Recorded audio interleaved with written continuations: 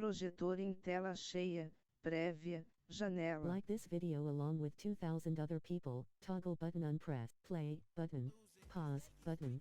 Beleza, galera, mais um vídeo aqui no canal, continuando com o nosso torneio do Call of Duty, hoje dia 2. Deve ouvir qualquer momento o barulho do meu controle do PlayStation, que está descarregado.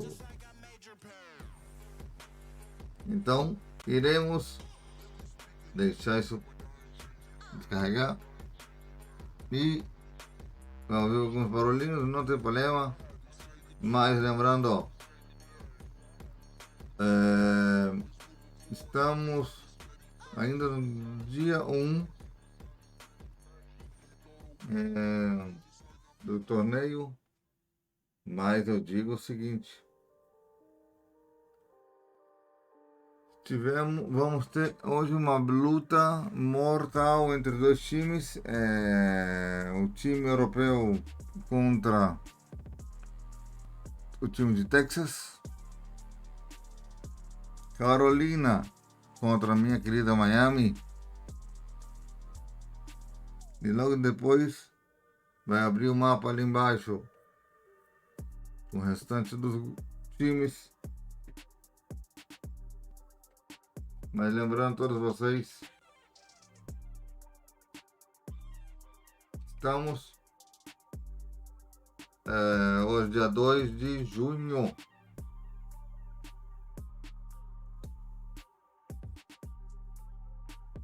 Então, estamos indo direto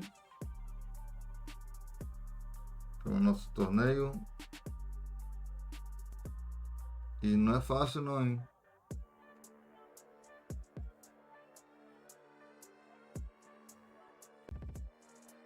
Porque olha só, tivemos no mês de maio, final da Liga Major 3, normal. Começamos o torneio do Mortal Kombat, liga de volta. Continuamos, não, a gente parou. Seguimos um torneio este do código está infartando os corações.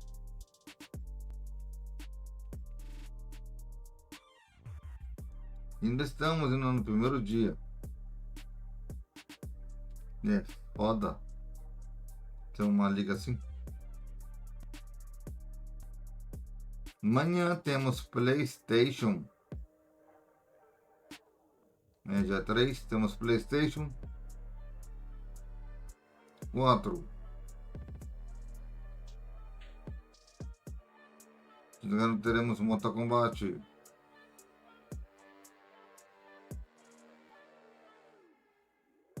Ou Call of Duty, não sei o que vamos ter dia 4. Mas eu digo o seguinte: se preparem, porque o bagulho tá louco. Mas também digo o seguinte: se preparem também, porque quando terminar os torneios do Call of Duty dessa semana, não vai descansar o código não, hein? Ele volta em breve. O torneio do Mortal Kombat, atenção. E ainda teremos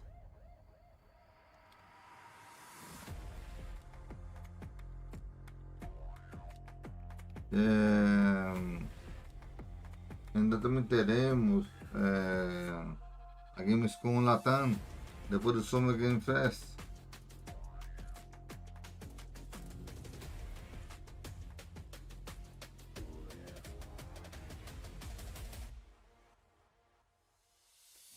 O evento eu ia cobrir, mas não vou cobrir.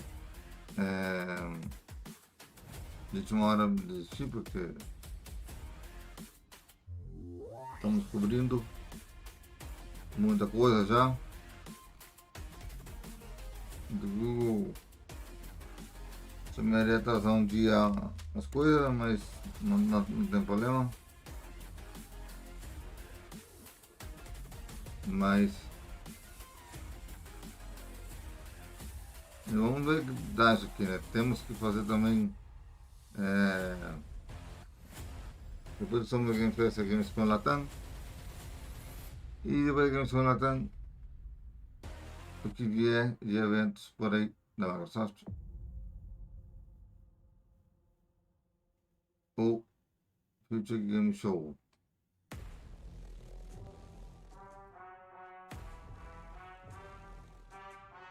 Claro, não sei qual vai ser a ordem de todos os eventos, mas você acompanha aqui no canal. Um detalhe mais, na America Game Showcase tem 2 eventos. Um na Gamescom Latam e outro no Summer Game Fest. Então teremos os 2. Então vai sair os 2 no mesmo dia, hein? Às 4 um e 7 outro.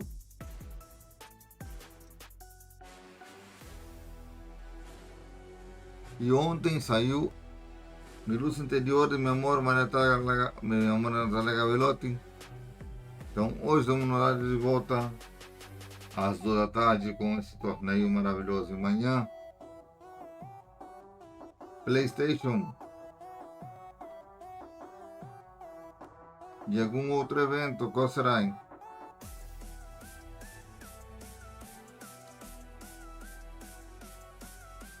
Mais 4, estamos de volta com COD ou Mortal. 5, o que não tiver no dia 4 vai estar no dia 5. Então você COD no dia 4 ou Mortal no dia 4. E COD no dia 5 ou Mortal no dia 5. Um dos dois vai estar. Então 1 e 1.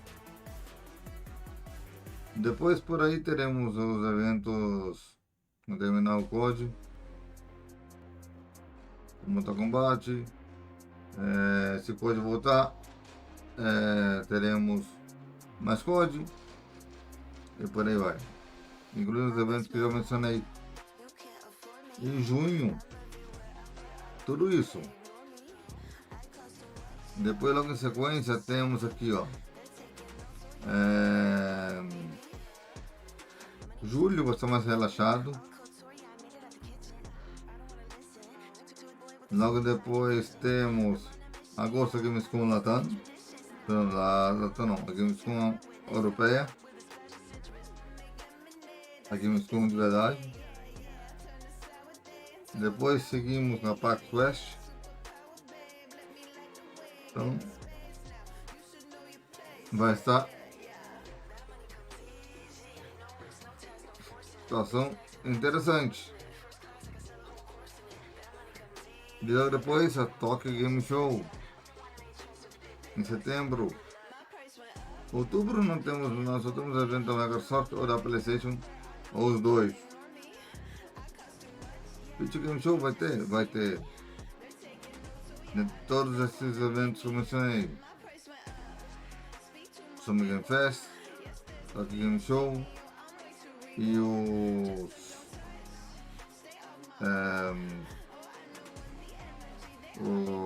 a Gamescom. Então, vai ter no PAX West, não sei se ela vai ter o seu próprio evento próprio, mas vamos ver. Mas vamos lembrar também vocês que nós temos a nossa grande participação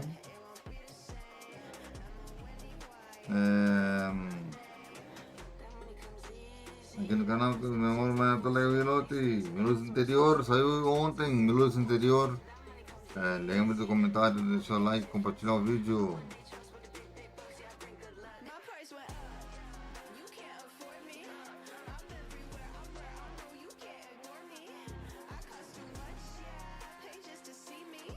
Então, lembre-se de comentar também que quem vê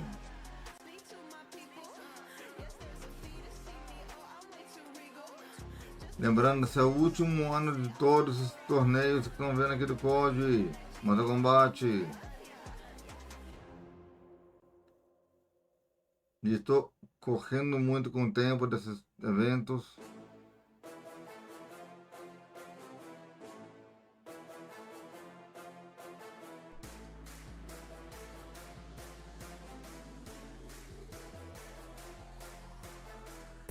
Então, estou fazendo o que dá para mim fazer. Adiantar, pelo menos, esses eventos grandes que custam muito mais trabalho de fazer. Vai vir muito pequenininho, vai me adiantar mais dias ainda. Lembrando, 23 de junho temos um especial para Paula, a minha, posso dizer que ela é a sobrinha da nossa querida Maria da Leguelote. Você será minha também, né? Minha sobrinha, então. Então, lembre do comentário.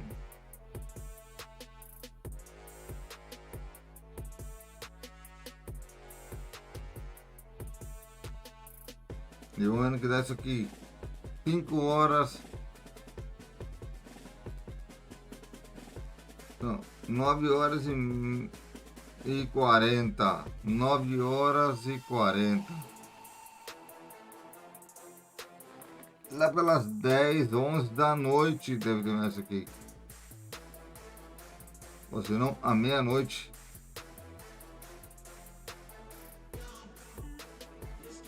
Deixa eu ver aqui. 2, 3, 4, 5, 6, 7. Às 7 são 6 horas.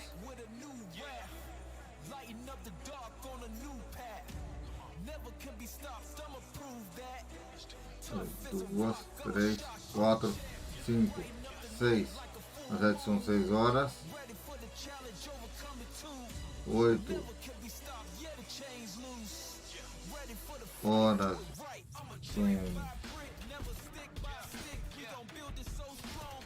7. 9 são 2, 3, 4, 5, 6. As 7 são 6.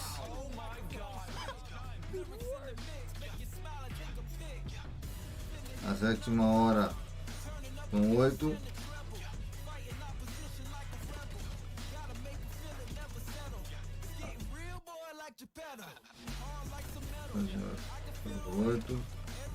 Às 9, 8 horas e às 10 termina, então.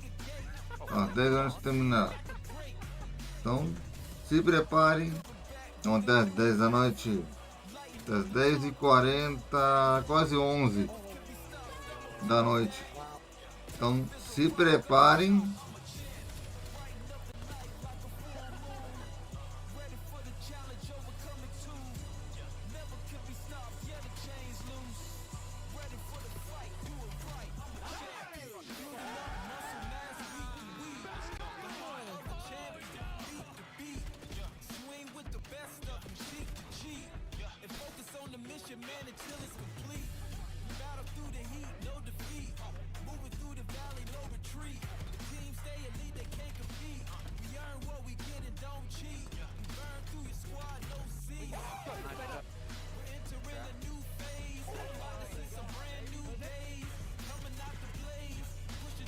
Eu cliquei no vídeo errado.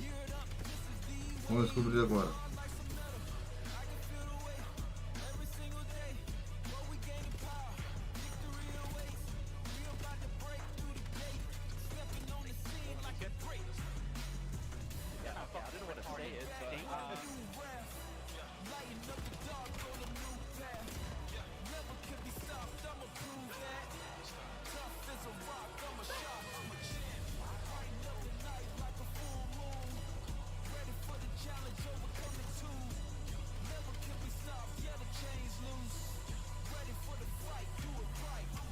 Yo, what's going on, guys? It's Shotzi. Welcome to another 5-0.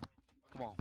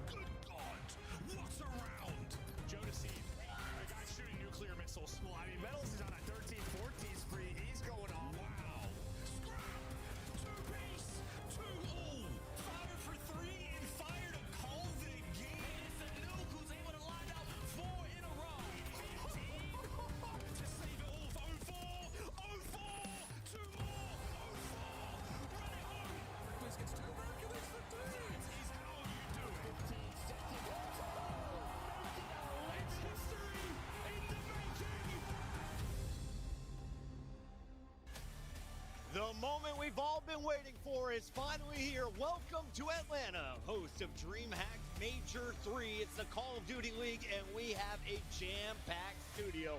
Allie, this place has been rocking. The fans have been roaring. We've heard Let's Go Optic chants. The Gentlemates got a big applause, and autographs have been signed like crazy as we welcome everyone in, though, to Major 3.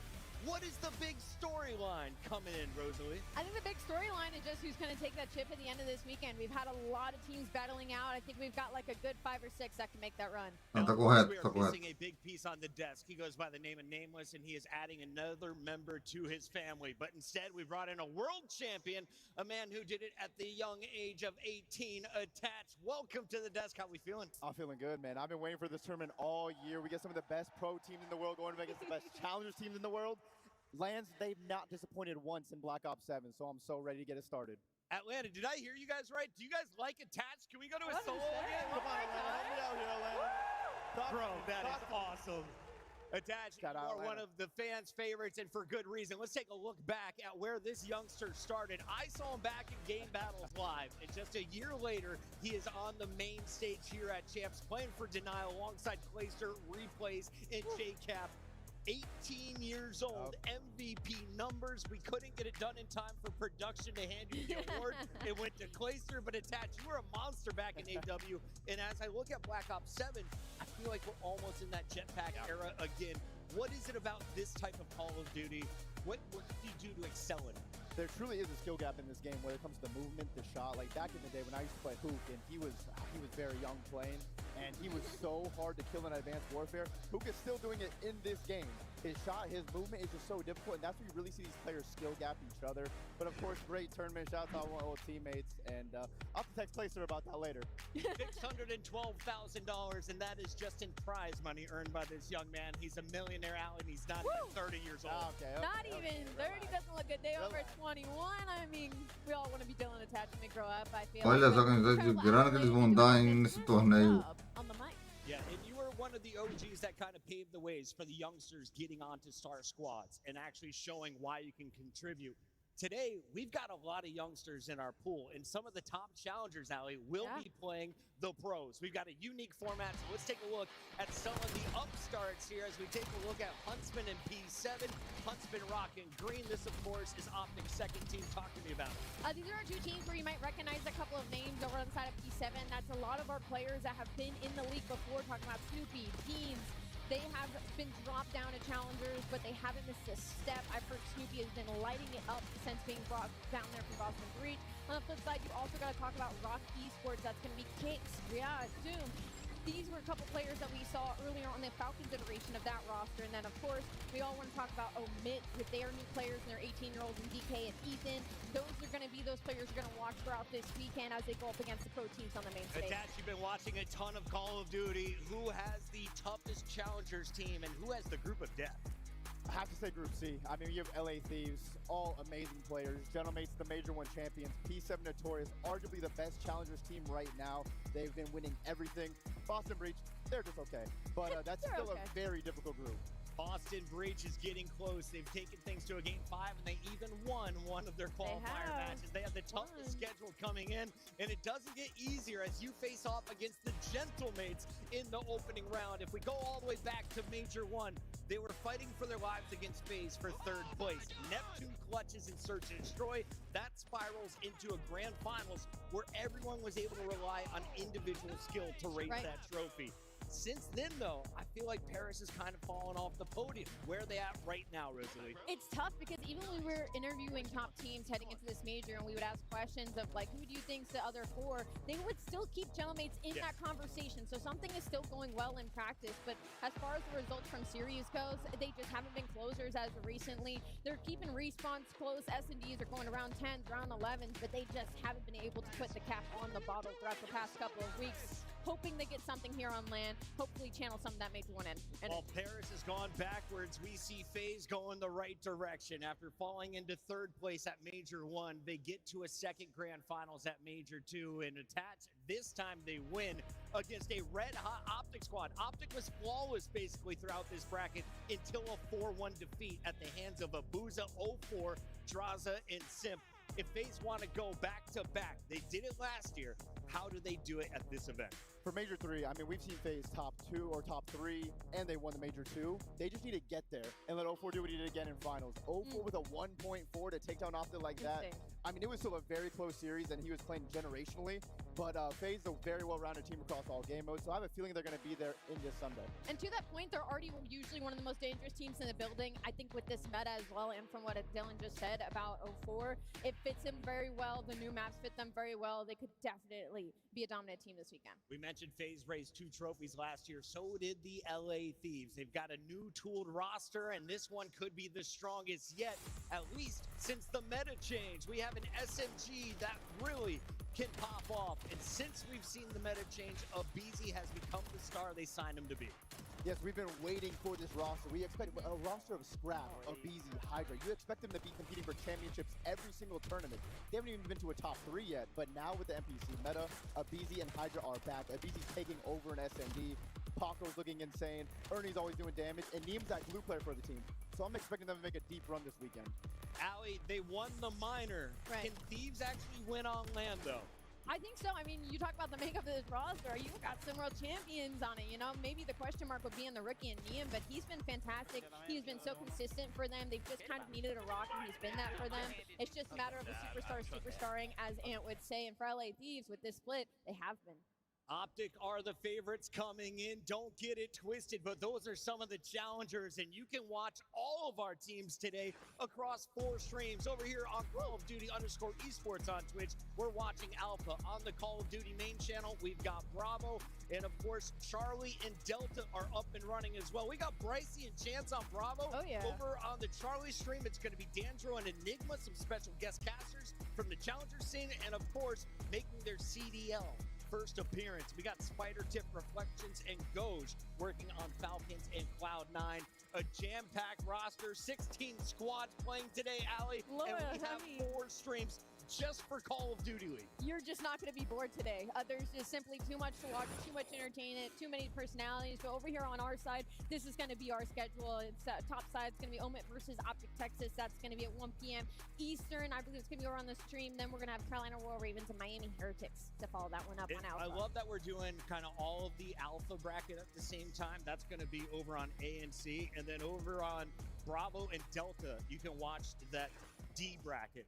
So who do you think is going to be the match to watch? Optic versus Omit, Falcons Cloud9, Vegas Rock in the first round, or G2 Surge? I'm a big fan of that FaZe Rock Esports. Yeah. Rock Esports has looked insane on land. They were the Major 1 champions, got second in Major 2. I think they struggled a little bit online with this new NPC meta, but then they figured it out and they won the Elite. And now they're going up against FaZe, our reigning champions. I'm excited to see what Rock could do. Atlanta, we haven't even started the games and you are already awesome. Make some noise. Let's test these crowd mics as we send it to the first brick of the weekend.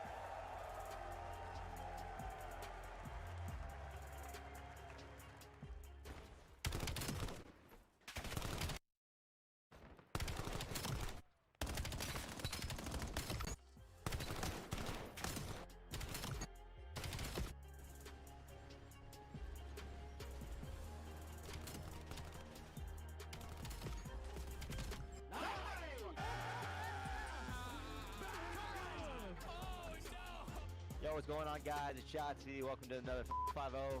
Come on.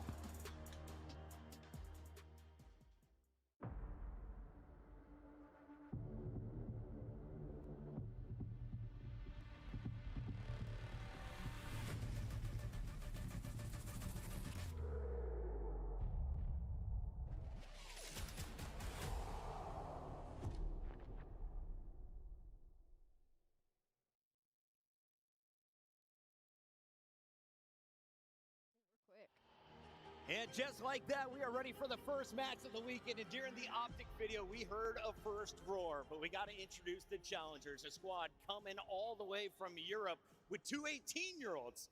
They're looking to cause a major upset, and this is going to be the first of 2 wins they need if they want to get to the final 8. DK and Ethan, just 18 years old, playing alongside Killy and Denza. We've seen these names before, Yeah. but this is their biggest opportunity of their career. I think a lot of eyes are on this team specifically as well, just because of the players Omit has also been able to bring out of the challenger scene, bring brought up. I mean, this is a team that you want to be on in general, but this is going to be DK and Ethan making their LAN career debuts, keeping your eyes on those 18-year-olds, and they made bracket play at the 2025 EWC Pro-Am, so this is not a first for them. They have gone up against some of these guys before, and another big thing, I want to shout out Denza, been around for a very long time. It is so pivotal sometimes. Dylan, maybe you can touch on this, the fact that having a veteran like that on a team with guys like this is so important in situations like this. Definitely. I mean, your first match going up against the tournament is against Optic, literally one of the best, if not the best team in the game. On LAN, every event is an Optic event, so it's going to be loud in here. Let's see how they handle it, but Denza's going to have to keep the boys calm and cool. If you don't know the #1 seed in Call of Duty, it's time to meet Mercules, Dashi, Hook, and Shotzi. Itachi mentioned they're the best team in the game. They don't have the trophies to back it up, but everyone will tell you they are the team to beat. What makes them the most dangerous? Just about everything. All their players are amazing at everything. The pace they play at as well. There's no player playing slow on their team. They all take turns being a superstar and participating in the game. So we're going to see Optic, if they're probably going to make it to a grand finals, but will they be able to get that chip that's been eluding them so far this season? On the flip side, it's really hard to catch Optic off of guard. Won both opening matches 3-0 at LAN this season. Second straight qualifier with the first seed for LAN. Optic has been stabilizing, which is probably a terrifying thing for the rest of the league. And another thing is, once we get to the maps and modes, Optic Texas have been stretching their map pool. They've been testing out new maps. They've been feeling good in the new meta. I mean, we all saw what that Plaza SNG went down versus FaZe Vegas. So it's not going to be an easy opening match for Omit. Attach, you had a lot of main stage appearances before that win at the AW World Championship. How do you get a win against Optic in our first three if you're Omit? We have two 18-year-olds in their first LAN. You got to come out hot. You got to come out hot, and when things are not going your way, stay focused in the game. Don't pull up the scoreboard. Don't worry about what's going on. Just stay, you and your teammates, in the comms. Stay confident and keep playing the game. It's time for your Scuff Pick'ems. And Ali, if you looked at the previous two majors, Optic does not drop maps in the winner's bracket. I am going to go first. It's an Optic 3-0 to start the weekend. You're up next. I hate to lose my angel number, but I have to go with Optic Texas. I think you'd be crazy if you go Can the you other give way. me a match count here? I want maps and, of course, the hardpoint score for Gridlock. Oh, a hardpoint Gridlock. I will say Optic. I got Optic. I got the green wall taking this series. Gridlock is going to be 250 to 142. And is in it favor of Optic. a 3-0, 3-1, or 3-2? I'm going to go 3-0 Optic. Optic 3-0 fans, Optic. do you agree with the 3-0 call? It's early. time to We're get making our up. first of 5 matches started as we send it to the stage with Guy Blaze. Man, Chris, I'm ready to get this series going, but look at us, everybody. The CDL is back on U.S. soil. ATL Georgia, you guys ready to get this tournament going? I love the energy, and the first squad coming to the stage has all the energy in the world. Ladies and gentlemen, get loud and let your voices be heard for the back-to-back world champions is Optic Texas. Who?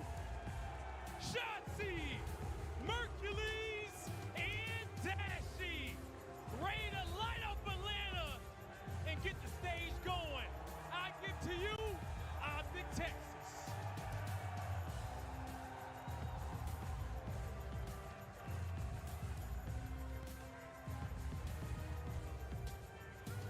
All right. The venue is jumping already, but everybody, you're going to have to show some love to their opponents. Give them a warm welcome. They're going to need it. Give it up for Omit. DK, Killy, Ethan, and Denza. With everything stacked against them, they're ready to show out on this main stage and let everybody know what Omit is all about.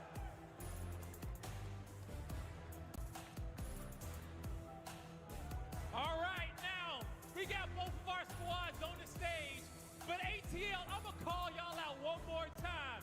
You guys ready to go? Merc, Haven, the stage is yours. Listen, this is an interesting one to kick off the break. It's David versus Goliath if this was David's little brother who weighed 60 pounds. I mean, this is a lopsided matchup. It feels like this can only go one way. Yeah, I mean, listen, I think if you're Omid, it's a tough position. You have a very young team outside of Denza. You're going up against the best team in the world right now. They went undefeated in the qualifiers. I mean, the best thing you're probably saying to these guys with like bands behind you, your coaching staff behind you, is there is no pressure whatsoever on you. Everything else is on them. Try to have a little bit of fun. This is going to be an experience. Yeah, I mean, I feel like exactly it's about the experience. You have several 18-year-old players, some first-time LAN event. Yeah, even if you are able to have a couple competitive maps, much less win one, you win one here. I mean, I think that is a sensational story for this group of guys. Yeah, if you get a map win here, that is a monumental victory. It really is. It's like I said, Dave versus Goliath, but yeah, also Goliath had thousands of fans cheering for him as well, which I don't know if that was the thing. So, this is it's gonna be interesting. And for Optic, I mean, listen, you've made it to what, back-to-back finals without dropping a map until the final. That trend may continue here. Would not be shocked. They're undefeated in the qualifier. They have looked so strong. I know they get pushed to 5 by FaZe and Koi, so tested a bit, but still the top team in the league. I mean, it's that. I mean, if you had like one of the older Optic lineups where you had some slip-ups early, maybe you're thinking like there's a chance here for a map upset. But this squad, this core, they have not had that issue whatsoever. Yeah. Ever since Hercules has joined this team, they have breezed through brackets. Now, a little bit different here, I guess. Like, maybe you kind of know you're going up against this squad, but you don't want to let them have any breathing room whatsoever. No, I think he's been a breath of fresh air, like, to the vets. I'm sure sometimes, like, in those trap games, it helps to have someone young and hungry like Hercules is, and he has been, well, one of the best players in the league for this team. He has been so impressive. As we take a look at some of the stats for this Optic team, the qualifiers and the minor, how it played out. The one loss in the minor comes to that Thieves team in 5, right? As they fall short of making the run, and Thieves end up winning it, but otherwise undeniable. Yeah, I mean, your only worry here is maybe the overload, right? Overload's been a little weird over the past couple It has been a little bit weird since the MPC, but a big part of that is they played a lot of Scar, and well, you're not going to see that. So they're like, all right, we're going to go back to Den, where they have been so good on the year. I think it's 10-2 overall in that map number 3. So they did a lot of map testing, Search and Destroy. The two we're going to see in this series, they didn't play at all because they were so much focused on the newer map set. Yeah, like getting rips on Plaza, playing Fringe. 4-0 on Plaza, 0-2 on Fringe, so different bits of success and failure on those two. But yeah, Raid, which has been good for them, right? They chose Team B in this, so they're going to pick Search and Destroy. They're going to pick the Overload. The map 1 pick is Omid's. Do I think they're going to come out upset in map 1? No, I do not, but who the hell knows, Joe? I mean, listen, like, this is a map where if you lose a couple of rotations in a row, it can get ugly. So there is a test of discipline early on the side of Optic. Just stay disciplined, win a couple of key rotations. Don't allow some of those early breaks. Like, we have seen some upsets on this map. But yeah, it's gonna take a lot. It's gonna take a lot. I mean, they can play picture perfect on rotation, and it's just, are they gonna get gapped a bit? I think in the league, when you talk about the bottom of the league, maybe more upset potential with the proper plays being made. Maybe you can make up for the lack of gunny in some of those matchups, but the disparity here feels like it's simply too strong in a respawn. But I think we're going to reset here real quick, as quick as we can. Sorry to get you riled up, but they just had wrong sides, so it should be quick. Wrong sides, and hopefully right back into it. Maybe a chance for the young guys to take another breath, get prepped. No, I mean, it's got to be tough. I mean, obviously, being at this age where this is 1 second LAN event. His first was just at Birmingham, where they got top 12. And then Ethan, who was like a Rocket League player just a couple of months ago, playing Pro Rocket League, switches over to COD. Now it's on this stage, and these young guys, I mean, we hear in all the interviews, like, they look up to this Optic team, the organization, they're watching the content. So, yeah, welcome on in. Welcome to the league, yeah. And listen, there's been a wide array of results you talk about players' first time on LAN. Some people, it seems, kind of live for the moment, doesn't really faze them. Some, maybe it's a little shaky the first LAN or two. It's just a very different environment, different main stage. Especially, listen, you could have played LAN before, but main stage is different. Yeah, main stage against Optic is absolutely a different beast. Well, it's a different environment too up there because you have white noise pumping. You might not have that in Challengers. Your audio is a little bit different. True. Toms are a little bit different. The game is drowned out, and that just takes an adjustment period. No, it certainly does. Where there's no adjustments that need to be made for this Optic team.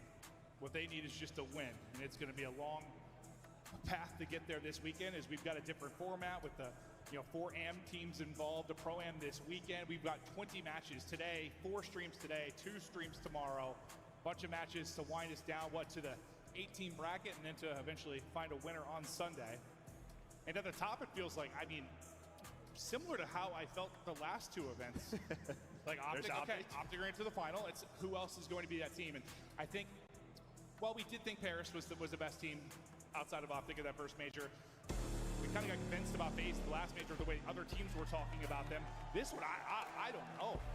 Yeah, I think FaZe obviously went to that Game 5 with Optic. That was a very close series, so you still have to talk about them. Thieves, we were very high on after the minor win, and then they're 3-0, but then they lose the last 2 to teams they probably shouldn't lose to in Carolina.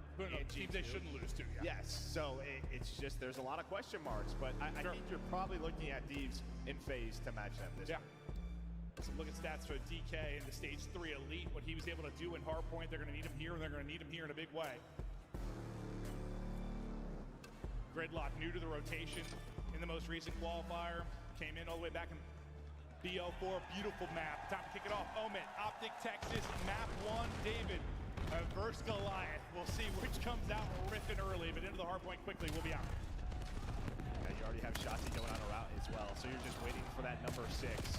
Well, he's going to get activated. He does get traded right away, but there we go. Optic coming on top on first, and they flipped this spawn, so that is as good as it gets there for Optic Texas. And the opposite of probably what you want if you are Omit. If you're going to find success, it probably needs to come early. You cannot let this Optic team get comfortable whatsoever. But so far, it is nothing but comfort. With the flip coming in, though, and they get 4 dead, it does end up being an open spawn towards P2 for Omit. One's going to spawn out, and Ethan, that gets picked up immediately by Mercules. So you'll have numbers once the push develops here for Optic in a moment, but 40-0 here through the opening hardpoint, as good as it can get. Yeah, you saw that though. 12-1 throughout the Stage 3 Elite for this Omit team in the EU Challenger. So it's been great there, but again, a much different. Well, we'll try to keep you updated across the board with all the scores. I'm sure we will be in and out. There you go. You hit the 41. Spawns come in though, so far so good. It's just Mercules alive here for Optic Texas. He does win one gunfight. Well, all attention going to be over to him. Denza trying to open this up. See if the nade will hit. Goes to the backside, shots to the MVC up close and personal, will shut him down. Optic still inside of the point where looked a little scary after the early flip for Omit. At least you get a nice spawn. You turn into some time. The break does eventually come in for Optic. Yeah, now Shotzzy, he's already going to start that rotation, so him and Ethan are going to deal with that. Dashy's going to clean this up, so scrap time goes away. Optic Texas rotation looking that way as well.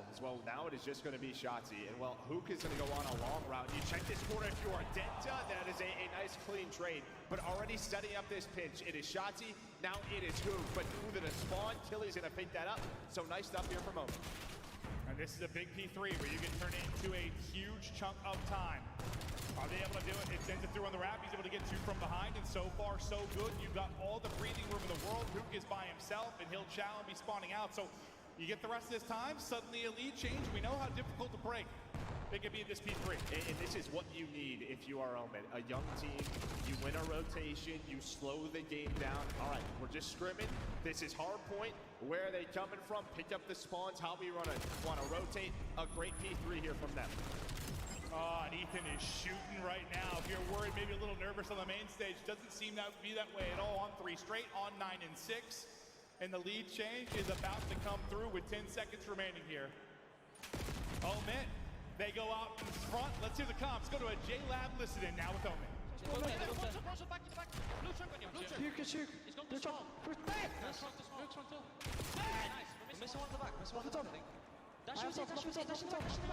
shot, Dashy tree. One shot, Dashy tree.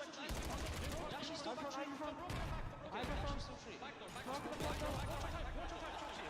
He's so fast. He's done it so fast. One time with you. Could be a... I got shit. Okay. Ask you. Who's one shot? Ask you. Two. I'm going top. Quick. Watch out, shooting front. On the center. Okay, top. Pitch you. Front door. He's far. On the top. Just try finish. One shot. You. I'm flying. I'm trying. He's weak. Two. I play it. Nice, more close, more close. More close. I've got Tony on, Tony's pick up off. He's already close, actually. He's in hold, watch out, Shotty. He went deep. I've got deep, watch your hold. I'm on my front. I have hold. I spawn showers. Shotty was hard, I don't see him. Yeah, mission Shotty. He's gone back to hold. He's in showers. He's in showers, bro. In hold. Top, dashy. One shot, top. Shotty went deep. Two on the pass of me. Dead! Nice. In the car. Dashy, just chill. Just chill. He's jumped off, he's pushing off. He's close. I don't need the left. Full start, jump right. Dead. Nice. I want shot to an edge. Hodgson. Well, we've shouted about some people being made for the main stage. Ethan has been popping off, and it is a close game so far as we get into the second rotation with 30 seconds into first. What do you think of the comms? Well, yeah, sounded pretty good. I mean, we were dealing with some audio issues on our end, but I mean, they were fired up. Locked in, calling out Shotzi, just trying to find him. That is exactly what you have to do versus this Optic team. But this is what Gridlock can be. If you win a couple rotations, you win that first fight. This is a difficult map to break some of these hills, and that will keep you in the game. So they're doing what they need to do, but a big chance here for Optic to take a massive lead as Hook's starting to pop off. Yeah, the nuke is demonic as he's got another one in front, little bounce, and puts Denza in the dirt. All this early time going the way of Optic, trying to push open the lead again. But remember, where the answer came from Moment, really where their comeback was at that P3, which it looks like they're going to need to do again. Barring a break coming in, they have a chance to do it with numbers. DK is going to get you 2. Hook is suddenly last up, and that's a beautiful break from Moment. Can they hold the rest of this and they somehow transition to 3? That put them in such a good position, but no, I'm trying. I asked them to listen. I'm like, what am I talking about? We were literally working on audio. I heard them call out, they sounded fired up, and I heard them calling out Shotzi. I think that is a massive key. I talk about their strats, but here is a big moment, right? We talked about this P3 rotation. They decide with 15 seconds, they all spawn up street. They're going to contest towards the final seconds here of P2. That's going to allow Optic to be in a great spot on this rotation towards the P3. Well, it's going to be a bit of a split 3-on-3, but Omen is winning every single fight. It's going to be Dashy that is left alone. He's going to be patient and wait to push. Remember, last time was going to Hook last alone. They end up being a bit staggered. This time it's a closer spawn, and with Dashy there, they can take the 4-on-4 fight. The spawn comes a little bit closer. They go in with numbers, and that's what they couldn't do last time. Yeah, well, they're going to find the 4th. There will be a split spawn, so Denza's going to try to do it as much as he can.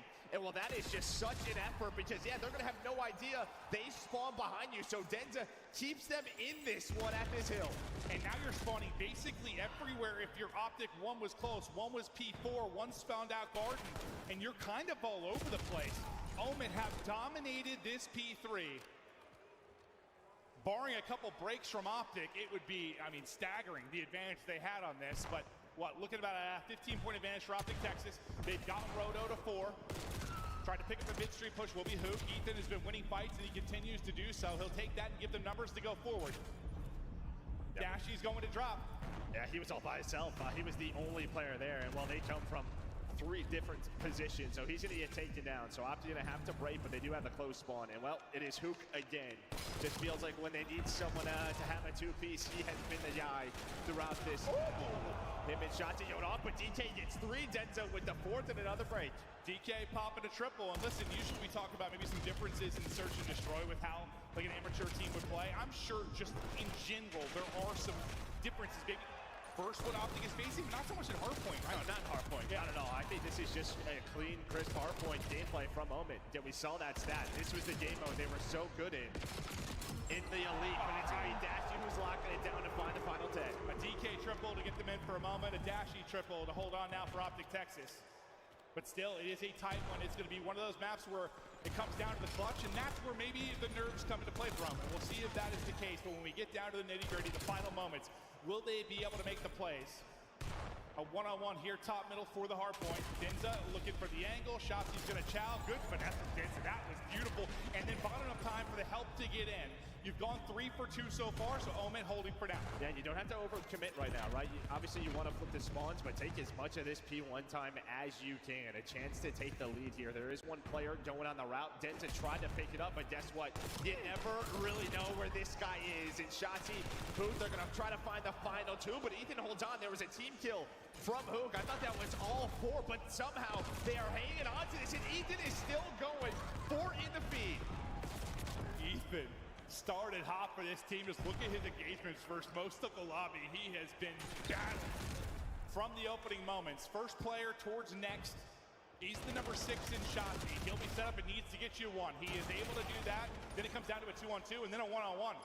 Dashy, Ethan, 2 players remaining here as the rest of the players scramble again, and Dashy is able to win it. A big one, but coming through DVD, there's going to be an opening here for just a moment. Is DK able to walk away with a multi? They make sure he just gets one. Yeah, but they have enough pressure here. Again, this is just not clean time for Optic, but it is Dashy who has stepped up. We saw it at the P4, now again at the P2. The last one standing, locked in down the street, and well, it gives his team another chance for time. Yeah, talked about who was going to step up in the clutch. Advantage to Optic, obviously, in that regard, when you've got 2 of the iciest players in the league, in Hercules and Dashy, and they have been huge here at the P2. But with 20 seconds remaining, a final push for Omid to get in, break up some of this time. It looks like they're going to be able to do that, so focus will now be to the rotation. A tough situation where Omid feel they have to win it on both fronts. The only person leaking forward really is going to be Dinza. He is going to find the timing through mid, but he is traded out efficiently, so Optic will be set up here. 4th player is going to spawn out because Old is still up, so there's a moment where you have a 3-on-3. Yeah, you got a 3-on-3, but Hercules is giving you so much info right now, right? He spawns up towards P4, cuts off the middle of the map, so that tells you they're only coming through one way. And when you get all of the kills outside of Killy, who's just got to play his life inside of showers, try to do what he can, 5 more seconds to close out this map. Number 1 here on Gridlock, they stay alive.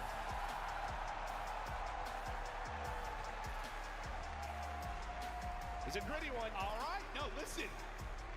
I was impressed from what we saw from this Omid team. I thought, if anything, they might come out a little bit shaky, just being on the main stage versus Optic. Maybe you have to get the blood flowing, but they were hitting early. Yeah, they went to that early, 40-0 hole from P1, but after that, start to bounce back.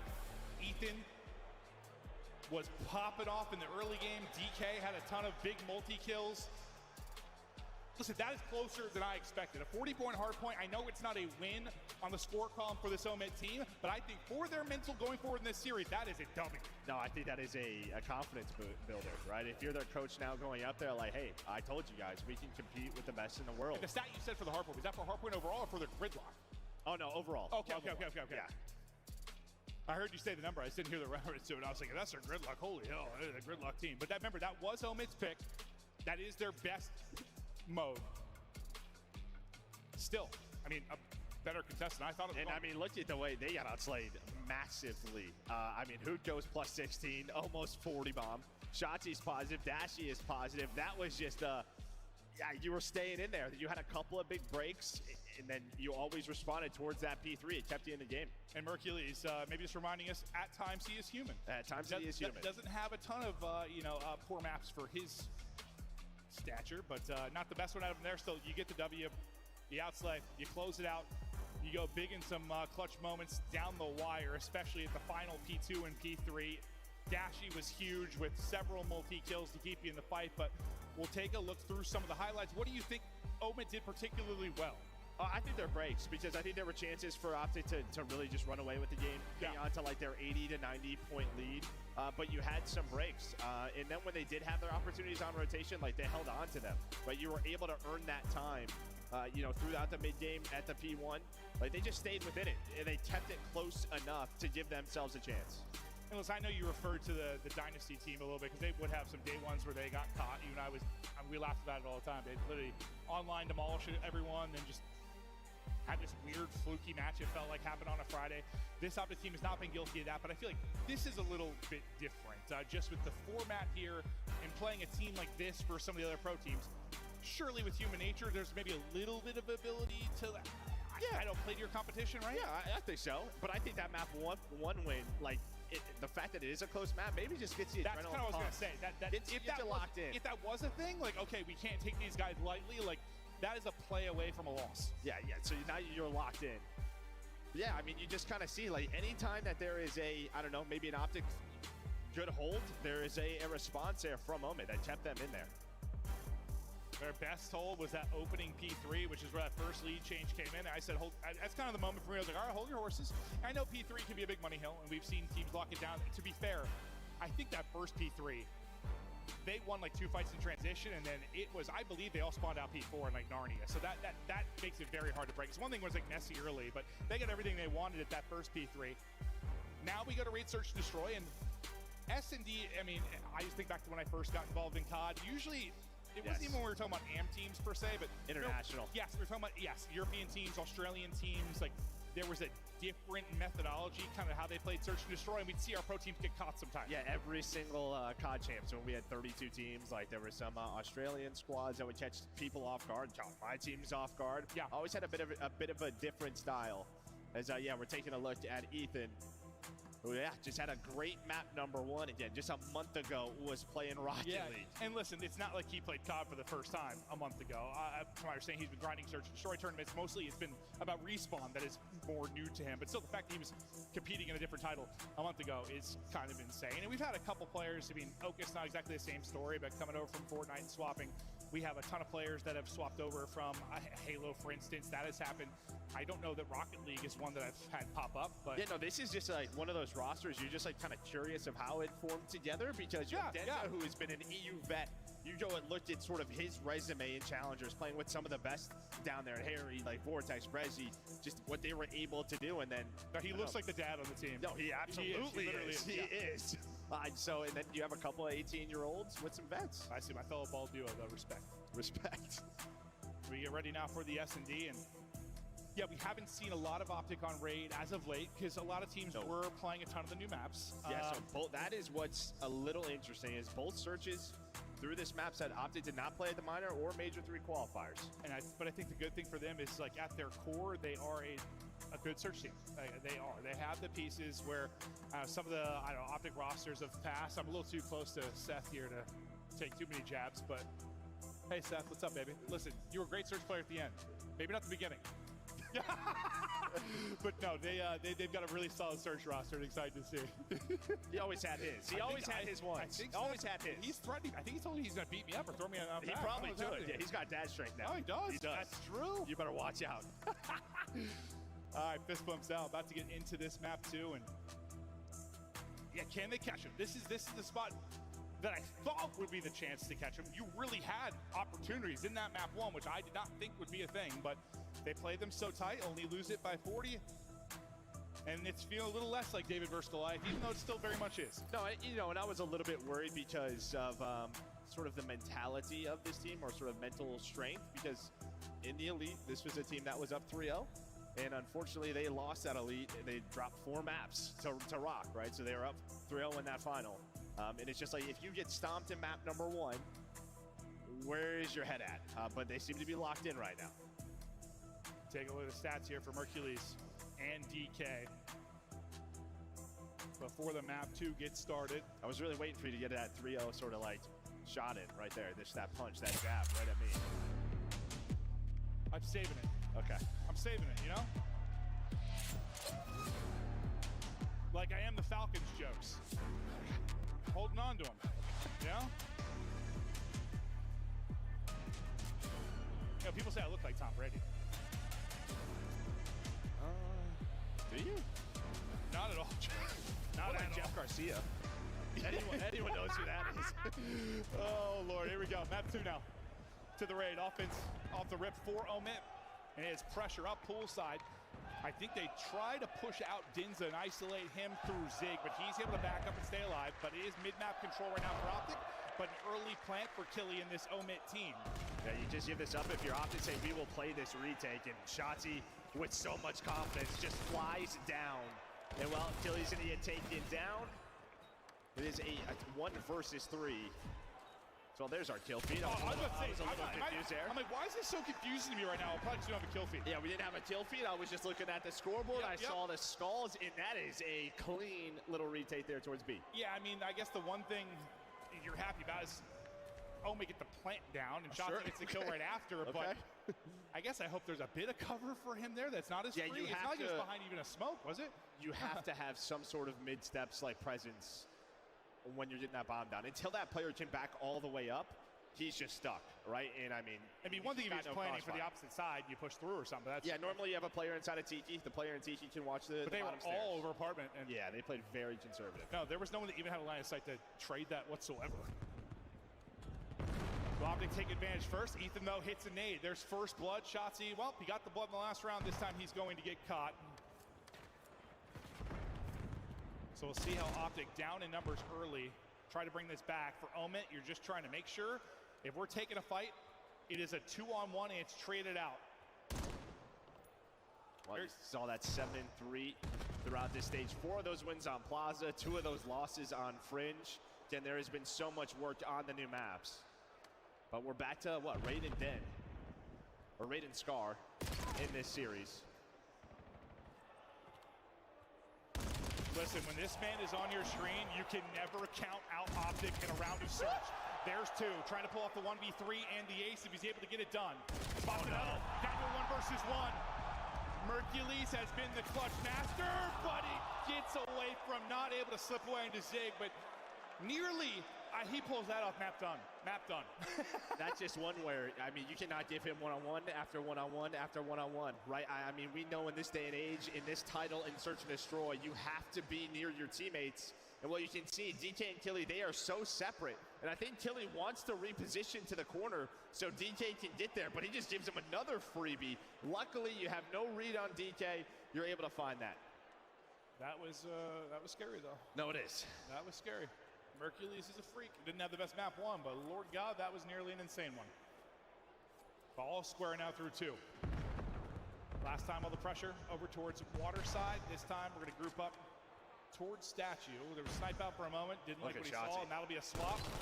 Shotzzy is there quickly, but Dinza gets to the cover of the vehicle. Timing is on point. Yeah, Huto gonna respond. I mean, Shotzzy just, again, flying around, giving his team the info. He's going to be first blood or first death, it seems like every time this game. Yeah, it seems like he's playing with a little freedom right now. Not sure if that's just a respect thing or a confidence thing heading into this major. But bomb not planted yet, so if you're Optic, you're just locking them in. Mercules out to 4-on-1 now, hoping the kills this time count and turn into a round win. Dashy 17 HP, getting away. Look at Killy, though. Killy is so quick on this. He should at least get you 1. Does he get you 2? Oh, my. What is that, 6 cents? Yeah, that's insane. That's insane. Killy got to be frustrated there. The sense is on for Dashy, but it's down to Mercules in the clutch again. And he's able to win it this time around. 2-1 edge to Optic with some very, very tight rounds over the past couple. I mean, that guy might actually be Batman with that read. I am dead serious.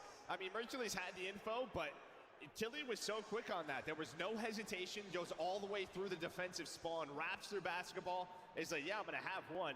But I don't know, there was a tingle. There was something that just gave Dashy the intuition to back it up. I don't even know how he lost that. His hip fire hit pretty well. I mean, a couple of headshots from Mercules, but I thought he hit first bullet. And it looked like the hip fire connected. Mercules magic, though. Takes the 1-on-1 as he's up to 5-1. Shotzzy hoping to stay alive through the opening seconds of the round. Is he? He may not dare. No, I'm serious. He's going. Yeah. 2 first deaths, 2 first bloods. The shot's a little bit more on point. He probably walks away with 2. What, is this guy playing ranked? No, it kind of feels like he's holding forward without question. Yeah, I mean, he's following up a nade there. That's why that player is so weak. So Killy just not able to really get in this game. He's hoping to have a freebie last round. Just doesn't. We're a little bit all over the place right now. Is Optic going to go over towards that A site. And Hook, last time on offense, like, he kind of pushed through and lost bomb. I know you were at a 3v4, but drop bomb in a pretty precarious position with no real chance for it. This time, backing up, playing with the team, getting the plan in. Ethan, well, he's not ready for that angle. Mercules puts him down and continues his hot game. All on Denza now. He's going to find an AR. Makes this a little bit winnable, more winnable if he's going to get the pick onto the player statue. He gets spotted, yeah. Good luck. And again, into the 3-on-3, you just have one player a little bit disconnected. Dashy is able to find that pick. Like, this is what we talk about at the highest level of search. If you are a step behind or a step ahead, whatever that is, and you give them a free numbers advantage, they are going to punish you. And it feels like maybe that'd be less the case this year with the pace of the game, but still the case. Despite the speed of this and the ability to regroup with especially your team with quickness. How often do we talk about first bloods, your retakes? If you are down a man, it's over. Yeah. Unless you're Mercules, then maybe not. Yeah, or like Mamba with it. Yeah, Mamba's had some nutty plays here. That's true. Pretty passive out of Omid on offense. Maybe trying to catch Shotzzy being over aggressive and shut him down. Denza's got bomb, and got to be careful here because they could 2-on-1 push this, and they're going to do exactly that. He has got to reposition. Beautiful job doing that, not getting caught. Yeah, I'm going to have to be a little careful here because this is a 2-2 split. I was going to say, if they push through that, it's not like all of Omen are to one side. So they would have got sandwiched, and what they end up doing, they end up getting sandwiched. I think this is an A hit. There's really nobody over towards B, but mid steps is open. Shotzzy 2 first kills, 3 first deaths. He is, yeah, the beginning. Every single round. Dashy is in trouble, and Ethan's wallbang will finish it off. 4v2 numbers now for Omen. Mercules, though, is still alive, so I'm not counting him out yet. We go to his POV.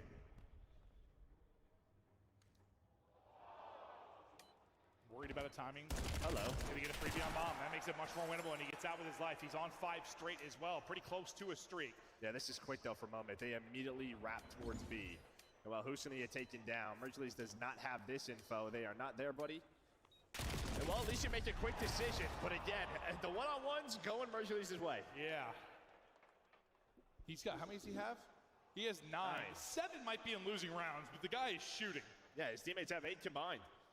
But I mean, Omen's playing now. I think they're starting to figure it out. Like, all right, let's just play spread and catch Shotzzy being a little over-aggressive. Yeah, no, that seems to be the game plan. The only time that gets scary is when Optic decide to send 2 more with Shotzzy, and then you get overwhelmed. True.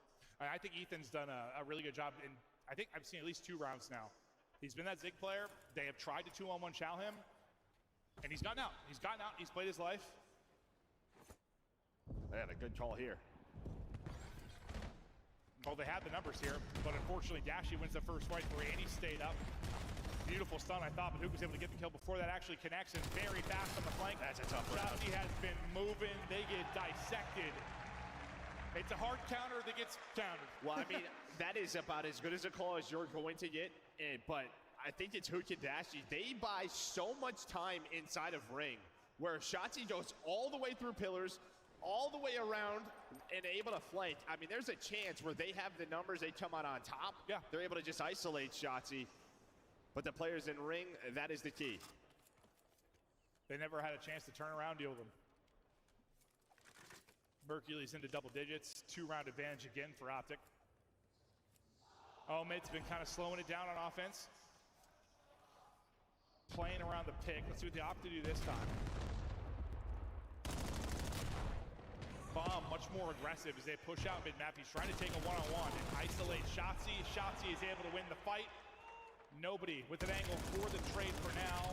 Killy trying to do it. He's able to get the wall bang through, so you get numbers back. Bomb still down mid. And while the 2 remaining players in Hook and Mercules could not be more spread. But yeah, just don't give them those free one-on-ones, but where is Hook? That is maybe the key right now.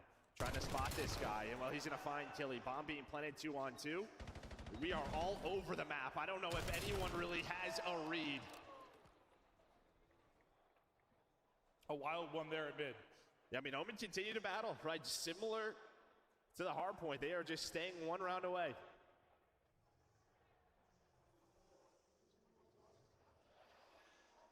And honestly, we're like map 3.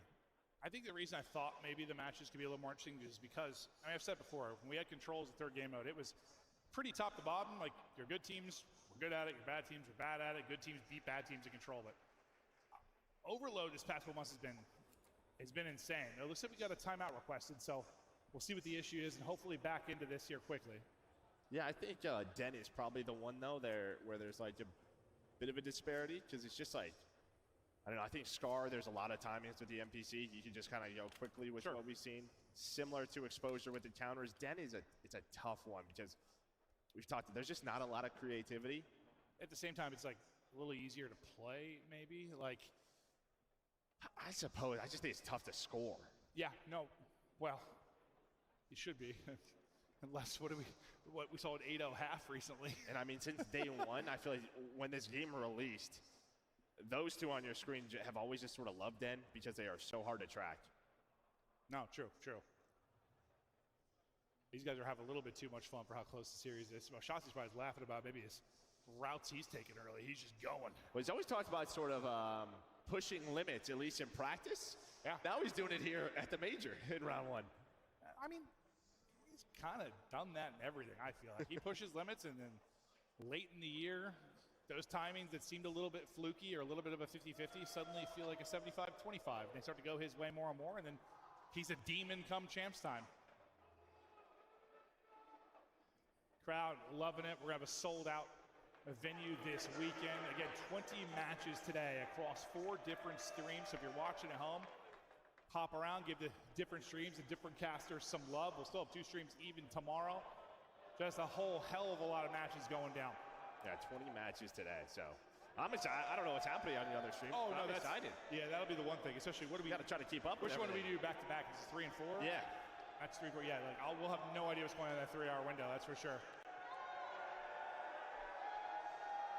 Just got an update. I guess Rock beat FaZe in the Search and Destroy. Was that 1-1? I'm assuming that one's 1-1, but I mean, that is the one interesting team. I think when you look at the pools, as here is just a quick update. Thank you, production. You guys are the best. G2's up 1-0.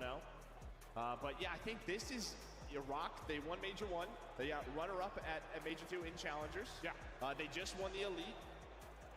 A Saudi squad that, I mean, listen, I think you're going to have confidence versus Cloud9, and then you're going to be playing potentially Falcons that get out. And it may not have been a Saudi team, but if you go back to an event in Saudi last year, FaZe got knocked out by a damn team, right? Mm-hmm. It was Omet last year, wasn't it? So, sure.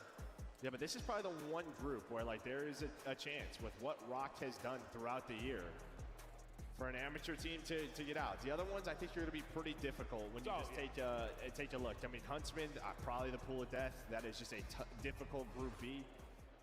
This one, we'll see what happens with Omit, but I mean, G2 in Surge, I mean, it'll be tough matches for them. That group, right? Heretics are second in a minor, and they're 3rd best team in that group. Yeah, that one's going to be tricky. All right, we're back into the action now. I don't know why I just switched around. Yeah, I was wondering, where are you going, Jim? I have no idea.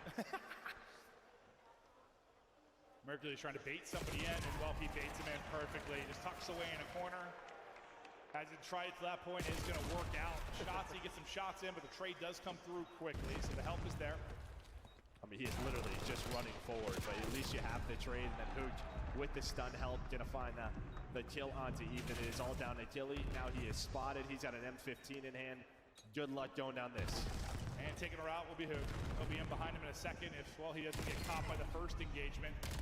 Oh, Gilly is, yeah, I didn't think it was going to matter because Hook's route, but that guy's shooting. I was just waiting for Hook to clean up, but like he got to the left perfectly there. That would have been an insane read if he had snaps onto that, but it wouldn't matter. He was 11 HP. You'll see, this is a freebie there for Hook. A tickle. And he gets the kill. 1 round away now from the 2-0 edge. Go Optic. But you see the individual talent here a bit, right? Yeah.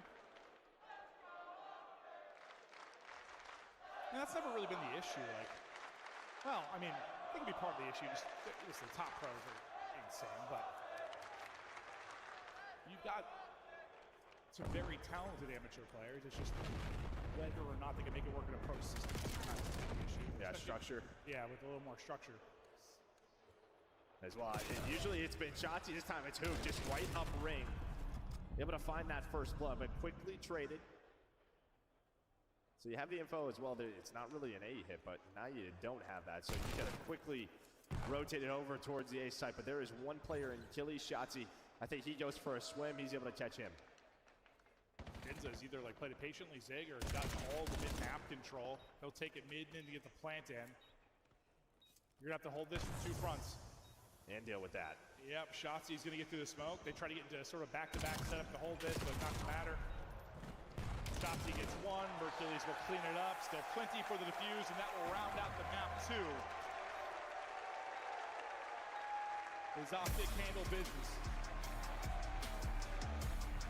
And this is what has been a little bit different since Mercules has joined the squad. Is their search and destroy has been unbelievable. Pretty much like always top 2. Oh, yeah. Throughout qualifiers, throughout tournaments. They are so difficult to beat due to their 2, 3, and 5. Yeah, typically, the squads that are winning events, the squads that get into dynasty conversations is due to how well-rounded they are, and they're the definition of well-rounded right now. Can beat you anywhere and everywhere. You have a wide map pool, you're good across modes. They might be cruising to another final. I mean, honestly, part of me like, I don't really care what Optic does until they get to a final. Like, I like, assume they're going to get to a final now. Like, feels that way. Get there and see if you can close it out. But up 2-0 and completely in control. I think Omid had played them tough. I mean, played them tough map 1. You played them tough there. You had maybe a couple rounds you could have pulled out. One came down to a 1v1. The Mercules was able to win. But fact is, it's 2-0. But I still think this could be. I just think it's all about the experience for these Omid players right now. It is, at least outside of like Denza, it's about the experience. It's about this rep on a main stage. It seems like Optic. And you know, we kind of talked about like maybe Rock getting out. Now with this Omid team, I mean, who do you have? G2, Surge, like with what they've shown. Sure. Well, yeah. I think potential upset here. Yeah. Well, what G2 do they play? Yeah. I mean, well, G2 versus good teams is good. Versus bad, so maybe. Yeah. I have no idea. Your guess is as good as mine. What G2 we'll see this weekend. The definition of all over the goddamn place over this qualifier. It's the middle of the pack of our league right now. Yeah. All over the place. Well, we got Din Overload coming up next. Could end there, but we have had a ton of Overload upsets that have come through over these last several qualifiers. How many like 3-1s have we had where it's been the Overload where the worst team has been able to take? It's been a trend. It's been a trend. I think a lot of that, I'm going to give a lot of that credit to Scar personally. But that's why you're seeing this Den. That's why you chose Team B. But just looking across, looks like Falcons taking care of business, Optic taking care of business, G2 up 1-0. But maybe the interesting one is a 1-1 between FaZe and Rock Esports. No, I mean, I still, we agree. Like the amateur teams in the Search and Destroy is where the upset potential will come. You would think FaZe, though, being one of the top Search and Destroy teams, that probably wouldn't be the case, but it is here. Tied up 1-1. Actually continuing across all 4 streams. We're going to check out how the Rock S&D ended. But play as well. This is not going to be a split map, which is traditionally the way you break this. They are going for this all 4 through Dojo. Kick's going to slide out as well. Looking for the first one, not going to get it. 0-4 gets it. Goes down to the trade. And now this is still a 3 versus 3 for Rock Esports. They get a second one as well. Domex now on the Overwatch at the same time. Richtel will go for this challenge. Of course he will, but he needs a teammate to back him up as they go for it. Dom gets one. Richtel goes down. It's now a 1 versus 2. He has to try and hold it, and they just get him out of this one. And Rock Esports, they take the S&D and tie up this series. And gorgeous work as well. Domex connecting with the wall bang on Sim, trying to hide in that corner inside of 10. This is exactly what that team needs, and there's no excitement. There's no crazy pop-off. There's no trash talk. It is respect to the other side, and hey, they got that one through the hoop.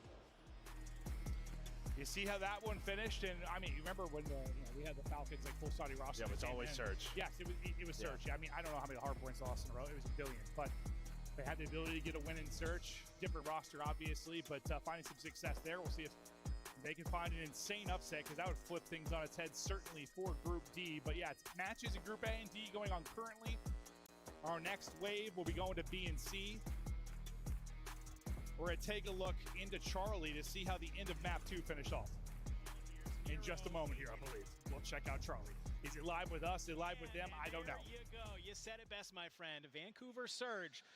Maybe listening to our script a little bit. We'll take map number 2, tie us up 1-1, continuing to do exactly what they need to if they want to try and make it even deeper into this bracket. Yeah, and great plays as well across the board. After the way you lose map 1, where you get body bagged, this was a reminder of where your strengths lie. You've got to think Lunas essentially has a 1v3, TJ basically has a 1v3, Nero solid all the way across the board, Gwyn great impact with the sniper. So all 4 players will have felt a big part of that victory, and as such, take plenty of momentum into map 3, and you're going to need it. Response hasn't been pretty for you so far, and G2, well, they get in the belt. So that more a series you expect that could go the distance to G2 and Surge.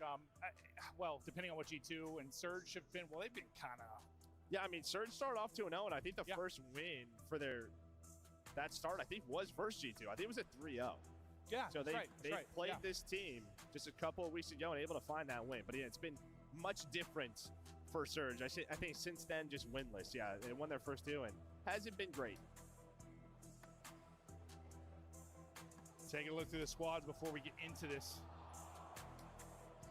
overload. If you're in attendance, though, we've got, stages for all of our matches that are going on. You can pop around the venue and check out the different ones. You know, not quite the same as maybe some of our old school opens, but a Pro-Am, it gets that vibe still. No, it is awesome having all the streams up and yeah, just bouncing all over the place. It's on here. It's 1,000 degrees in here. Yeah. So Atlanta, if you run this convention center, if we get the AC pumping, I'd appreciate it. I know Hector Rodriguez would appreciate the AC being pumped up as well. I can tell he looks hot. Players probably love it though. Yeah, I had to be warm when I was playing. Yeah, cold hands? No way. No. They're probably loving it. Wait, was it you that was telling the story about it was about Seth, right? Where like they were breaking down a venue and like a garage door was open and he was like playing with like ice hands. Yeah, like 2 in the morning. Yeah. There's something crazy going somewhere. I'm gonna assume it's Bravo. Yeah. Holy. We'll give you updates as much as we can, but yeah, here. Yeah, maybe open up the Bravo stream right now if you're at home. Yeah. The crowd's going crazy over there. That FaZe Rock? Yeah, I think that's FaZe Rock.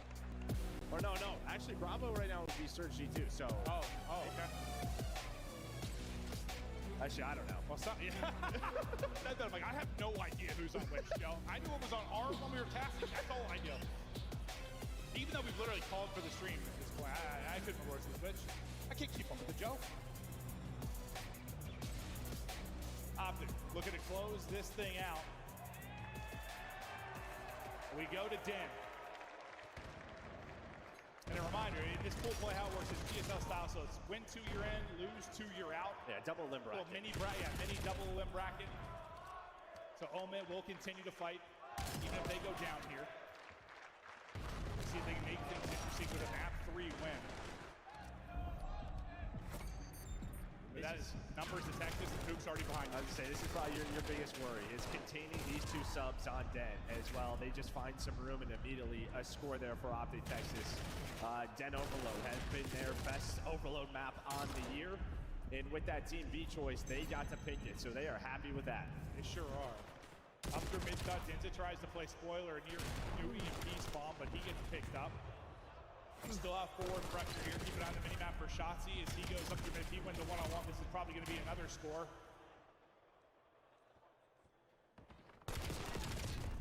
Shotzi gets damage into a couple of players. They're having it back up, trying to group up his Optic now. Yeah, I mean, Shotzi was at least able to spot that player in Denza to back up.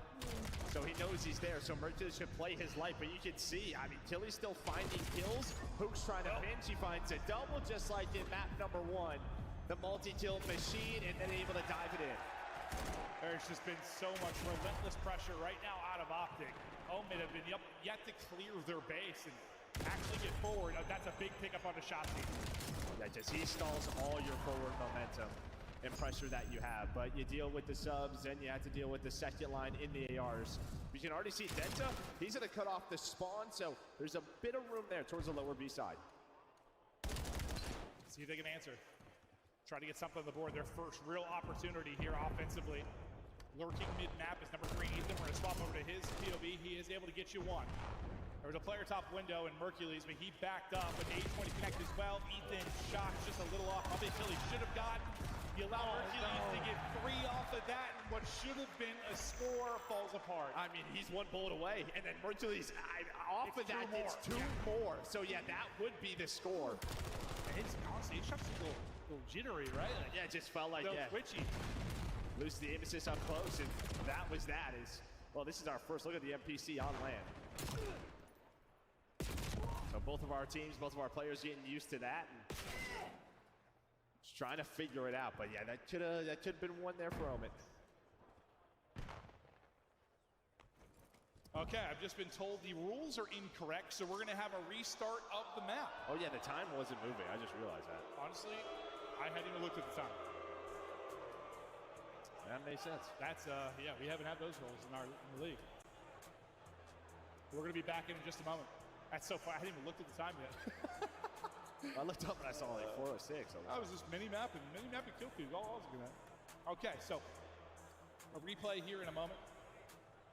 But, you know, despite that, I mean, it was all Optic. You had 1 chance that probably should have been a score if you're able to finish off Hercules.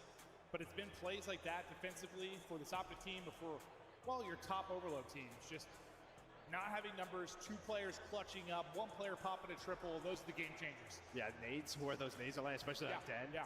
We've had so many goal line nades just right off a spawn. I'm guessing the 2 players after the first were weak. It had to have been. Well, one was the EMP carrier, so probably pistol. Yeah, true. Because I was like, how did Mercules just get 2 more after that gunfight? Because I thought Ethan put 4 in. But I think they were both just probably looking at the other player there. They had to get that last trade. And then once you do, he's probably back to full HP. Should be right back in a moment. Excited to hear what all the yelling was about with one of the stream. There's a crazy upset happening. It's so, dude. With the state of like the Thieves team, I know they're playing yet, and like hell, the FaZe team, like it's like I wouldn't be surprised if one of them gets caught. I mean, I would buy. Okay, FaZe would be crazy. One of like the open teams, but like Thieves, I think there is a none of them have just shown that much consistency. Well, I guess FaZe has outside of really Miami. I mean, Thieves last year, guess who it was? It was Boston who was on that team, Snoopy. Snoopy plays them in round 1. I mean, that is where he caught him. Yeah. They caught them often. Yeah, no, that's a good point. Doesn't look like anything else has changed, at least from the last time we showed it, but we'll be hopping to it quite a bit just because there are so many games going on at the same time. There'll be 4 at any moment. And you can see the look of Pool of Death we think is that Group B. That'll be kicking off in the next round. Huntsman, a tough draw for them. And yeah, B or C, because like Notorious, I mean, that's pretty much a pro squad. Yeah, that's true. That's true. That's the one you look at the roster, like that could be in the league. It could be in the league. We could swap Cloud9 out, and I'd be fine with that. I agree. Yeah. No, it would make sense. It's just, do they have enough firepower to take down Thieves and then potentially a Paris? True. But that's, like Paris.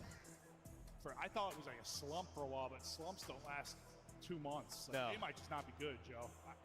It might not be good. I mean, they just might not be a contender again this season. Like to actually be able to win a tournament.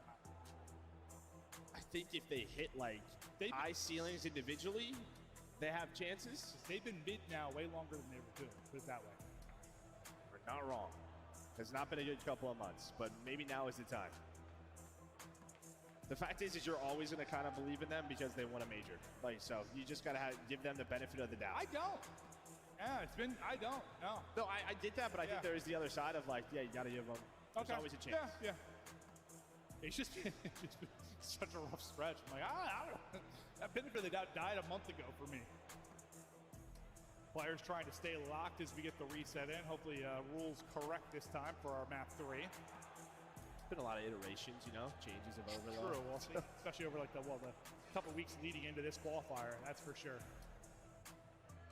This is the last 5 undefeated qualifier runs. Yeah, this is something that has been talked about, especially on socials.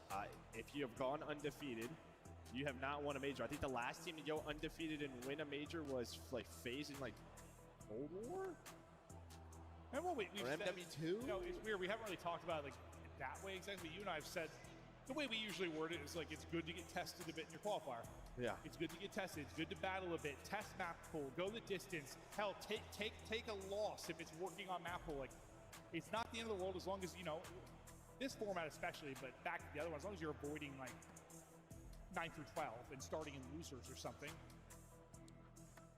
Yeah, it's like if you had a bad start in our other tournaments, you're kind of in a tough spot. This way, if you have a bad start, you have a chance to rebound. No, you do. Probably the most forgiving we've had in the year if you had a rough qualifier stretch. I like that because it'd be different, I think, if we had it like Major 2 where everybody played each other once. That's a little different than this with only 5 matches. And some teams just had so different schedules. Exactly. That's why, going into pools with this type of thing is great in my eyes. I mean, if everyone's playing each other once, then it's kind of, all right, we kind of know where people are positioned. But with this, very much not the case. So we'll figure it out through polls. I'm sure there's some people out there saying, stop talking and start the game. I would love to. Yeah, it's not up to us. So we're sorry. I see waiting, loading level. So normally that means we're just like waiting on, I don't know, maybe that server's just got to get kicked back there. Yeah, maybe it was more than the rules that were wrong. I don't know. We're crafting the rules by hand. People in Vinny, thanks for hanging out. Thanks for having fun. It's going to be a long, glorious weekend. I can't imagine having a beard that long. I get tangled up in that thing. Next up, prospects, Ethan, DK, what they have been able to do. 2 of the rising stars for this OMED team. If you wonder if they come in and be shaken a bit by the main stage, shaken by playing Optic, it was a resounding know to kick us off. They've been battling. Oh, they have been battling. Yeah, Ethan, I think, is the one throughout that hard point was playing with the pace of the subs on Optic, right? Engagement-wise, had a couple of key multi-kills. Let's see, he's been great in respawn and search and destroy. Can they make this series a little bit longer, get the overload upset? Unfortunately, they didn't go to Optic's hardpoint pick, so it doesn't get any easier. The best chance for a win, though, if they can get it to 5, that's like the most probably mid-search for Optic, right? Like the Star, they're like 3-3 or somewhere around there. Yeah, like, somewhere around there.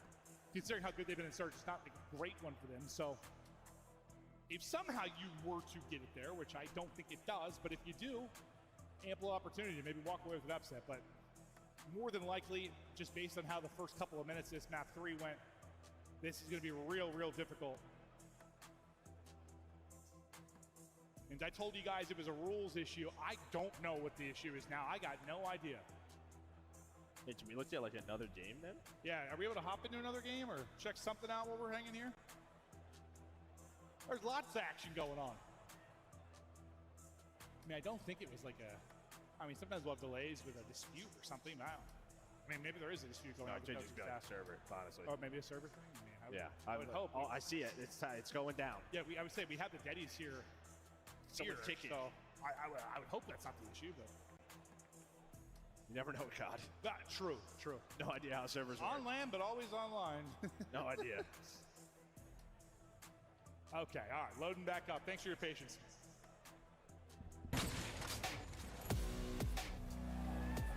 We stick on Den, and well, if you are Omen, you hope to avoid the O2 hole early. You know, maybe just a reset here, you get an idea of what Huke and Shotzzy are going to be trying to do. You weren't able to deal with it too effectively early on, and now you'll be a little better prepared for it. But the fact is, you lost the opening break and never really recovered. Your one offensive chance gets shut down by the Wonder Kid, and Mercury's popping 3. And Shotzzy's just doing what he did in search, just running right up the middle, and worked out again. I mean, he literally just ran at them. He is running around, do whatever the hell he wants. No, he sure is. Yes, he's playing with some confidence, some disrespect, whatever you want to call it. He's like, we're playing EU AMs. I'm going to send him back to Europe. He is just running at them, and that's a 1-0 scoreline. What, in the opening 25 seconds. I literally saw his arrow right from the start, and I saw he caught a timing behind someone behind statue that just jumps up in the window. So yeah, Bravo stream, Charlie stream, we got the little ticker update, and you check out all the different ones, but so far, Optic taking care of business. Huke now gonna start this next one up, and it was 2-0. Oh, well, it's okay. 1-0. Well, we talked about those defensive plays where a player pops a triple and being the difference maker. This time it's DK that's able to get the shutdown, so in a better position than you were the last time through. You're able to hold it. Now you're going. You're trying to make sure you get the more shots out of the play. He's out of the play. He's trying to get there, not going to get there in time, and that's a countering score. 1-1 now.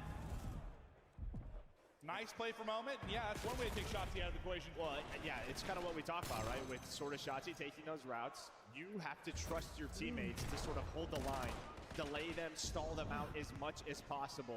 That time, Ome just wins all the gunfights, but guess who? It is Shotzzy still alive in their base. He's on 4 in a row. Mercules puts in another one. Yeah, that's the other thing, though. He gets one kill, turns and leads to the counter score, so he's able to make the play on the other end. We're back to mid-map with the EMP.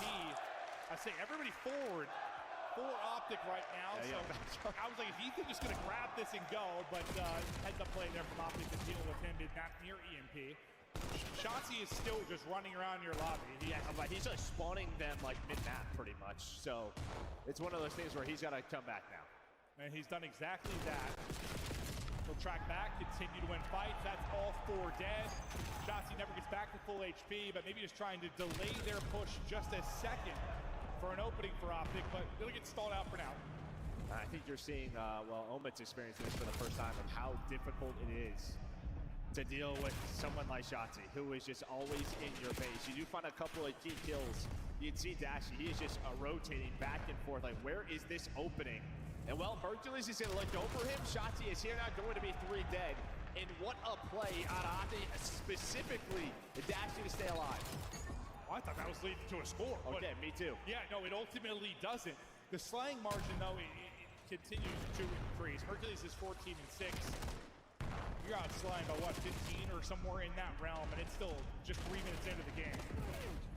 The gun's going to need to get hot for a moment. Granted, it's difficult when you're fighting out of your spawn continually, not near mid-map. You had a chance to do it there, but Shotzzy gets 2, so puts you kind of right back on the back foot. The only player forward for now will be Ethan, and he gets shut down. So 90% of your gunfights have happened like in your third. How did they not score? That is the question. But no, yeah, I have to go back and watch that. Yeah. You just got to find the thing, and now picking up, you see all the teammates pushing towards the A zone. Everybody here for Optic. Nades, Mercules gonna hit. Should be another one as well. Dashy will put it through. Puts it through, and again, it's clean. You have 2 players still forward for Optic, so. And it's spawning bottom side. It's not like you got all 4 dead, and it's a last-ditch effort to score. It's just so clean. It's gonna get rallied in, and at the 4-1 half, could have been 4-1 maybe a little bit earlier. If not, I don't know. I'd have to watch that back and see how Optic didn't score when they had 4 dead, but might have just been based on the spawn. The spawn, yeah. Oh my god. And sometimes like running through lobby is just difficult. That's where you get caught and a stun or a nade lands. It looks so free, and then a gap quickly closes. Mercules though is at 18 already. He's maybe this is untraded. This is kind of what we expected. Just a bit of a gap in the respawns. Yeah. Well, more so in the game 3. And that's why I was wondering if it was going to be like that, because that's how it has been years past. Like, you'll have some okay hardpoint teams, like amateur teams, but like the map 3, for whatever reason, there's always been more of a separation from the pro squads. I didn't know how Overload would be if it'd be like Control, but so far, that is absolutely the way it's playing. Shotzzy right up the throat again, just jamming it in there. Oh boy. EMP carrier and Mercules getting forward. Streak going to be called in by Shotzzy. Omid once again in hell. They're not having a fun time. Killy 4 and 14, not able to find really anything. Ethan will get 1, but then you get 1 behind the streak, and Dashy gets picked free as well. We're just going to take this to the opposite side. All right, we out. Mercules wide open goal, or is it just enough for him to get the shots through? Potentially an opening here for Shotzzy. 5 straight for Shotzzy. Optic Texas on the brink, up to 3-0. Let's go to J Labs listening with Big Sexy Optic Texas. What's up, Big We should wrap, guys. Yeah, let's go back lobby, or Killy. I don't think they're going here, but Looks like they're going roof, so. Yeah, they're left. They're trying to the left. Yeah, One's lobby. roof. Oh, shit. Roof DK. Yeah, they actually coming early. Watch out right in the middle. Yeah, we should away, we should away. We should show this. Okay. On the tree, DK. On the tree, another one close. Bottom red. I got some. You're good. Another one. Weak, bottom red. This guy. He's going, buddy. He's pitching you guys, trust. Here. No, he's spawn trapping. They're gonna be throw a ball. Watch on a ball, DK. Watch on a ball, DK. Absolute. Nice 3. Push through that block. Go for it. Yeah, Con one shot for you. I blocked that. Nice, good shot. I'm going away. Jens has a bullet on me. You're going Jens. First guy Jens. How many up then? Or 2 Jens. I'm with you. Take your time. You don't have time. You short, and then really get inside Jen. Fine. There's 2 there. Stick your time. Short, dead. Last 2 Jen, I think. Last 2 should be Jen. I have the locker shot. Buddy. Yeah, DK's there short. They're gonna wrap right. I'm low-key. Yeah, there. I'm right. They might fake it. One guy's already in on me, bro. Trust.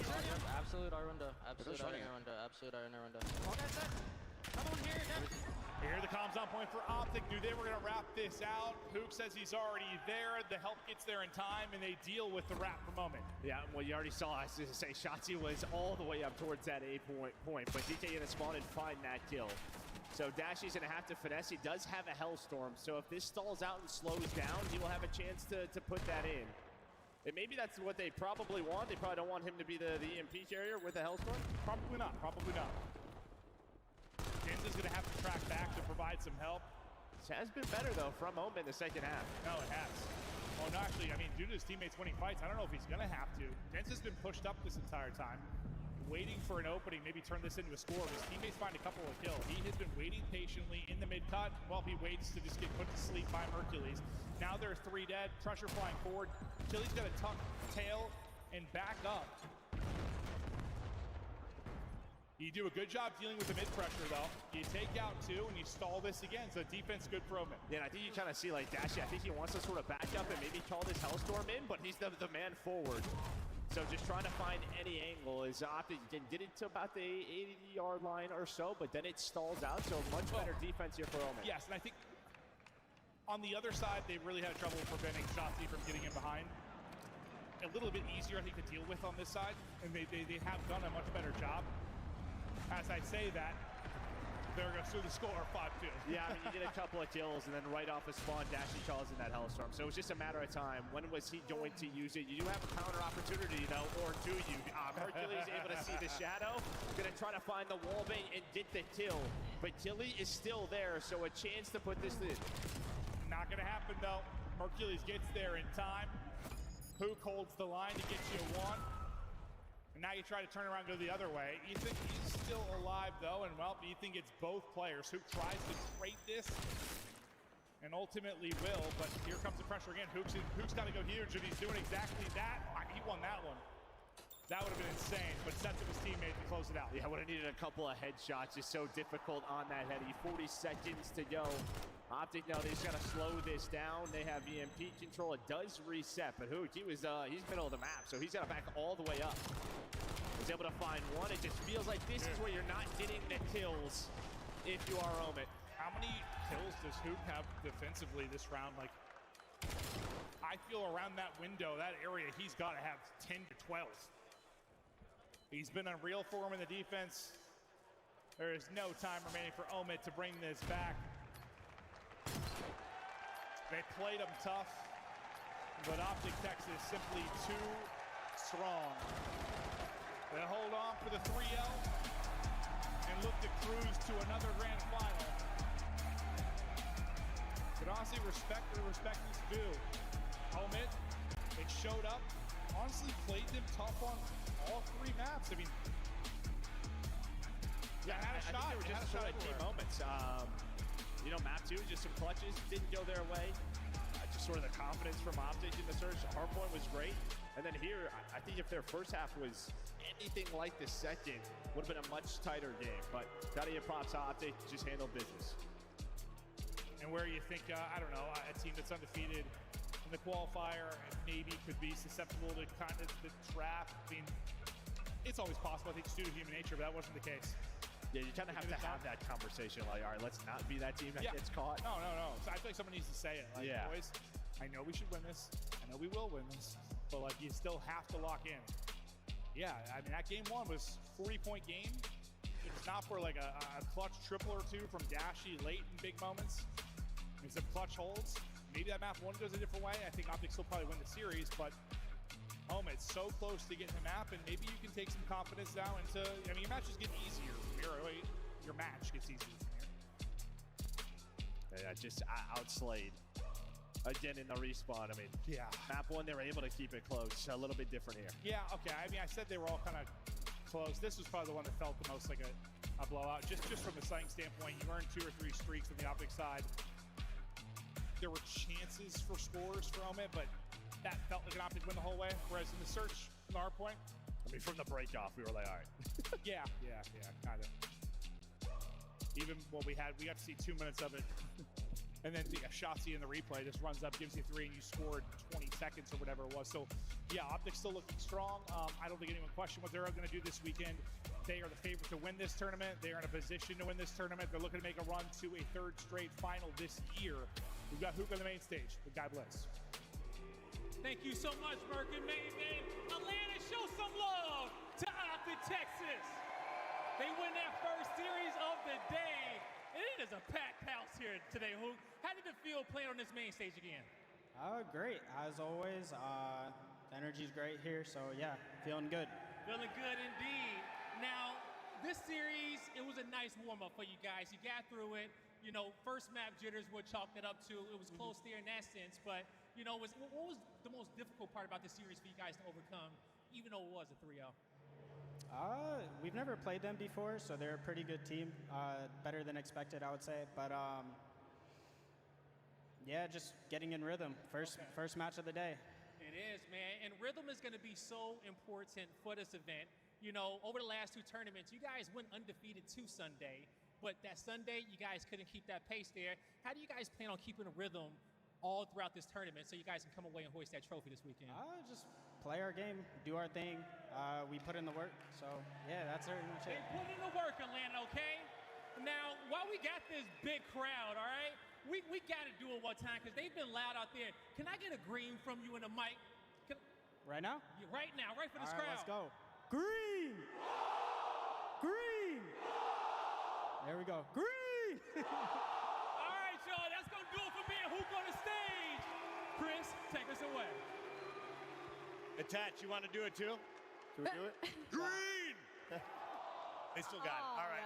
We got to talk about another 3-0. This is 6 straight match victories for Optic. They're looking flawless here at the major. Of course, so this is your easiest competition. This is number 1 versus number 16 seed of our groups. I will say, I think the biggest thing going into this was just eyes on Omen and what they were able to do, you know, with their first match being versus Optic Texas. And if they delivered, I think on the front of the 2 rookies, DK and Ethan, I feel like they did. I mean, Optic Texas handled business as they should have. They were a top team coming into this, a favorite heading into Sunday. This was not going to be an easy match, but for Omen, they kept that hard point close. We saw really good teamwork out of them in a couple of moments. They just weren't able to get that early rotation in the end towards Showers and getting that final hold, and you go into the search and destroy, and unfortunately, it's like a 2v4. You're really only getting participation out of DK and Ethan, and then obviously the Overload. You kind of just get shut down by one of the best Overload teams in the league. So shout out to Omen. I think they definitely proved what they were able to show for as far as the rookies go, but for Optic Texas, this is another day at the office. It was 4-1 at the half. How do you finish with just 5 scores if you're Optic? Do they take their foot off the gas pedal? Do they focus on slaying? What did you see in that final map? I don't think they really took their foot off the gas necessarily. I mean, I think they knew they had that series won, and they were just playing the game. Omen was fighting back, though. By no means was that an absolute domination, and we kind of thought it was going to be. Omen, they went out there, they did their thing, and good news for them, they no longer have to play Optic, so I'm expecting them to upset some teams later on. Big shout out to Ethan, by the way. I was talking to Fancy Cast, who I used to play against, the Splice legend. He's now the coach of Omen, and I asked him, who should we watch? He said Ethan.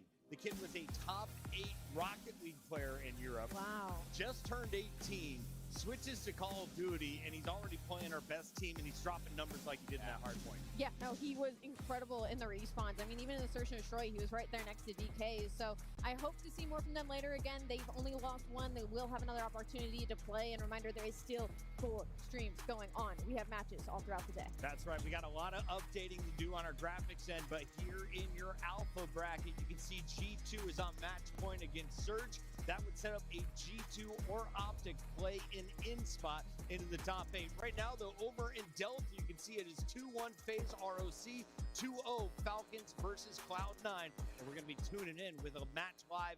This is Nezra from Cloud9 going up against the Falcons. They need a win to stay alive. Yes, they do. This is my old team right here. I used to coach Hyde and Encourage, so I love seeing them do well. Good overtime going on right now. Let's see if they can clutch it up. But the Falcons, look, they got a lot of kills right now. Their Slane is going their way, but Cloud9, they still finish with OT with a lot less kills than Falcons. Bulldog and XNID leading the way, 3 down, make it almost 4. Do they get this in? How it looks like? Yeah, I think so. I mean, unless you get a miracle kill here out of number 8, that's going to be that first slot in. I believe it's going to set the time to for the side of Riyadh Falcons. I remember we watched a little bit at the beginning of this series. Cloud9 came out flying, but it seems like Riyadh Falcons was able to kind of right the ship after that. We've got more action here as we have an option to bring in their casters. Let's go ahead and do that and give a shout out to the guys who are here for the first time over on the Delta stream. We have Spider Tiff and Reflections from the Warzone world joining us on the CDL.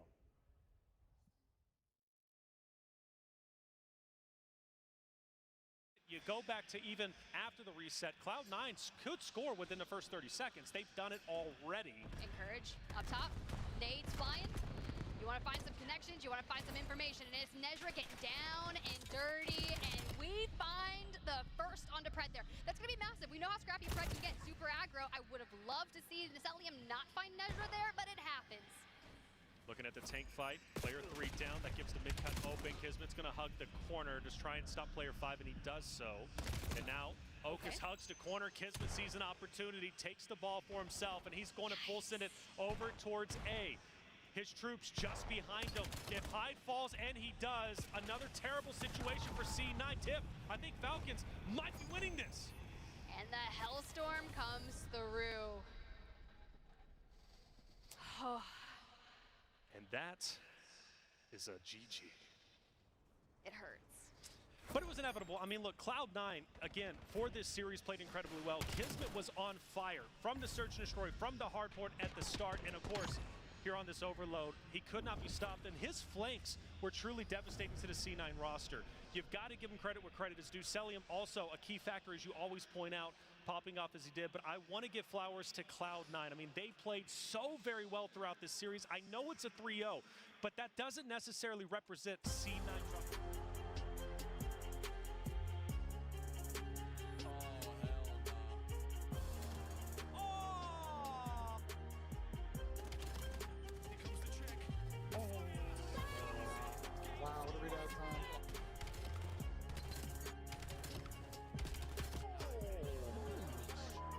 It's Jason Moore.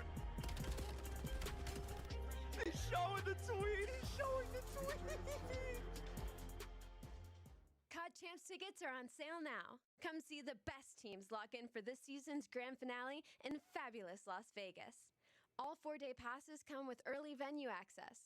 Head to FazeVegas.com or scan the QR code to get your tickets now. Scuff, official controller of the CDL. Monster Energy, the official energy drink of the CDL. Play it, feel it, live it. JLab Gaming. Gear up at jlab.gg. Brought to you by America's Navy and the special operators who work in the shadows. Let's find out who's built for the big save. The Heretics ready to dive in. Finds two. 4 and Snoopy. Come on, wants them all. But Hydra with the switch impossible. He's making top room. So damn happy. Insights. Down a bruiser. Dominance on the grandest stage.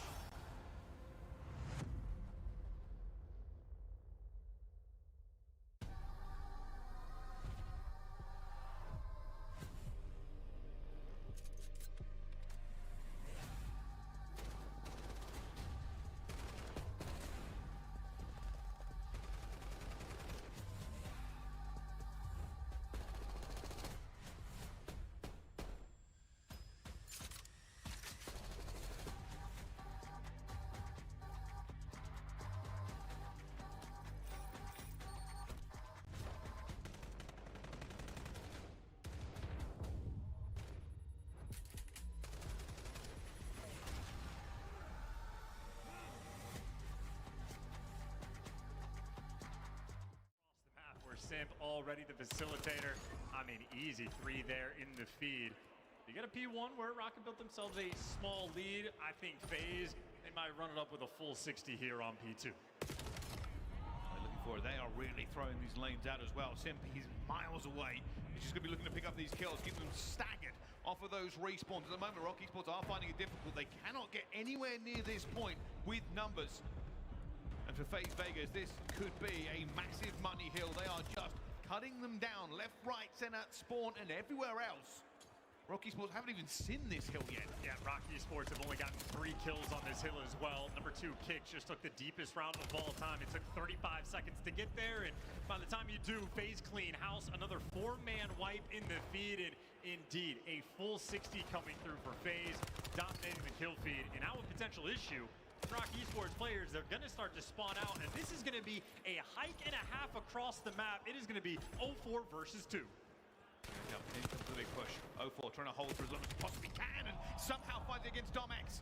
A massive kill to open this lane up at the same time. Another player gets hit with a nade as 0-4 stays alive in a 5.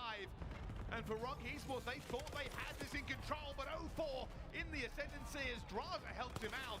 And they have just ripped control away. It's a wipe. FaZe Vegas have P3. Yeah, GG go new.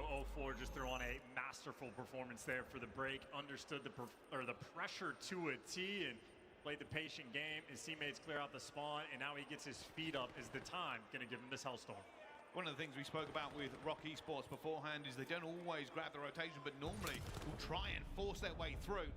That has not been working at this level. And already in the minimap, you see what 0-4 just did in the time. He's opening up that back spawn for the Rock players. That means his teammates can go and win over towards New. So 0-4, even in the hill, is making these heads-up plays. So he's got the Hellstorm. He's got the 7 spree. His teammates have the rotation. And FaZe, with gunfights like that, they're going to have the game. He's caught off guard. It doesn't matter. 0-4 just tearing it up. Simple already going to be a 6 as well. We didn't even see it here, but this is trouble. FaZe Vegas have hit a new level against Rock Esports, and there is nothing they are finding.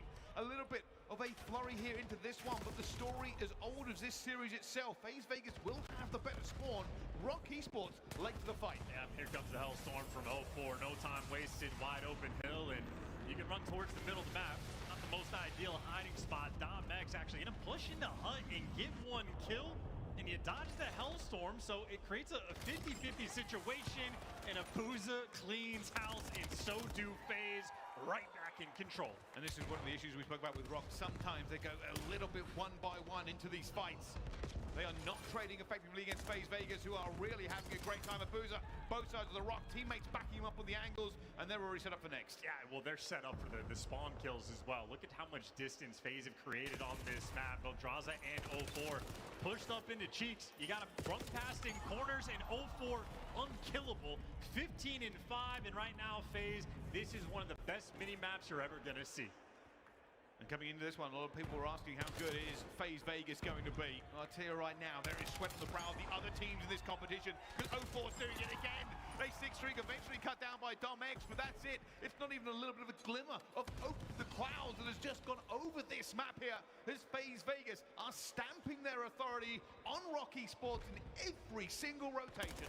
Yeah, and how many times have they gotten shot in the back, just getting funneled through? I mean, this is just lights out performance. Abuza on an 8 spree, by the way, in the meantime. And FaZe right now just perfectly manipulating these spawns. Finally have to play the guessing game of, okay, nope, they're going to be behind us, but this is Sake. This is a different map. This is where the teamwork needs to be at an all-time high. And FaZe, I mean, they are just proving different beast right now. Well, you're going to get a little bit of points here for Rock Esports back on a P1. That was their most successful time. For the rest of it, no real rotations, no real hope in the feed. And for FaZe Vegas, this almost feels like a bit of a strut towards the end. Well, if anyone has hope right now, it's going to be Zumo. Ah, there it goes. Never mind. Dom there for 2. No one as bad as 4 and 23. Eventually, we will see how this one plays out. But the uphill battle for Rock Esports, it is monumental. It is bigger than we ever thought possible, as they now need to keep trading blows. But they have to do it so much better than FaZe Vegas. 120 points down at least. And they have not managed to grab a clean rotation yet. Oh, no, absolutely chickadee chomps. Maybe just an opportunity to test the resolve here of Roxy, how much they can sort of fight back. But right now, they're fighting back out of the depths of spawn once again. 0-4 snapping back in position. Abuza is going to be the guy to block spawns, but where he falls, Simple pick that up, and 0-4 just gets to be in Cheeks, man. I mean, constant pinches. All the pressure in the world. He's cleared out so much space. His teammates know only 2 players left. They're going to be in the back. Here we go. Maybe, just maybe, Dom-X finds nothing. He'll find nothing as it goes through, and, well, they'll just do it again here. A little bit of a race actually going on between Abuza, 0-4, and Simba, who can put up the most ridiculous score going into it. And this might just be enough here. A Mercy Rule might be enacted because FaZe Vegas are doing it again. They have taken map control away from Rock Esports. Rock Esports not even allowed to gaze upon P2 as they find out what it means to step up to the main stage. I mean, just seeing a top team playing like a well-oiled machine right now is FaZe doing everything right. I don't think they've ever experienced anything like this as a team, just spawning up and getting beaten down. You're on a P2 spawning in the back, and I mean, it's a foot race over towards P3. The Kicks doesn't even want to try to rotate on, because honestly, there's nothing you can do. You're not going to dodge the 100-point club, and, well, you're not going to dodge the 50-point club either. And at the moment, they're not even in the point here. Eventually, it will be FaZe Vegas to get through. 10 seconds to go here. Rock Esports have been run into the ground. It has been a lesson that has been hard taught by FaZe Vegas, who have not allowed them to really breathe on this map at all, rather just dipping back and forth with a pistol to shut this one down. And down he goes. Rock Esports, welcome to the CDL. FaZe Vegas move forward in the group. Clinical effort there on Sake, but you missed a portion of this series. Rock Esports brought the goods in S&D. Domnex with the sniper absolutely lights out, so I think Rock showing that they're a bit of a threat. FaZe is just simply not that team. That was buttery smooth there on the Sake. And again, if you're an SMG player trying to figure out how to play this map, just pay attention to 04's arrow on the mini-map from start to finish. He played flawlessly. They pushed out every hill, they rotated to every hill, and they won every gunfight. Those 3 pillars of Hardpoint, you don't get any of them, you don't get anything. What a quiet 30 and 13. Welcome to the CDL. Rock Esports was the call from Chance and Brycey, and what a way to go. FaZe, our returning champion, slapped them around in Hardpoint, but Rock took a map. And Ali, I was looking through our brackets. So we had Rock take a map, and of course on the other side, Vancouver took a map, but no game 5s yet. It's been one-sided affairs. This next one, we got Carolina versus Miami Heretics. This could be a game 5 brewing. We will also see Koi versus Huntsman in this round. Over on the other streams, we will see Thieves versus Notorious and Gentlemates versus Breach. Make sure you have all 4 streams open. YouTube is the easiest place to watch it. But as we get into this one, Attach, I want to start here with our Carolina Royal Ravens. I was kind of surprised to see they are the higher seed versus Miami, coming in with number 7 spot. This year they have been pretty good online. Their woes have come when they went to LAN. I don't even know if they have a series win on LAN yet, so they're still looking for that.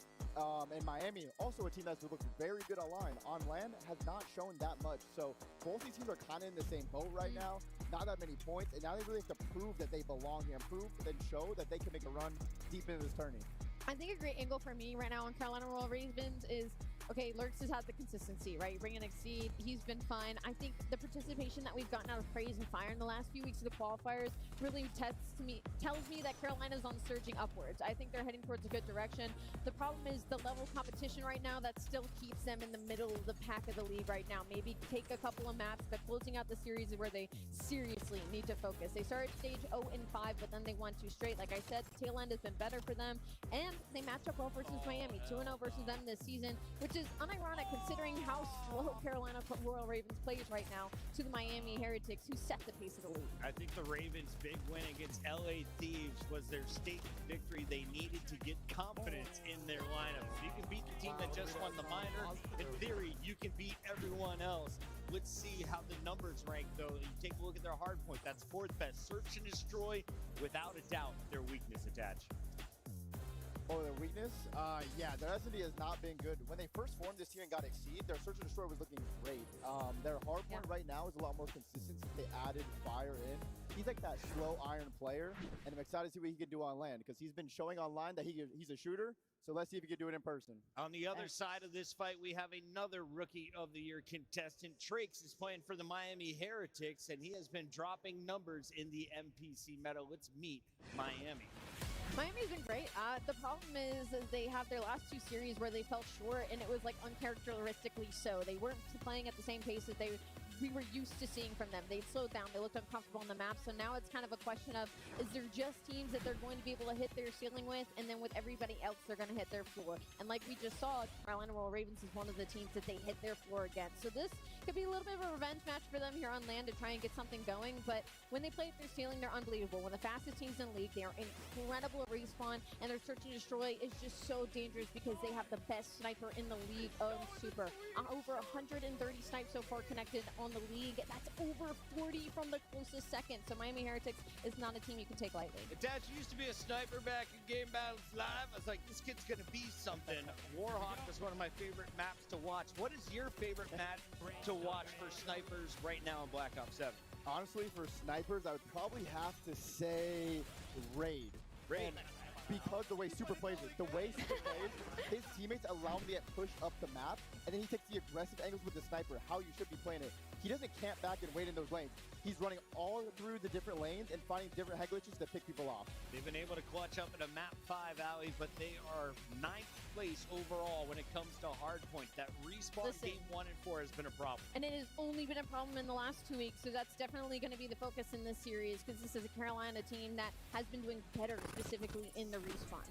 We've got 10 hardpoint to open things up. First question for the desk here is, who drops the most kills in our opening hardpoint? Out of the 8 players on the main stage attached, Who's got the biggest gun? I mean, I gotta say Trakes. The pace he plays at, the shots he gets, the 2 and 3 pieces he's able to pop for his teammates, he's so impactful, and currently, he might be my rookie of the year so far. You said Raid would be your match to watch if we were going to see some snipers. That is guaranteed to be in the best of 3. And as we get to exposure overload, how do you see that one's playing out? Honestly, I love that one for Carolina. It's one of those maps that are more comfortable when it comes to overload, but also I'm looking at that Colossus hardpoint that's following it up, a new map added to their map pool. So for Carolina, if they can push it to a game 4, we definitely could be looking at a game They 5. said they were great at it. They were 0-9, but here in the new qualifiers, I feel like they're 2-0, if not 3-0 on Colossus.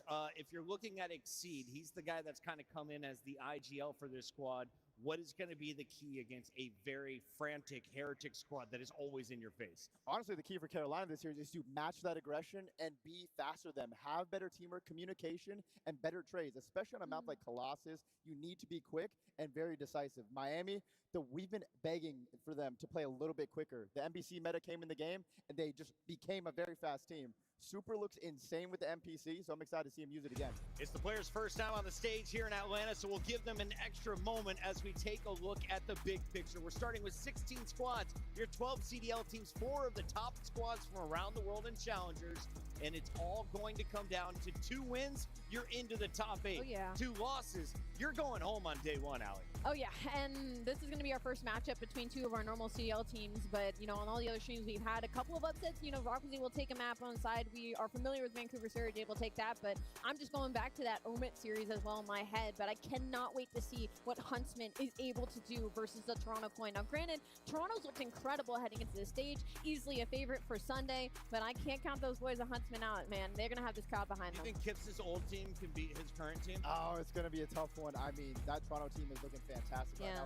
Huntsman's looking good. I actually went backstage yesterday and saw Huntsman beating a pro team in a hardpoint match. In the CDL, I can't say who. But I'm expecting them to go be good and respawn, but then they have Major Maniac as their coach in SND. Major Maniac is one of the smartest SND minds we've had in Call of Duty, so I think he's going to have the boys right. But Toronto is a very tough matchup, so we'll see how they do. You said Major Maniac's coaching now. That's so sick.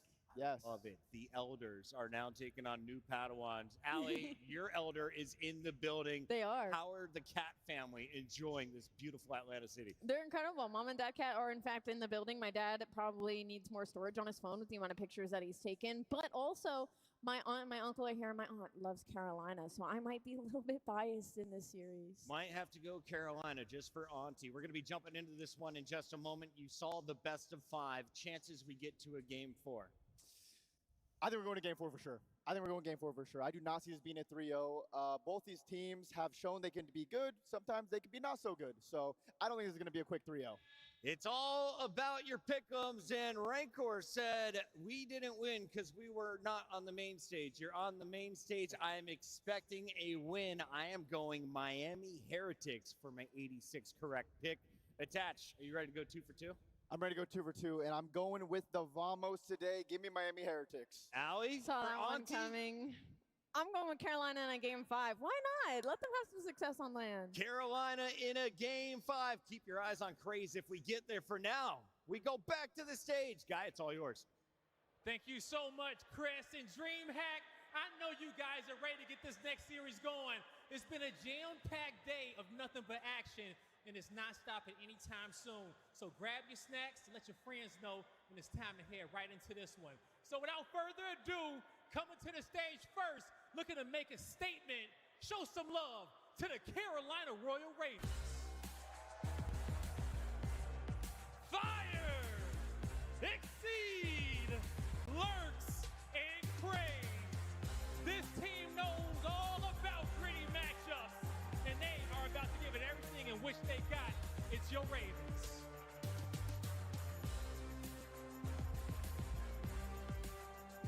All right. Now it's time to bring out their opponents. This team has lit the stage up so many times, and they looking fresh as hell in the back in their Friday whites. Get ready to give them your vamos. It's the Miami Heretics. Metals, Rancor, Super, and Tricks. Miami is here to show up in the ATL and light this It's your Heretics.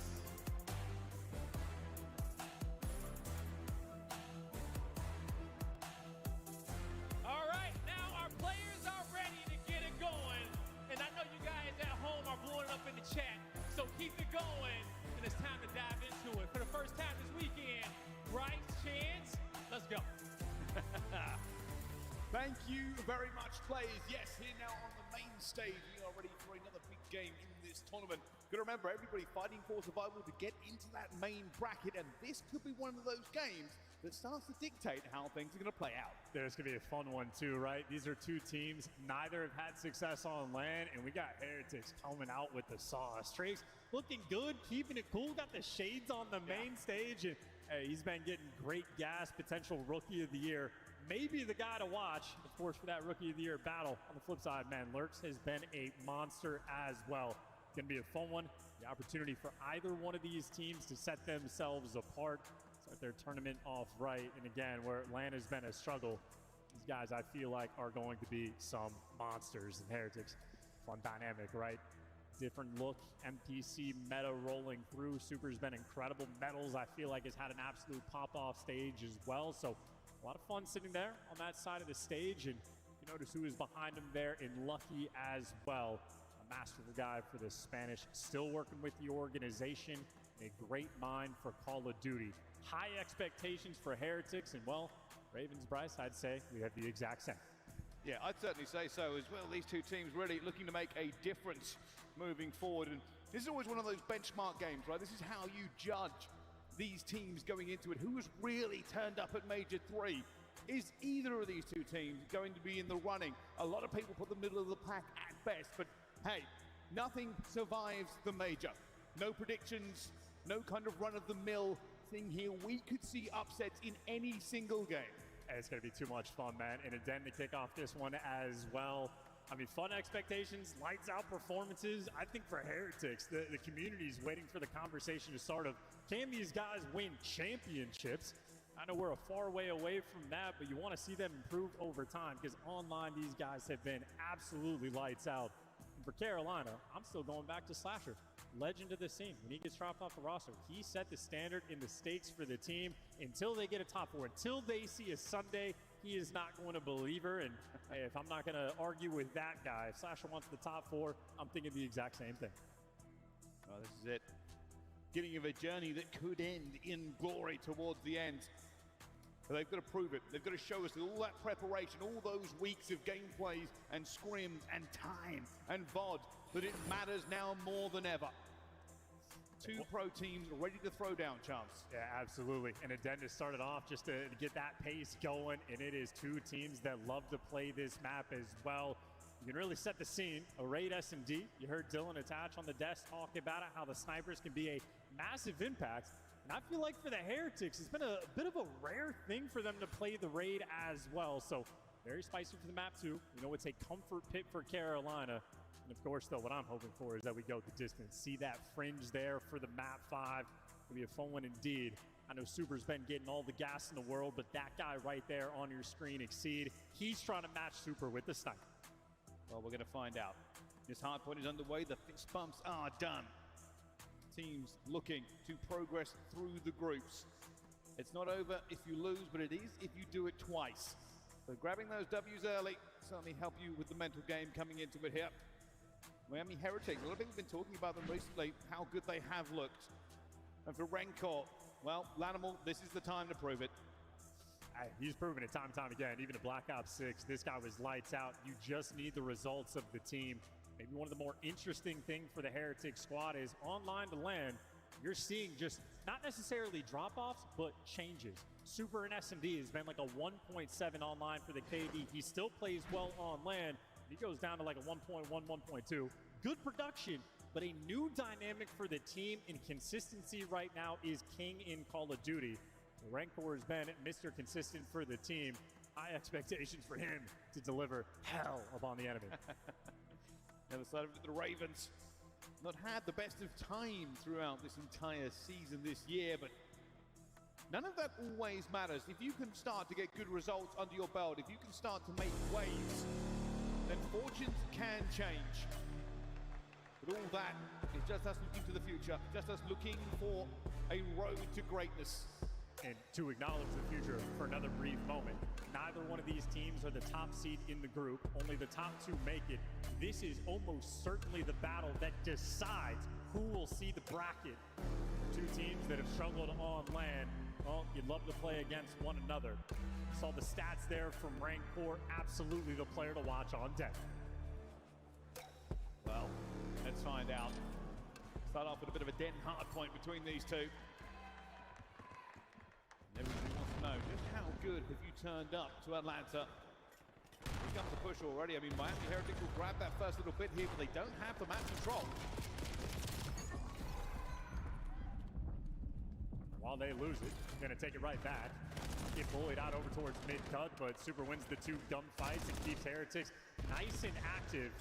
And I'm already gonna say it, this is one of the better color schemes I think we have. This orange versus blue looking fantastic. Yeah, you keep this every single time. Really easy to see what's happening as it goes through the teams. But at the moment, so far, so good for the Heretics. A little bit of time to get these points up onto the P1, but holding P2, as we know, is very, very crucial. The Ravens should overextend here.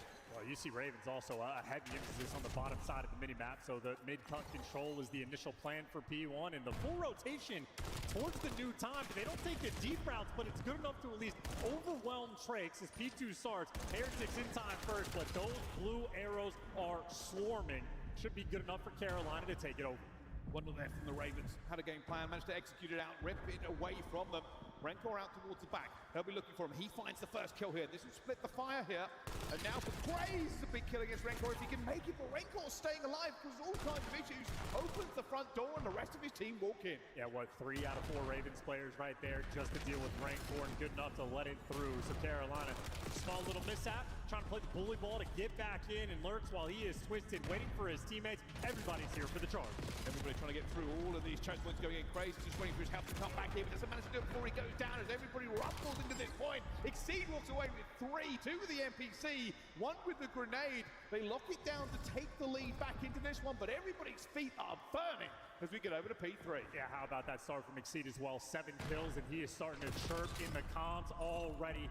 Kills flowing right now for Carolina as well. And Trakes has to play the keep away game. He's going to get outmatched and overwhelmed. Carolina, they've won the rotation. This one here as well. A lot of players on both sides though. Miami Heretics getting a few down as well as a team kill, and they managed to pull it back into it, and the Ravens only have one avenue of attack. Mid though going to be open with that close spawn. As they try to keep the pressure up onto the Heretics, they cannot set up, and so far so good. Both teams trading blows. Yeah, Exceed continually, by the way, lighting up the kill feed. Another 2-piece for him in Carolina, getting inside that time. 30 seconds left to play for, so Heretics need to take another strike. A wild spawn rolling through from Metal, so Heretics get a setup and guaranteed pinch, and Exceed, he's been on point, but you can't take down the 1 versus 4. Now for Craze knows, needs to credit up. His teammate's spawning out, and he's taking the fight immediately. Not quite good enough for 2. Just slow them down though for 1, and this gives Ravens an opportunity. They will want to push out towards the back. That spawn from Craze is so far away. Then the Heretics capitalize in time. Trakes already finding one here. Soon trying to cut the cheese, looking for the angles. Everybody dancing all around the choke points here, but Trakes again in that kill feed finds a second one as they execute onto this point with the better spawns. A great take there from the Heretics. Yeah, and all about that teamwork as well. You see Super was YYing, waiting for Trakes to go on that pinch, so this is great overall mini-map vision coming in through Miami. Timing though, Exceed able to strike, consistently winning these gunfights, but the trades are even better. Heretics right now for the first time, they've taken the lead, and by God, is this mini-map looking good. Metal's there. It's always a little bit dodgy when you have to just stand in the corner and hope your health comes back here, but it plays out for him as well. Nobody going to be on the point here as they look to just make sure that they've got the push out onto this point. Everybody now setting up for P1. Heretics in the lead, but this is a shallow lead at best. It might even be washed away on the next set of rotations. Yeah, Carolina firmly pumped the brakes. Right now, Fire trying to fend off 2 players, but as Rancor wins that gunfight, Carolina now just not in a position long-term on the minimap. It is going to be a struggle to try to secure any of this P1 time. Exceed doing what they can to give out the goods, and Exceed right now I mean, hey, tip of the cap. He's doing what he can, but Miami still in more control. And with that, we're going to go to a J-Lab listening with the Miami Heretics. A la derecha, a la izquierda, vas con él. Por arriba contigo, ¿vale? Super. Abajo derecha, tiro piña al punto. Tiro piña al punto. Me van a subir a la baja uno. Estoy yendo para arriba con vosotros. No va nada. Arriba, abajo. Vale, veo. Sigue abajo, He salido de otro lobby. Aguantar. Nacen P4. Vale, nacen P4. Van a ir de cara al siguiente.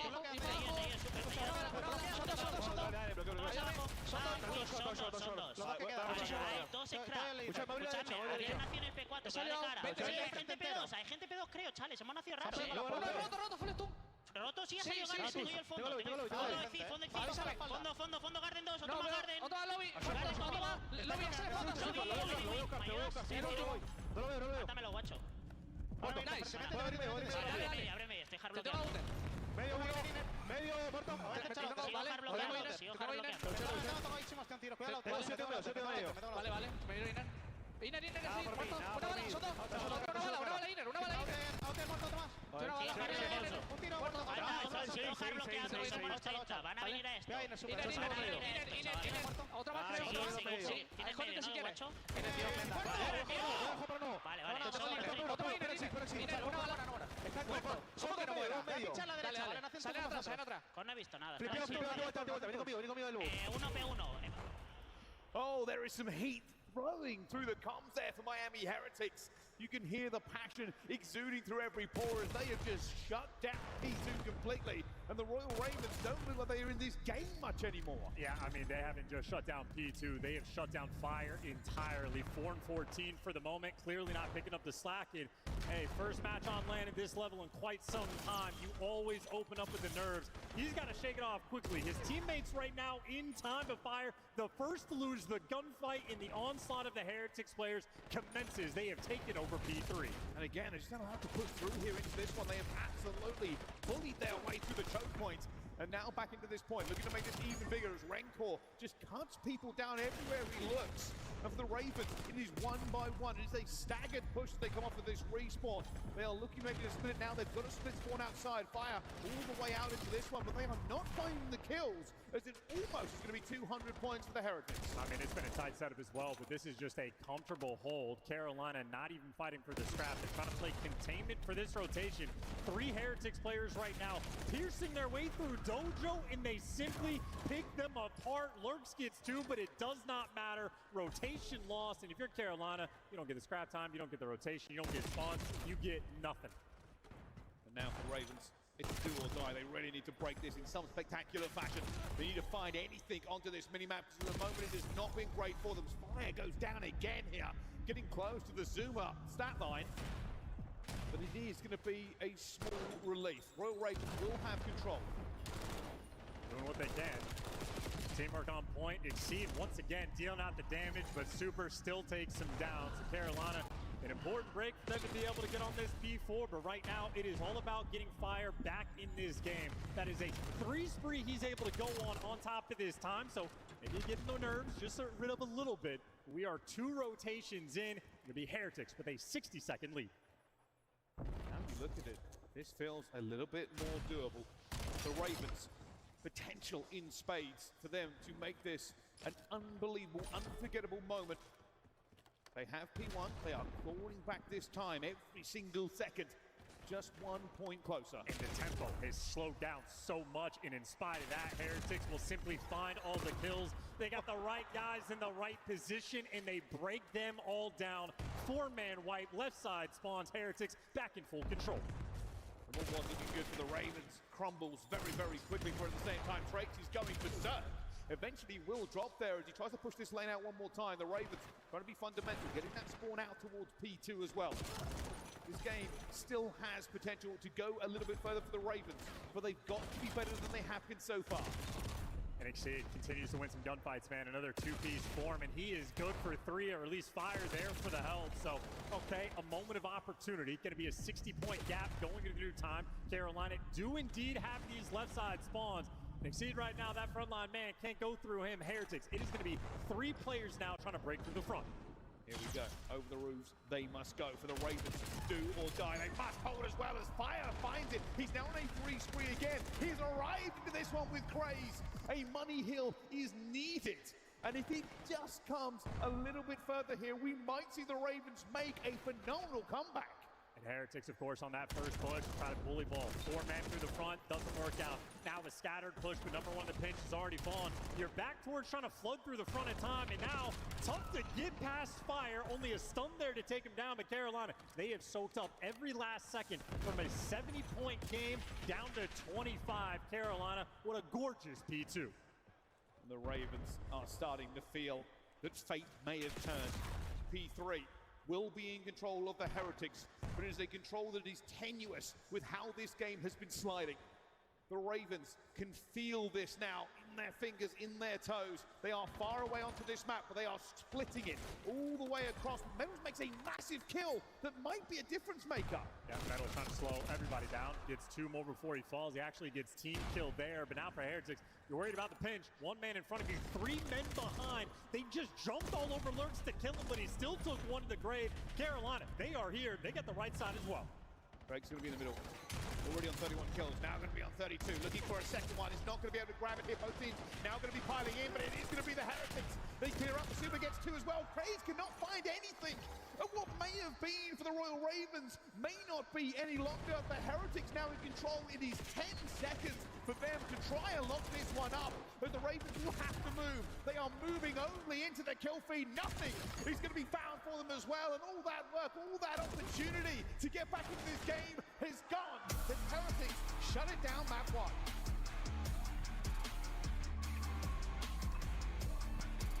Take care of business, and rank 4 there for the final stamp on the game.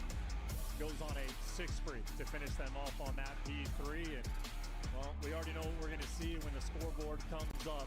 New man on the squad for Carolina with Fire. He started to bring it back. Had a much better second half of the game, but the land jitters, the land nerves. Well, they come for us all. First one in, and Carolina now need to shake that one off. Question will be asked of how dominant the Heretics looked in a portion of that one. The fact that it was still kept quite close by the Ravens, and hey, if that P3 had gone a little bit differently, a break, a kill, a mistake in the trades that have gone through, we might have been seeing one of the most impressive comebacks we have seen in some time. Yeah, and you love to see the decision-making of Miami in those moments, though, right? They lose a couple of the gunfights. You saw those split spawns rolling through. It was Lurks that was in lockers. All of his teammates spawn out in towards Dojo. If Heretics turtle up or panic for a brief moment, they do, in fact, get broken down to make the heads-up call. Got a Hound Lurk. New notification. DualSense wireless controller disconnected. Charge the battery. Gets to stand tall in that lobby with 3,400 damage, but I mean, Trakes does even better. Didn't even notice the 33 in 30. So how about the pace that rookie just got to set? And that was a bit of a difference here. When you're putting that much pressure onto the map, it forces the other team to try and deal with you over and over again here. Miami Heretics had some real big plays at the same time, grabbing those spawns off of that P2, put them in a prime position to begin with, and you'll see how this kind of all played out as we go through the highlights. Yeah, and I think most of this, at least for the first half, it's going to be Heretics overwhelming and in full control. I mean, truly setting pace, flying out, being hyperactive, players dropping the spawns, but a moment for Metals where just as the cutoff man, the swinging back and forth for Carolina, no real moments to breathe. It was on this P4 where Carolina gained a little bit of control, able to slow the pace down, but again, I think Heretics just responded to it quite well. Even on this P1, everybody taking the routes, let everybody get into position before we actually jump on the attack, and able to just handle it very well towards the end. And I thought this might have been the moment for Fire to sort of get back in the mix, and a good attempt nonetheless, but just too big of a hole. Unfortunately, only finds 1 more kill for the rest of this half point, and that is not what they needed when it comes down to this close. You can see Super finding 2 as well, and at that point, you kind of have to throw yourself into the point, and that's never what you're going to do in an untradeable position. But for the Heretics, started off as they would have wanted to. The ending could have been a little bit more tight, but the win is the win. And how brutal the secondary P2 that was as well. Heretics go from getting flatlined to a near full 60, and they followed up with an efficient P3 as well. So getting those chains back to back, always a fun thing. But That is the setup. Going in map number 2. Player to watch might well and truly be Trace, as he was able to do whatever he wanted. If you are paying attention to that potential sniper battle, Exceed for his team did indeed have the hot hand. Wow, we'll see. Still an awful lot to play for. We spoke before coming into this game, benchmarking how good are these two teams. And truthfully, you could take highlights away from both, but it's kind of an issue when you've got these two going forward. You say, yeah, hey, which one is going to make the bracket? And let's be honest, for pro teams, it's not just about making the bracket. Everybody wants to walk away with a W. Everybody believes they've put in enough work to make a difference, to be the best here at the moment. That's what we're looking for. Signs of dominance, signs that when the big teams come out to play, that you can rise to it. Without question. So failing to make the bracket would be nothing short of devastating. You're playing for so much more than that, so to falter early on, well, not a fun thing. So for a team like Carolina, who are officially on the back foot, they struggled on land. We've watched them throughout this stage make improvements, sort of develop their roster, think things are going well, but very tough start. I get to test the sort of out-of-game teamwork. They're going to need to gas their teammate up, try to get fire back in the mix, but you're looking at the sniper battle. There is absolutely no doubt in anybody's mind the lethal potential that Super brings. He has been the king of the snipe this year. I will say for a raid, it is absolutely going to be Carolina's sort of more comfortable pick. So we'll see if Super wants to be dishing out that, or the MPC, or the M15. He could be at either bomb site. His biggest threat he has in this game mode is he has every single tool available to him. It is not just the snipes. He's been able to do whatever he wants. Well, this is sometimes referred to as the great equalizer. Search and destroy, round by round, adjustment by adjustment. Every single break planned out by their teams and called into reality. Adjustments will have to be made if things do not go your way, but with Super and that kind of KD, we're already thinking Heretics might have an ace in the pocket. Yeah, 85% for the opening duel win percentage as well, so Exceed has a very tough task ahead. And even on a game plan front, Super's not the guy you want to snipe against. Well, no, indeed you do. Boomstick out. We're taking it to the A site. For the moment, it'll be Rancor, the lone defender. Well, we're dodging nades that might blow up the van. Or maybe we're waiting for Heretics to be over-aggressive and make a mistake. Carolina right now, a little bit turtle up here for round 1.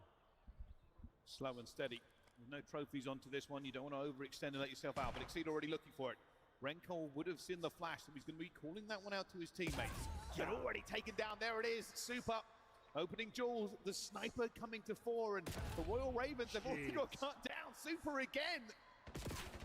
Eventually taking a couple of bullets, but this has been a great opening duel for Miami Heretics. I mean, what kind of angle did he just have there against Exceed? Probably showed him a pixel. Rancor's given 1 comms, and Super gets to clean everybody else up. Rancor right now fighting on the mini-map, but they're just trying to get their teammate an ace. Super finally falls, but the trades are good. Fire, last man standing for the 1v3. Trying to cut it down as well, and both angles being done so. Miami Heretics take that first one off the back of Super. And how nice that is as well. Yeah, Rancor sees the flashlight, and he backs down, doesn't throw the nade, no more shoulder, just calms that to his teammates. Full trust in their ability to take him down, and yeah, if you're trying to bounce back after that map 1, that is a tough way to start. We're talking about it here. There it is, already waiting for him. Exceed trying to get the sniper into place, but Super knew the angle he wanted to hold. It's become an issue here, especially considering, you know, if a sniper is on point on a map like Raid, you know that you've got to be very careful about your lanes, your presence, and your shouldering. That's the push though. Rancor just watching over the B side. The rest of them taking mid-map control. This might be aggressive. Big fight going down to a 3 versus 3. They're now trying to take control. Drake's going all the way up here, but gets caught. 2 versus 3. Now on the back foot, Miami Heretics are not confident.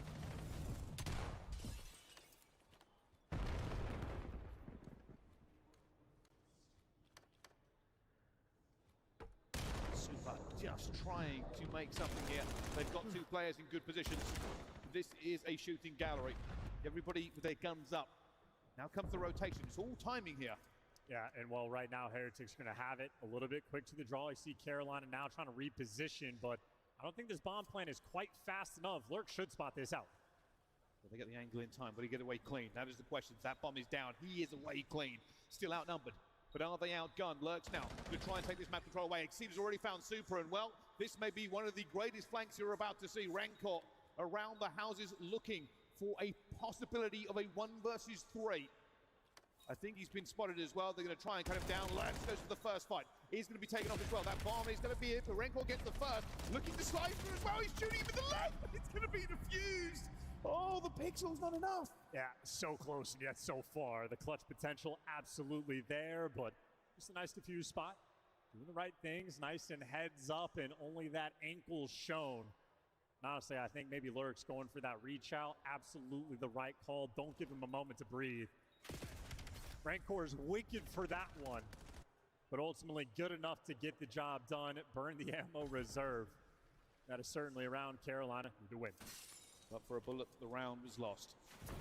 Now, a bit of pressure coming through here. Royal Ravens are going to hit this hard.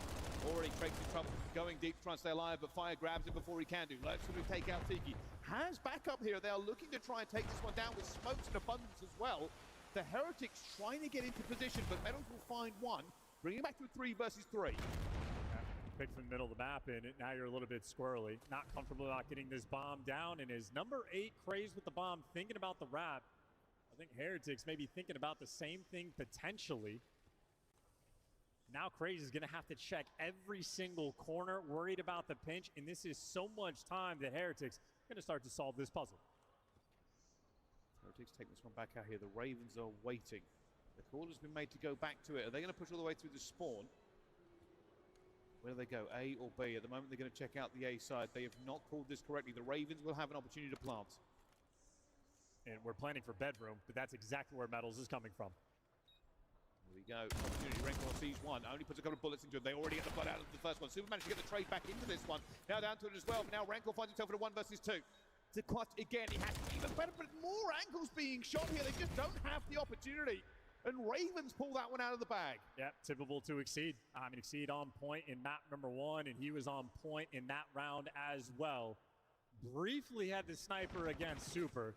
Met his demise early on in the first round, while M15 now out and about, and maybe the key gunfight he won as well was Metals there on the pinch. Once Exceed wins that in the post plant, you're feeling a lot more comfortable. Rancor made you work, made you sweat, but that's why you're by the pool and stay nice and relaxed. Just 24 health there for Lurks to get out of it as well. And for Rancor, it's just frustrating, right? You know that you've managed to get the hits on sometimes. Maybe one more bullet would have made a difference in 2 rounds now. But here it comes. Super already gets pulled apart there just a little bit. Hoping for that first blood. I love that respect, too. Nobody throws a shoulder. Nobody re-challenges. The sniper's mid. Nobody peeks. Stay alive. That has opened up for them here. Drake's looking to get this one down. There's a bit of a split coming in from the Miami Heretics. They have mid control. They have this in depth here. The Ravens are about to hit it. They've got numbers out. Drake's already finds one. Down to a 3 versus 3. The Ravens trying to get into position to take control of this site as best as they can. We're taking routes too. Exceed going all the way through pool steps. Lurks has cleared out everything. We're right now chasing ghosts. Exceed not going to win that gunfight either. And for the Ravens, they're probably wondering where on earth the Heretics went to as they sort of melted into the map here. And Fire finds himself with 16 seconds to go, completely outnumbered. And hey, sometimes giving up the bomb site is not a great idea. But for the Miami Heretics, they went, hey, we're really good at hide and seek. Come get us. It's just smarter, right? Like, you know they're going to have to come hunt you down. You give up all that pressure, retreat to your spawn. And I mean, we saw the perspective from Lurks very briefly before the swap, but you're chasing ghosts, too many corners. And of course, the lethality of Super has been ringing out from the CDL. Nobody chows. That is just open, very clear. Okay, we got mid control. We can plant safely on the A site. The strat site now, at least in that round, working out perfectly for the Heretics. Another reason why the Ravens had to chase them down, right? They knew that sniper was going to be in place somewhere. They were worried about it. Again, more mid control coming in here for the Ravens. Might even go for this one after the event. Not seen anybody yet. There's 3 stacking here for them as well. The Heretics have got a sniper into it as well. Everybody throwing shoulders to this one. Fire's going to be calling this now saying, what on earth is going on? But that smoke goes down and somehow the Heretics find 2.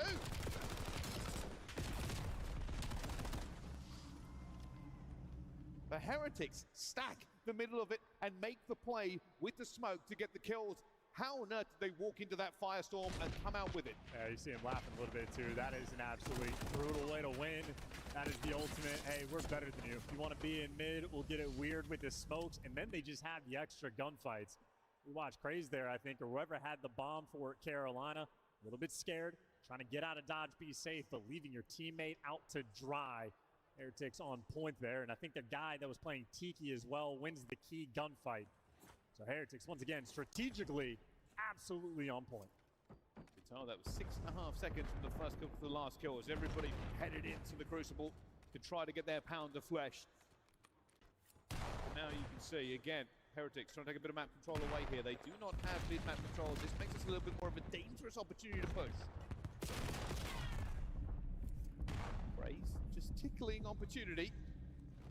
Could have got killed, could have got a kill. Neither actually happened 4v4. Well, that is now a missed opportunity and a sniper that continues to be supreme from Super. So you could have had the first blood. Instead, you're going to get picked apart in this round. As long as you don't give them the collat, you're good to go. Oh, there's the reach out as well. Miami Heretics doing so good in the map control here. I was worried about the lack of mid-map control from them, but they managed to deflect that pressure. The Ravens not able to react to what is essentially a one-man lockdown of some of these sightlines. Super is causing the Ravens to react, and that is making them play Heretics' game. Yeah, well, Exceed wanted to play the game with the Heretics, and he just got the bitter end of the sniper 2 rounds in now. And for Craze, he just had to thread that needle for the first blood, but a very small window, difficult to get it through, and now in a tough spot, you are down 4-2. Again, another stack here from Miami Heretics going in towards mid-map. They've taken control of it. They've looked out towards B. Nobody's going to be here. For the Ravens, though, full control. Laundry bomb going down. This is their best opportunity yet. It's the absolute classic. We clear out Laundry, get the back spawns, planted for it. Now for Carolina, everybody turtled up on that side. Rancor staring them all down. Waiting for reinforcements. Reinforcements has arrived in the form of Super. They want to try and make a kill here, cause chaos in the Ravens camp, but they are double stacked here around this corner. Rancor not going to be able to get away with that shoulder. And already this time is burning away. This is all Royal Ravens to lose now. Drake's going to try and go through. Here comes the blitz. Already knows the 1, 2, 4, and at the same time, loses that gunfight. And as they look for the rest of the players, the Ravens just run away. That gunfight was crazy. It was not good enough, though, and the Ravens hold firm. It's exactly what they need. Beautiful strat. The site's open. Plan for back Laundry. Get everybody there.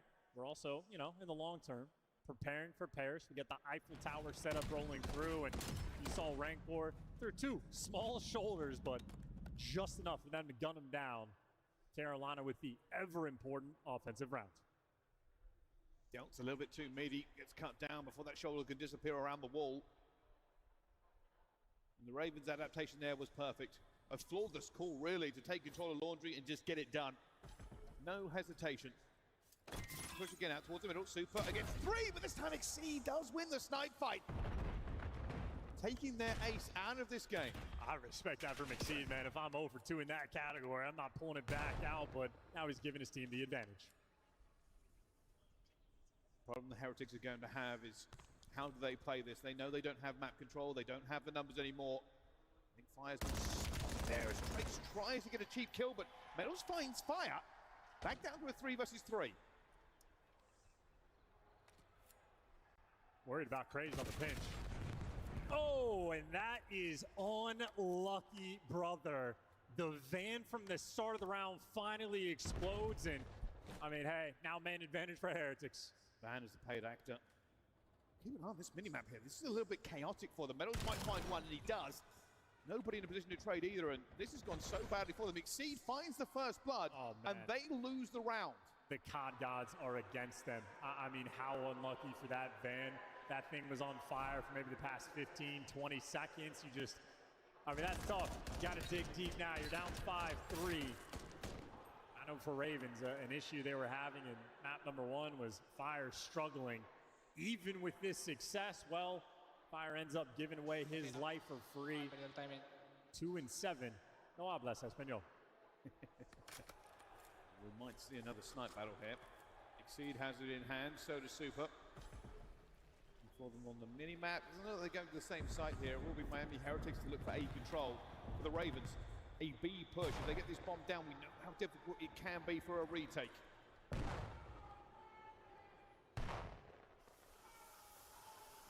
Looks good enough. Mid-map now for the Miami Heretics. They're going to strike with the iron. His Heart Metals goes straight forward as well, but gets caught. Fire has him, and this now becomes an unbelievably uphill battle. Smokes out for a little bit of chaos. And Rancor evens the odds. This could be another 3v4. See, just looking, trying to call this one out at the same time, but Drake's managed to get through the pool, finds it down to it, 24 seconds to go. Rancor finds one more at the same time. This could end like this. Exceed, left alone to 1 versus 3, cowering by the bed. Just wondering, has anybody hoovered recently? No, it's not going to work out, and they have the hold, but down they go. Miami Heretics 2-0 now in the series. Heretics are setting them up for the Mortal Kombat fatality. Execution potentially on the cards, because that was a slow start for Carolina into map 1. Fought back a little bit, but not quite enough gas in the tank, and they just blew round after round there in the S&D. Painful stuff there for Carolina. All the prep work you just did to go into the raid, talk about what you want to have happen. Well, multiple 3v4s they get clutched on. And of course, it is worth noting the COD gods are not on their side. Yeah, that was devastating. It's one of those moments just like, we did everything right, but that blowing up, you thought they might have had it. It could have been a 2 versus 3 on the other way as well. That was the issue they were facing against here, but even that, right, even that last round, the Ravens had basically it locked through, right? You say you take this, you have the numbers, you go up and towards bedroom. It's an incredibly difficult retake at the best of times, and with the first blood, that should have been done. But the smokes come through, unbelievable trades from Miami Heretics, and that was all they wrote.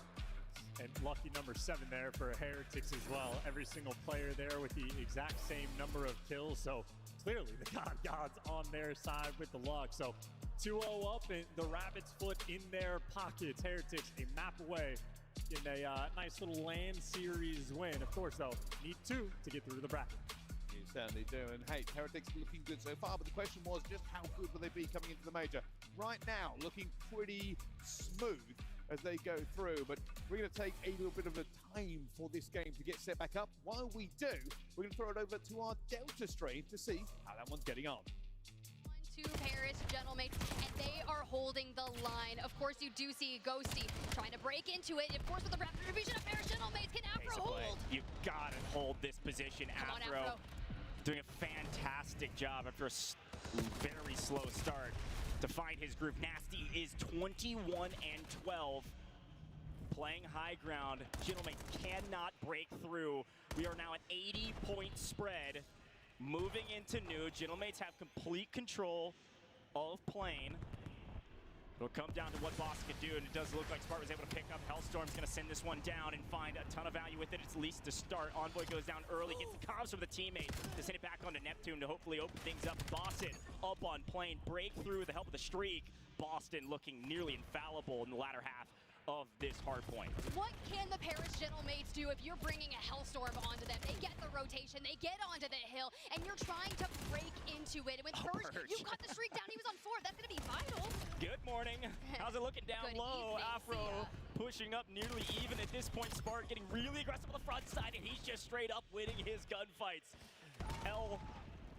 Oh my gosh, Sib does pick up actually 2 on that. I was about to break down Gentlemates, but they still have a chance here in 10 seconds on the top of the plane, and they're going to try to rotate over to Noob. Boston has completely given up the rest of the plane. Well, just kidding. Spart's still here to find one. You don't even get a couple seconds of scrap time, folks. 44 seconds. Boston have complete control of this hill. This could be a winning position for them. Ghosty does slide out and cut down 1 in the front, which means Boston's going to be trapped in the corner. Here comes Envoy on the flank by himself and gets sniffed out immediately. Boston doing a fantastic job to find every single person for Gentlemates except for Sib, who finally gets paid. And they need to break this. You've got Boston Breach approaching that win condition. They are decimating the Gentlemates, and Afro finds another. Ghosty, Envoy fall. They hold him with 30 seconds left. They can win it here. Boston looking so strong on Scar Hardpoint. It's their one of their only wins in Hardpoint this split. They are 1-0 on this map, about to be 2-0. Get so much time on this point. Finally, the Gentlemates come in for the final 13 seconds to at least push us to new. I assume Boston's going to set up for new, but unfortunately, Gentlemates are there early. This is a nice early rotation from Gentlemates to still play for the end. The problem is you got to hold, what, 2 seconds? Not even 1 second is all Boston needs. They need 1 break here, and they're looking to bring in the streaks to make it happen. The third Hellstorm Hellstorm of Boston's map.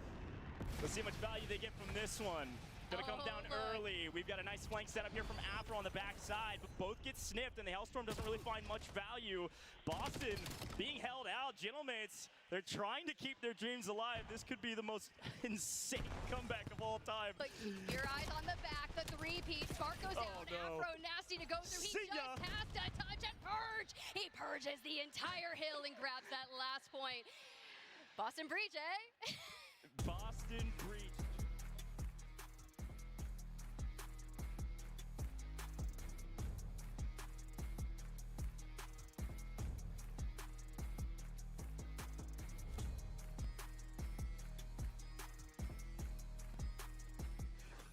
Well, Toronto Koi, they make the rotation, they're going to be able to hold. Yeah, for all the previous patience that we've applauded from the Huntsman, that was a little bit over-aggressive. Need to just slow that down, let the boys arrive from the other side, set up that pinch play. But you will now attempt your own hit through the front, and it's all shut down. Koi with the 4, now going to be able to push up, get a defensive line in play. Still 30 seconds left to hit this. Huntsman, it's whether they weigh up how much they want to invest into this hill or just set themselves up to control for P1. Look at Insight, though. He's trying to be a little bit lurky in the back here, and Joey D, he's going to do what he does best. Jump from the shadows, make it on in, and keeps on that outside. You're finding the kills. Toronto Koi, they're doing such a great job of letting these go their way. But as we get ready for these next set of hills, you have to be able to hold the line. Kips is shooting. He's hitting the bullets. Brax Swoody dropped Kleenex from the mid. Yeah, reminding everybody why he was the boy scooped from the Huntsman into the Call of Duty League. The bodies will start to swarm P1 now, but Kleenex is going to let it breathe. Okay. Speaking of breathing, it's warm. It's a bad time for the weekend.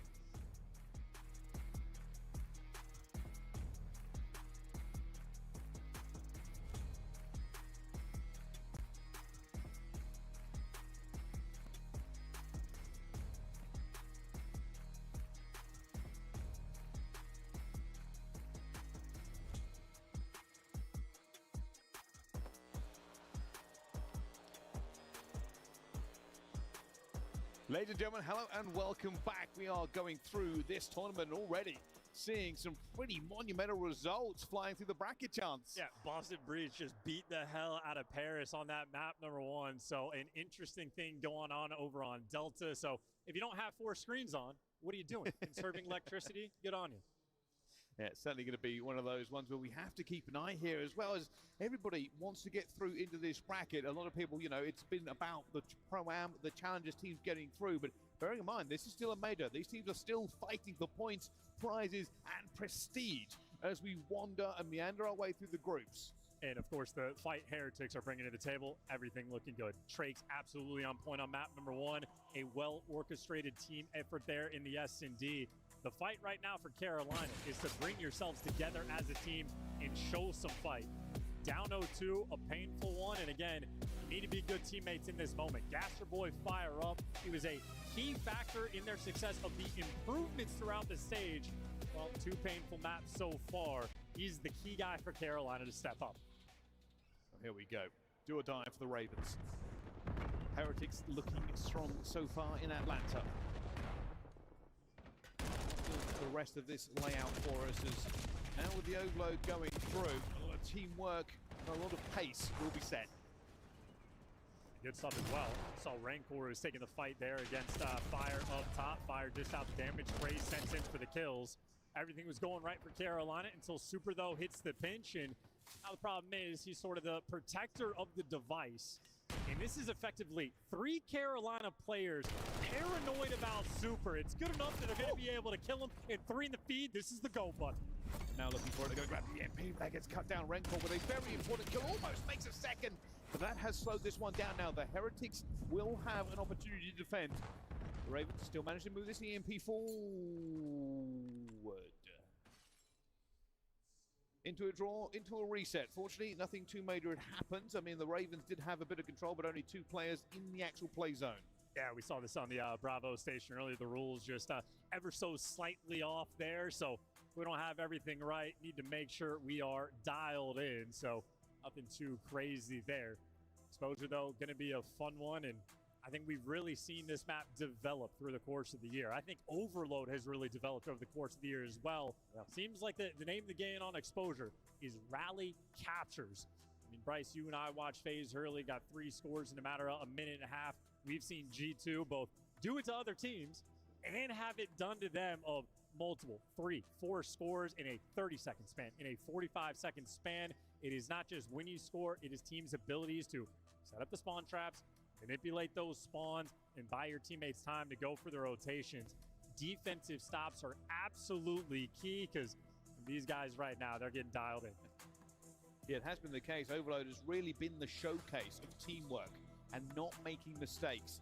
Over and over again, you see gaps develop from these teams on the minimap, but it's the teams that make less, the teams that are able to move that EMP in a coordinated manner that are able to get that score over and over again. For Miami Heretics, they'll be looking to put this one to bed 3-0. For the Ravens, not a bad start for them there before we went to the draw and the reset, but a good start does not equal a good finish.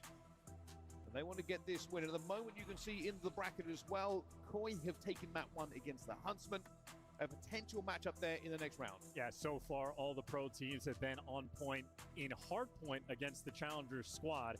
Rock was able to steal an S&D, though, away from FaZe, and currently Notorious and Thieves are tied up 3-3 in their search and destroy as well. So if there's any opportunity to take down one of the pro teams, maybe Cheeky Neslo might be the route to go through. So you can tune into, Bravo or Charlie, any number of action if you want to watch that one wherever they're playing. Might be a spicy one. And this is, we've spoke about this before, right? But one of the things that you should always bear in mind when we talk about the Pro-Am and the teams coming through here is the Challengers does play different. It's normally a little bit more of a slugfest. You get a very high-tempo game from these players. But in the pro teams, those mistakes cannot be made. It's more fundamentals, get those rotations, and then lock them down. We saw it in some of the games earlier on. It's becoming quite apparent for our Challenger teams at this event that they will have to adapt to this level of play. Adaptation is going to be a theme for even the pro teams as well. Carolina's still looking for, just a map win or 2 here in the LAN environment.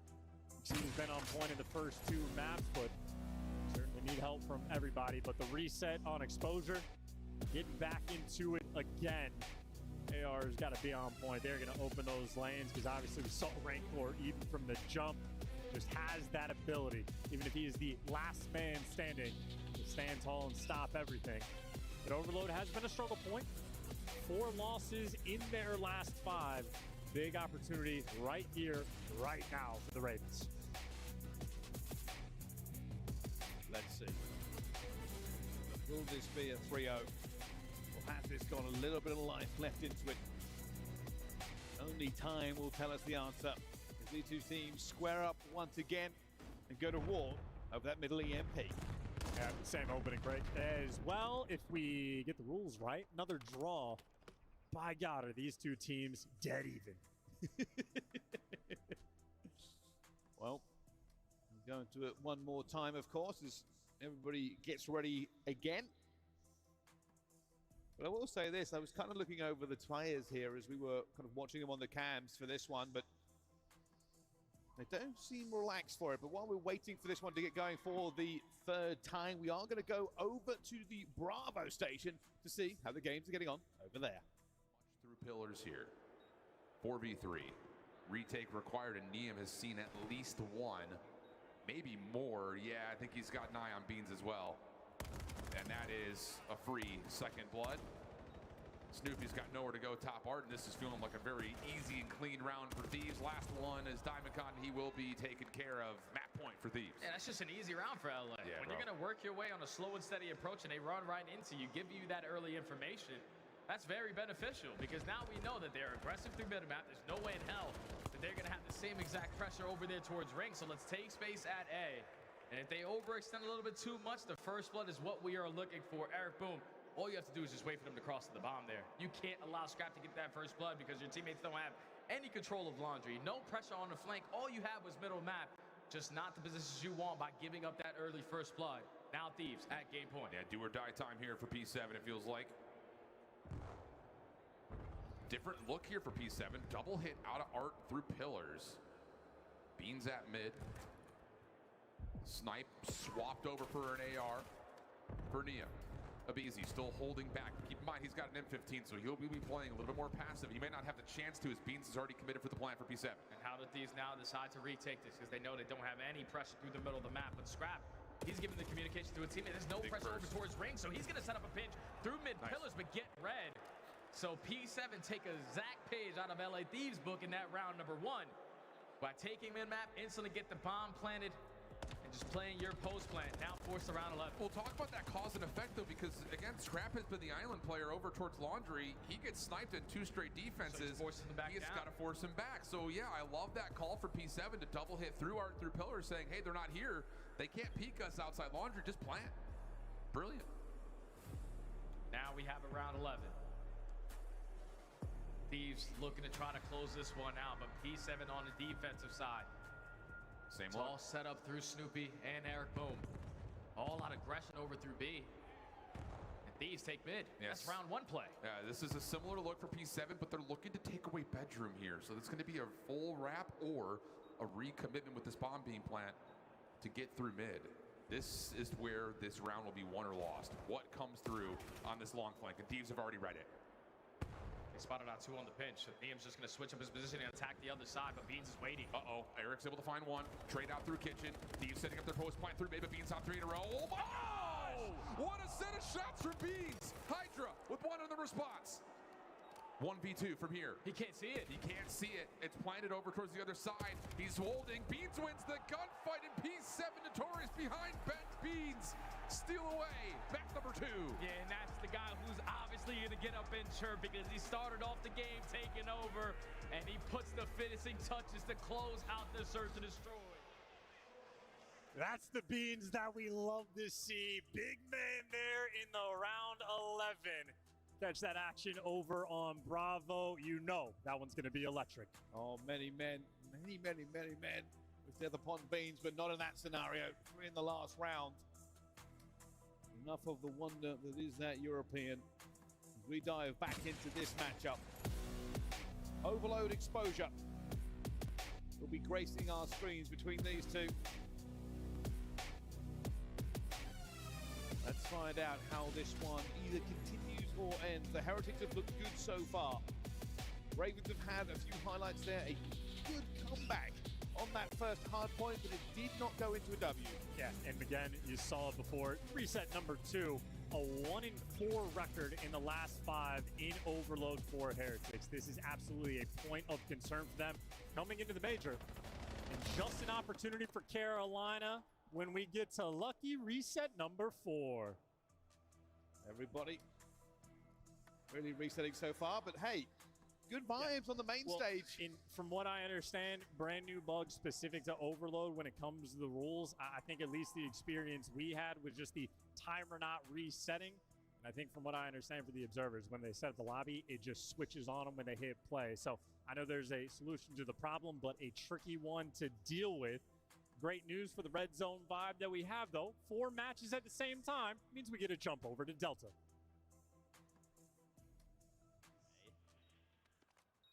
Nice pickup after starting out. Again, a little bit slow, but he's on a streak 3. So let's see what Boston Breach is able to do. They're getting closer. This looked like a brutalization early. Paris goes up 4-1. All of a sudden, Boston Breach let Gentlemates try to change it up on him, and Breach just said, yeah, no thank you. See you later. No, thank you. We're going to keep on moving. And now with Boston Breach on the attacking side of things, Afro 8-5, Purge 7-5. I'm really kind of waiting for Nasty to wake up in this S&D side of things, because once he does, I think it completely can landslide it over towards Boston. Look at Boston going a little 2-2 split here.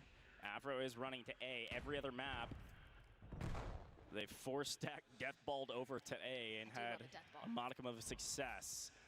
Afro tries to test the limits and not getting any info. Finally, Nasty finds the first trade, but it gets traded out. Afro on the other side. Ghosty finding 1.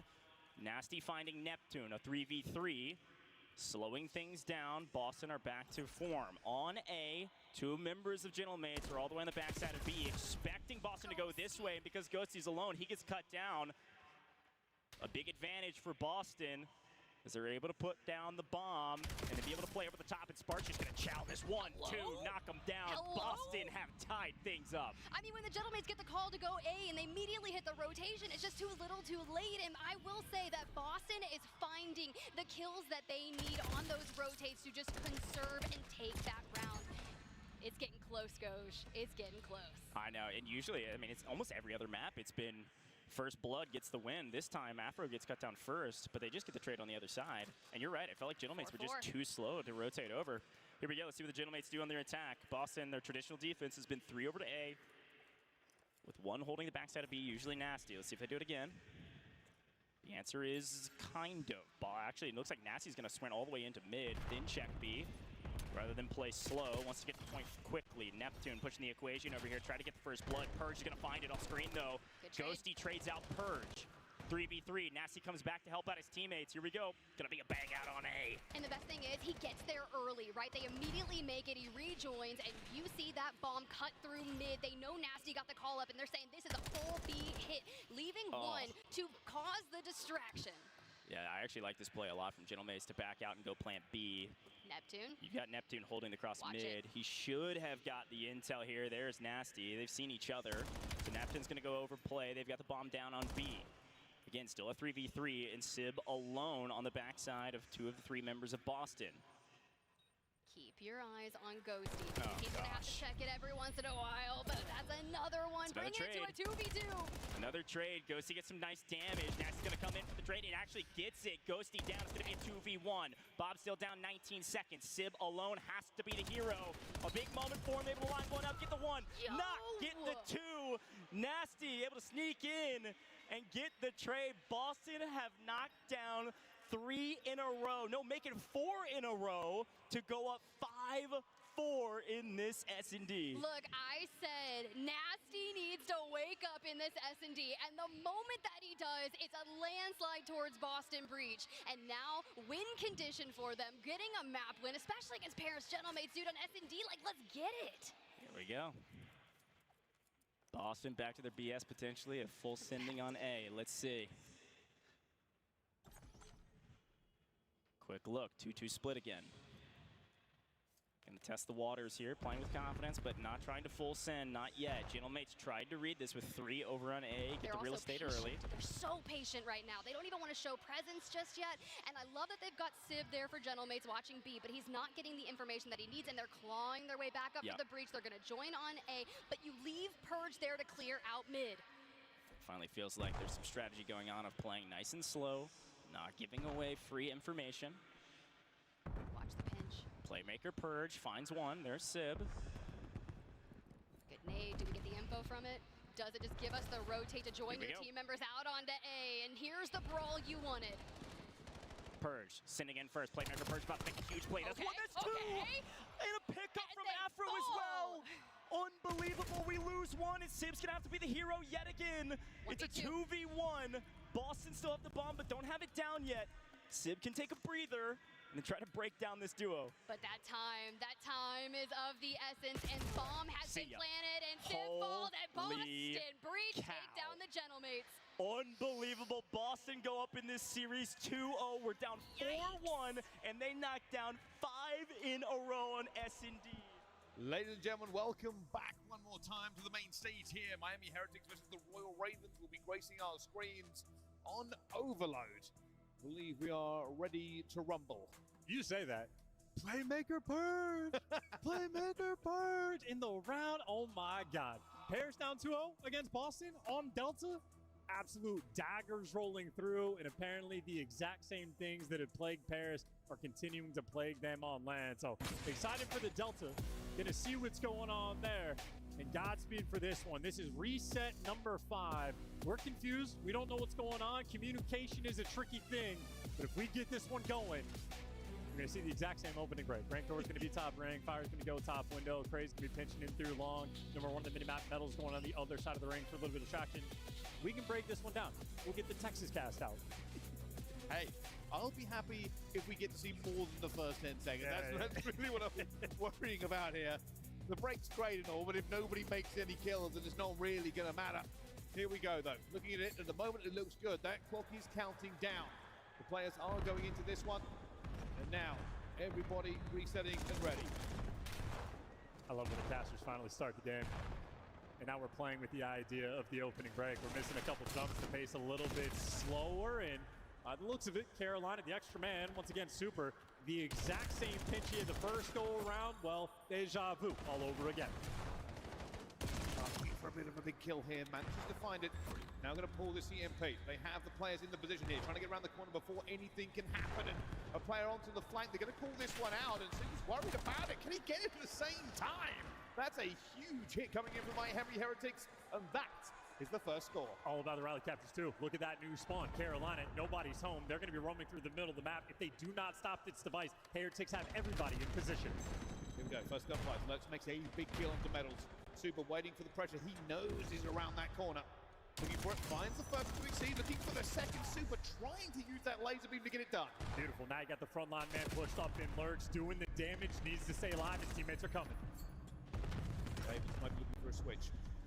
Player position is going to be crazy. Will help them get this one through. Already two going to go down here. Exceed now going to go up top. Looking to go over with a pistol. Grabs it at the same time. Round the corner and in.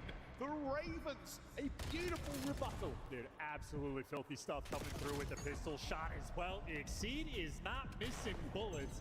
He's got a skewer, which he hopefully does not use. Couldn't quite get the Hellstorm, but nonetheless, that is an instant response. Not going to be any quick rally captures for the moment. We've cleared out our base. We go back to the 50-50 salvo. Now the team's resetting once again. You see on the minimap, it's all about playing good positioning. Metals makes the first kill. That being down low, though, they will have need control here. That's always very important on the side of the low map, but you've got to make the kills to get the moves. EMP potentially in possession now. The Miami Heretics looking to make a move with the player out towards the back.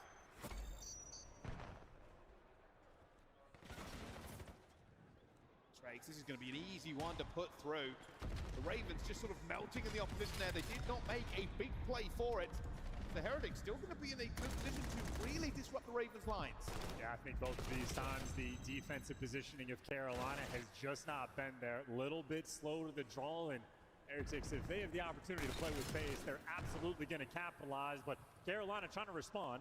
Lurks here for the spawn kills, but his teammates still have to deal with the Heretics players in their spawn. No one can touch the device. Effectively, Lurks, if his teammates don't win the gunfights, he's just in Narnia. It comes down to this kind of play. It's all about those magical moments. Lurks having to come all the way back here to make sure they don't get run out of it. He does backtrack, eventually finds Shrakes. Now moving forward once again, another massive kill here for Lurks. Tempo is being picked up here, but it's a slow pick from Royal Ravens. They're worried about the player in the back spawn here. Lurks has punched a hole the size of a town through the defense, and there is a potential now for a cap. Too many players up top, though. Exceed, you see the stun grenade going to slow him down. He's tattered, tagged up, and taken down. 3 in the feed now from Miami. Not just that, all 4 Super is crawling in their spawn. They have waited for this opportunity. It could have gone against them, but they held out, and that will be another counter cap coming through for them as well. You can see it coming in with a Hellstorm at the same time. Rencor keeping on the back foot. They are still set up chance. They still have an opportunity to end this half right here. Well, huge win from Praise at range. Shrakes, though, still able to get out of dodge. And you're exactly right. This is going to be 4-1 up. Heretics with the perfectly applied pressure always in their spawn. I mean, how quickly they go from a goal line stop. Exceed has that device towards P4. 15 seconds later, it's a Heretic score. Super in your spawn, even giving his teammates the trophies. I mean, that is just exquisite work there from Heretics. Overload has been a bit of a struggle for them as of recent. Well, not right here, not right now. I also want to call out just how good the Hellstorm was. It's sometimes difficult to time Hellstorms. You know the long animation's coming through. You're worried about what's going to happen on the minimap while you go into it. In that case, it just applied even more pressure. It kept the lane clear for them. It allowed them to take the better positions onto the map, and they capitalized massively. Now, for the Royal Ravens, it is a fight back. They will have to do an uphill battle for the rest of this map. Well, we have certainly learned that on this map, no leads are safe. Carolina definitely needs to start getting some of these gunfights flowing, and Shrakes is not going to be the guy to give it to him. Once again, Rancor, last man standing. Can't get this gunfight win. Carolina cleaned house, and they got number 6 setting up for the spawners. Now it's just trying to cut down the numbers before they can do any more here. Super's already found one. Everybody throwing shoulders like it's disco night. Shrakes again just being an absolute menace. high-flying, high-octane gameplay from him as he now looks to get to the back spawn, looking for more kills going through. Everybody being cut down as the Miami Heretics will go for this again. The tempo is on their side.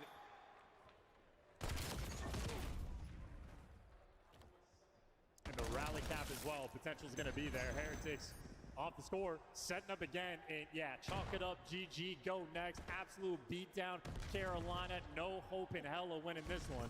I know I said no lead is safe, but right now, Carolina, it feels like they're just playing a different game. They can try and get this one. The Ravens still believe they can fly. Have got players towards the back spawn. This might be a cap here from Exceed. Renkor's going to try and be in a position. Will stop it on the goal line. Oh, he must have been so weak. Renkor sprays, pays, turns and burns. And any hope the Ravens had of making a miraculous comeback dies in the barrel of Renkor.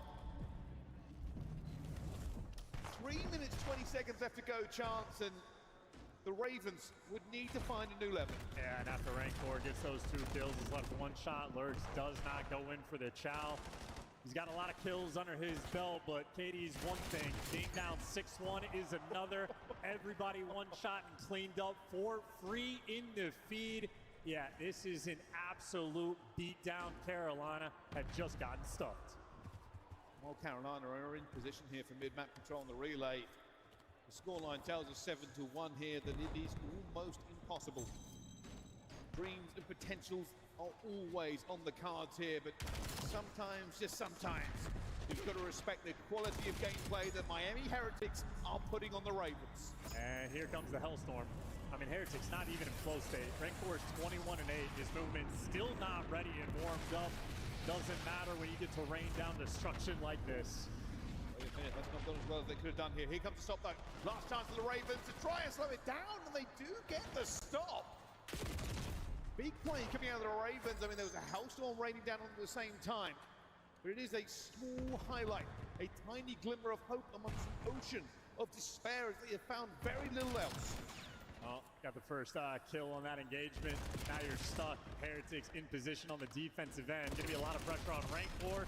You expect him to be able to deliver. Device has to be recollected. It's an awkward moment, and Super has to stop him, and he delivers indeed. 17-9 for him. 1 minute and 45 left to play. And that just means that is 1 minute and 45 of misery for the Ravens. Again, not giving up the fight quite yet. EMP has been reset, and 90 seconds of pain is really all that remains.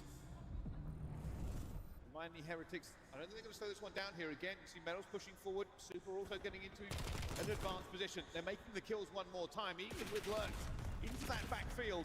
This feels all but inevitable.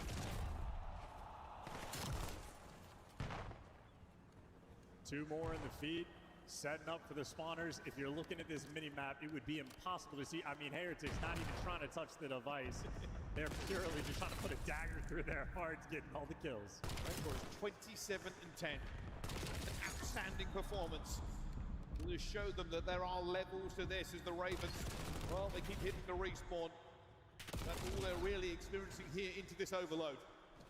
With 45 seconds left to go, this is game. The rest of it is just punishment.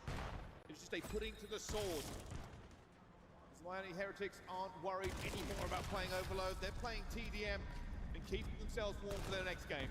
And I just know there's a Thanos sitting out there somewhere with Maze hat on, having himself an absolute delight of a time.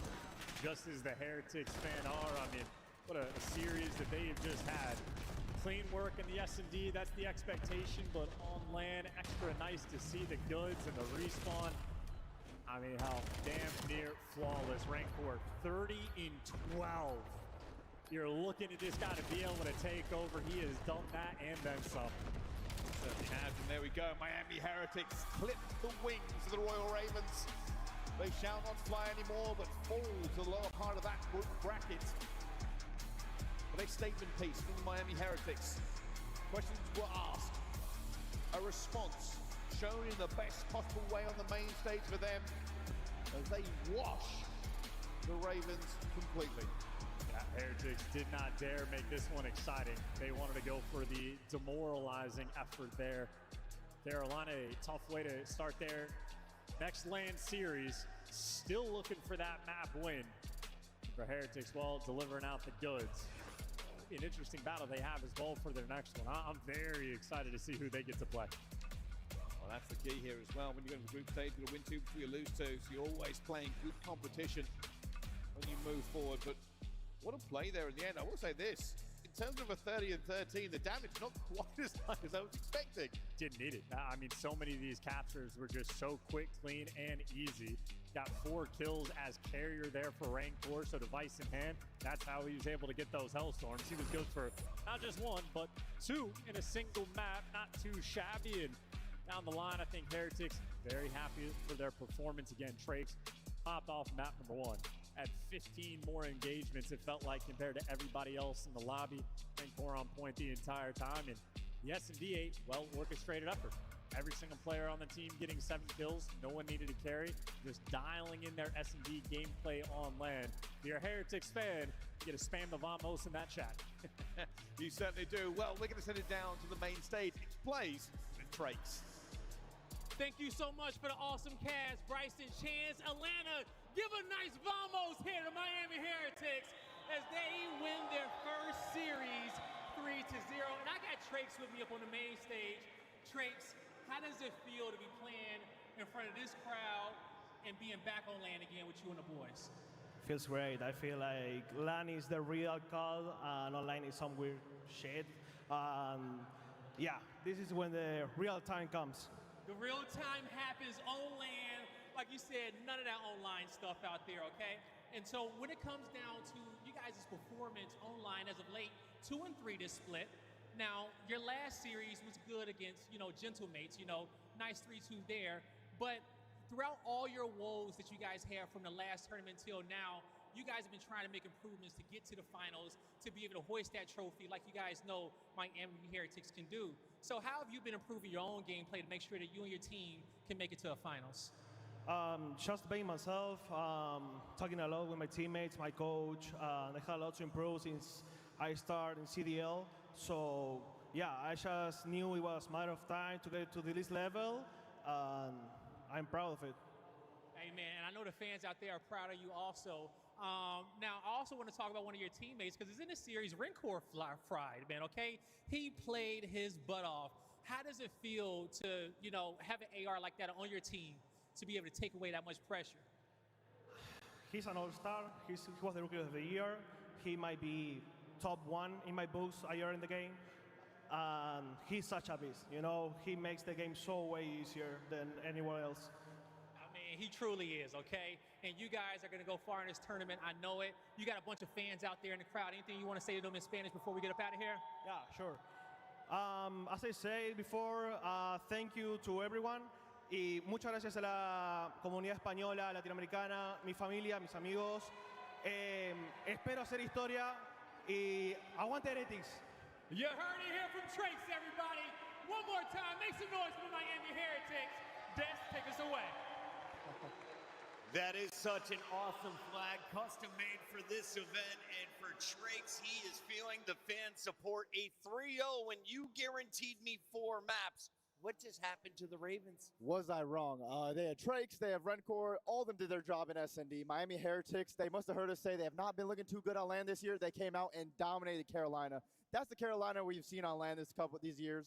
But luckily for them, is a group play. They still get to play more matches. They are not in a loser's bracket just yet. Rosalie, as we take a look at our Scuff play of the game, it is the 7-1 route in Overload. Oh, yeah. When did you start taking pictures and just zone out? Probably when they got 3-1. I think when they got that 2 back-to-back after the answer from the Carolina Royal Ravens, it kind of felt like Exceed was doing everything a little bit by himself.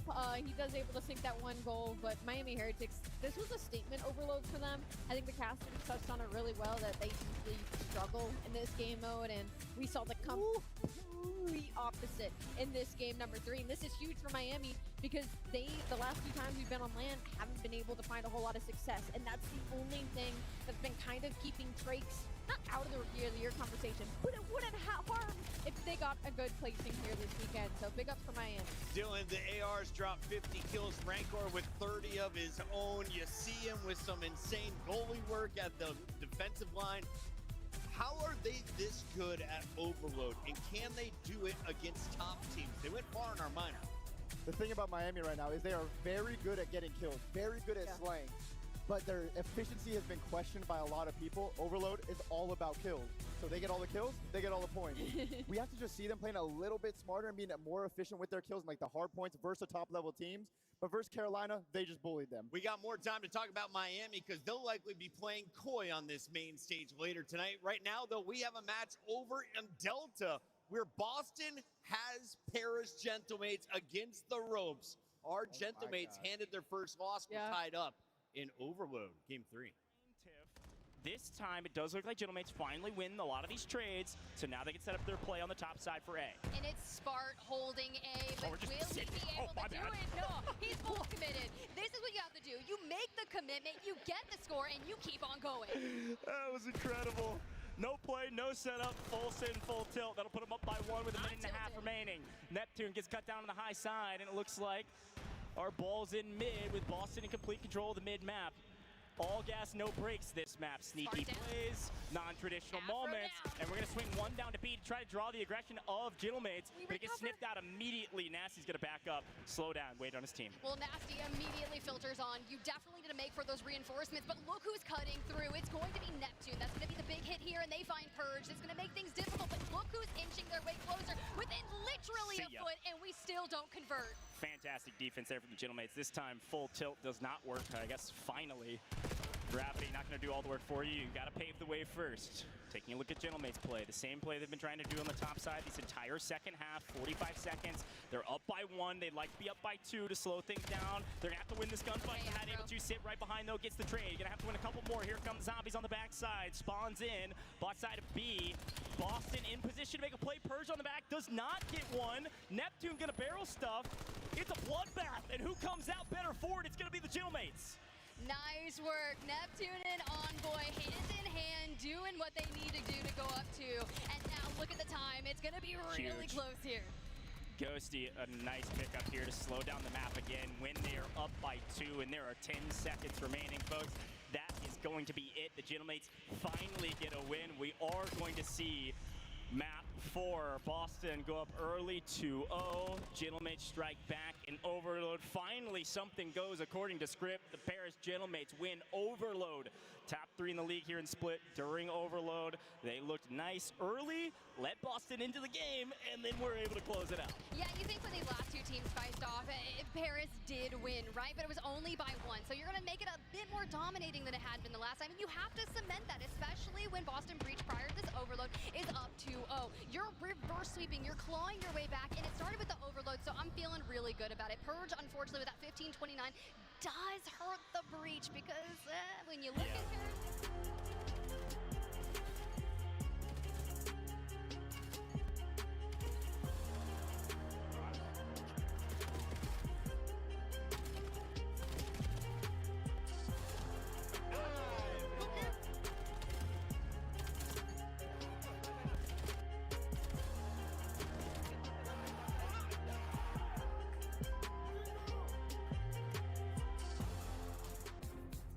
Black Ops 7 returns to the Esports World Cup this summer. Scan the QR code to get your tickets now. Scuff, official controller of the CDL. Monster Energy, the official energy drink of the CDL. Play it, feel it, live it. JLab Gaming. Gear up at jlab.gg. Brought to you by America's Navy and the special operators who work in the shadows. What's up, everybody? We're at DreamHack, and as you already know, we're here for Major 3. All the big dogs in the building. The watch parties have already started, so let's go ahead here and crash the flank real quick and see how they feeling. Yeah! Got the boys here. Gersh, give me some dap, Gersh. Come on now, locked in. I'm doing good. Let me get this headset on real quick. All right, yo, what's good, chat? Man, you smell good. Yo, do I? Yeah. Yo, you know what? I would tell you what it is, but you know, I might have to take you out. I might have to scope you on that one. Now, keep it low key. Y'all can't be smelling like me, all right? Man, Okay, so I got to talk to y'all, man, all right? We are in the building, all right? It's Major 3. How does it feel to be in this venue as we get ready to play? Oh, it's incredible. I mean, the setup looks incredible. The stage looks great. I was meeting with some of the supporters here. We were at the U.S. Navy booth. It was fun, man. It's packed already for a Friday. The matches haven't even started yet. I think we still got like 45 minutes till matches. It's crazy. The energy's high, for sure. The energy is high, man, okay? The highest that we've seen all season as these seats is getting filled up. It's a sold-out venue, and it's the pro-am, okay? We got the AM teams out here ready to make a name for themselves. And Ben, okay, we already know how much of a statistician that you are, okay? We know that you got the insight. Who's going to be one of our AM teams to make it through here to the pro bracket? I think Team Rock has the best chance. They got a pretty good group draw, and they could take care of C9, and then you never know. Playing against X and little Saudi versus Saudi, both those teams like to play with pace. You never know, Blaze. You never know. You never know, man, okay? But hopefully these players know that they got to give it everything in which they got here on this stage this weekend, all right? And we appreciate you guys coming through, as always. I know y'all going to be keeping the hype over here. Everybody, make sure you tell everybody about the flank, okay? Come through, show them some love, all right? We're going to tune in with them later. Chance to retake the lead, and it looks like LA are not fully on chalk and rotate, but they've already got Neum working on rotation. Yeah, but now he's the only one working on rotation. You cleaned up house of everyone that was contesting towards that old time, but thankfully the guy who's thinking about the next play does win an opening gunfight. So now you stall time for Scrap now to be off the rotation, and Thieves still successful to be at P3 huge. Early on. They don't know what side to look at yet, but they're prepared for both angles. I was about to say, they're set up in perfect spots to get the reads and then adjust. Look at the route coming out of Hydra, deciding if he wants to play the pinch or play through tunnel, whichever he needs help with. Beans able to once again connect with the nade, turn that into another 3 in the feed for Beans. Last one to grab is Scrap, and Eric Boom will take care of it. 4 down, P7 back in the lead. But now the Swans again scattered for LA. Don't know if you're going to be able to read the backside of yellow pressure if you are Beans, but all the focus is going to be over towards blue. You see how patient Abizi is playing this. This is the guy that's going to influence the big time play. He blocks those spawns. Now you're flying in for the trade. Abizi looking for kill number 3, able to find it. Thieves get the break. Yeah, look at the route from Hydra. Off spawn, makes sure the back is blocked. You can keep your focus on the front if you're Scrap, who does time 2. Shut away though, P7 still in the lead. Looking at rotation over towards the yellow side of the map. Hydra in some trouble here, able to still find one. Stay alive thanks to the help of Neum. Pinch, is it red over through the backside of Statue? Yes, it is. Abizi shuts down Eric Boom, and Thieves a chance to control space towards the lounge. Yeah, now DC, you got to take your time working on the back. Allow your teammates to show some presence through the front side of Statue, but you're already losing that first gunfight, so continue to slow on down, because you're the guy that's going to break down this play, but it's Scrap on the opposite side, creating so much space through front side Statue, setting up his teammates for the back pressure, and that's all for that. Thieves flawless on their home. I mean, that's an insane life from Scrap. He's him. You get one, you stay alive. Beans takes the late shell, gets shut down, and now Thieves will garner a bit of a lead. 20 points to the good.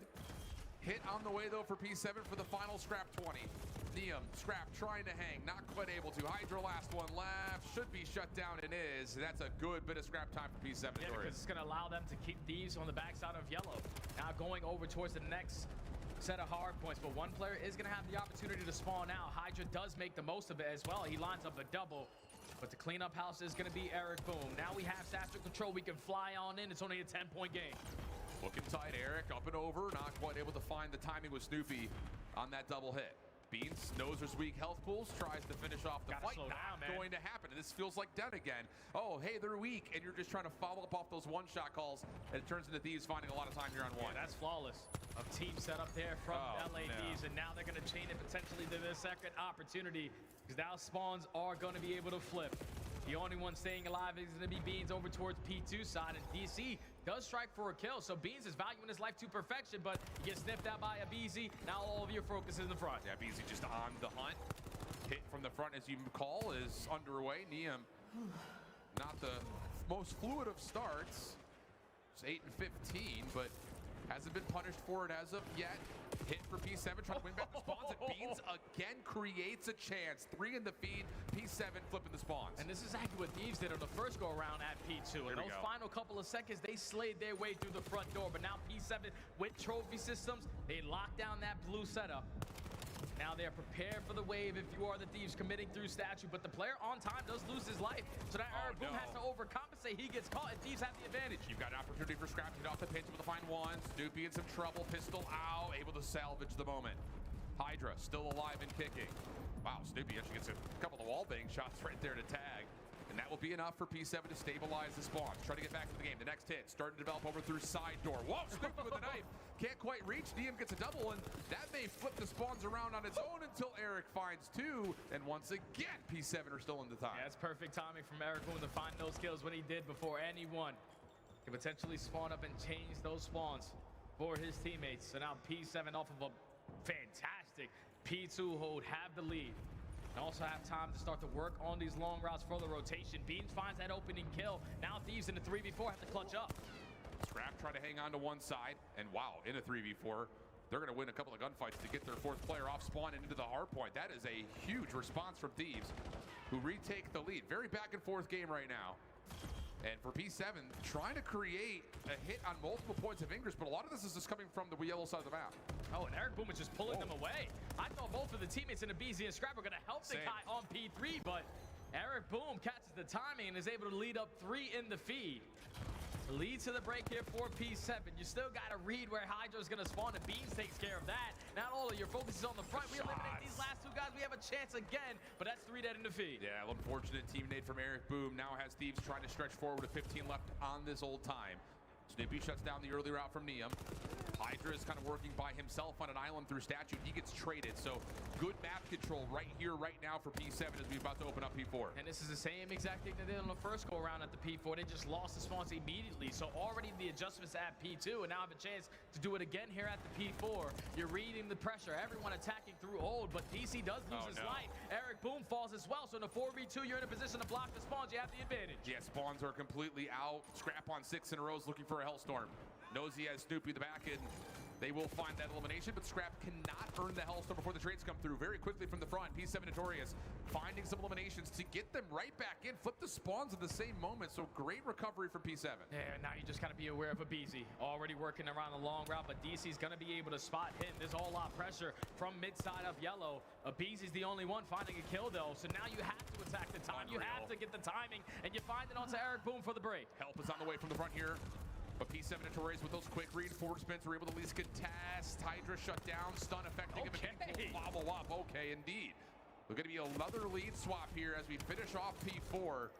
And we've not had more than 20 points in a gap around the scoreboard to this point. We've had a competitive map Colossus. Oh yeah, this has been a back and forth, but this is the ideal situation to be in if you are P7.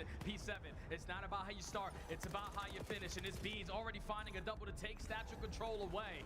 So you have the numbers. Let's fly on in, get a trophy system down. We can soak up as much time. Yeah, Scrap in a little bit of trouble here, waiting for the regen. Hydra, though, over through Statue finds 2, and then the help to get a number 3, and then a final 4th kill on the hard point has Thieves in the time at P1. Hydra trying to create a layer, shut down by Snoopy, but the trade looks like it should surely be there, and it is. Gosh, Scrap just continues to be a problem. P7 Notorious still getting a little bit of time here on 1, but Scrap is shooting 4 in a row. Oh! How about number 5? Hellstorm earned. LA controlling the map over towards 2. Yeah, Scrap still allows his teammates to get the good spawns for that P2. So it was a mixed fest as we got to our 3rd set, but Scrap now has a Hellstorm to work with going forward. It's all about these gunfights though off the rotation. Value your life as much as you possibly can. Force P7 to break through the front. They're going to try to bang this one outright. DiamondCon already there to contest shutdown. Didn't have any help.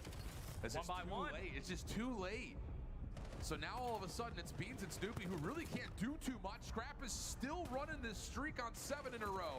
Finally shut down by Snoopy, but where's the help? DiamondCon's held back, and he's going to be traded out. So Thieves will hold this, get over 200 points, and they shut down the spawn play. Yeah, not a single player from P7 decided to work on a route initially for that break. When Eric Boom decides to do it, it already gives the heads up read if you are Thieves coming off the spawn to watch towards the back line. So now you're forcing P7 to continuously try to break through Statue. It's not going to lead to a high success rate, and that's what's allowing Thieves to blow this game wide open, 30 and continuing up. It just feels like Den again. It feels like the exact same story. Just when you need to create a break, some sort of a contest that just cannot get together. Neum able to get over towards tunnel. Scrap helping. Hydra and BZ still playing over the old time. Snoopy would have to go galactic, and he finds one. Neum, this is dirty. Holds the trigger, has help, and is going to channel out DiamondCon. No problems there. 236, 191. Beans in, and he's been the catalyst, but he can only do so much. And And now this is the final push here for P7. You have a long route being hit by Eric Boom, but there needs to be pressure from the front. You losing 5. Yeah, the problem here is even if you get wiped, if you're Thieves, you still have a Hellstorm. So things could potentially still be contested. Do you call it in here if you're Scrap? Yes, you do. Long route being developed by Neum. P7 going to try to run for cover largely through tunnel. aBeZy trying to help out on this route with Neum. Scrap will give you the call on where everyone is. Nothing hits. P7 still alive, but how do you win this from inside tunnel? The pinch is on the way. The Foley's surrounded. Come out with your hands up, and there's aBeZy and Scrap. The game-winning play. Thieves taking it 4.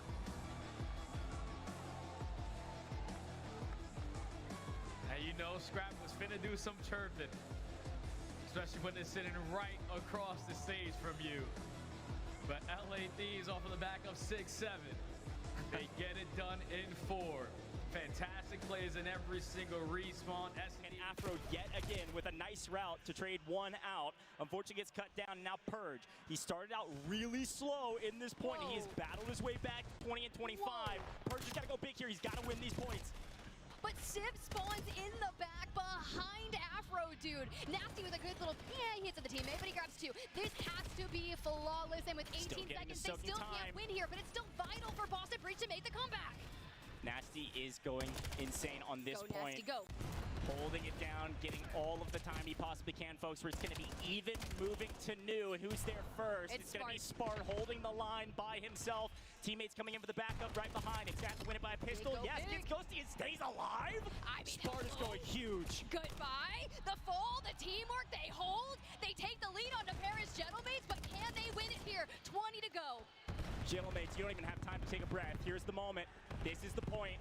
This is the break. Here's the push. Afro's winning it, 30 and 23. Neptune trades, but Spart's still holding the angles. Boston Breach needs 7 seconds. Gentlemates on the point. Nasty finds it with the pistol. They're holding the line with the pistol. Nasty's still alive. Boston Breach are about to do it. Boston Breach beat the Gentlemates.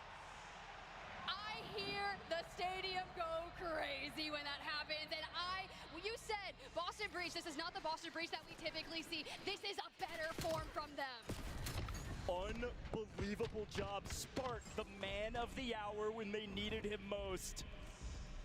Boston Breach beat the Gentlemates round 1, Group C. What is this? What is this like? Holy cow, 27 and 19 Huge. Spart, 31.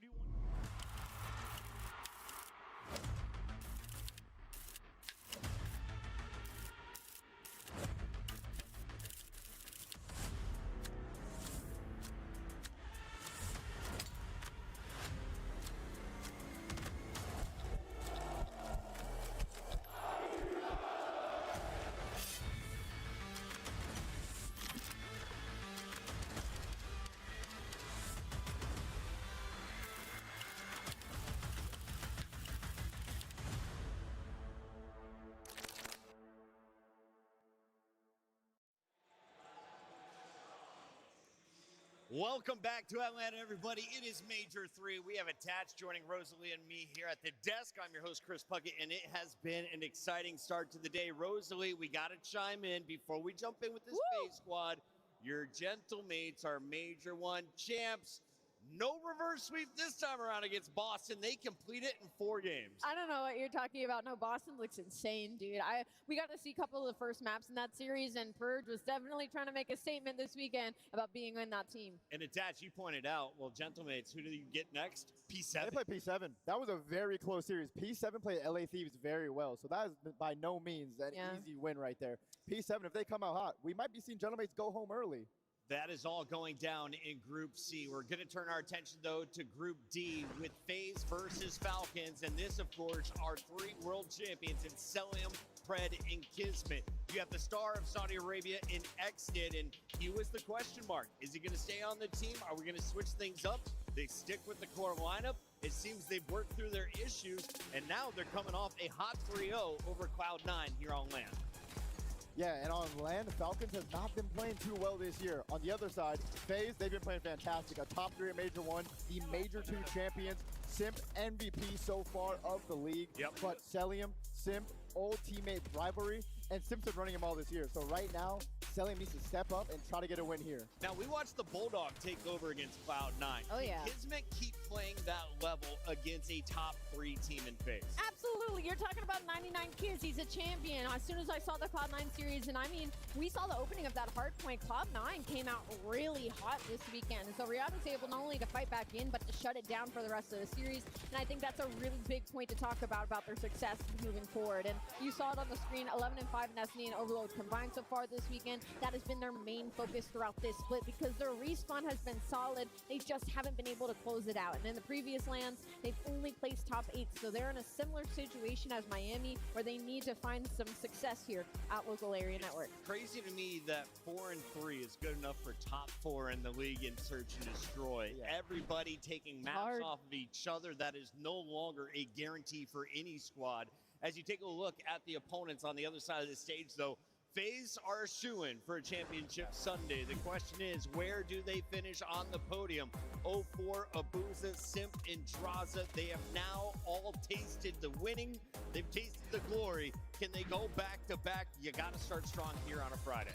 Yeah, I would say I have Optic and FaZe, probably the top 2 teams I would have in Grand Finals. And it's been such a fun story to watch because 0-4 and Abuza, they made the 4 Grand Finals last season, finally got the win this year, and they're looking great. So they're going to keep doing their thing. Simps playing the MVP level, and Draza also levels up on land. Yeah, and kind of going off that storyline, you got Cellium on the other side of the stage, right? Part of that core 3, and Sim so far is 3-1 versus the ex-teammates so far this season, specifically versus Cellium, and they beat Falcons in a Game 5 during their one LAN matchup way back in Major 1. So a little bit of history here. For side Atlanta FaZe, though, I mean, it's death taxes in Atlanta FaZe, Vegas FaZe typically in top 4. So when it comes to LAN, they get better, Chris. I think it's a great point, though, that you called them Atlanta FaZe, because this was their original hometown. They've got a lot of fans cheering them on. FaZe normally always the enemy of the room. Everyone's always going against Draza.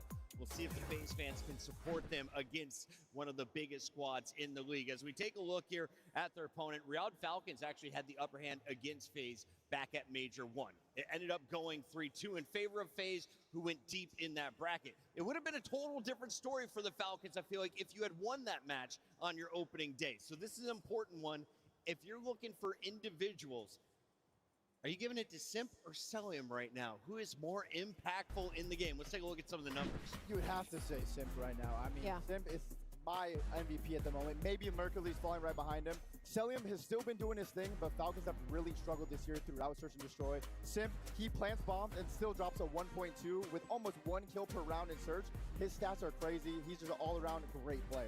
It's just funny because on one side, we used to call kind of like arcadey leaderboard the Cellium index because of how he set the standard over the years. But this year, obviously, it's been different. Teams have been changing, and now it's felt like the Simp one because even when Atlanta FaZe wasn't, Vegas FaZe, I'm really loving the Atlanta FaZe for some reason today. Simp is dragging his teammates sometimes through these series. It feels like he's in a 1v4. It doesn't matter the situation. He's always putting up those crazy numbers. This is number 4 versus number 5 in your seedings. It should be a good match. Let's take a look and find out what maps made it through in your scuff. Maps and modes. Scar and Gridlock are banned, which means Colossus and Sake make it through. And attach your clap in your hands. Yes. Is that a FaZe fan move right there? I don't know. I just love a good Colossus. Falcons are great at this map. FaZe is great at this map. I'm expecting to see 0-4 Twin Blitzen running it down versus Falcons, but it's the same thing. They have 99 kids on the other side of the stage right there.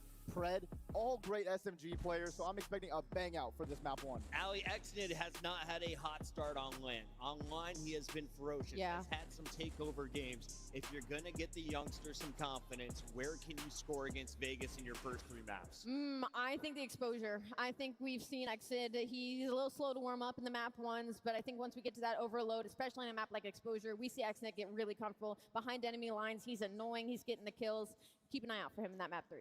They've only played 1 match, but Simp is positive 35 so far for the tournament. It could go the other way. Let's get into some pick'ems and some predictions. First question for you, Attaches. Who drops the most kills in this lobby across the series? Across the series, I mean, I got to give it to Simp the Pimp. He's just too good at this game. He is going to drop, what I say? I think a 97 out of him this series. Who has the worst series? Oh, the worst series. Oh, man. just based off of recent LAN struggles, I have to go Xnid. Okay, so that brings us to our Scuff Pick'ems. Attached, we're not keeping your score despite being 2-0 on the day. Make it 3. FaZe up, man. I'm taking this one. That's valid. I am also going to FaZe up in the building. She is also going FaZe. I want to ride with the Falcons, but it's FaZe. It's a championship Sunday. They will be there. I don't know if I can say the same for the Falcons. We're going 3-1 FaZe in this one. It's time to get the stage started as we send it over to Blaze. All right, Chris, let's set it ablaze, everybody, because it's time to qualify our first squad for the bracket tomorrow. Is it going to be FaZe or Riyadh? It's time to get this one popping. Now, they might not go by Atlanta anymore, but I know they got a lot of fans in this building. So everybody get ready to throw it up for FaZe Vegas. Abuza, Draza, 04 is sent. Get loud for your major 2 champions back in Atlanta, ready to throw down.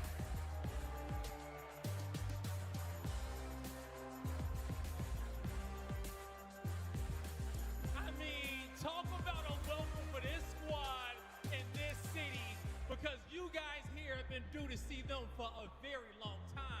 Now, the squad that they got to go up against, they got some history with them. And these boys, they know that they can do anything in which they put their mind to. So get ready to show some love to the Riyadh Falcons.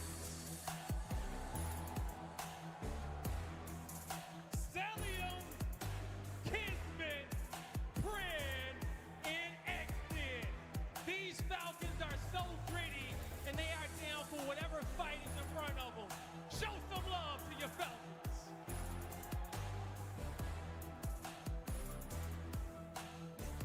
All right, time to figure out who the first squad is going to be in that bracket play. But now I see the fans are out today. One more vibe check. You guys ready to go, Atlanta? Chip Study for the first time today. Let's lock it in. Lock it in, Blaze. Let's get this thing going, my man. I'll tell you what, FaZe looking like a major hitter in terms of the potential of them taking this major and overall position. But for Riyadh, where's your headspace at? Because it feels like it depends on the day what Falcons we're going to get. Yeah, you just never know what Falcons you're going to get, especially like versus anyone other than Vancouver. Facts. But at least for this tournament, they started versus C9. They took care of business versus C9. So that's the biggest thing for me, is that you already got your feet wet at the event. There's no reason why you should not be warmed up going up against FaZe. Indeed the case, but on the other side of things, you heard Attach and the rest of the desk talking about it. Simp is looking like just a whole nother monster right now with the NPC in hand.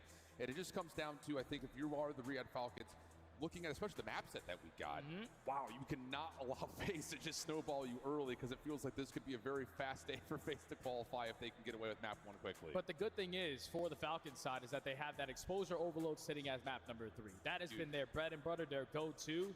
So realistically, what they're trying to do is just go 1-1 getting into that map, because FaZe, without a doubt, have been one of the top teams, especially in Search or Destroy. But their hard point has been a little bit lackluster, and I feel like a lot of the times it's usually, we're always going to say it about their slaying, but sometimes they throw away the fundamentals, and versus situations like Rock where the fundamentals was completely there, that's the FaZe that is truly going to be scary to play against. I think the other part about that is, you talk about the Search and Destroy for FaZe, you got to keep in mind they did lose the Search and Destroy to Rock. Yeah. Who I will say is looking pretty solid in terms of on Den as well, map too, especially on considering the map that they played. But taking a look here again, just where we are, if you're unfamiliar with how this format works, we're win 2 before you lose 2, essentially. So you win this, you find your way into not just the playoff bracket, but you go in as the first seed, which is super crucial, knowing that we very well may have some EWC reminiscence of Pro-Am teams making it through CDL teams. But the big news, kind of looking across the board, obviously I think we're all looking at what just happened between Boston and Paris. That changes the dynamic of that group completely.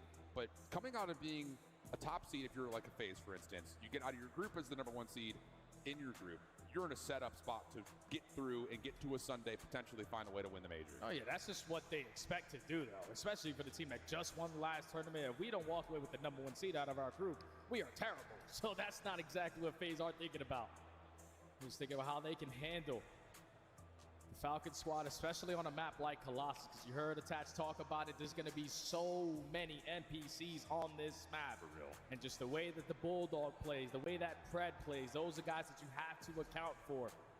So 0-4 and Simp, even though they have done it, they took care of the map major one all the way into game number 5. But Falcons look like a completely different team from then till now. Well, it's, again, here in Atlanta, it's been a while since we've been here, but the last time we were here was back when the CDL was in that city-based kind of event. And yeah, when we were here in Atlanta, wouldn't you know, Atlanta FaZe did win. MVP was Cilium, though. So again, it's just that history, taking a look at how these teams have played up against each other in the past. I also saw a small rise in Root from Methods, who was MVP in the year that they were able to win. So the Scump and Optic Watch boys getting a vibe going. But let's just take a look at this head-to-head matchup. We talk about Simp a lot. Yeah. I would say the unlocked potential, though, for FaZe has come by way of 0-4. He's had a great stage at this point. Oh, 0-4 is back on his MVP stuff. Just straight blitzing folks. It doesn't matter what kind of situation he puts himself in. He is roaring with confidence. So on a map like Colossus, where that guy is not afraid to take space, not afraid to shy away from a Chow, he's going to be a difference maker alongside this guy. Because Abuza, everybody at the beginning of the season was like, oh, FaZe are going to have all right, the fundamentals in the back of the pocket. But he's sitting at 1.2 on the season. Like, that guy has been undeniable as the main AR. And it's just always so funny because it feels like we get to a moment where someone needs to step up, and Abuza's always that guy. Always. So let's take a look here. We got an upper qualifier in this group. The Riyadh Falcons taking on FaZe Vegas. Colossus Hardpoint. Let's get it on. You can already see FaZe have early control of Statue, so it's going to be very difficult for Falcons to even get themselves in towards the P1 because there's so much space already being taken from FaZe. They are dominating the map presence. Looking good to start. Riyadh trying to re-clear some of the space. Draza going to step up over towards the P4 side of the map, but okay, good little response here from the Falcons. They get Statue mostly in their control, and they're ranking for some early time here on 1. Yeah, and this is why 0-4 is MVP level. Just valuing his life, knowing his teammates are not going to be in the play, and then you strike for 2. Now the reinforcements are going to be here. FaZe find the break very quickly on the P1, and they have still able to keep the spawns for the P2 as well. That's just another one of those moments that I will say, like, 0-4 has unlocked this FaZe team. His ability to finesse, create a play out of nowhere. It shows itself very early on. Heading over towards P2, though, Falcons with the control of the spawns and the numbers over the time will get them right back into a position to control the lead. And for FaZe spawning all the way over towards yellow, it's just about creating routes. Yeah, and this is where FaZe can sort of struggle a little bit and how they set up their break attempt. It's already the long route is being shut down. Now you're left to just go 1 by 1, and that has been a flawless first whole attempt there for the Falcons. And look at Exodus, just creating so much space on the opposite side of the map, just drawing the intention and allowing his teammates to be crystal clear over on the time. And this is awesome because you get Kismet trying to reestablish that forward layer, but he's shut down. Now all of a sudden pressure in from the front. But unfortunate, Team Stun comes out, takes Simp out of the picture, and Riyadh will block spawns, lock down the hard point, and now look at rotation with 20 on the clock. Yeah, now FaZe forcing their hand. Think about that rotation over towards New. The AR's not having the best start. Combined 2 and 13. It's not what you want to do if you are FaZe in this situation, but at least you're able to stabilize off the rotation. You're going to be set up nice and early. The Falcons, off of the time still remaining at 0, they can work on some of these long routes. Yeah, this double hit around the back may not be fully read by Abuza. He's able to see one, but ooh. How he do that? I don't know how he do that. Don't want to do that again, though, tell you what. So Pred takes himself out of the picture. Kismet's the only one to find a kill. Celium provides, though, with a little bit of pressure through tunnel, but Draza follows that up nicely. And FaZe still in control through the first 20. Yeah, it's because Pred naded himself right off the rim, so you instantly lose the trade facts. And that allows FaZe to shut down that first wave. Now, here comes the second, and all of the Falcons trying to commit over through yellow. Abuza and Draza already lining up the kill feed, and this is where you start to be the aggressors, start to control the map because FaZe are right back in the game. Now, the other thing about the gassing up 0-4 right now is so measured, and how he makes those little bump out plays and frees up some big plays like that, and then even further, taking away the space. Unbelievable moment right now for FaZe early, who will reclaim the lead. Simp in the back. Oh, what a step on the exit. 4 in a row now for Simp. P4 in control for FaZe. And I love how FaZe is still pressuring this whole time. They know that they have the black spawn secured for that next HP. So let's just continue to push them back, create extra space. So now set up our teammates for free at the next time because Simp, I'm pretty sure, is close to earning himself a Hellstone, but he is going to fall. So now FaZe fully set up. All you have to do is focus on the front because not a single player for the Falcons is in and out. Yeah, Kid's been able to get one up top for more, but 0-4 right there to fill the gaps. And again, it's a staggered moment. Riyadh have to wait for all 4 to come up and try to find some way to break. And even as they do, Cell will drop. It's just they can't get anything set up. FaZe, so much pressure across the map. 0-4 trying to pick up the long route, but may have missed the window. Exnid working around the back. This could lead to a chance here for Falcons to break the last 20. Yeah, Exnid just needs his teammates to strike for some kills through the front. Now Exnid is going to make his impact be felt, but he only finds one. So you give up those back spawns, you lose them, you don't hard block them. This is going to be a full 60 hold from FaZe to blow the game wide open. Yeah, and that's just such a huge, momentous early moment coming through, but for FaZe, now about double the points. We'll take a listen in with the JLab listen in with the FaZe Vegas comps. I help him left. Two left, guys. I help left. They're ready. One more. Two shots. Nice job. Hard block. I'm not blocking. They might spot. He left on me. Three back yellow. Side door, they hit there. 2v4, I think. 2v4. Two credit. There's two there credit. Give me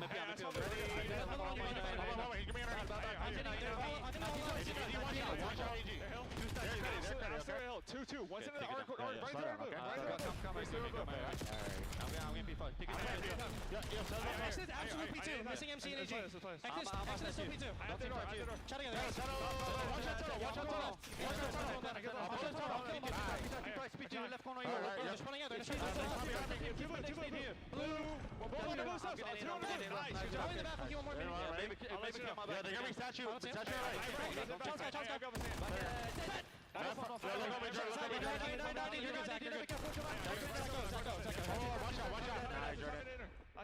don't see him.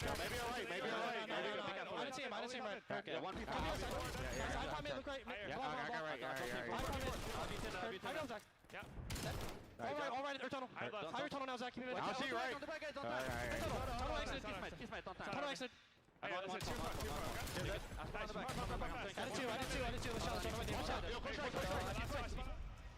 That's one of those moments, Jay, we're going to walk away and classify as FaZe is doing too much, too well.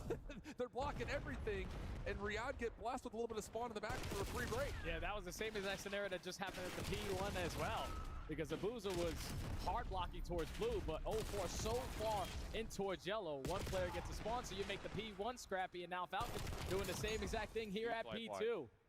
Only going to be a 45-point difference now off the rotation over towards P3, but 0-4 finds the biggest gunfight off the roto. It's going to allow his teammates to be set up with numbers. It's one of those moments you're just killing a little bit too well. So now all of a sudden, can Riyadh find a way to get into P3 early? Trophy system deleted. Long route being developed by Pred, but the hit in the front starting to come to life. Back to the first one forward. Pred just trying to keep some distraction alive, and that will work out. 2 in a row for him. Over the top of the time. Extend back to the pistol. Not going to find the win versus Abuza. And we'll kind of get established corners here as FaZe trying to break in from the blue side of the map. Yeah, the map flips, but it's still FaZe in the time. So now how do Falcons decide to break from yellow this go around? Because they already found the opening kill. So you put yourself in advantage. You got to continue to flood, though, because now Kismet, he's able to find one. Drazah is effective on the trade, but still the numbers in favor of Falcons. We need to chow this. And they're still just holding. Kismet 3 in a row. Help from Celium gives the numbers back to Falcons, who continue to just win the last gunfights they need to get more time. Rotation now underway for FaZe. Big win from Drazah. Keeps that statue route available. And it leaves Extid kind of on an island by himself. He doesn't have a trophy system here, so he is in some trouble. No help from Celium as he drops. But from behind, Extid snaps for 2. And help over through P1 comes by way of Kismet, who finds the full 4-man feed. Man, thankfully, Extid pops that double because Kismet hits a route and spawns Pred all the way across the map. If Extid loses that fight, then all the Falcons are not going to be in the backside of this P4. But thankfully, the young gun makes it happen. So now FaZe trying to break through the front. That is just way too easy. Right through the front door, Drazah whips out an NPC, all for that, back spawn secured. That can't be that easy if you are FaZe. Just a complete miss right there by the Riyadh Falcons. We'll take a listen into their comps, though, with JLab Gaming listed in with Riyadh. Two hole. Nice, 2, 1 hole. Nice. Oh my god! Go. Yeah, I'm blocking blue. All yellow. Hit ult. Careful. Watch out. Two more. You heard? Show me. We can do this so easily. Abuza on P1. He won one statue, okay? He's gonna test spot. It looks like he can test spot. Naden, you can test spot. I'm trying to play for I don't see the guy. Oh, flanking shit off. Nice, good job. I got another one. I'm going time. Go. Last guy sim. He's on their door. Sim. Okay, let's get still blue. Blue. Yeah, I'm hitting it. I hear. I got time. Get top. Nice. Everyone hold. Make this blue. Let's go underneath us. It's 04. It's 04. It's 04. Let's got blue somewhere. It's 04, guys. I'm looking for. Yeah, bitch.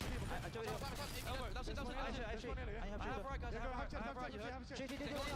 Go on tunnel, maybe. One shot.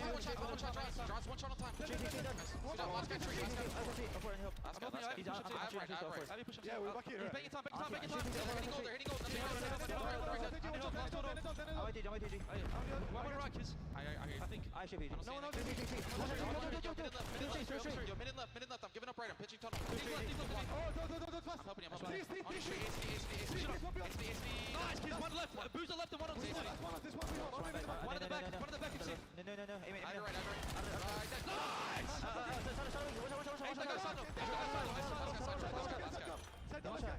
Big kills. Sado, left right, get from guys. One behind.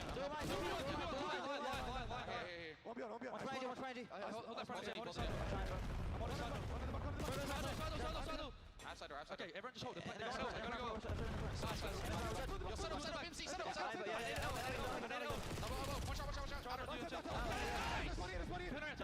Big 20. Calm. Nice, good.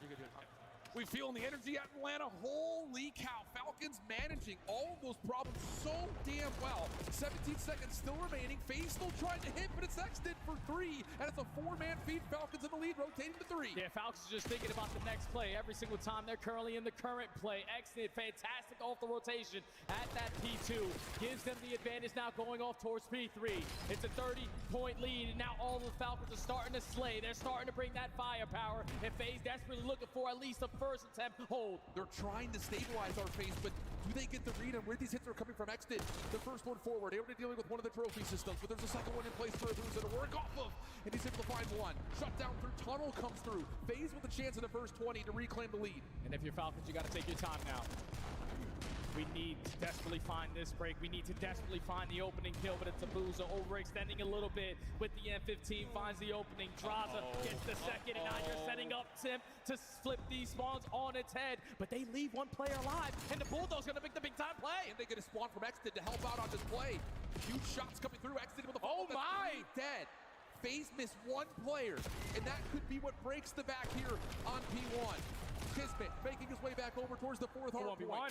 Riyadh still in position to win for these spawns. So 4 wins the first gunfight. Does he get more? No. Falcons will have spawns leading over to the fourth hill. And now FaZe got to work on this long route. You don't want to commit everybody through the front side, so it's going to be Abuza taking his time at an opening frag there from Kismet, and they shut him down. Last one from FaZe through the front door. Forrest just trying to wiggle his way forward. He's able to get a little bit of isolation. Draza trying to follow with a double, not going to happen. 245 to 222. The speed goes the way of Falcons. One more chance. Does anyone get here in time? Doesn't look like it. Kismet will hold, and Falcons take back one. What a third set of hard points from the Falcons. They were able to manage at the ending of that second rotation P4 to lose the spawns. That would have put them in a very scary situation, but then when you have to evaluate what we need to do to make P1 scrappy and to make P2 scrappy, and that's all of the stats you control. They dominated, controlling the spawns, controlling where they were finding those kills, and forcing FaZe to be uncomfortable by flooding through the front door. You heard it in the listening. Everyone was firing on all cylinders with their communication, and the energy was at an all-time high. Falcons believed that they could complete the comeback, and they do it to perfection to take map 1. 2 moments, really 3, but 2 big moments in that map. The first is FaZe overslaying, give up spawns accidentally behind P2.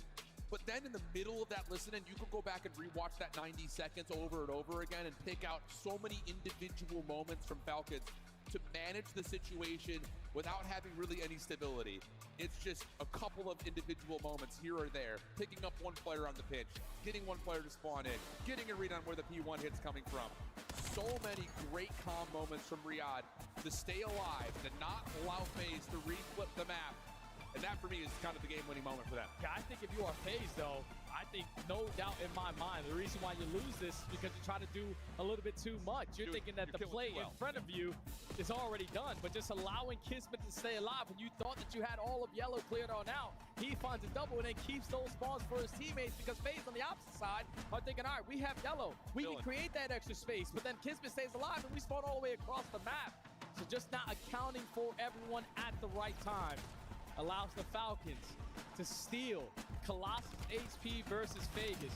I know that they love to play this map, but just the way that it was going in the pop-off moment from 0-4, especially early into that game, you were probably thinking, all right, FaZe again, way too many kills, this should be theirs. But the fundamentals were always in the back of the minds, especially from the Bulldog. 250 to 222. It doesn't get any closer than that. No, and it really is. It's that second set of hills for the side of Riyadh, especially getting that success from 4 to 2, going through to the third set, where all of that action that we're talking about really occurs. But wow, if that's a setup for what this series is going to look like, let's get the Den Surge immediately, because wow, we need that. And this is a map that you were able to see FaZe already play today, man. Yeah. They lost it versus Rock in a 6-3 fashion. They struggled in those first blood fights. A lot of the rounds, they were in a man down. And with the Falcons' recent form in Search and Destroy, man, they figured it out a little bit, man. Allowing Exton to run that sniper, not go out there and give up his life for free, has completely changed the dynamic in the playbook of Riyadh and S&D. It'll be interesting to see if they can find a way to use that emphasis on a map like that, for instance. It just doesn't feel like they have as many problems in trying to create identities because the way the map works. I mean, when we saw them on Raid, that's where we're just like, bro, what are we doing? Get Gizmo with the sniper and selling him with a sniper in other rounds. Give it to Exnid.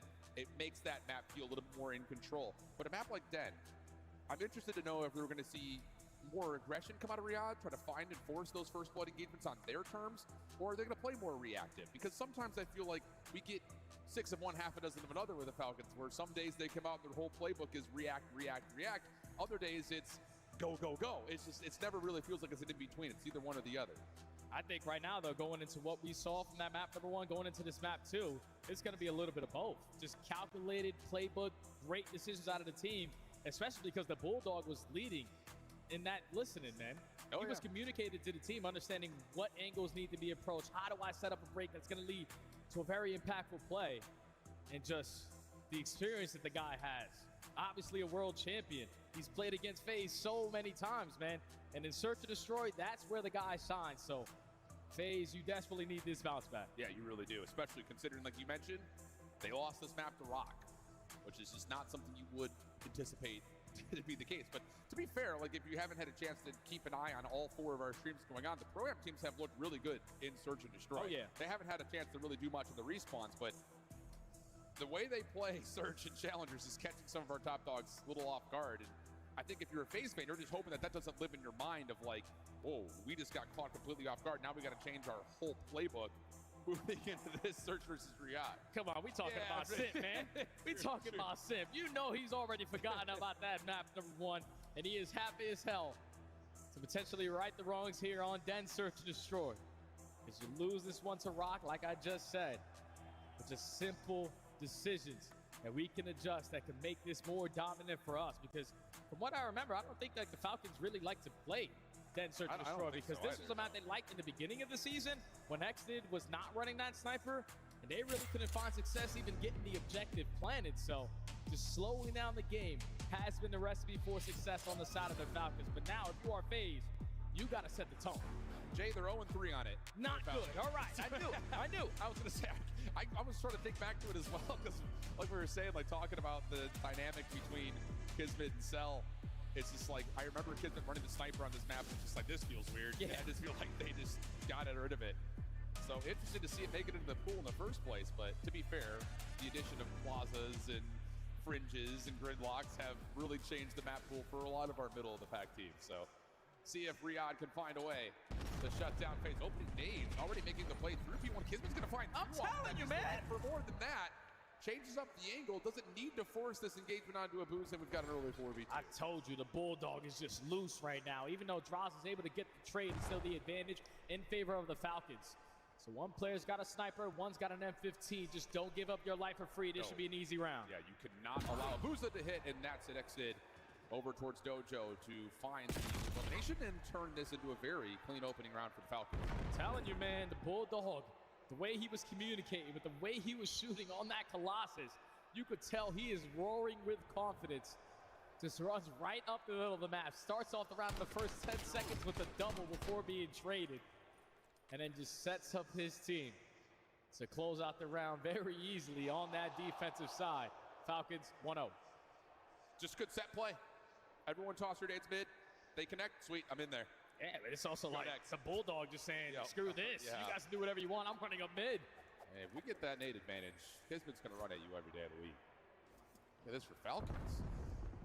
4-man play over towards the rooftops. Exnit trying to scope through the windows. Not going to see much here as the defense for FaZe have already kind of gotten information that no one got in. Draza will get the read at 2 players on the outer roofs. And FaZe defensively are set up, ready to contest.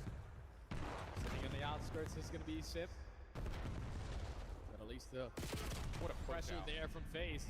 Forces the back down from Falcons, but they still keep that space, and that allows Fred to get the first blood. That's huge. If Sim finds that first blood, this rotation for the Falcons becomes so hard to manage. But now all of a sudden, FaZe kind of have to worry about both sites at the same time. They don't see any commitment towards A, so the defense will rotate back to Dojo, and they will be in a spot to at least play this 2v3 out towards B. Just trying to gather some information at this B site. Already have killed the noise and forcing some doubt into the mind of the Vegas players, but Bomb is not going to be planted at B.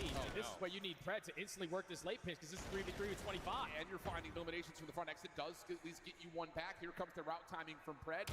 Freebie slips away. Up and over, almost finds the Booza, but instead we reset to now the 1v1.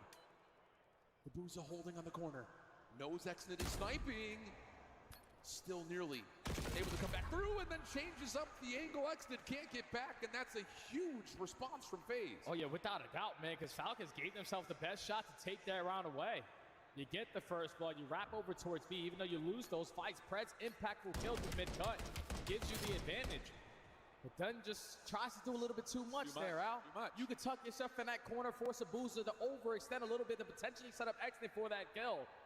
But once he dies, you know your teammate only has a sniper pistol. The advantage was heavily in favor of Abuza, and he gets the clutch to tie the game. Yeah, it's just really, it breaks down on that, not waiting for Pred to come back through mid. But good call defensively for FaZe to rotate away from A, put themselves in the position to contest, and now once again, Nades up the top, but 0-4 does get the immediate trade inner rooftop, so we'll go 3v3 early. Now what do Falcons decide to do off that information that they already gained? Are you going to push through, or are you going to wrap back? His FaZe have now retracted to work up the middle of the map, and it's Exnit holding down the angle. Finds one, Cellium finds kill number 2, and now it's Simp left in a 1v3. Yeah, I think Cell actually gets a little bit of info on that P1 cross. That allows Exnit to hold the hard scope on a safe angle towards the back patio. And things work out pretty fluidly for Falcons. 2 really good defensive rounds in a row. And it's again Kismet just single-handedly doing that to FaZe. First round, he takes the map away. This time we're going over towards rooftops. Just him finding that first blood with the frag, and with the pressure that he had on that side of the map, that forces FaZe to think that there's more players over towards rooftops, so you get caught off the rotation. And that allows Falcons to capitalize. 2 defenses secured by them. Up by 1 again. So far, all defense. But first blood battle has been dominated by Riyadh. They found first bloods in all 3 rounds. Exit looking to scope over towards A. No contest this round from FaZe. Cell playing his life backside mid couches. Going to give up that space and just wait to play the post point 4v4. And Exnit is able to find a kill as well. I'm telling you, this guy with the snipe is hitting some shots. Yeah. First blood again to the Falcons. Now in the man down, trying to break through small room. If you are FaZe, gee, good luck. Yeah, you don't love this look. You're going to try to outweigh Exnit. Misses the first shot. Has to try to keep his life as he has home nearby. Pistol shots out. Kismet follows onto one of his own. Pred now behind the play. Perfect. And all that is because Exnit hits that first snipe. It forces FaZe to make a tough choice. Yeah, they have to commit everybody through plat. There's just more players on the side of Falcons still alive, set up with the crossfires. You're consistently giving up these first blood. This was the issue versus Rock. Yeah. On the same exact map. That's 4 straight for the Falcons. Now they have a 2-round lead. And I don't even know what you do right now if your FaZe coming into Slow the the game round. down. You have to. But how can you when Kismet's running at you, finding nades that are landing? Like, you're just giving up so much space on both sides of the bomb. It just feels like you're putting yourself already like 5 out of the 6 feet under. You're just constantly playing off the back foot. You need to be able to stop the bleeding. You need players like 0-4 and Simp to start getting active, to start making those big-time plays. So Now we're going to commit everyone over towards the B side, but look at the spot from Pred. The smoke grenade is going to get invested in. From mid-cut, he's going to be able to strike, potentially for more than one, but he sets up Exit for the trade, 1v3. So flippin' good. Man. So good. And initially, you look at the first trophy that gets down, it deletes 2 nades, and you're like, okay, this is how FaZe respond. You just don't get tagged up by early nades, but it's that immediate follow-up from Falcons to not just get Pred forward, but you have someone cutting through mid-map, and Exit commits with a pistol. It's just, you want to fight, we'll fight. Telling you, they are playing with the utmost confidence, man, and they are prepared for everything that FaZe is throwing at them. FaZe are usually one of those teams in Search and Destroy who are fantastic in the mid-round adjustments, but it looks like what they're calling in the first 5 seconds is what they're fully committing on. And Falcons are ready and waiting every single time. 3 rounds in a row, now a 3-round lead. I'm sitting here like, dude, no way. Like, we haven't played this map in like 2 months if you're the Falcons, and I'm sitting here wondering why. First blood again goes to Riyadh. They have been perfect in every single round at getting an early 4v3. Look at this response here, though. Through inner, Exit with the read. Oh, shot. Now a 4v2. Pinch on the way. Draws a shot down as Pred finds a freebie. Unbelievable. Oh, yeah, we might have to go next map, man. Exit ain't missing shots. FaZe is just running right into them. You're giving up a first blood every single round. And now in a 3v4, you're desperately trying to make up for it, but Falcons know who they're going up against. Selima played against these guys or alongside these guys for quite some time. So understanding the play style, ready and waiting for them to make the second mistake. And that's 4 rounds in a row. Falcons at game point. I'm so mind blown by this right now. How do you even come close to putting together a response if you're FaZe? It's 2 and 12 between 0-4 and Simp combined. And once more, Kismet's going to be freed up to play over towards inner rooftops. Accent swaps off the scope for an extra sub. And he's already looking to just respond to anything through mid, and he could quick wrap over to B if he feels that the defense is in trouble there. Yeah, you know that FaZe are not going to take any risks now. Why would you? Because you can't afford mistakes at this point of the game, so Abuz is going to take space in the little lap. Catch the angle onto Pred for finally the first blood here for FaZe.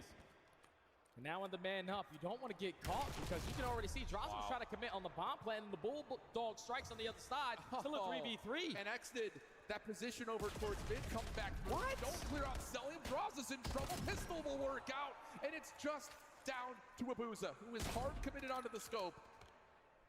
Gets a chance, but comes up short. And now you know bomb is down. This is a freebie. This is Falcons going to be up 2-0. Yeah, unless we're getting World Star by the snipe, there's no way in hell we should lose this because there's only 25 seconds left, and we already know where Abuza is. Here we go, 1v2. Abuza's got to make something insane happen. Pistol out. Now back to the scope. Sees one in the corner. It's Kismet who just throws a tight shoulder, and then no chance. Oh my goodness. 6-1. Riyadh are up 2-0 against FaZe. And I don't think I've seen Zuma say more than 2 words. He's mind blown. You gotta be stunned, man. From a Falcons squad who looked mediocre all throughout stage 3 qualifiers. You put them on land, they have finally been able to find some success. But they just whooped them like they stole something right there, Al. That wasn't even close. Oh my gosh. And it just feels like one of those days where like Riyadh's coming out and they are on their form. And it's just when they play like this, when you're getting the connection out of Exit, not just with the scope, but keep in mind, he was a catalyst in that opening Colossus as well. Everyone just feels like they're clicking, and it's working as a full 4-man group. And now you're all of a sudden holding Simp and 0-4 to 2 and 14. You only gave up 1 first blood. It was all teamwork versus no teamwork on the opposite side. And the reason why you didn't have any teamwork of your FaZe is because you gave up a majority of the first blood throughout that entire map.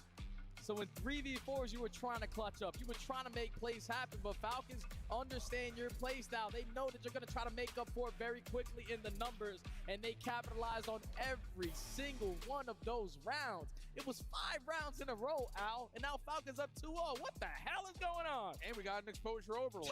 At one point in time, at Major 2 in the qualifiers, we're sitting here like outside Optic, Riyadh is looking like the best overlay team in the game, and it was mostly because of what was going on in exposure. But we've got a lot of action going on right now.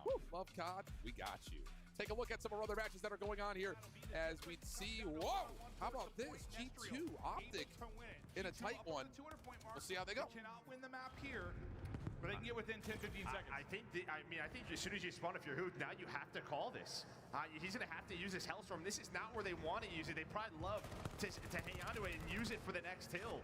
But it feels like desperation time. But no, they're still going to hold it. I mean, G2 cannot win here, but the pressure is going to be on Optic. That must just be why they're not. They're going to hold it. They can't win it here. They're going to have to go big on the next rotation.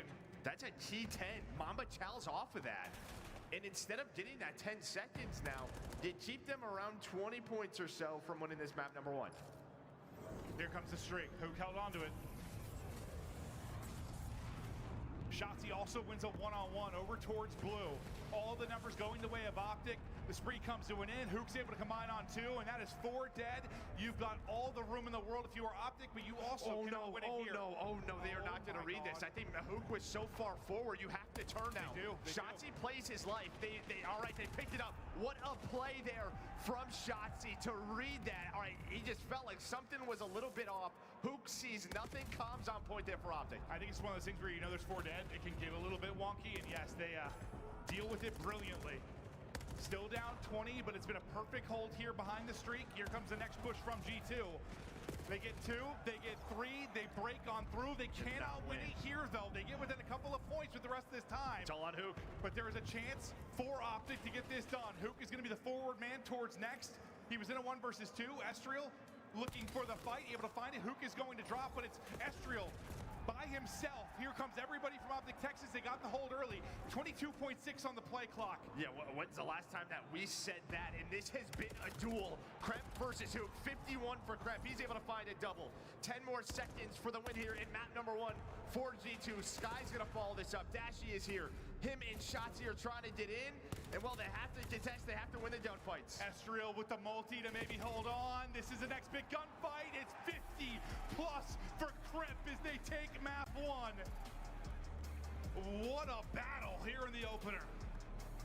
I mean, this is what Scar has been throughout the year. I mean, to potentially win it here on P1, but it's going to get real mixy real quick. This is a hill that they've been dominating. It's one that should be scrappy, but Omid has got so much time off of P1, and they could win it here if they just hold it down. You mentioned Denza, he gets the kill needed.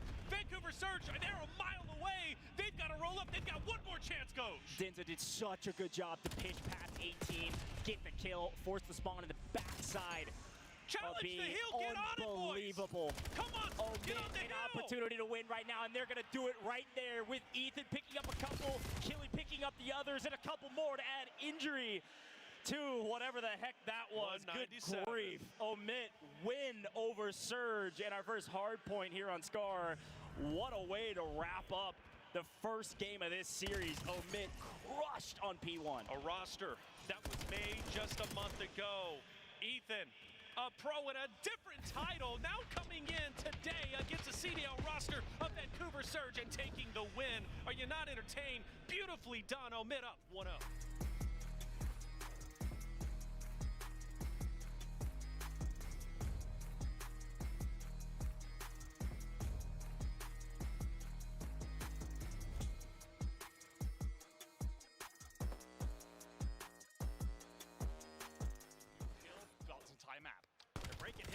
The only problem is there's only 10 seconds left on the hill that they're breaking.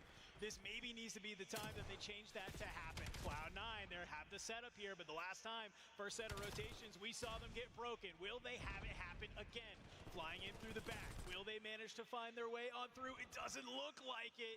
You're not going to let the same mistakes happen again. Hyde up top will get found. The close spawns are coming in from Rock as they're starting to flood this hill. But Cloud9, they're going to go wide. They're going to try and catch these players off the spawn. You can let this entire hill go if you want because you have the lead already. Rotate already set up for new if you need to have it happen. Rock, they'll clear it on out. They're holding it, but the spawns are still so close. Cloud9, they're bashing into the front. Yeah, applying plenty of pressure here and already sending bodies over towards P1. Rock are going to win these gunfights. You've got to get bodies pushed out. We're going to see some sort of rotation come through. You will have the numbers advantage. Another unusual spawn for Oak is here. There's no blocking coming through. And Rixel isn't going to read that shot in the back. So Dom now trying to get him through the backside, finds at least two to open things up, but Cloud9 in control yet again. Encourage a huge two-piece that's there. They get out of here on the P1, and they have the setup to make it happen already.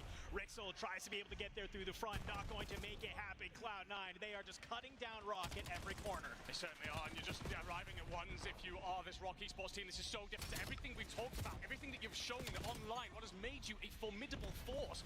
Cloud9 just 27 points away from closing this one out, have P1 and have so much positional advantage. It's one last wave of kills. You're getting the spawns, but you're still so far away. Hyde, he wants to be able to try and call game here. In line is encouraged, 25 and 17.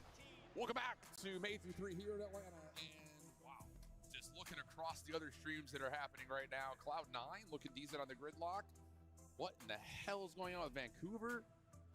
Woof. And Riyadh's 2 up here. Yeah, Challenger teams are now winning the Respawn versus some pro teams. But Riyadh Falcons are up 2-0 versus the team that just hosted the trophy at the last event. But you can never count FaZe out of a series, especially when you're able to do the little things right. In this game, most specifically, Abuza leading everyone on the entire season with 49 goals, Scrap second up at 44. The guy slays and he OBJs. Yeah. He's just way too much. And I mean, if you're Abuza, you're sitting here watching 04 and Simp run forward. You're like, I'll take the no problem, boys. With more of a Belgian accent than that. Exposure overload, though, doesn't really create a great narrative overall in terms of FaZe getting back into the series, because Riyadh has been so good at this map mode combo, and it's been their workhorse in overload overall. So definitely feels like this could lead to a Falcons potential 3-0. But we'll see how things go. And there's your records at the top. 11-3 for Riyadh, but 9-3 for FaZe, who have put a lot of work on this map at the same point. Yeah, and the answer for FaZe immediately on this map is match the slaying or outslay Falcons on exposure, because they are one of the teams that can just allow the SMGs to get lost and cause so many problems behind enemy lines, with FaZe already doing the dirty work. They dominate in map control, but you leave the EMP carrier by himself, and now Kismet is going to be able to pop 3 and shut you down completely. Well, Simp does fight back. Allows an opportunity for the respawns for FaZe to get back into the middle of the map. Nice shots coming through for Simp, looking to put pressure over towards A. Here come the Falcons on the defense. Can they get there in time, though, to stop the EMP? So far, yes, Simp one last left, and he will drop. Riyadh holds defensively. And now turning defense into immediate offense. You got to sniff out the last guy in 04. Now that's all 4 players accounted for. We can start to move forward, but which direction do we want to go? It looks like we're going to commit over through B. Lead blocker is going to turn into Exnid, but no one's so impressed with that. FaZe are going to be ready to stop. Yeah, FaZe looking to re-push this out. Exnid, lots of damage, but no kills. Cellium follows up for one trade through the middle of the map, and look at the surrounding presence from FaZe. Cell would have to turn and deal with the Madraza finds too. Now off to the races, and if he wins the pistol fight, maybe a chance to score, but Exnid shuts it down, and the EMP will be dropped over towards the old fourth hard point. Yeah, realistically, off of 4 dead, I know Droz is thinking that, all right, I can potentially get this score for free, but now you give up the EMP. You allow Falcons to now control the game. Got to execute some of these routes, find the kills, and that's already 3 dead in the feed. Exnid having such a great map number 3. If he would have found that kill, that could potentially lead to a score. But Falcons now can move out of their spawn. Yeah, FaZe able to spawn up over towards the B side of the map here will really put some resistance into Riyadh's offensive attack. Hello. Or it's caught in the corner. Pred now on to 3 in a row. And Falcons are still showing EMP presence towards the top side of the map. Now finally, behind Exnid, trying to take more of the map away. Yeah, you got to finesse a little bit. And now you're going to leave Kismet as the leading blocker on that opposite side. If you found that kill, you're definitely going to win that rotation. But Sid wins that one-on-one. Now you're forcing the play right through the middle of the map. Exnid turns to your lead blocker, but your EMP carrier can't get out of the building. So still no score. May still lead to a chance here, though, because you've got help starting to come in by Kismet. He wins one gunfight. Exnid still playing behind the generators. He wins this gunfight, maybe a chance, but 04 gets a double from the front. Fred last one left, just trying to win this outright, but FaZe will grab, reset, and we got 2:15 in the half. Yeah, they're just going to get on out. Fred's on 4 in a row. Trying to lock down this side of the map for his team. He already knows the EP is on the rotation towards low dirt, but the big kill that you're looking for is the opening. Fred finds it first. Now you're forcing FaZe to slow down over towards low dirt because you don't want to take a bad risk. Yeah, Exnid's actually on the hunt. Oh, Exnid's going to take down 2. So now you look to Kismet and Pred behind the play. Cellium also following up. You just got to find this last member in Simp. That kill is huge. Big what win. a snap from Pred. 7 in a row. Over the top. Damage into 04, but shut down doesn't make a difference. Cell has grabbed and scored. Riyadh on the board first. And now if you are Exton, the only player in a position to play defense at the new objective, you unfortunately do not need to die there, but you give up your life. Thankfully, your teammates are still slaying behind enemy lines, so FaZe aren't as comfortable to just grab this and go. Because you still have Kismet alive, and he's still making big plays. Unbelievable.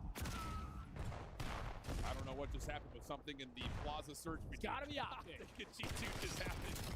Fred, another good life out of him, trying to cook up an A, not gonna work out. FaZe, trying to control the space around Tank. EMP resets right in front of them.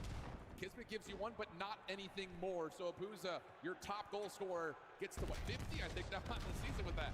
56 for Abuza. Always thinking about how I can get it in to the goal line. He's able to tie the game, but now you are quickly trying to reinforce back over to the new reset because Falcons grab it, and they're already out of here. All of FaZe are going to be sitting around that mid-map, or at least trying to wrap back to their spawn, and this is going to set up Fred. Looking good for it. Fred around the back, able to clear off the platform. Still need to find two players, and Fred finds another. Just leaving it down to Abuza. He's left alone, and he will. He's able to find the win. Exton, Celium trying to clear the field. They able to get it, score again. 30 seconds before the half. Riyadh's up 1. Falcons are just so fast on the map right now. Just forcing FaZe to be on the back foot, to always be on defense. Now with 20 seconds left, we have to take time to clear out our spawn. Thankfully, Sip does it very quickly onto Fred. So you're going to retrieve the EMP, try to force your way over towards A, but we still don't have everyone accounted for. Kismet finds one, and now we slow down again. 04 playing just in front of the EMP. Exton pushing out, finding himself one. 04 will grab, shut down. That's going to be enough time for Riyadh to grab and extend this first half. What can Exton do behind the play? He's been found out. Still able to create one. Oh my! Exton! It's just down to 04. He can't stop the cross, and it's a third score for the Falcons in the half. It's just too much on exposure, man. You keep on leaving players alive, and every single one of their SMGs has playmaking ability. Kismet, all it took was one kill. He eventually gets traded, but then you set up Exton to be behind enemy lines as the lead blocker. And FaZe knew he was in that position, but too much trust in your teammates, thinking that they're going to get that kill. Let me just turn around and focus on the EMP carrier. No, Exton makes you pay for it. He finds 3, and now Falcons up by 2 going into the half. 19 and 11. He's having. Whoa. Exton getting lost on the map. What a story from where he started his CDL career last year. And now he's got a 1v1 with Abuza. AR in hand. Opening taggers there. Careful. On 4 in a row. But this opening breakoff has been evenly exchanged, and Exton still finding a way to create plays with help nearby. Yeah, Boozer just stuck on the pregame. Exton is already out, and he's still on 5 in a row. EMP in the back pocket for Falcons. You quickly take the trade onto Abuza, and you have so much space cleared out at A. All you have to do is commit forward, but Pred is just going to slow it down. Allow Falcons to dictate what the next play is going to be. Yeah, they spawn up at the top towards B, so now you've got an opportunity to get some forward blockers on the top side of the map. Trying to recover his 04, holding his Kismet. Fred showing force on this rotation for the wins. Maybe not convincing enough yet for the Falcons. Pinch on the way from behind. 3 dead. Shut down though, hold on a second. Kismet, whoa, shots on Abuza. Fred forcing it, and he's able to find the win and the score. 4-1 Falcons. Man, they are just controlling the game. FaZe have no breathing room, man. This has got to be so annoying to play against, because when you get 3, we're just not locating that last guy. And that's allowing Falcons to just continuously always have pressure on the map. Now dominating the EMP control again, and Exton behind enemy lines again. Finds 2, finds 3, looking for kill number 4. That's all 4 dead. It should lead to immediate score. Unbelievable. The EMP is down. Exton is just on a rampage, and now he's trying to cover a little bit more ground to the middle map. They're not in play.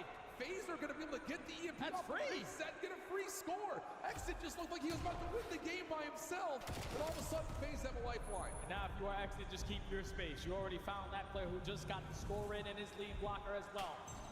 You can still control the map. Up by 2 with 3 minutes left to go. Your main focus is just slaying, not allow FaZe to be comfortable. But 04 now starting to warm up. Still plenty of time here for FaZe. But can they stop Exton? A double-double for him. Braza behind the play at mid.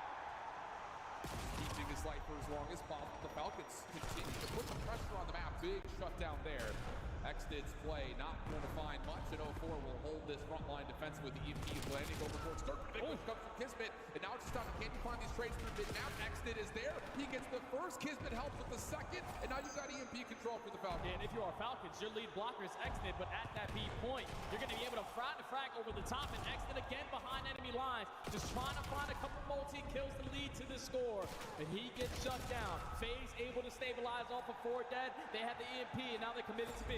All 4 players for FaZe pushing over towards Panthers. And Falcons are not fully here. Kismet gets taken down. There's no one else here defensively.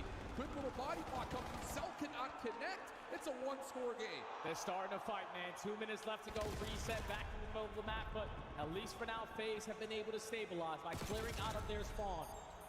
So control the EMP is the name of the game now if you are the Falcons, because they're also lighting up the kill feed. Pred trying to be the lead blocker over towards A side, but you also got Kismet alongside him. EMP off the rotation. Simp, you need to stop him. Simp is able to. Finding another one will be the big one, and he will at least get enough damage from 04 to find the trade.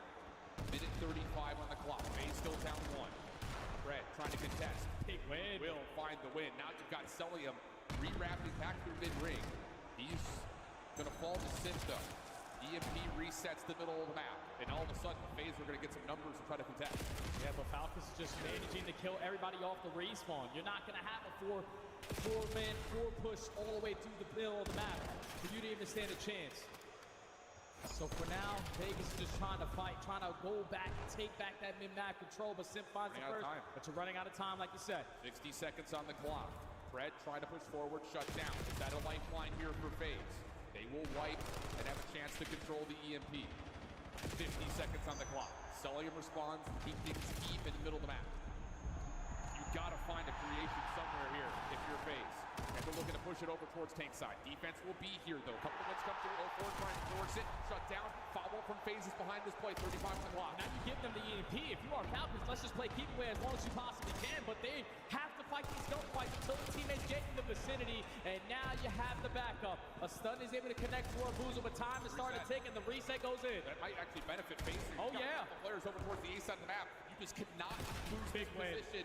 And Xdid once again comes up. Big Pred follows up. 13 seconds. FaZe in control of the EMP.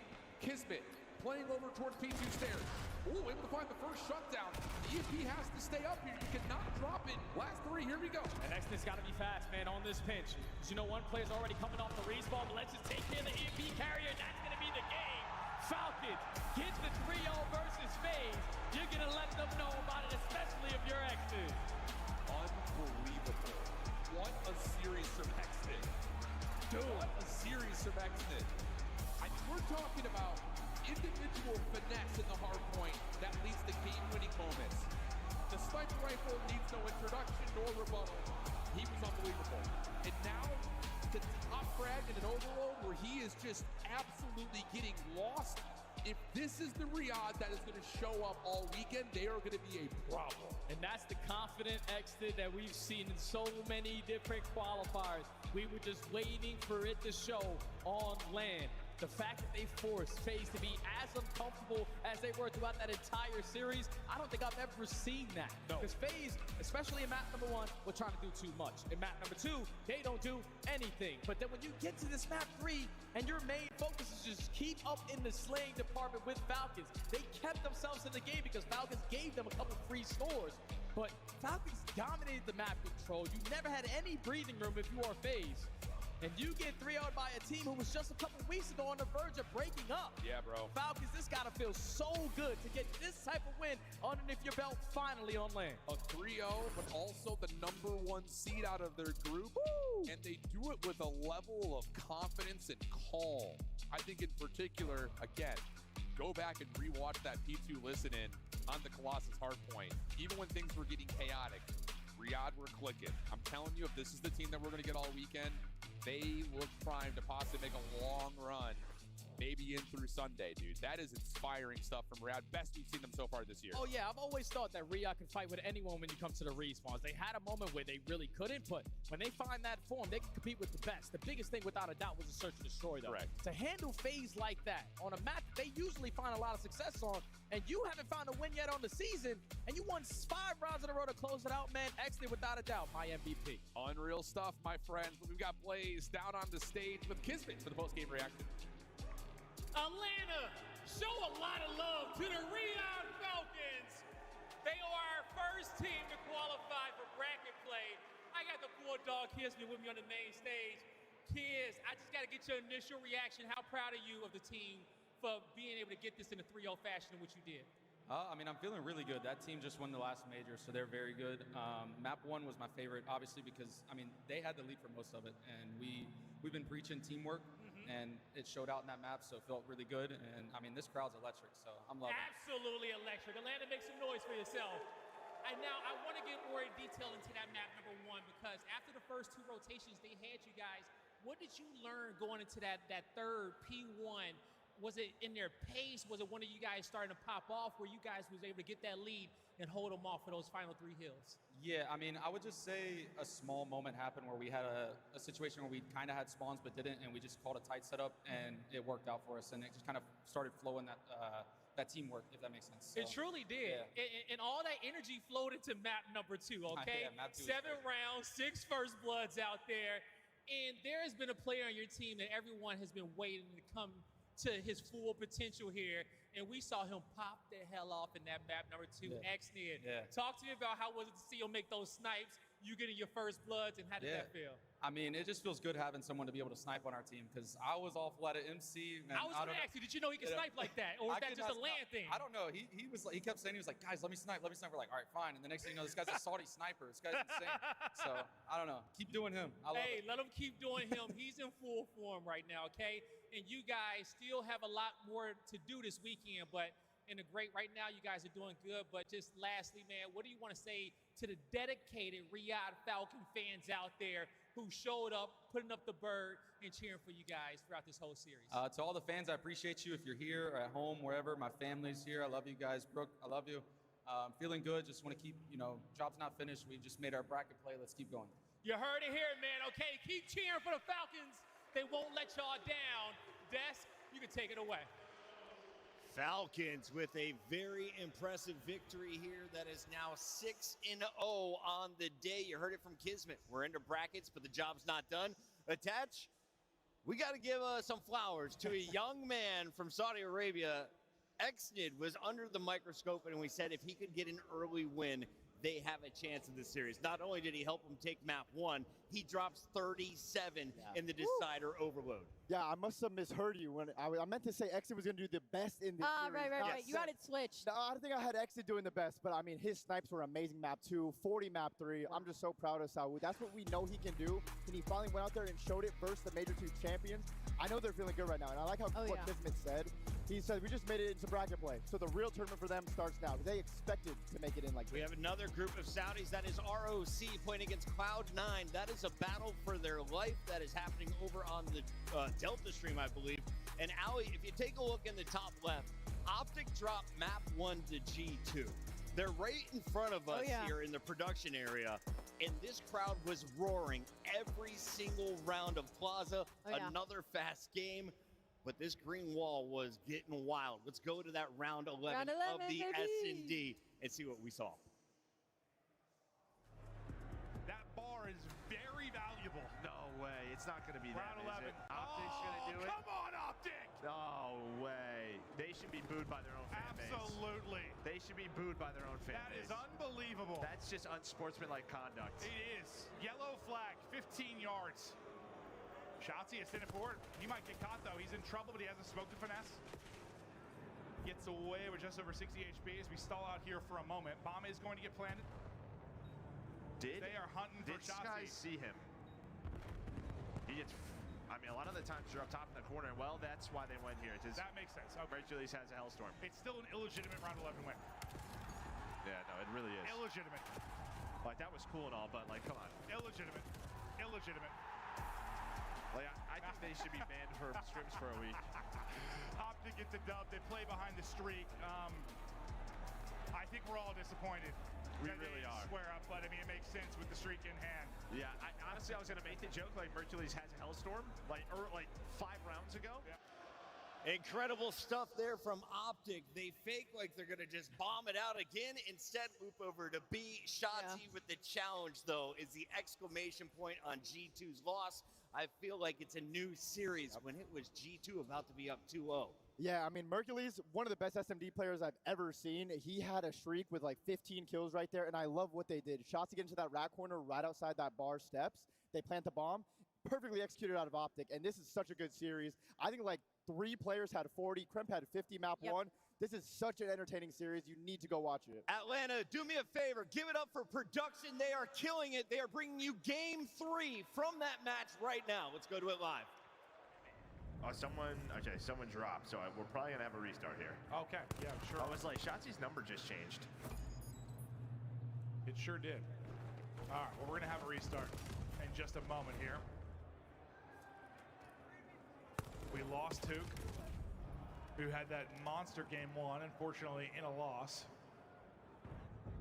And there's the draw. All right, so we've been, for whatever reason, getting into map 3s has been a pain point. Some bug has been going on with the wrong Yeah, rule the set. rules are like just resetting. Yeah, I don't. Just kidding. Hector wasn't over there. We're going to make sure he's able to see all of game 3. Just kidding. He's over on the Scump Watch Party. For now, though, we got to go to Charlie. I'm told we're bouncing over to another match. This is live. This, of course, I believe is ROC in action. And that is coming up in just a moment. That went to break. Allie, real quick thoughts on what we've witnessed on the main stage. It has been quick, one-sided affairs. It has been quick one-sided affairs, but it's been one-sided affairs in the ways that we haven't expected this weekend. Like, Miami has had really short showings when it comes to LAN. They come out with their big win. Riyadh Falcons have had a struggle bus of a season so far. They come on to LAN. Now they're the first team that's going to make it to bracket play. So we've had some good series despite it being quick. And we saw Omid take a game off of Vancouver. Oh, yeah. Do any challenger squads make it into our bracket? They need 2 wins on the night. Yeah, I mean, Omid's up 2-0, I believe, over Vancouver right now, so they're looking good. Bance must have told them something great after that Optic match, and they might make a run right here. We got P7 versus Gentlemates coming up as well. The challengers are here to play today. And there is a long line for the bathroom. Hope you guys are all enjoying DreamHack. We have an excellent show. Plenty more coming to you live from Atlanta after the break.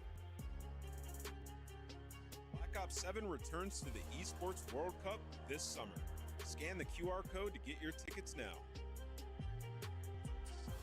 Scuff, official controller of the CDL. Monster Energy, the official energy drink of the CDL. Play it, feel it, live it. JLab Gaming. Gear up at jlab.gg.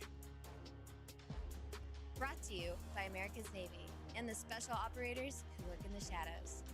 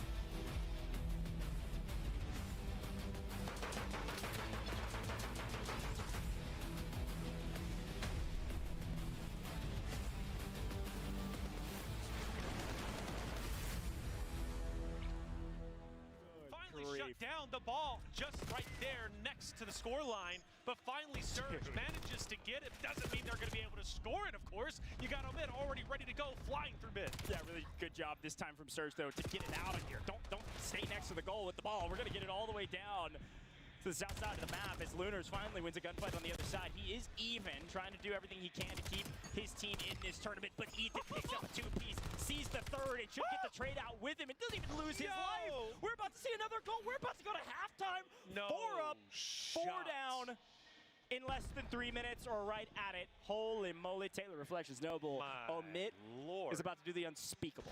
3-0 Vancouver Surge? You want to talk about wind in yourselves, brother. I mean, that's it. If Omid doesn't make it to the bracket, I'm going to be so disappointed because there's no way they lose this series. They're up 4-0. Surge is yet to wake up. I continue to harp on it. Where you at, Nathan? Well, now he's starting to continue to tear it up like he's been doing all series long. Got nothing to lose. Swapping sides here, folks. Scar, Overload. There was a moment where he thought this was going to be the map that Surge would turn everything around, hit 3 in a row, and potentially still win this. But Omid is proving that Hardpoint and S&D were not flukes. They have complete control over this series and are up 4-0. Second half better be a huge changing of tides. I don't know what happened in the 30 seconds of halftime, but I'm hoping for a prayer if I'm Surge. Needed a pep talk for sure. Ethan challenges mid. You're not even looking. You shoot shots at everybody on Surge, and nobody even looks at Ethan, who just continues to push up. Nero's not going to know he's there. I mean, that's not his fault. Omid is he's stuck all the way through it. Oh, almost wins the gun on Gwyn. Here comes the ball carrier, though, going to push up. This time, Surge have respawned in the right spot, so they're able to hold here on B, keep the defense alive. Here's the problem. When you're down 4-0, you can't just play good defense. You have to be pedal to the metal. If I'm Surge, you have to fly at your opponent. You need goals every which way you can find them, and Hellstorm over the top will take down Nero to try to clear the pathway, at the very least make this push that comes in towards the B goal very weak. Yeah, the Hellstorm is at least going to slow them down. It's a cherry on top getting the additional kill. Player 6, which is Achilles, should be able to grab the ball, or at least 7 whoever, to continue to push their own time. The point is, you just want to continue to move it down the goal line, right? So Vancouver Surge has a more difficult time yanking over. Dinza, nice shots, beautifully done. I mean, yeah, G's is definitely it. I'm constantly in awe at how well Omid continues to play. Yeah, they're just reading all these plays, and this time TJ does win the gunfight against Dinza, but TJ was trying out on a nice flank, trying to find some room on the backside to make this push look weak. But look at this, another score potentially for Omid. That's a sneak in, a little BM, and a swing back, almost gets the kill as well. Omid go up 5-0 on Vancouver Surge. Yes. No one can stop Dinza. Ethan 17 and 11, Killy's even. Unbelievable job from Omid to stomp Surge and win nearly every gunfight. Yo, Killy, that snap was disgusting. Look, this is the thing. Vancouver Surge is constantly in the regate blender, trying to break out of their spawn. I mean, let alone the ball. They can maybe touch it, but as soon as they do, Omid is there to shut them down. Dinz is 21 and 12. Here comes another attempt, and it might be good. It might be shut down. Now still 0 and 5, and Omid continues to dominate. Omid's just playing team ball. They're playing the trades perfectly. Disgusting. It's 5-0, and it's not even close. We're winning the gunfight with the pistol. Just end it. I mean, this is ridiculous. Surge, what is going on? Omid has dominated this series. There's no need to force the equation here, but if you're a Omid fan, you want to see a few more goals. Why the heck not? Killy finds one, looks for the second, can't quite connect on the TJ, and will get cut down. But Surge have 3 on the top side, and their 4th is spawning here as well. So with the bomb down, this could be an opportunity for Surge to make a play. DK yet again playing spoiler. Any bit of momentum that Surge find, they can't use. Killy gets cut down, but who's behind him? Ethan, he also loses life. Finally, a glimpse, a moment of maybe we can push forward. Maybe we can block and actually shove this one into A. This should be it. I mean, for goodness sake, Surge, this should be a score. I say that, but Dinza is there. He's been the Reaper. He's been the Reaper, and he continues to be so. He can't be stopped. Surge can't get a score. Just a minute 40 left. Dinza goes absolutely massive for the triple to hold the line on A, and now Omid not only have the ball, but Ethan's finding a 2-piece in mid to clear the way, maybe over to B. Let's see what they decide to do with it. No, they're gonna run it over to the north side. They know that this team, Surge, is spawning. out into A, and they're just wiping the entire team. How about a 6th? A minute left. Basically, I don't know, mathematically impossible at this point unless they could just do the running man route. I mean, Surge, at this point, even if they didn't have Omid on the map, could Surge even score 6 goals in the span of a minute? I don't know. Dinton's on the flank. He's mowing them down. Pistol out. Gwyn gets the trade, but it's not enough. And now it's 7-0. Omid, you have managed to do it. This is a challenger team that finally gets a victory. They're trapped in the back line, folks. They're about to 3-0 Surge. Omid is just having fun on the map right now. Ethan is about to be double positive, 30 and 16, 31, 32.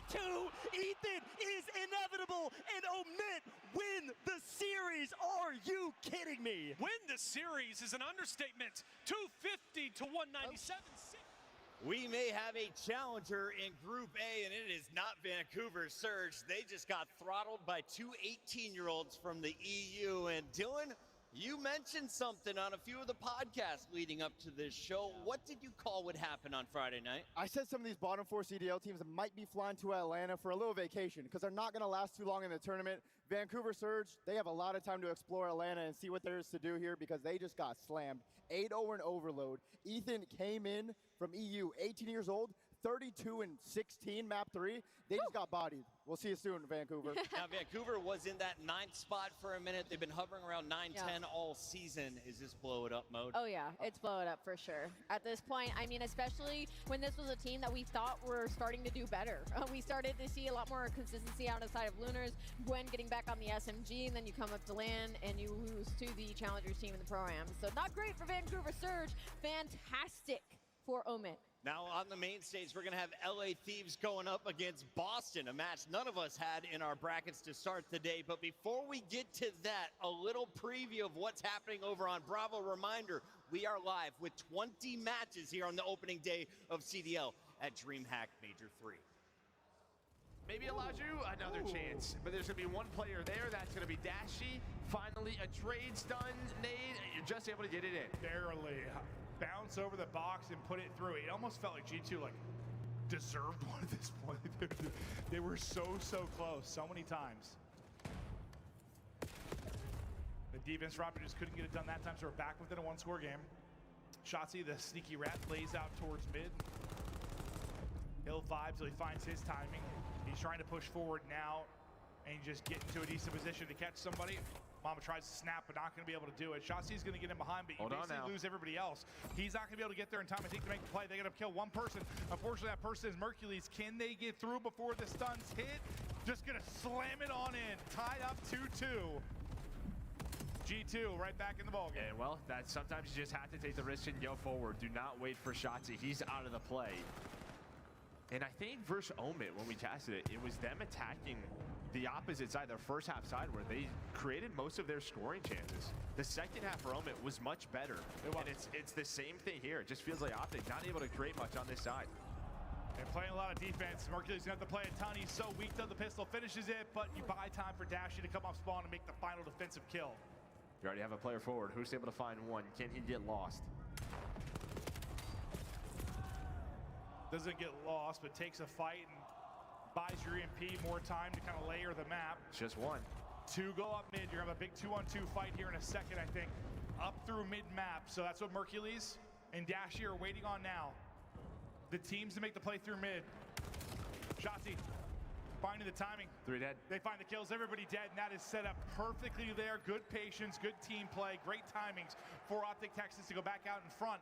And it's so clean. You still have bodies forward. You have Hooker, we're watching over towards A. You still have Dashy pushed up and finally dealt with. Chance to relay this. I mean, Hooker's giving them all of the info. Yo, take it A side. They all wrapped through huts, and that isn't allow Mercules to get so close, but you get there just in time behind Krems 3.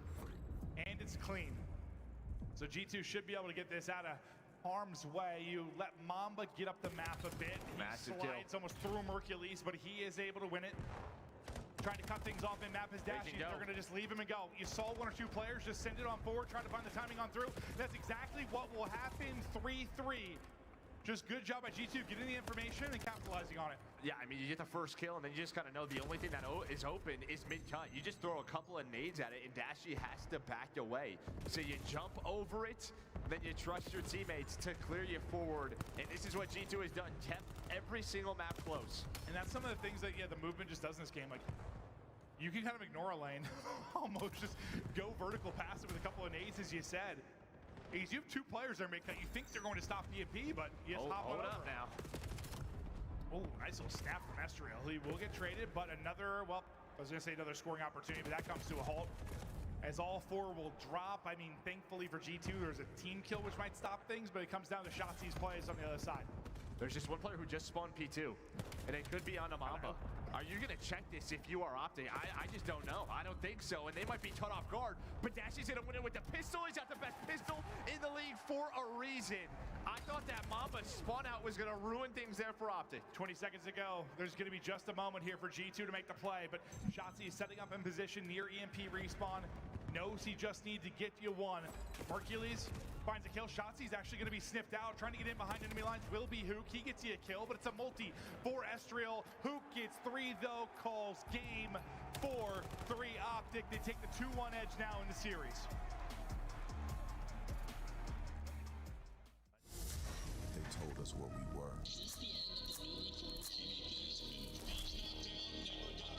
A mismatched super team. Then we picked it up. Neon fit. Abizi answered. Hydra stayed Hydra.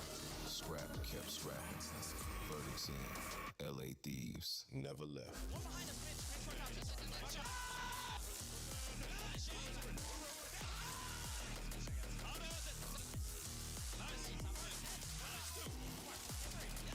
Where's the bedroom?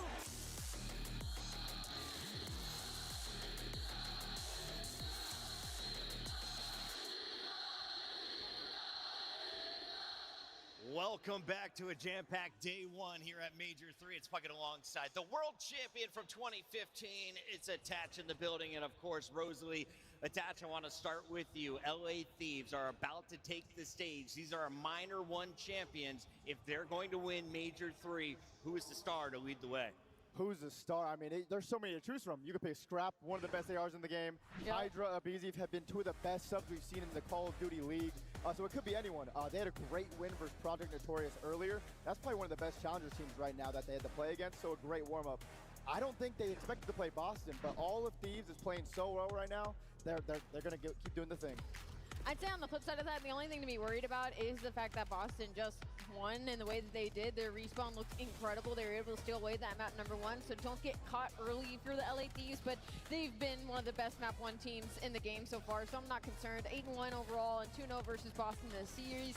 This is an LA Thieves team which, after seeing everybody play, after seeing FaZe Vegas supplement main stage, they look incredible. Like one of the best teams in the building right now. This is not going to be an easy matchup for Boston. Thieves, of course, winning the minor with wins over Optic. They took out the Heretics as well. They finished, though, with a 3-2 record. Their map count was good enough for a 3rd place coming into this land, but they are far from flawless. On the other side of this matchup, you've got a Boston team that has now strung together 2 wins in the same week, Rosalie. Woo! They are looking some of the best they have all year long. Let's talk about the Breach, who everyone had written off after Major 2. I mean, their story is just so interesting, right? Like, you come in with this original roster, it's not really working out. You trial a couple of people, and this is the one that you end up sticking with and still not finding success in the early stages of Qualifier 3. Now, we could spin the narrative of they had the hardest schedule. They went through literally every single one of our top 5 teams, basically, and they were able to still come out with a win by the end of it. So Boston right now, their respawn looks incredible. S&D has been a major problem for them, so they're going to have to lean on that in this series, but they have won 4 of their last 5, so maybe the land buff is giving them a little bit extra. We've seen the numbers that Nasty can drop in that specific game mode as well. We might see a couple double digits in that game too. Attach, it's all about catching fire on land. You did it with Denial when you were not the favorites. If Boston are going to do it, you just pulled off an upset over Gentlemates. Is that enough to light the fire? That's how it all starts. And Nasty actually said in the interview that they just had that even though they've been struggling online, they have not been winning much at all. They've been staying positive, having the vibe. So it's looking like it's transferring to LAN right now. They beat Gentlemates. Let's see if they can keep it going. A triple dose of Den, Search and Destroy, Overload, and Hardpoint will be our games 2, 3, and 4. So, Allie, do we get to that game 5? I don't know if we get to the game 5, Chris. That's a tough layout if you're Boston Breach. I'm looking at that Sake map one. Last time I saw Hydra on that map, he dropped to 1.5. So definitely look out for the SMG duo for Thieves in that one. Now, Nameless called Boston to win this. Are No, you going to go the opposite route No, he didn't. here? Did he really? Of course I'm going to pick LA. Come on. They look too good. I have to in go our LA. Scuff Pick'ems. How many games? I think 3-1. I think I'll give Boston one. We are all just wrong on Vegas, by the way. You're sitting at 2-1 attached. I got to stay with the Thieves. I got the There's Thieves no winning. way, right? I don't think Boston's going to pull 2 upsets off back-to-back. I got Thieves. Production, did Nameless actually send in his answer here? That's crazy. I 'Cause knew if you were not, lying. in Nameless's honor, I'm thinking Thieves as well. Oh, okay. Boston, All right. though, Got us if excited for Boston. Nasty can get it done, I'm cheering for the man to raise a trophy. The rest of his Vancouver teammates have done so, and now that Surge is out of the bracket here at Major 3. Let's get into the games as we send it to Blaze. All right, Chris. Let's send another team to the bracket, everybody. As you guys know, these two squads coming up to the stage are looking to give it everything in which they got. It's been a crazy day one so far, and it is not about to slow down anytime soon. So without further ado, the first team coming to the stage, looking to run it up. Atlanta, get loud for the LA Thieves. Scrap, Hydra, Abizi, and Neon. Your Minor 1 champions looking to prove to everybody that they about to do it today on land and get it done.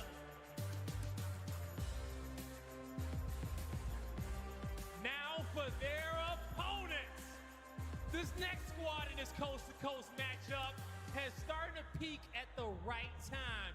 Even though people don't think that they could do it again and make another upset, I'm pretty sure they got something else to say about it. Ladies and gentlemen, I give to you the Boston Breach. Spark, Afro, Nasty, and Purge.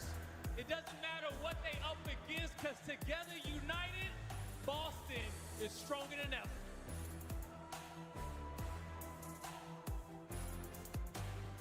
All right, coast-to-coast matchup. East Coast, West Coast, Boston, LA, Atlanta's ready. But are you ready at home? Bryce, Chance, get them into the game. Thank you very much, Blaze. Yes, we are here for a big showdown on the main stage. LA Thieves did win against P7, but they did drop a map here. Boston upsetting Gentlemates to the surprise of quite a few people, but can they do it again? I mean, the potential is absolutely there. They've been making plays and making plays over the course of time. Getting better, leveling up their game throughout stage 3, and if their ARs are playing well for Boston, I do believe. Of course, though, LA on land, these guys have been waiting, fiending for this moment. So thirsty to be back on the main stage, and of course, well, their hype is already out of control. Well, we'll see. It's an easy thing to call this one before it gets going, but Boston looking pretty good today, and a lot of people did not have that on the cards. Do they have it in them, though? Gentlemates is one thing. LA Thieves is very much another. This would be an incredible upset if it were to happen. But if buts and maybes do not make a game, and the main stage takes no prisoners. And keep in mind as well, a pair of gentlemen who are Major 1 winners, so Boston have taken down some champions just previously. And the players to watch, these are the ARs on both sides. Spark started to struggle just a little bit. He came out of the gates hot when he got back into the CDL. Slowed down a little bit as of recent, but played fantastically well in the match today. You know, Scrap's bringing the goods. One of the most consistent players we have in the league. It has been like that for years. He is going to be barking on the main stage. You just got to match the energy. Yeah, 100%. I mean, realistically, if you're talking about Scrap, he has been a standout player. A lot of people ask questions, when is he going to get more chips? You are that good time and time again here. The results should start coming. I mean, for a player that good, anything less than a chip is a failure. Same thing for Hydra. Anything less than success is a failure. That is how good they have. That is how high of a bar they have set. That's enough for the standings. We are kicking things off on Sake. What a wonderful addition to the CDL that we have had. And this is a map, a true test of teamwork, a true test of your resolve. We get to see exactly who and how they're bringing the goods. Rotations mean domination on this map. You'll see the teams really playing for those points as they hit their flow. And we have Sake to kick things off. Then we have a bit of a dramatic middle with Dun Dun Dun. We'll see if it goes to map 5. But here we go. Let's get right into this one as these two teams try and make it through to the bracket. Well, there's your AR battle. Scrap gets the first blood and sets the tone, and he takes both of them down. And a 4-man wipe for LAT, starting their dream off right. Boston already looking at this one saying, hey, we did manage to get a spawn ready for next, but we obviously will have to push back into it. Trying to make a couple of kills around the area here. And we're allowing LA Thieves to grab points here. For the moment, LA Thieves not really capitalizing to take everything they can out of P1. Lose the spawns, lose the time. Now you're going to be spawning on the deep left corner of the map. So yeah, Boston absolutely a bailout moment. Purge loses the gunfight though inside the time. So neutral moment here. Ultimately though for Boston, right side of the map, a small advantage going into the new time. This is where it matters. 6 seconds to scrap here for LA Thieves. Do they make this first push through? Purge already going to be the man to hold the play at bay, but it's not going to be enough. Already players now moving forward. Hydra trying to get in a dominant position. They are stacking the doors out here, and LA Thieves have just roared into this hard point. They make the kills as well, and Boston find themselves a little bit of wash at sea. Oh yeah, already not making good plays is Boston. Nasty gets left out to dry on that time. Now LAT with a tight setup in the hill, but that is exactly how you want to hold it. So Boston, they don't get anywhere near the time. Nasty gets abandoned. LAT fully capitalized, and if they get the next 30 seconds, they're going to have a massive lead. Still trying to hold this one at bay here. A couple of kills going down for Boston. Hydra going to be the man outside here. Afro will take him down. Opportunity to potentially steal a little bit of scrap time. Abizi and Scrap duoing into that point. It's not going to be the case for Boston. This time they will go to P3. Yeah, if they botched the last setup, well, they cannot afford to do the same on this new time. Neem taking the deep route, and well, Boston haven't picked it up just yet, and already Sparta's losing gunfights. Get a couple trades, and maybe Boston can stabilize. Okay, everybody spawns up and new. They're good to go. Moving through those Hydra, straight to the point here. Nobody challenging him before he can do a little bit of damage, but only a little bit. The trade's not going to be there for LA Thieves to make this a concerted push. Now, here they go again. They're trying to slow roll this to get all the players hitting at the same time. Low hit, spotted. Up top, spotted as well. A couple trades rolling through, but Smart from inside of the time, able to get, well, 3 kills now in a row. LAT, they're knocking on the devil's door, but breaking it down is a different story. But while Afro does get the kill, Hydra with the 2-piece, able to seal the deal. Scrap time by way of LAT. They're going to maintain their lead. Had a good time there. Splitting it 24 seconds is not too bad. Denying it away from Boston Breach. But again, we talk about Rocks Hill. It is definitely a tricky one. If you cannot make it chaotic. Abizi now looking for it, trying to get through at the same time. Not going to do a great job holding on the outside here. Not letting them push it. Afro, who's just dancing around with Hydra. Bit of a tango going on. Nowhere near this hill as nobody allows E-Tide to get a bullet going on. Eventually, Afro gets the better of it to take him down by Abizi, but Boston so far holding the line. Nasty last alive. Yeah, he might get abandoned once again. He's able to give you 2, but he still needs to buy his teammates a little bit more time. Challen with the pistol, and hey, the damage is good. The reinforcements are here. Boston, a bit of a scattered moment. They are holding on. Oh, but Nasty refusing to bow down before the pressure of LA Thieves. Still alive. Going to take a bit of a knock there from the grenade. They are doing really well holding it from this side as well. 24 seconds left to go.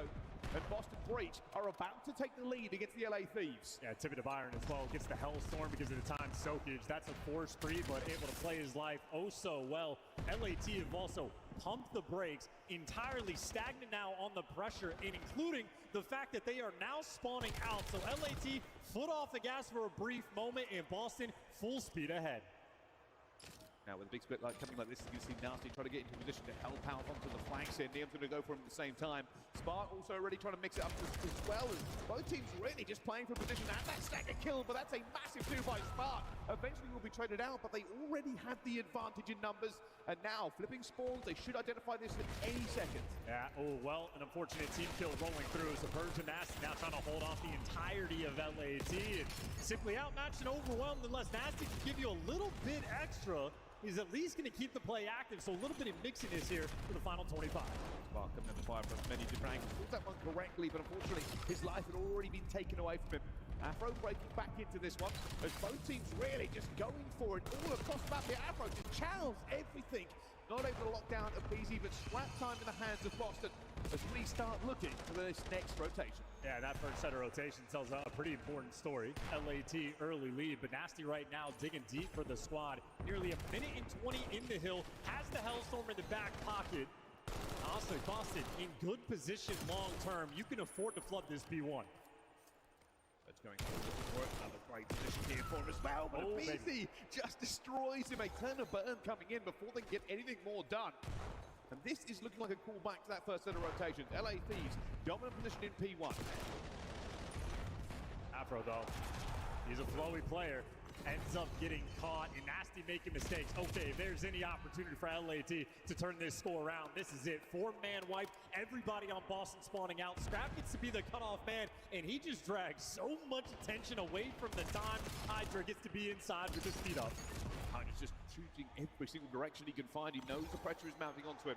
Boston get a bit of time here. A BC around the outside to rip Scrap time away from him and maybe make a little bit of damage. The key thing to note here is, again, LA Thieves will have control of this rotation, and they'll be looking to try and tie this up. Yeah, inside hill as well, so not really the best opportunity to use the Hellstorm. Gonna have to dig Hydra out of the depths of your spawn, but Nasty is in fact making this investment. So Hydra gonna run for the hills. He's popping the Deddy in effect to go inside, and well, this is why I didn't like the Hellstorm. It is safe inside of P2. It certainly is. Well, LA Thieves looking to regain the lead here. So let's go to a J-Lab listening with LA Thieves. What's up, Mini? Arch on the back. Arches in the back. Arches, one shot. One shot. On the back door. Back door here. Let's fucking four. Mini. Afro weak. 1P5. Nice, guys. 20 seconds here. Yeah, we think I don't see him window. I'll see Arch. Mini. Out Mini going for P5 fast. We're gonna spawn out. We're gonna double spawn out. Go too low. Nothing left. Mako, let's just go. Oh, wait. We spawned. I have time. Full 60 here. I'm gonna go get low. I'm gonna go get low. Yo, Ari to right. Bridge. Look left. I have low. I have all the bridge. I have all the bridge. Nasty bridge. I have low art. He back to one. Hit him twice. I hear one elevator. One shot elevator. One shot elevator. Bridge. Running at it. Bridge and then one elevator. I spawned the back. We're good. Running at the back. They're gonna run the units. I'll see nothing. Yo, bridge right now. Purge under bridge. Just spawning rocks. Bridge. Spawning rocks. All time. Left corner. Afro coming. What's running me back? Nice. Last guy in the time. Last guy P1. I'm getting out. Yo, listen, they're spawning out rocks. I'm getting out left. Yo, slow the game down a little bit. I have your main. I am main right now. Main. Find out. P1 left side. Yo, P1. Last guy. Yo, they all flip. They might play this. Yeah. They're gonna play old. They sing up. Two, three old, but One's on the hut. One's on I'll the see hut. him. He ran back Just stay in the dojo. Yeah. I spawned He's P5. going back dojo me. I think he went lobby, yeah? Shit. He's probably deep. He's probably deep. Go too front. Running a pitch. There's main front. I'll see Scott. LA Thieves having a little bit of a bad time, but now have regained, or even heard the call there. Scrap, let's bring this tempo down. We need to regain. Yeah, but they were not successful on P3. I mean, they blew the rotation, blew the scrap time fight as well. Now they need to hold on to the P4. Here they go. This is a big moment here for Boston Bridge. They've lost a couple of players already. Nasty looking to be the man that they need over and over again. This time, around the last rotation, he was the man of the moment. They need those irons solid from him again. And this is just a game of survival for him. Staying up the time, great contest, finally gets traded, but Purge is good for two. Can't quite get the extra. You do have the back spawns, but LAT, not quite the clean hold they were looking for. So we'll keep firing onto this one. Time still well to both sides. Afro diving into it at the same time, but trade good for LA Thieves. That means points on the board as we look towards this next hill. Nasty cannot get the second one either. This time LA Thieves will have Neum here first, but the rest of the team is a bit of a breath away. Yeah, Trinity spawns as well. Neum's inside the new time, but he might just get overwhelmed. Pinch spawns coming through, and 2 now in the feed for Boston. The Wild minimap is Mark trying to track it. You see how difficult it is to keep track of all 4 players in LAT. They wipe the board. Bit of a 1-by-1 by Boston. Weren't able to keep up with the situation already. They are sending a player deep. Purge, the playmaker, looking for around the back. Already takes down Hydra. A bit of a split spawn for them. LA Thieves will now regain the lead here onto this. But they are up against a very pressuring Boston. First time in a long time, but LAT with this momentum. Now a bit of a disconnect for Boston. Purge caught, Spark fried, everybody out of the picture. Next to Alive, need to wait for the teammates, but you do not feel like you have time. 20 seconds to scrap. Something that Boston cannot afford to give away at this late stage. Nasty takes down 2, but one of his teammates gets credit for the nade as well. Scrap getting a second one here into the kill feed. He's on a 6th streak. The man they needed him to be. And now 4 players coming out. It's Afro for the first into the line here. It's just scrap time. There's not really going to be anything here for Boston. And now we go to P1. Slowed the game down indeed. LAT win the rotation over towards that new time. Abizi the Soaker, Hydra on the top lane, Neum towards the bottom. All bases covered in every single gunfight being won. LAT, they're in full control. They're grabbing everything they can, but Purge finds 2 in towards the middle of the map. A tiny glimmer of hope for Boston, but they've got to keep on going. Hydra finds 2, not the third. The train is going to go in though. 5 seconds to go. It'll be a scrap to the finish.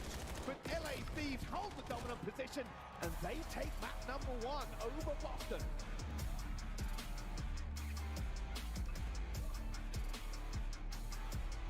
And for Boston Breach, that would be a swing and a miss. LAT fully capitalized. The listening, not the finest. A butchered P3, don't get the hold. They also screw up the scrap time. Still, though, able to win the rotations, and even with the deficit they were working from, it did feel like once they fully seized control, maybe settled into the game just a little bit, well, they simply never looked back. So pain there on one side of the stage, and LAT all about their business. Well, we said before, when you get over to Rocks Hill, it's just one of those ones that's so difficult to take in. There's so much cover, there's so many angles to peek from, and Boston couldn't get it done. But I wouldn't even give Boston a bad time on that hill. It was the next one. They went into P5, and quite frankly, it was just 1 by 1. They could not get any sort of cohesive push going. And we saw that Scrap was just taking advantage of it and hammering people from every angle. Obviously for LAT across the board, everybody there positive. You love when the slang is certainly going your way, and maybe extra typical to Scrap, 26 and 24, but top notch there for the damage category in 2 minutes inside of the hill. 15 objective kills, not too shabby. Done a great job of soaking those points that they needed. But back and forth between these 2 teams, and one of the questions we had coming into it is how were Boston going to react to LA Thieves? LA Thieves historically had the better time against Boston, but Boston looked good in their last game. I will say that both of these 2 teams very evenly matched most of the way throughout the map here. Highlights from both squads. But map 1 will go to LA Thieves, and that will put a little bit of a dampener on the morale of Boston Breach. And some painful moments as well. See a couple of these teammates rolling through for Boston. They had a Hellstorm that was an interesting choice on the P2 that ends up working out for them. Afro able to sort of soar and pick up a couple kills, but even with all these battles, see the lead at the end of this time. That is a 60-point gap going into that P4. They simply did not have enough, never able to flip those spawns. Sort of have the elves on your shoulders, whispering in your ear, keep channeling front, keep channeling front. Who needs to take a route? Well, the team that wins does. You see this as we go through the chart as well. It went back and forth between the 2. They kept it pretty even throughout, but it's not about how you do on certain hills. It's about how you get those points towards the end. And for LA Thieves, they had to fight for it. They were not given it easily at any point anyway. But to get it done certainly will help them. Well, that'll settle it for the Sake. Again, this is a qualification game between these 2 teams. You get the win, you move over towards the bracket. We will start seeing that tomorrow. For now, though, with LA up 1-0, we're going to the triple dose of Den. Some cubed action here. Of course, for S&D, honestly, this might be the difference maker between these 2 teams. Sake is certainly a fun one, but I'm expecting to go the distance. We're going to find out. You can see now Boston deep in the team talk, deep in the conversation. I hope that's about next map. It is not time to dwell on map number 1. one of the things I know a lot of coaches try to instill on their players. We have a game plan. If we lose a map, we go to the next one. We do not dwell. We do not blame. The morale and the headspace has to be right at this level. And big Sean Mann, the coach for Boston Breach, going to be on point for his team. I know with that guy standing behind me, listen to everything he says. Strikes fear in my heart. With that, and you can't understand his accent, Chance. Let's be honest. It's not my coach. I don't have to. Don't got to worry about it. Friendly guy, though. Very much so. But here we go into the S&D. You can see Thieves. I mean, those stats speak for themselves. First in-round win. And perhaps the most interesting dynamic for the S&D of this team, I think they started off 7-1 in the stage. So if you're looking at their most recent form, it's almost like they had a bit of a fall off. But I think they might be in a situation where they just went, we needed to work on the surge. We have practice code figured out. We no longer need to start giving away strats. We don't have to bring it a 100% energy for this type of situation. Well, now we're on land. LAT are going to go back to bringing the goods. So the lights out start that they had, bring back to the minor. This is the expectation for LAT in the map too. Well, this is where it will get interesting. Can they lock this one down and put Boston back into their group and move themselves forward into the bracket? For Boston, of course, you know, we're still riding high after that win against Gentlemates. A lot of people very impressed backstage of just how well they were playing. Now kind of move themselves into that spot where they expect people to get into the bracket. A lot of people have already moved Boston up a slot. Yeah, in S&D, a key factor in their success as well. They got a nice gridlock win earlier on, and for LAT, maybe a little bit of the struggles. A painful round 11 they had on the raid against Beans. Well, they obviously made up for that. Looking to make up for the surge here on this map. Big fan of Den. I think Boston might be as well. They have won 4 of their last 5. Well, let's find out. Den Search and Destroy, and we will revisit this map at least one more time as we go towards the overload.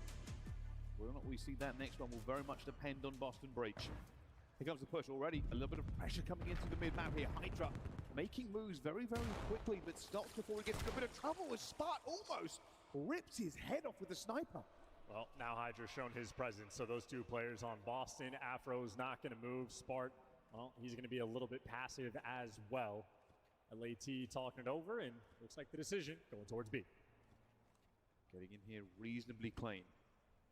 Looking to go for the fun here. BC already coming into a little bit of trouble, but wins that gunfight very, very easily. Now a massive advantage. LA Thieves have opened this one up here. It's a 1 versus 4 for Afro. He finds the first, but obviously they know where he's going to be. Easy shutdown, easy first one for LA Thieves. Couldn't even fight back. Too well orchestrated of an effort there for LAT. No trophies in round number 1. Means the tax and nades extra impactful. Paid for a free first blood there for aBeZy as that stun grenades land right in the face of Purge. After the fact, just sufficient work. Scrap good for 2 in the round, and Boston Breach struggling to shoot back. Just all really fell apart from them in those first 2 gunfights. LA Thieves, great execution onto the side, and now we'll see. Adjustments later on to this one, of course. You've got to bear in mind, any first round in S&D is always going to be hampered a little bit by no trophies being active.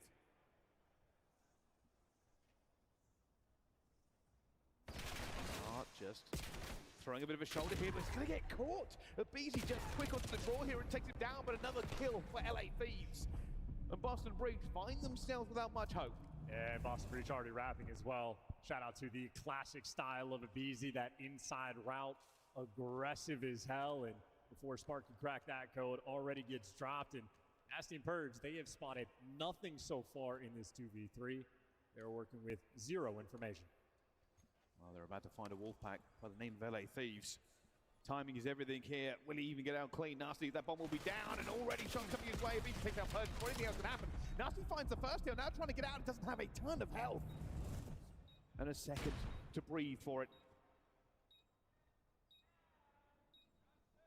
Nasty, not going to find everything. Hydra is better at that moment. And LA Thieves grab their second. And Nasty has to go and check that bomb. He pokes his head out for a split second. Hydra spots him, and easy cleanup kills for him and Scrap.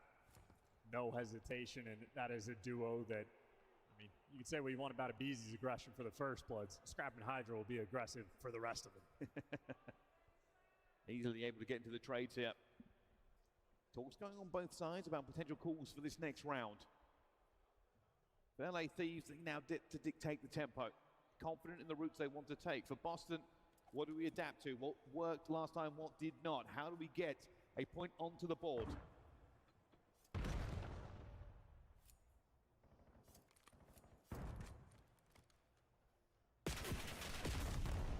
Scrap, absolutely no fear to take that Chow at 40 health. And Beezy also, when he threw a shoulder out towards B, might have spotted 3. So LAT, a slow approach to this A site, but at this point, they're not working with a lot of information. Everybody hold. A little bit here, Hydra. Just throws a shoulder. Bit of a pixel there for Nasty, but doesn't get taken down. Comms will be fine between both teams. They are unsure where to go here. Boston don't know. LA Thieves don't know. Abisi, though, finds Nasty. Opens up for LA Thieves. 3 first bloods in a row for Abizi, by the way. Grabs his second. Does eventually get traded, but that is more than enough. Bomb down for LA Thieves. Have the advantage once again. And this should be around. This is too good of a setup. They knew both players were over towards server. Once they get spotted, easy pinch play. Yeah, they come trying to get into this point here. Key player is going to be scrapped. Looking for a punch to go for it, but going to get taken down before he can do any more. Fast punch over to 1 versus 3. Finds the first here, but 23 seconds left to go. I don't think he's actually spotted Scrap at all, but almost manages to win that gunfight with no help. Doesn't matter at all. Scrap would have been there for the trade nonetheless. Once again, him and Hydra there for the final kills. And Abizi back on his BS. 3 first bloods in a row. He has not been crowned the king in this title, but he has been the #1 guy in that category for the past 6 or 7 years. So that's part of LAT, and they're going to be in top form. Abizi, in effect, single-handedly wins you that round. Straight up through the middle of the map, gives you not 1 but 2 kills. Easy facilitation for his teammates after that. Boston looking like a hit here. Maybe trying to change this up, trying to be in a bit of a better position though. Nasty finds Spark. We are seeing teammates by Boston way too often. The push has been defeated by themselves. Smokey's going to be down here, but all this does is make it chaotic. Yeah, as far as I'm concerned, that's probably Abizi's first blood, so I'm going to give him 4. And if not that, well, there you go. And a 3v2 and the pinch rolling through, but as Scrap gets caught for Boston, this is just about the awareness. You read the pinch, not in time. That leaves Nasty in a 1v2 where you can't take a breath. Boston right now outmatched and overwhelmed. The gun power right now from LAT, too strong. It is very one-sided in that here as well. Smart Afro and Nasty have 1 kill apiece. Purge has 4. They are not having the greatest of time in these next 4 rounds, but for LA Thieves, everything you are doing is working, and when you need a little bit of luck, that luck delivers in the form of a team kill. Yeah, well, get the rabbit's foot out. See if you can wipe that one away, spray on some sage, whatever you need. All that I know is Beezy with the technicality is 4 for 4 on the first blood front. Afro finally able to deliver a good one, but enough damage is done that Beezy gets the trade. 3 versus 3 for that bomb and a little bit of no man's land. Neem under pressure here. Don't know if we saw him, we did. Playmaker coming through, might have put to the right time, and he does. Advantage down to Boston Breach. An advantage they have been sorely missing in the rest of these rounds. Oh, Scrap finds it, potential 1 versus 3, but they're going to know where he's going to be here, and he gets caught sprinting. Boston Breach with a round they really needed to triumph any of the ship. Yeah, shout out to Afro, finally able to strike back for his team and at least create a little bit of mixiness in there through the smoke on the site. You see Scrap towards the end just trying to get out of dodge, but Purge from East Coast to West Coast, getting kills over towards Couches, getting kills back Dojo, trying to let his presence be known. Adjustment just about good enough for Boston to get that round here. You've got to give credit to Purge as well, managing to find his way to get that kill into Couches. How to Boston, what do they have in the playbook? A question again from LA Thieves. Beezy going first forward. He's going to sit and almost gets that kill onto Nasty. He really is moving well in this S&D. I don't even know how he doesn't just get eviscerated in that moment. Abizi built different, but in the meantime, A site, I mean, you do have control over this. They're making noise, so LAT should be quick for the rewrap. Those white arrows are moving. And they're stacking as well. This is the most dangerous time for any attacking team. Afro, Smokey's going to be out. He knows it's a bit of a problem. That bomb has still not gone down. LA Thieves are waiting, coiled like a spring to close this trap as soon as it does so. Scrab's out of play, so for Boston, this is effectually a 4v3. There you go, they're all going to go in at the same time, but Afro just springs up and grabs two at the same time. The Tracer down, but Beezy gets his own two, and somehow LA Thieves have walked away after Afro's Spark with the last one left in a 1 versus 2. Not good enough. LA Thieves, a Beezy. Yeah, him and Scrap right now, just a little bit better. Have to get those trades in. I mean, honestly, just shout out to the teamwork of LAT as well. Not for the fact that all three of those players were there to hit through Tree. Probably no success in that round. Be able to overwhelm, and Abizi continues to give you just a little bit extra. 9 kills he has in these 6 rounds. Just destroying. I thought that they had the opportunity there, Boston, as soon as they found those 2 from Afro. This S&D might be over. Big hit coming in from both sides. This might be a headbutt. Everybody ready to rumble. They're going in for it at the same time. Afro gets the first. Hydra gets the second. Hurd gets 2 more as well. And LA Thieves find themselves outgunned on that B site. Good Lord. Nice shots out of Neum, but too many to pick from in that moment. The headshot dinging, ringing out. Nonetheless, though, Boston, well, all 3 players there to take him down. And nice little fight back. Stack over towards Dojo. Timing works out. Get some gunfights on the board. Boston have been struggling in the first blood department, but through their success, Afro has been that guy. Sets you up in that round as well. Just good enough to hold off all of the pressure that was thrust upon them. Boston Breach, it's still a big climb though. They're going to need extra oxygen for this mountain they have to scale. More pressure through the middle here again, LA Thieves. It will be a Beezy, tip of the spear.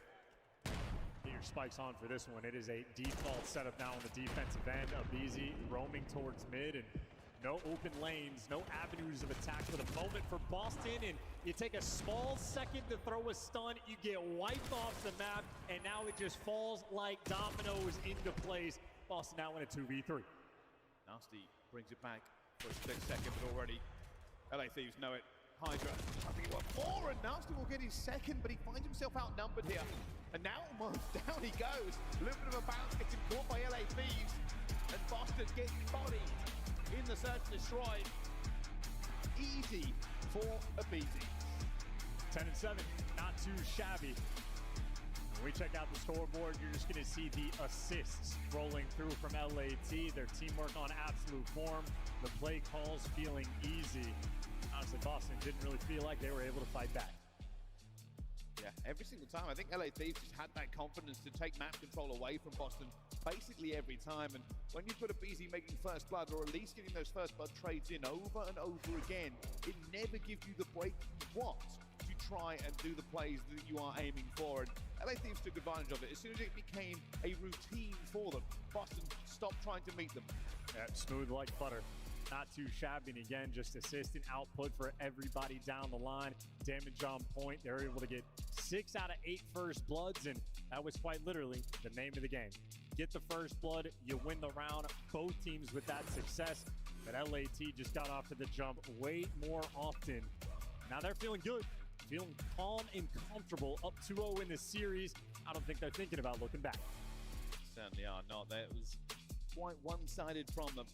And that's what LA Thieves want. They don't want any upsets. They don't want any trouble. They're looking for a chip here in Atlanta. And to do that, you have to get past this first stage. You have to make sure that there are no problems, get any of those issues just worked out, because you know there are bigger fish to fry. A lot of fish to fry in this tournament as well. Starting off with 16 teams. By the end of the night, we're whittling down about half of them. So exciting stuff here. And this, of course, is a qualifying match, but that'll be it for us for now, because I'm going to be the one that throws it to a break.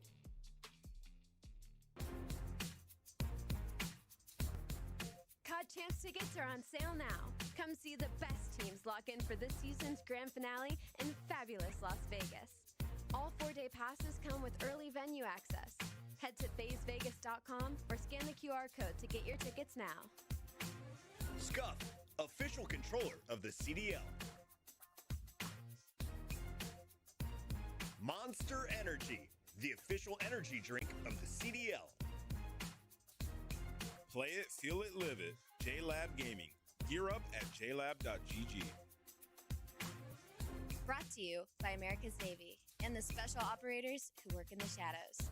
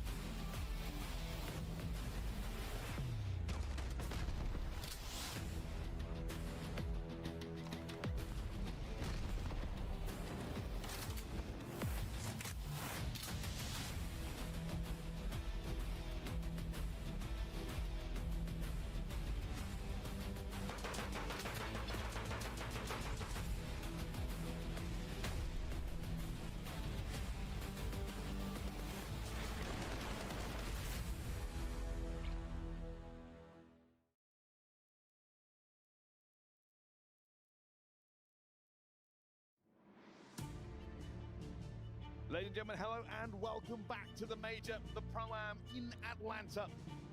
But this is not a Pro-Am, this game is Pro versus Pro. And one of these two teams is looking like the Titan. LA Thieves so far beating down Boston. And Boston might need to take those jackets off. It is hot in this building. We are going to be sweating on the main stage. Those extra layers not going to pay off for them because, well, they weren't sweating before. They will be now. That 2-0 lead in LAT. Be playing with all the confidence in the world. Yeah, they certainly will. And going into this overload, it almost feels like it's written in stone. But I never count out a team. Boston have so much to play for. They've already taken down Gentlemates. It's not feeling like they are on a roll. It is feeling like they are good. But are they good enough to find that form again? It's tough to say, man. I feel like they're a very streaky team. When they're hot, they're great. When it's singing sweet, the music sounds incredible. But I think LAT right now just have the goods. A missed opportunity on the Sake, and quite literally, since what? That final P4 hill that we had, LAT, they've just been in full control of the series. Certainly will. Well, we're having a little look here at the brackets as they go through. Obviously, we're looking at Thieves versus Breach 2-0 at the moment. The rest of the game's going. You'll see Koi versus Heretics very shortly. The Falcons have also qualified along with Optic.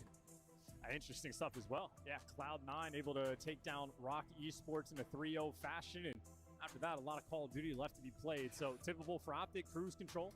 Very impressive for the Falcons as they have just sped run through the day. And we're just looking at the next team to join them. LAT, only a map away. And we're looking to punch a ticket as quickly as possible. And hear the music, you can hear the sounds. That all means one thing. Den Overload will grace our screens. Here's how it's played out for Boston recently, and it's not a good time. Not ideal. A couple close ones in the mix. The 4-3 loss to both Miami and Paris, but ultimately not the hot hand in the moat. Slang has not gone their way.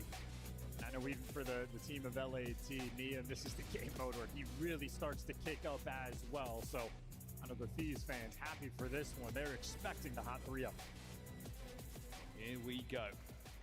Boston, potential last roll in this series for LA Thieves. They'll be looking to bury this as quickly as possible. But already, a couple of kills going down for Boston. But never mind. Yeah. Welcome back to Overload at Major 3, baby. What a wonderful web we weave sometimes. Always extra drama, man. Always a mystery. Something new every time. We will get that one going as soon as we possibly can here. But Let's talk a little bit more about how this is all going forward for these teams. Of course, you can have a look through some of these groups. We're going to have G2 versus Omid. Omid actually taking 3-0 down Surge. Chance, how do you feel about that?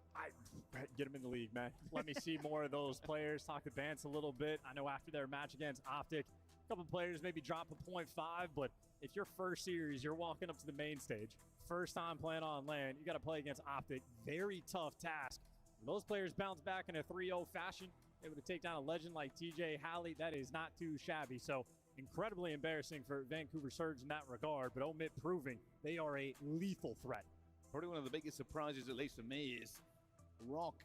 They're already out there, lost to Cloud9 as well. A lot of people were expecting Rock to do a lot better in that game, but they got 3-0'd by Cloud9, who will now play against FaZe for their qualifier. And what an interesting match that one's going to be, but C9 having more success than Surge, that tells a story and a half. You could write a book on that one. Very excited to see Notorious versus Gentlemates. We still got 4 streams running in this tournament. A ton of action you need to catch up on, and a ton of action I need to catch up on as well. There's a lot of good Call of Duty being played, especially that, Toronto versus Miami Heretics series. That one's going to be spicy. Yeah, that certainly will as well. And here's the kind of the crazy thing. It's not just 4 streams that we're showing here today with the 20 games on day 1. Challengers is also online. And I don't even know how many games they're showing today. It's something like 14. So you cannot get enough Call of Duty action today. I mean, hey, get your fill. Swing on over, jump on all the streams. We got the watch parties going as well. Plenty of action in the building. See people in the back corner playing some neon basketball. I need to try my hand and take some shots. Bryce, we can compete. I cannot. Now, this may shock you. And I'm an American, so exactly. Being English, not that great at basketball. Also, not that athletic, as people can probably tell by using their eyes. Yeah. Well, don't agree too fast, John. I should have hesitated. I apologize. No hesitation, though, in this map. Fast, quick action. Let's get it on. Well, here we go. One more time. You can see that clock counting down. That means the rules are right. We will find this time. Abizi does manage to grab 2. Nobody's going to be able to move that EMP yet, though. It's always a bit of a stalemate in this first flurry. Well, no, until the device is touched and either gets traded out. You've cleared out the spawn. Nasty trying to make that aggressive play. And LAT right now getting all of the kills. Good job of playing keep away. And LAT maybe a little bit too slow to actually go for the device. Abizi, great recognition on the mini-map. An amazing smoke being thrown towards mid. I don't know what player threw that, but Zuma's going to have to take a look. Well, at the moment, they're still trying to just turn this tempo up. They're getting the kills going forward. That EMP should move. I think a player just missed it. Scrap will eventually have it here, and they're in a great position to score. They have the body in position to at least slow down the enemies here, but this is going to be a stop as everybody from Boston Break contributing to get the kill. Yeah, great job of cleaning house because you had LAT, everybody in prime position to sort of shut you down. So shout out to that patio round rolling through, and Nasty just needs to wait for his teammates. Afro going on the pinch, but LAT, multiple people watching it. Also just trying to be active here with the pistol. The easiest thing to do. He has a couple of players behind him who will all be on Afro.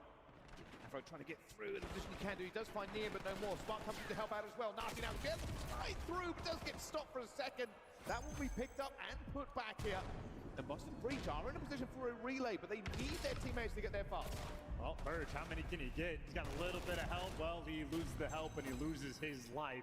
Afro on the quick pinch, though. Opportunity to make the impact, and he's good for 1. We're trying to drag this device over towards mid. Nasty not going to be able to do it himself. Tries to do the smart thing and back down, but it's going to be an effective reset on the map. Boston certainly taking LA Thieves to task here. Really forcing them to get anything to get out of the spawn, but already a bit of an overshed. Abizi has a potential route here. This will all fall onto Afro. Well, spawn kills 1. Afro loses the fight on the flip side. This is looking like an open score. Nasty, the only player that's going to be able to stop this, dealing with 2, and the second man drops him. Tied up 1-1. LAT on the board. Now they run over. They're trying to make sure that this doesn't get a counter cap instantly. Scrap coming here to throw this one down. His teammates going to be backing him as well, but the kills go the way of Boston. Problem is, those respawns are going to come in pretty quickly. Afro going to do everything he can to stem the tide. This might be a wrap for it. Spartan no longer confident. This will slow it down significantly. If you're Boston Breach in this scenario, you are going to have to make another wave of kills. Taking the world tour, but LAT already defensively in position. Bird outmatched and overwhelmed. Boston went for the attempt on the wrap, but it's going to have to be another slow game. Just not able to get much going. defense paying out in droves here. Purge now going to be in a great position, but Hydra just rips him out of the sky. And now they are flowing like water back towards this point. LA Thieves with the second one onto the board here.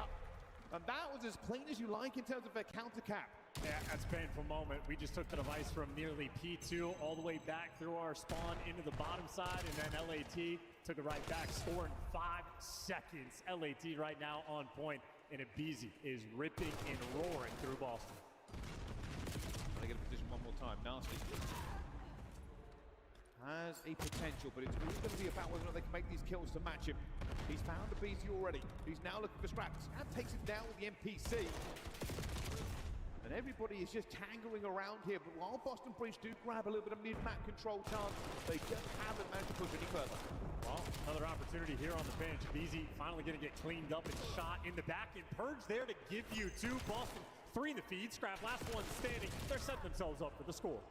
And they should have this as well. You can already see they've got players pushing out. Purge will go down, but this is all about speed. They've got to get into this point as quickly as they possibly can. Spot goes down, and there's a massive shot going through. Needham finds 3. Boston were not quick enough to capitalize on those wins. And look at this setup as well. Number 7 showing the device down low. So Boston have 2 players in Dojo, 1 player mid. Now 3 players in Dojo. Meanwhile, Neem is pushed so far up. If Abizi gets through, it's looking like an open score. Well, they've got Afro trying to chase here, but he gets caught by Scrap off of that respawn as well. And that is, again, a counter cap for LA Thieves. All the work by Boston, all the blood, sweat, and tears they are putting into their pushes is being countered over and over again. Well, device is about to reset. Boston, every single body is here. 2 kills in the feed. Purge gets away as well, so a bailout moment. If you're out of position for the defensive stop, might as well get the rally off the new spawn. And with 10 seconds to go in anyone's game for this final capture, it is a 50-50 battle. Oh, yeah, the free play. Scrap will pick this one up. He's going to do 30 seconds. With absolutely no drawback. Afro looking for the first as well. Going to go down to Hydra. A wrap is coming through. Scrap has decided it has been caught. No, he tries to black it out, and he's done so. The rest of the team's going for this one now. Piston spinning. Hydra at the forefront. Scrap now trying to get into it at the same time. Abizi's going to be here to back him up, but it's Nasty for the 1, and Scrap finds 2! Oh, what a play by Scrap! Unbelievable, and he's not even barking in the comms. Laser focus for those final kills. And that is some heads-up gameplay coming from Scrap as well. Not just for the final 2, but to get that device out of lights, back it up for your team, and make sure your boys get set up in position. That's also going to be a 6 streak for Scrap. Got 2 off of him with the pistol. Huge plays coming in from him, just able to work with his teammates. You know there was a little bit of stress going forward as he started to see his teammates go out of it. Well, that pistol was always good in a pro's hands, and, well, Scrap has some of the best. Yeah, clean and confident game rolling through for LAT. So look at the shots the second time, and honestly, good communication as well, just to understand who and where is going to be one shot. Trade out those kills, and as you say, maybe just get that Hellstone. Trying to make a bit of a play here, not going to happen. For LA Thieves, they can afford to not really push this tempo too hard. They are in the driving seat. Nasty's 20 and 11, but they find themselves down by 2 scores. This is danger now. Spark manages to get 1. This slows down the push just a second. He finds the second as well, though, and, well, that basically single-handedly stopped the CMP from moving. I mean, he's stopping the device, but they also need to score. So this is a minute burned off the game clock for the second half, and we have yet to move from this window. Tough scenes here for Boston Breach because, well, you got a Hydra in your spawn, dealing out damage, dishing out the goods. Trapped there for the wall bangs. And LAT still with more of an advantage. You're still not getting clearance on device, but LAT simply don't need it. They just need the kills. Purge makes the first. Looks for the second with the Scrap here, but not going to be good enough. BC being a problem one more time. You are right, LA Thieves. All they've got to do is keep dancing and trading. An opportunity for Boston slowly developing.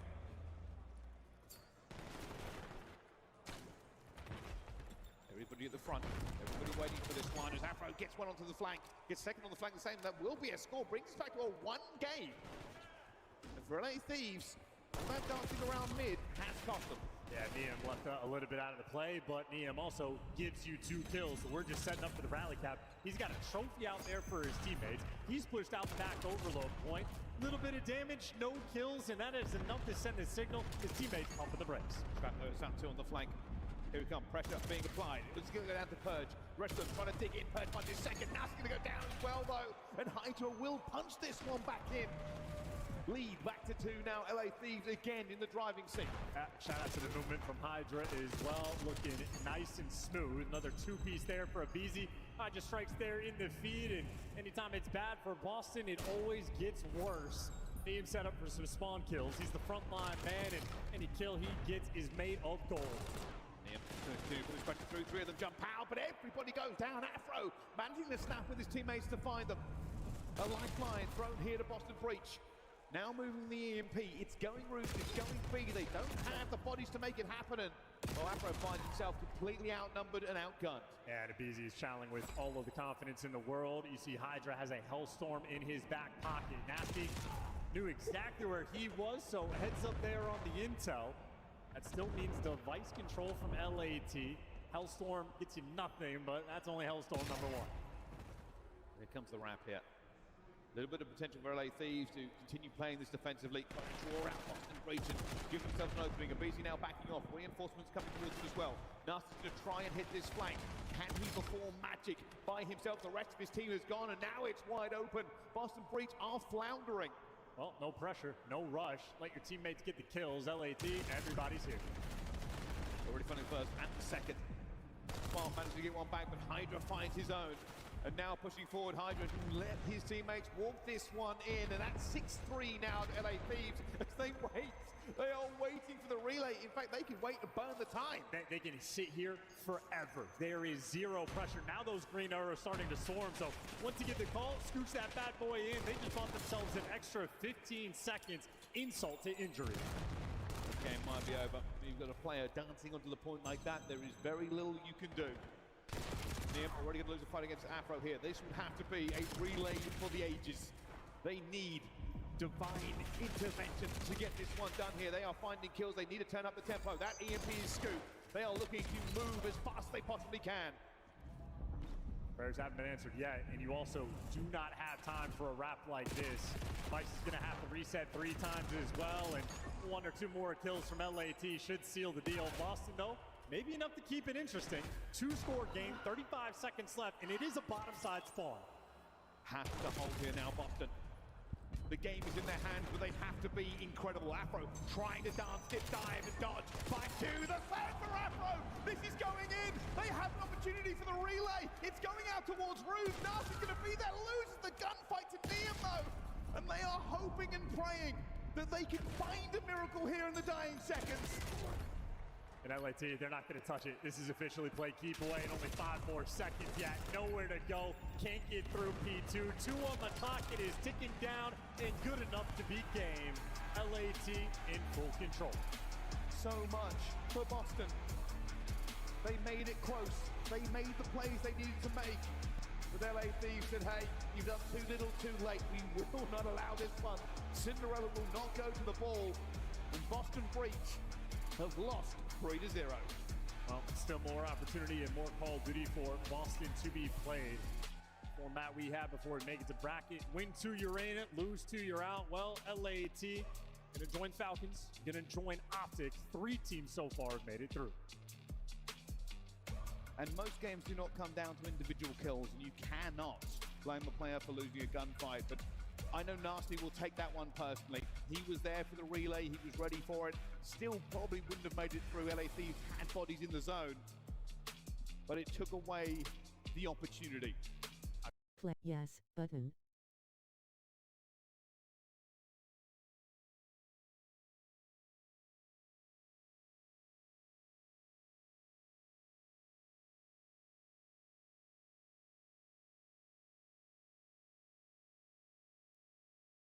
New notification.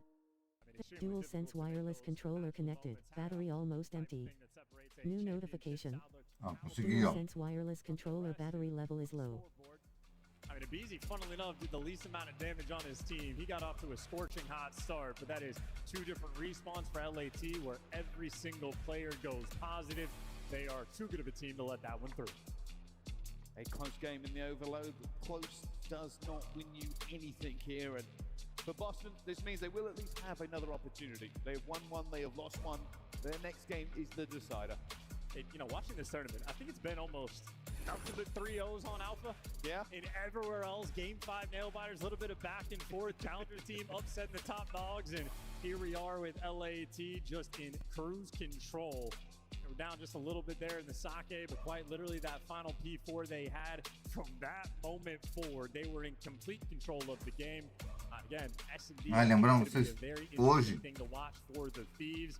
At least what we saw on the map number 2. é um dia especial, hein, galera? Nós estamos Well, we'll see. Boston, somewhat of a good game going na, forward. na briga ainda, galera. Na briga, hein? How they are going to do in the next game. But I will say this, as a positive for Boston, I think they've looked pretty good so far this Estamos na briga para poder alcançar as 4.000 horas e tá difícil ainda, hein? Before all of that, we are going to throw down. Eu falei no vídeo de ontem.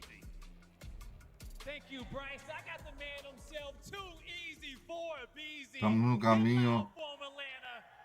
This man has brought you guys some championships in the past. 2.000 ainda, faltam 1.000. Series is a 3-0 for you guys. And the last 2 maps, you guys really had a solid lead in there. It didn't look like you guys were out of control of the series whatsoever.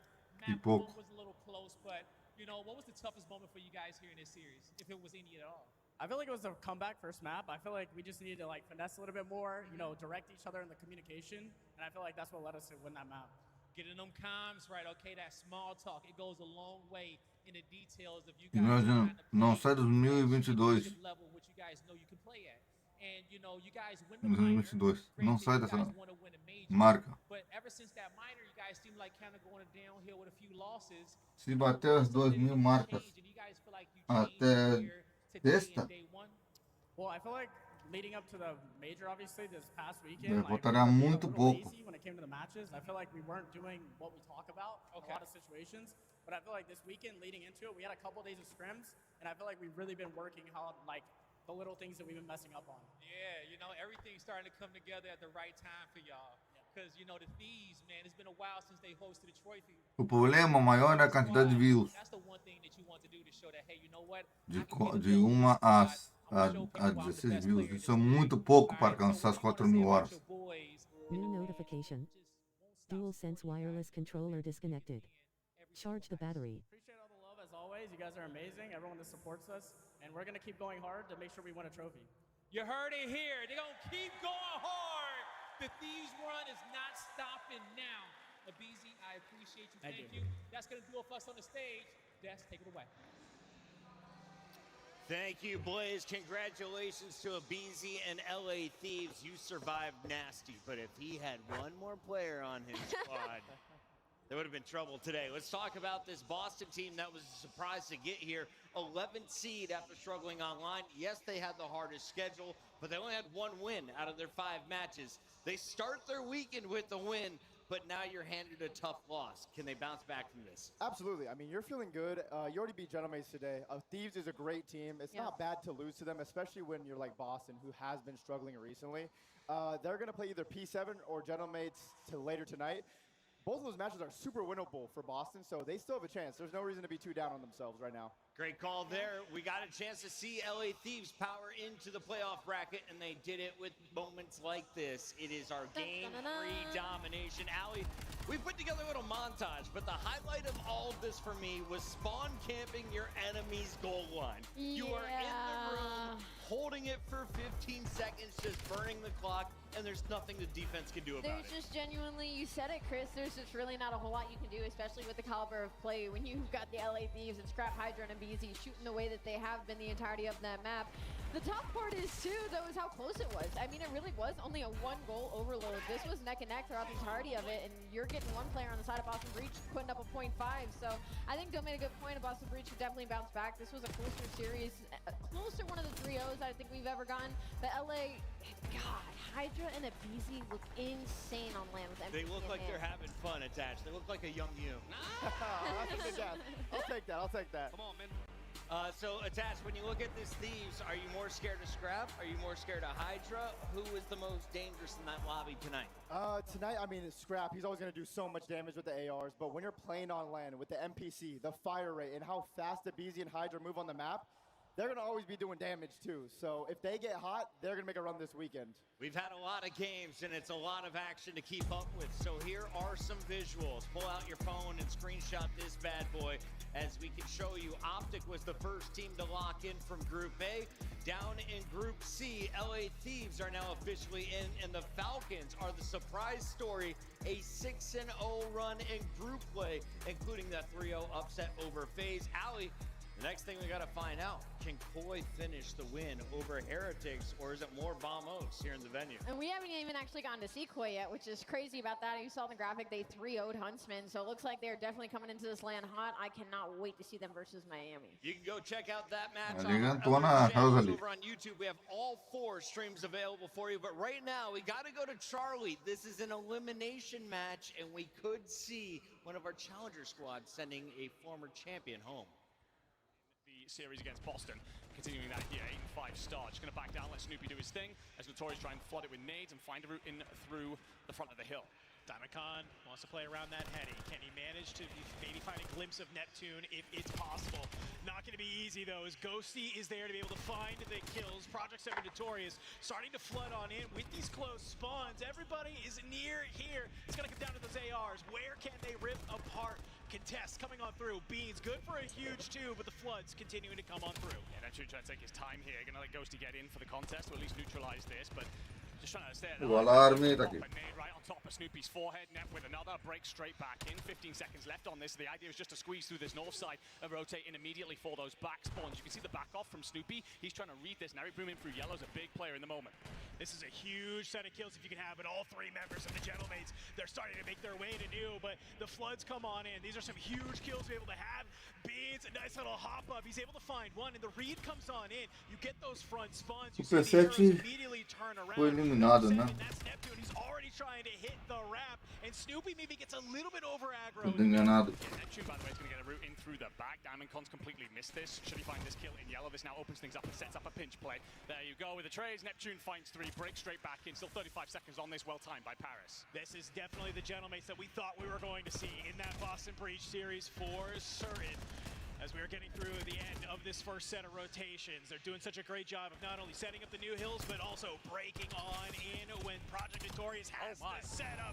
And it's all on the back of Neptune as he pops another 3-piece that is there. Envoy, he's been able to make his way to the top of P1, and he's holding on. Yeah, the SMG dominance right now, just foretelling in the scoreboards at the top here. Snoopy 5-14, Eric Boom 8-14, not dealing with the pressure at all. The pace at which Gentlemen have come out, they knew that they needed to start hard, and they have. At the end of our first rotations, you're up by around about 80, looking to get yourself set up for P1. Sid's got lots of look down and rips Beans face off as Beans lays claim to Diamondcon as well. It's going to hand you the hill, let you set up. Yeah, first set of rotations, P1, you kind of take what you can get. Second set, different story. You're going to try and milk this as much as you can. And the Gentlemen, they would love the lead here. You'll keep it mixy. You'll keep just flying at this hill. You have the P2 spawns. Do whatever you can to keep Project Notorious just in that backside and continue to gain this time. Sid's going to buy a second. Allow his boys to get over his shoulder here. Eric Boom and Beans think they have a corner. No such thing. 2-piece comes through, lining up the third. Snoopy will be there to pick up at least 1. Envoy's just going to dip straight back inside of the hill. 15 seconds. Gentleman's just going to back off from this, set themselves up for P2. Notorious have to play through not only 1 wave, but 2 waves of Paris Gentleman's pressure. One thing is though, Eric Boom looking to play through that northern side and try and flip the spawns out. I don't know if it matters when you got Envoy from top P1 and a Jaeger in hand, absolutely dumpstering right now. I think that maybe the Gentlemen are a little pissed off at that last series, and they are coming out with some fire right now. 152 to 37. P2 gets popped. We're all the way on in, and Neptune, he is not letting them get close to this hill. No, takes complete control over the backside. Now decides he wants a bit of the action on the front line as well. finds another. Sib doesn't need to get over aggressive there. Doesn't want to risk flipping his spawns at all. So just going to try and hold through middle. Snoopy doesn't allow him that. Neptune's going to tuck himself in the close corner. One goes high, comes crashing down incredibly. Oh no, Eric Boom does manage to get the trade. He's going to be weakened up, going to have to back off. It hands yet more time to Paris, who are putting belt on right now. You just can't even manage to just try and rotate to P3 because you're still giving so much time to the Gentlemates. It's one last hit that's there, but look at this. Sib is already starting to float on over. He doesn't even care. He's going to put himself in good position over towards that float side, and he's actually going to even keep on going to try and get the Paris Gentlemates the spawns that they need. P3 comes online, and while yes, you may get some of that scrap time at old, Paris Gentlemates, they are looking down the barrel of map number 1. Yeah, Eric Boom's going to be incredibly readable as well by Ghosty because he's still in ult. It's going to be cleaned up. So that's going to force P7 Notorious on the one side of this map. Gentlemates going to welcome you in. Come on, boys. We've been shredding you all the way through. The Lion's Den is here. We'll maul you the second you step close. Beans will open up with the first to give the numbers advantage. Trade is in, and you stay alive. Beans do work from Godhead. He's going to give you something, and you do break in. An important moment because Gentlemates are only 45 away from victory here. Notorious have to start to find their way into this matchup. You got to play perfect from here on out. 4 dead in the feed and control of the hill. It's exactly the kind of setup that you need, but it's not only about controlling the current hill, it's about thinking about new and setting yourself up in the best position. Unfortunately, though, as there is 20 seconds left on this hill, you're gonna get all dead in the feed, and that's until Eric Boom. That's a nice solid 2-piece that he's able to have, continuing to rack up time. You'll force the spawn still over into this backside, and P7, they're looking towards P4, but Paris Gentlemates, they're going to cross the 200-point mark as we are looking at P4. Spawns are going to flip out for Notorious, and that's actually going to be read by Gentlemates. You're literally dying the second you step out. Then again, 2 big kills in the backline here. Diamond Con with them allows you now to get yourself inside the hill. You have your plays in the positions that you want, but Gentlemates looking to flood through the middle here, and they do get themselves into yellow. Enough pressure on the hill, you're going to have to turn and face. And Ghosty on the front now on Statue, he should be able to hit this for free. Envoy 4 in a row. Was a little bit lackluster in that last series. Not going to be the case here yet again, as he is continuing to fire on all cylinders, helping this team find the kills that they need. You got to pin down in the back. You only need roughly 20 more seconds if you want to try and take this map number 1. They can do it here on this P4. O barulho aqui, mas vamos se carregar. They need to. Neptune, he's keeping on shooting. He's keeping to fight. New notification. DualSense wireless controller connected. Battery almost empty. New notification. DualSense wireless controller battery level is low. A little bit more. Kill's going to open up for Carrega, should be traded. Will indeed be so. Gentlemates trying to find a route in. Can slow it down. They have plenty of time. The luxury that has been afforded from a great start. You got to weigh up a concerted hit. Notorious, right now, they have found a bit of momentum. They have certainly figured their way into this matchup, crossing that 100-point marker. A long ways to go just yet, but Paris can't afford to keep hitting these hills one by one. And I love what Paris is doing. They come off the spawn, and it's a little bit of a slow rotation. They're okay to give up this entire hill. They want to set up for P2. It's only 18 seconds needed that they need to hold on to. The kills go your way. You're going to spawn out Project Notorious. You're putting yourself in the best case scenario. You might not even need P2 because you're holding on to P1. Locking it down. Diamond Con's going to take one last swing at this. Will find one. Traded instantly. Sib should be able to close it out from here. Incredibly doubtful the P7 Notorious get a foot on this. And Eric Boom's going to be red. Shut it all down. Paris Gentlemates incredibly comfortable in map 1. We said map 1 was where you set the pace. New notification. DualSense wireless controller battery level is low. New notification. DualSense wireless controller battery level is low. DoorDash, my friend, and be able to say, hey, get us in the next one because we want to try and make it to Saturday. I mean, it's completely doubtless that you will have had a conversation in the back rooms. This is unacceptable, gentlemen. We can't be looking at a top 16 exit. Victors in Major 1. This season has slid down since then, but, well, a bad series against the Boston Breach. You will find your way avenging that here, and a great performance out of Ghosty in particular. Yes. 30 and 9. Tiki, a little bit of help from Kips over the top. Super is sniping this time around. Drakes will take the water out, clear out mid steps, but he gets stunned, and Joe's right there with the pistol outside the pool. Response though from Redcore keeps it 3v3, and the medals tallies another one. So you've got B control largely here for your Miami, but you also get the read that Toronto defensively is also still here, so you back away. Yeah, once Kleenex overextends a little bit through water steps, he was just trying to keep Joe alive, or at least put him in a situation to get a trade. But now Miami gather the info, just gonna back on up and be prepared for that gunfight. Redcore closes it out with the final. So it don't matter if Koi get the first blood. They are just too fast at trying to react to what they need to do in the next play. And that's what Miami keep catching them. I love that little bait from Super 2, just like, I'm still sniping, nope, I've got help nearby. And I get it, like if you're Toronto, you're trying to force something because you just don't want to be stretched thin in the 2v3, so you're trying to see if you can isolate before Miami could wrap back out, but it's just, that's not Miami. They're going to sit and punish you. Yeah, and there's just no need to do it, man. Yeah. Job is done when you get that first blood. Even though Joe gets traded, they still have to beat you by planting the bomb. You don't even give them a chance to do that. We're going out there flying for the gunfights. That's what's allowing Miami to capitalize on round after round. Now, Koi back on the offense. No pressure over towards the speed side. No need to waste time to try to get it planted. What a stun check. I love that from Miami. It's just a huge hit down the middle of the map. You stun down the stairs. You stop the play from going to B, and you find first blood. So good. Jump over Metals. Well, punished by Kleenex. It's a set of shots if we've ever seen one. And that's actually enough space to get Joe on for the plant. And yeah, Kips is going to have his hands full here. Flank on the way. Yeah, don't play with this timing, man. Make sure you guarantee the backside of bedroom, and Kips is able to gather the info and get out of dodge. What a read from You only see 2 players, and then Rancor now spots you all run up mid. Yeah, but this is the problem is for Miami, you still have to recover by getting through water steps. And this full rewrap with the smoke actually is going to allow Trakes to try to hop on initially, but here comes the pressure on the post plant. 2 kills come through for Toronto. Last one left is Rancor for what has to be a 1v3 over the top. He's able to find the first pretty cleanly, but time is running out. 18 seconds. Rancor's got to go. And it's 2 SMGs in front of him. He's got the Hellstorm, so no reason not to try to give this the good old college try, but he will not get past water steps. Toronto with a good response. Oh, thankfully, if you are Metals, you should not get caught at water steps like that, because, Koi, you had them trapped over towards that B site, but both of your teammates starting to work on that late pinch to have every single angle covered, but you jump on the cross, you give up your life for free, you force it into a 3v3, and then Koi just get the bomb planted and able to stabilize, gathering that information so fast that the pressure was on the back line, reposition, secure the round. Koi looking great on attack, but great on see attack. a defense. Yeah, I mean, even in the face of that call from Miami, which was super well constructed, does not give Miami enough of an advantage to come through. So now it's down to what can Toronto do defensively. 3-man stack over towards Laundry. Shots already going over towards the front side at Art. The Rancor with the Hellstorm is going to call this in and should lead to an easy plan. This is where Miami need to be able to take space on the map. Communication is being reigned by Rancor. Obviously, common to his teammates is a lot of pressure over through Kitchen, a lot of pressure over through Laundry. But now is when they decide to take space. You're going to give Koi an opportunity to readjust. Yeah, they sure can. I mean, the defense really has not left this position. Definitely odd. We often see the Hellstorm just guaranteeing a plant towards B.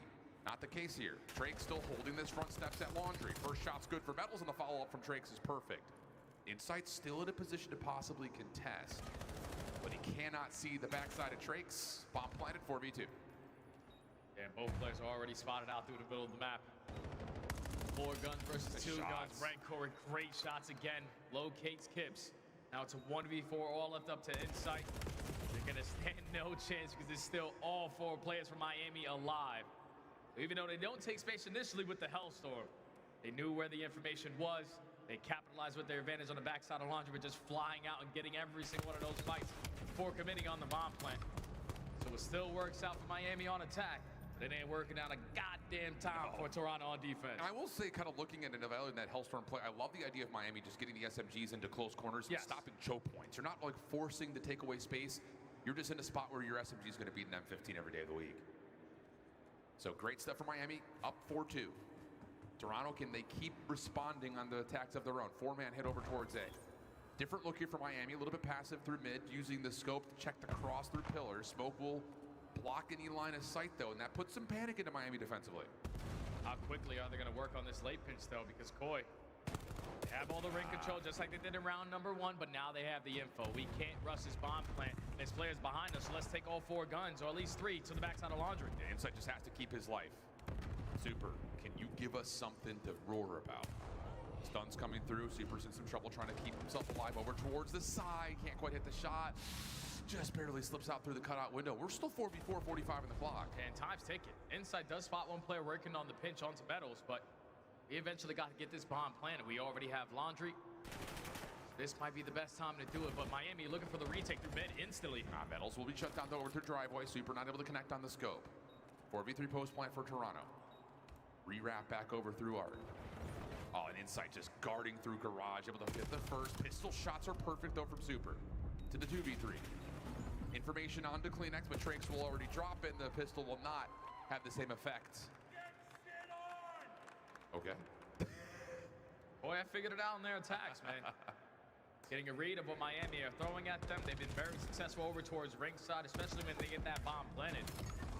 Miami don't have middle. They don't have back laundry, and the pressure that they had towards the flank kept on getting back down because Insight was peppering them with shots. And he's able to got a strike for the first blood and also the second. Basically guaranteed the round there. But it's not worried about their attacks. This is where they need to figure it out if you're Koi. This is really it. I mean, we've had legitimately nothing but offenses so far. Miami, the only defensive winner early on in this map. Keeps the pressure on Toronto to have to get 2 in a row. Kips tagged but stays alive. Hit will follow up after that damage though. Yeah, Miami's gonna have a chance to plant. Yeah, they're just gonna get this down for free. Water steps into being contested. The only pressure from Koi is gonna be towards Bebo, but at least for now it does back down Meadows off of the bomb plant. Oh, what a nade. That's backside over towards the cutout window. A little further than that by Kitchen. So Kips will give it a little bit more freedom to play this defensive side with some help. He knows, of course, that Miami's still here. Trake's trying to force the battle, but Kips responds. Good shots to Rencourt, but does get traded. Toronto, do they overextend? Do they overpush? Not quite this time, and Toronto finally take a first blood defensive win. Finally, they get their first defensive win here. They get the first blood off of a great frag over the top by Kleenex, but then this is where Koi made their adjustments. Nobody moves. They know that they have to get this bomb down at B for them to win in this round. So Kips just holds strong over towards B-ball, guarantees the second.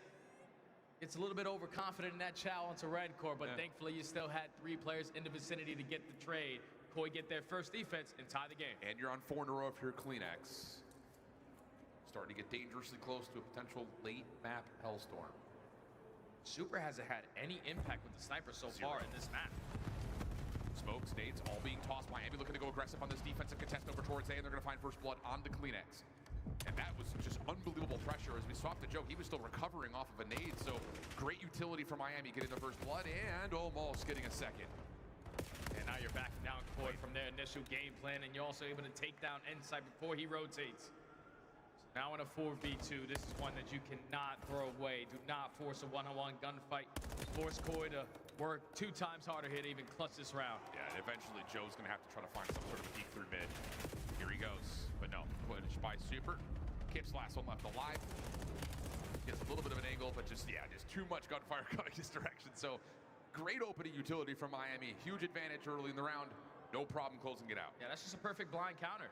What has been working for Koi every single time on their attacks? Whenever they get this bomb down with laundry control, Miami says, screw that, we're not giving up this side of the map anymore.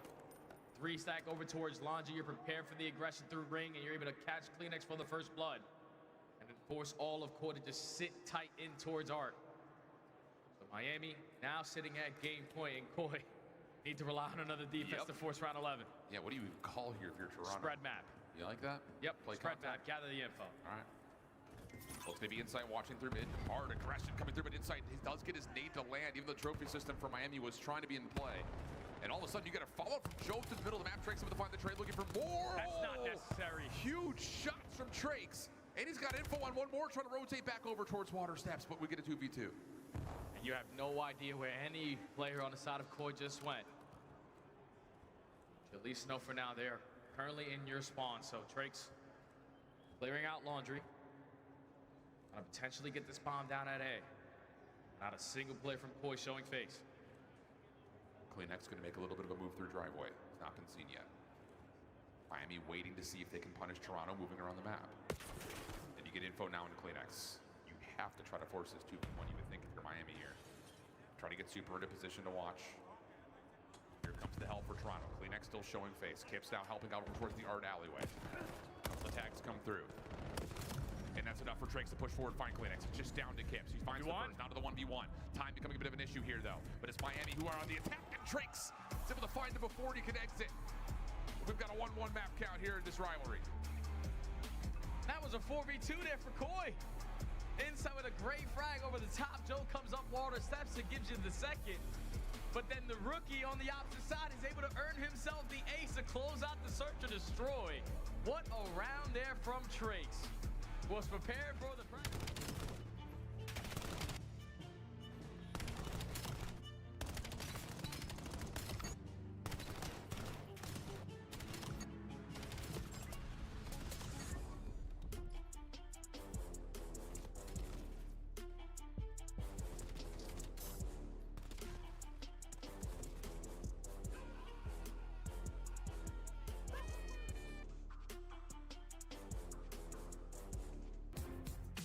Black Ops 7 returns to the Esports World Cup this summer. Scan the QR code to get your tickets now. Scuff, official controller of the CDL. Monster Energy, the official energy drink of the CDL.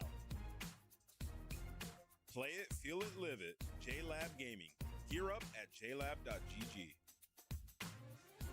Brought to you by America's Navy and the special operators who work in the shadows. I'm a big stepper when I walk, money maker when I talk. Another boys on a mission, never put them in a box. Clawing to the top, jaws open while they watch. Yeah, I'm getting to the chicken, I ain't never gonna stop. I'm the life of the party, know it's going down. If they wanna talk about me, I'ma tell them how. I'ma tell them, I'ma tell them, I'ma tell them, I'ma tell them, Everybody wanna be like me, fast lane, steady whipping 2 doors off speed. Everybody wanna be like me, but that's something that they never gonna be. G2 Minnesota has been a threat since the start of the season. In fact, before the season began at the Monster Invitational, but they've also had some downs. Tonight, they were 1 round away from going up 2-0 over Optic Texas. They fumble that, they fall 3-1. Now they find themselves fighting for their lives. They're going up against Omit Attach. I want to start with you. Thoughts on Minnesota? Thoughts on Minnesota, I mean, they had a great match versus Optic earlier. One of the most entertaining matches I've ever watched. Kill records were being set. I think they hit the club on Plaza S&D 10 rounds in a row. Optic did not go in the round 11, and they ended up winning. They played it smart, used the cruise missiles, got the bomb down. But Minnesota was moving, Kremp was frying. We really need Skies to step it up in this next series and to take down Omit. Both of these teams have beaten Vancouver. Both of these teams have lost to Optic. Let's talk a little bit about Omit over these maps and modes. Allie, Omit, a top challenger squad from EU, and Ethan is the talk of the town here in Atlanta, popping off 30-plus kills over on our side station. Yeah, he was Mr. Consistent in the one series that they did have, and right next to him was DK in that Search and Destroy. I mean, he laid down 1,400 damage in that map number 2. So a couple players to watch for Omit. This is not by any means going to be an easy series versus G2. They love Scar and Den specifically. We get those in that 1 and 3. Should we hit the Plaza game 5, like Dylan just touched on, they went to a crazy couple of rounds versus Optic Texas. Dylan, how have your picks been recently? Because I'm 0 for 2 in the last 2 matches on the main stage. They've been decent. They could probably be better. I mean, the Falcons, I picked the FaZe to win, and Falcons, they shut me up. All right, let's take a look at our predictions here. Alley Cat, you are fumbling the bag with the Carolina pick. You could regain some momentum because I know Nameless is perfect today. Carolina did lose a couple fans in the building today. I'm going to go G2. I really like what I saw from them earlier. Estriel's been Mr. Consistent. Kremp's dropping 50s. I'm believing in them today. I believe in Kremp. Kremp's on fire. I think he's the guy to watch. Sky's got that swagger. He's ready to take care of challengers. G2. I'm going G2. You're going G2? I really want to pick Omit. I want to see upset. I want to see them go into the bracket play. But I got to pick my boys over on G2. Kremp, he's been insane this whole year, and I think he's going to dominate them in this series. Rafi keeps finding stars and challengers. He's got his Omit squad on the main stage one more time. Can they make it to Saturday? We send it to Blaze to find out. All right, Chris, our last match on the main stage. And these 2 teams looking to give it everything they got to get to this bracket. And the first squad coming out could be the first AM team to make it into Saturday. But let's find out and see if they can do it. Atlanta, give them a warm welcome. It's Omit. DK, Kelly, Ethan, and Denza for their second time back on the main stage. Looking to have a different repeat of their last series. Omit ready to take over.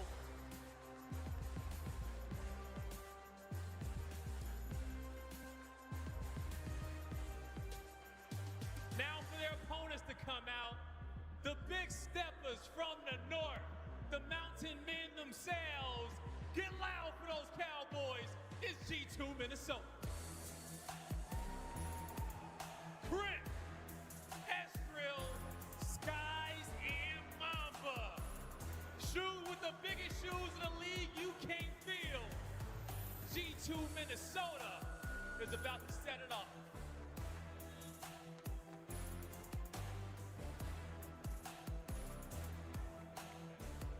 All right, G2 about to lock it in. Omit looking to complete that Cinderella story for the day and get to Saturday. And it's time to find out how this match is about to go down. So without further ado, Bert, Maven, let's lock it in.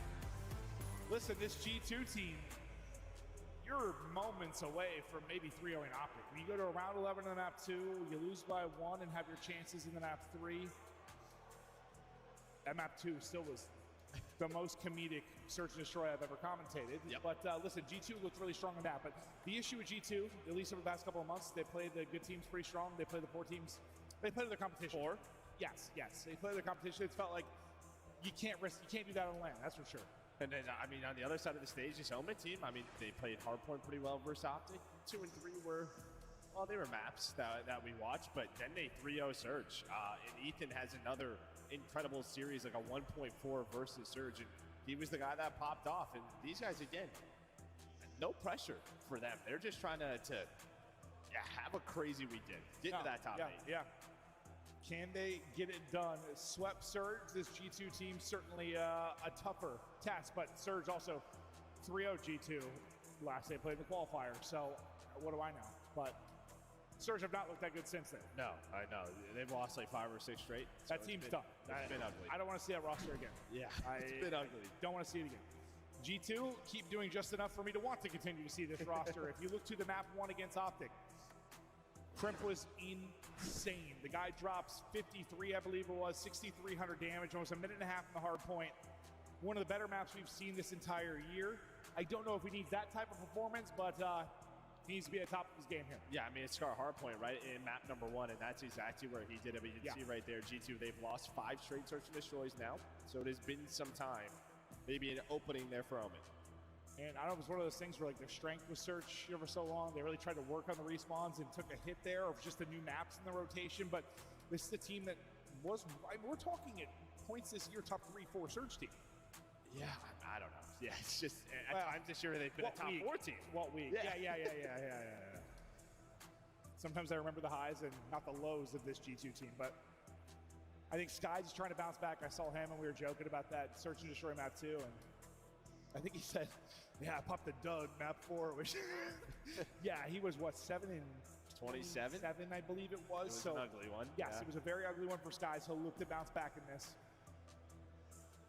And on the other side, God, I mean, did Omen show you enough in that Optic series that they can qualify here? I think they did. Okay. Like, I don't know. I think the same just way. after the map number 1, and then, yeah, I mean, the way they just sort of dominated Surge in that 3-0. Ethan has been the guy. His S&D so far 1.5. He's been a Reaper in the respawns as well. Ethan, going to be huge here if they are going to get it done and qualify. Trying to get into that top 8 bracket.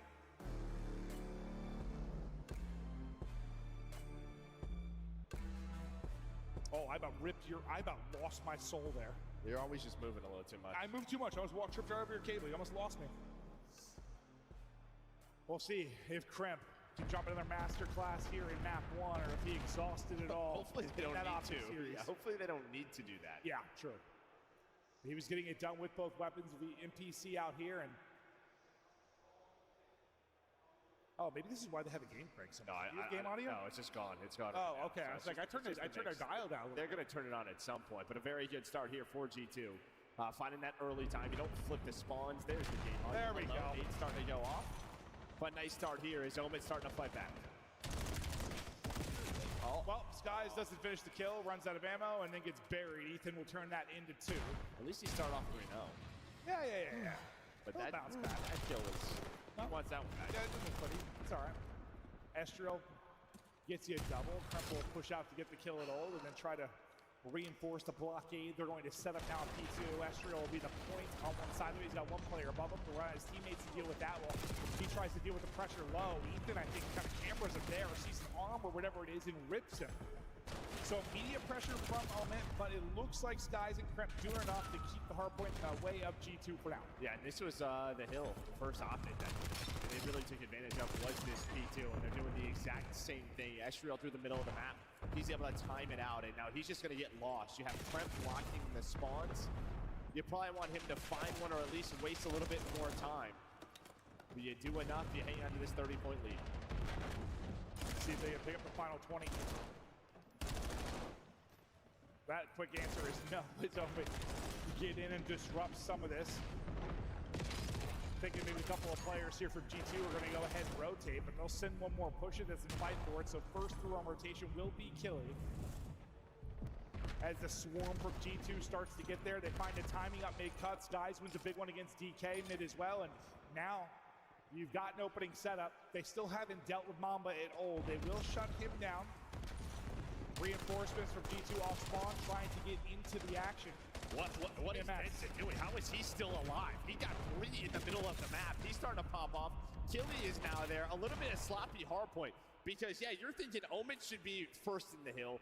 Then G2 finds 3 kills. The last player alive in the middle of store was Denza. He's able to earn 3.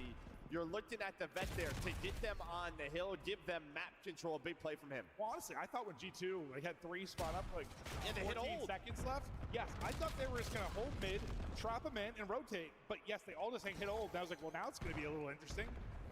I don't know. I think they're just rotate. Well, yeah. I mean, they rotated late and still got there first. True. So I guess it kind of worked out. But still surprised me they hit it one more time. Also, versus Optic, where they were strong, was here at the P4. They'll be in position first. We'll see where the final player spawns. It will be a safe spawn for Estriel, so he'll be into the fray here quickly. His teammates pick up the kills anyway. Skies will drop in the back. DK just needs to be traded out. You've got everything you want. That's exactly what you need to do, that last player. Well, just don't let them get around the back. Sort of block the spawns. That is when this hill can get messy. And well, you just have to get out. You have to trade. Estriel was able to find it. He gives his team the safe spawn. His Mamba's now pushed out. You're starting to build up this time. Yeah. Ome just can't really find anything. And honestly, you know how mixy this hardpoint can be if there's immediate pressure like this or the P2 on Den. G2, so far for us who have to speak of, they've made the messy pretty darn clean, right? Like some of the harder hardpoints, they've done really, really well. Yeah, they continue to do it as well. They read the spawns. Now they're rotating, spawning them in the back. Well, so Skies is rebounding. Yeah, he is rebounding. Well, the entire team has. But yeah, you did not have this effort in that map 4 from Skies, and he is 16 and 7. And everyone's got 9 up front of the side of Omen. Everyone's trying to enter double digits. It's a team effort. It is a team effort to be down 60, but maybe you actually feel okay. You're only down 60, considering the fact what you're outslayed by. We're approaching 20. I mean, I view 60 on Scar about 120 on some other maps. That's true. It could be very messy. Yeah, it can, but they won the scrap fest here at 5. Skies last guy up. We'll take 1 down, but he is swiftly traded out. Yeah, to get the rest of the time here, and you head down 30, considering how lopsided the slang was and a couple of points, I mean, that's a tough for Omen. Yeah, plus you're controlling the P1 side, the side that you want. You're trapping them in, but Estriel knows this, so he's going to try to get Lost Motel side. Denta, he's on another spree as well. He's going to find 4 in a row, and the rest of the time, he does get pinched, but G2, I think job done, because they do get out. They just have to find Killy. And, well, they're not going to be able to do so. No, they're not. No, they are not. So now back to the drawing board. They at least pick the player out of the hard point. Yeah, they spawn here. Now Killy is getting swarmed, trying to finesse, just buy time and make players chase him. Gets away with 9 HP, so that's Estriel out of the play mid-map for now until he finally hunts him down. Ethan, the last player up, he should be swarmed and he will be and drop. So after a little bit of a surge there for a moment, G2 trying to stabilize. Yeah, you just had a couple of island players, though, that have stayed alive or spawned out. And, well, this time it was DK. So he's able to make the plays and getting them right back into their setup. So it looked like G2 were going to break. You had a lot of finesse happening over towards Whitewall, but when spawn comes in, Omen react, they find 4 kills.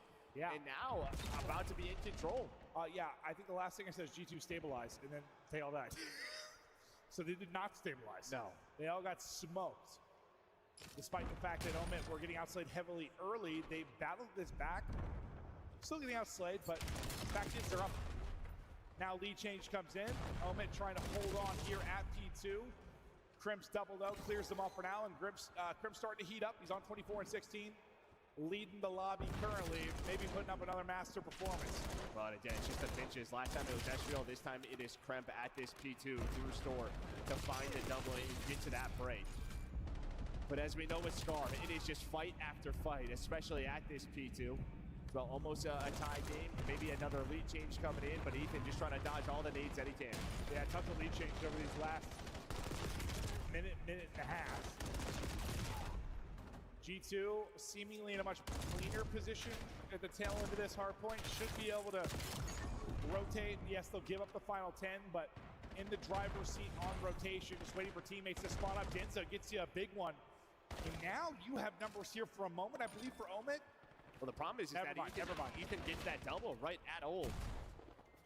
As well, Omid right now, only down a few. Let's go to a JAB listening with Omid. Nice. I'm trying to time. Double one shot. He's pinching. And one shot lane. I want flank both. Both dead. Just nade time, just sack time. Speak on the board, okay? Nothing on plane, someone watch over me. Time on the top green. Time one shot, I want to green behind me. Hey, throw tanks off spawn, they don't have a trophy. I'm nading time. Are you hear him to green still? Yeah, still from green. He's still up there, right side. I don't see the guy top green. Mid cut full stunned. Mid cut one shot. I'll kill him, I need him lane. Time weak. Back on, bring this back. We can flip him still. I'm running forward. Charlie ball. I'll kill both. Hodgson, no, that's him.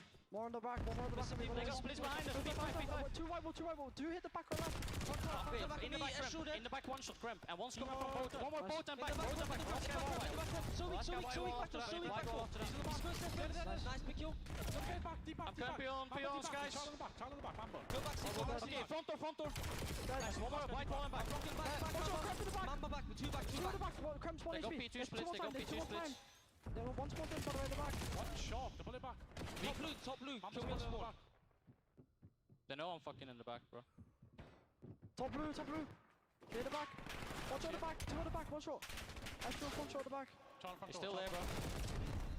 Comms on point for Omid. You saw a nice sequence there for Ethan. He was looking very snappy, bottom blue, but Mamba Skies, Kremp light up the feed. Kremp was a one-man army in the back that made that messy. He's on 34. Again, dropped 53 here earlier.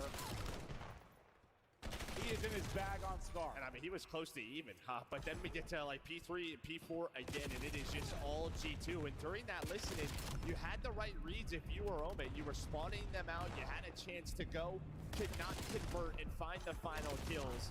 Then once G2 got inside of that P4, it was a clean hold from them. But I'll tell you what, that Ethan POV, he is 18, but he seems to have it. Yeah, it looks 18 in the gameplay. Yeah, no, it's one of those POVs where you can watch him a couple of lives, so I like what I'm watching. Yeah, he is cracked.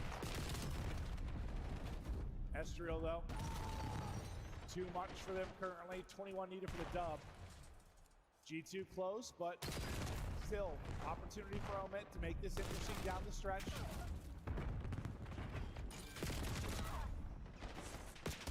Bring it back for the battle of mid-map here in a second. Omid have got a body or two here, but you see the kind of triangular collapse coming in.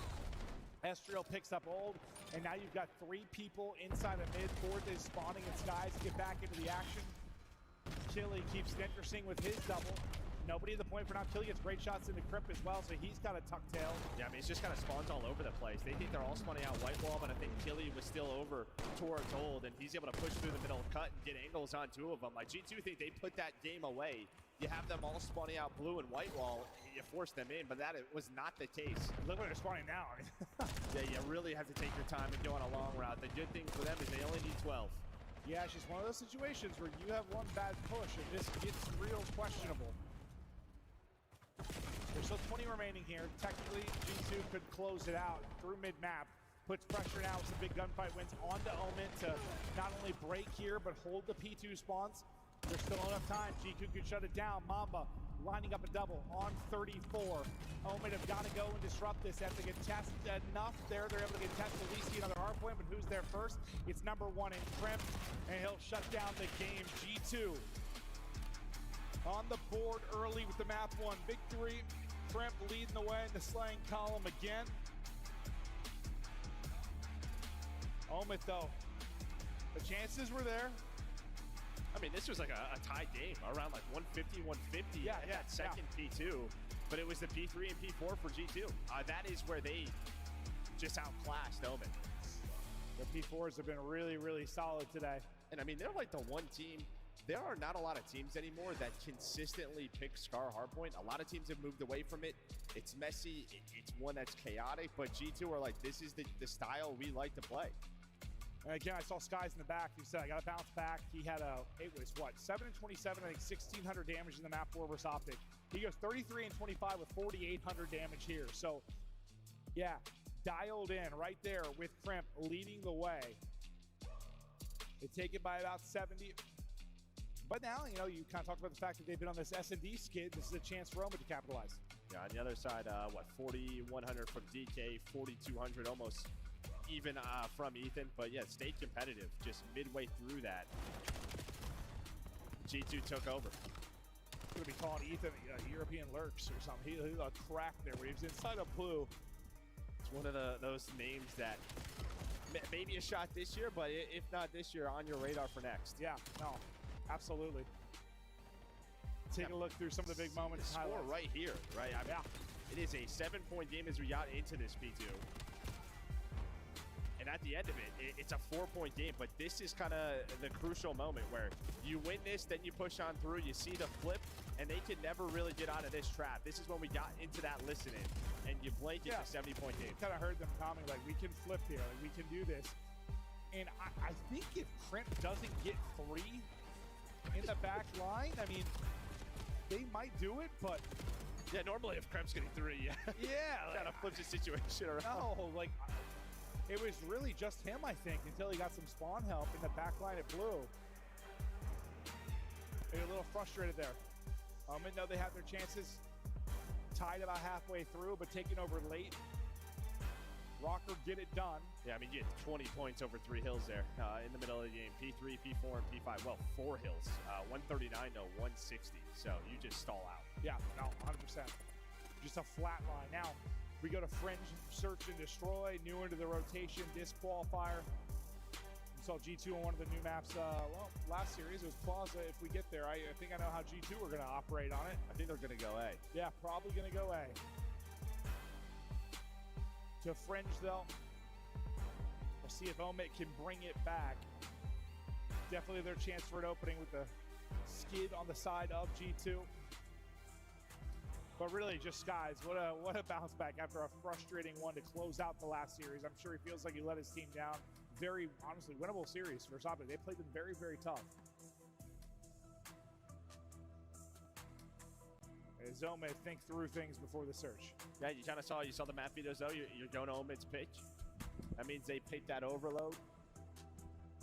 Control the middle of this series, so this is going to be their chance with how the search has gone recently for G2.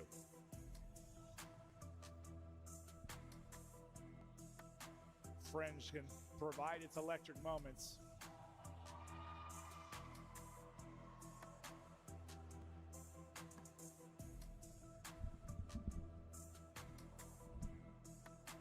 Just waiting for this one to load on in. Matches still happening on B, C, and D.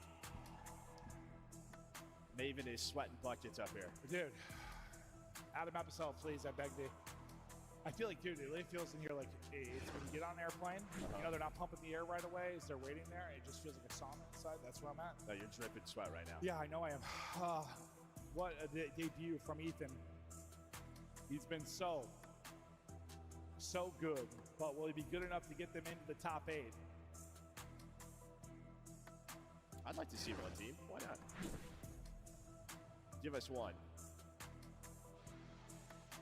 But it's going to be difficult to do here versus G2 squad as we're map 2 about to get underway.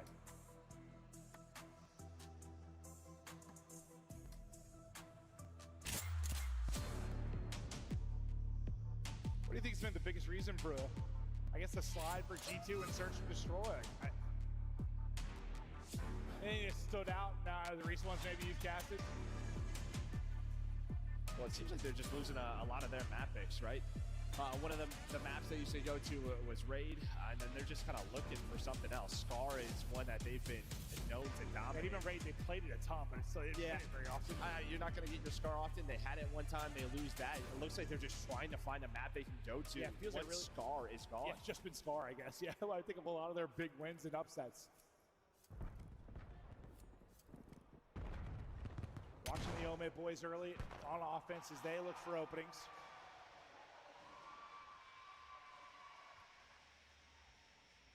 Kelly with the peek in towards A. Estriel, he's there. He's just chilling. That stun not hit him? I don't think it did. I think he just went deep. Yeah, well, he's going to have a chance here. Yeah, so he might end up with the freebie. Ethan was going to send it down. He was going to pop, and there's the freebie. Stun does not hit. Goes a little bit too deep. And Estriel's kind of lurk position there towards mid. Works out. Skies will have the big stick out. Yeah, aggressive push over towards that. He just lands that stun inside of the door, and now you are just going all the way through. Yeah. You read the map so well after that first blood. You take the risk through tin, you immediately flank them, and Omid have no idea. Yeah, they took instant space after that first pick.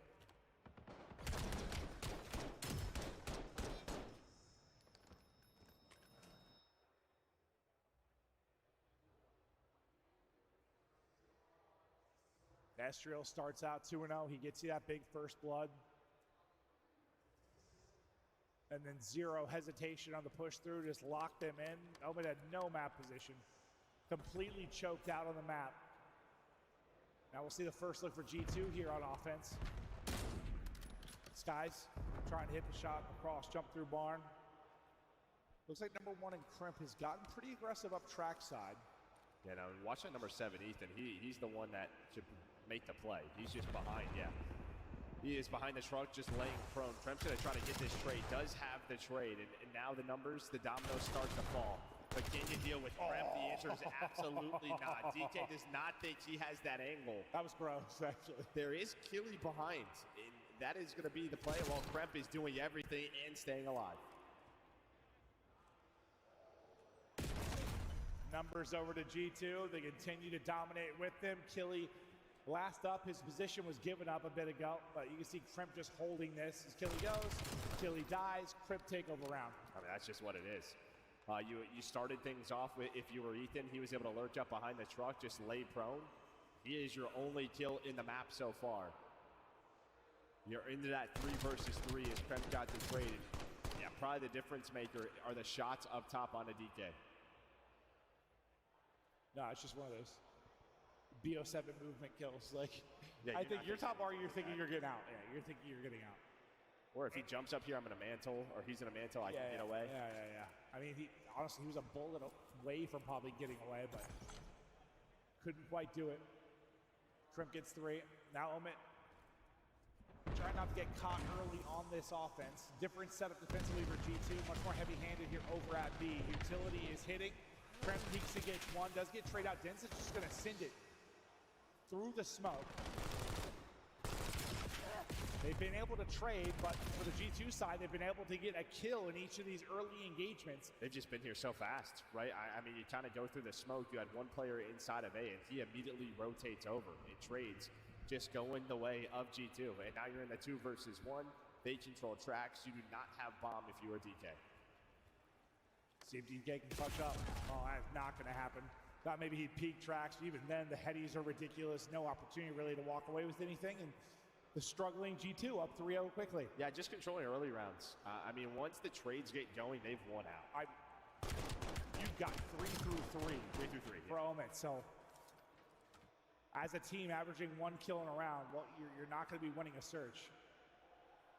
But that's just a nice early round there from G2. I mean, you have 3 players. You have 1 top barn, 1 on bomb, 1 back barn, and then the player is quickly on the rotation through the middle of the street.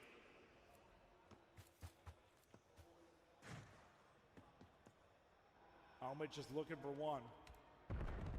You can see up top right there, Omid, they played this in their 3-0 in their previous series. Won it 6-2 against the Vancouver team, where we saw them recently. Like, I know they lost in the round 11, but TJ put up, what, 15 or whatever it was. TJ was having his way on this map. Couldn't do it against Omid. Yes, I didn't do it there. Crimp gonna get his second first blood. Watch this pinch. Trade it out quickly. I mean, Mamba has the right idea. It goes for the wall bang, but they are so worried about the flank.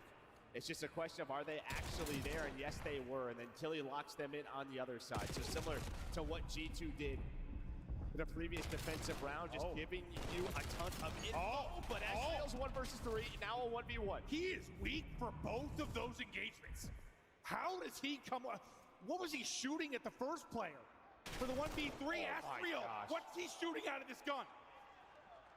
What the hell was that? Dude, he got smoked near bomb.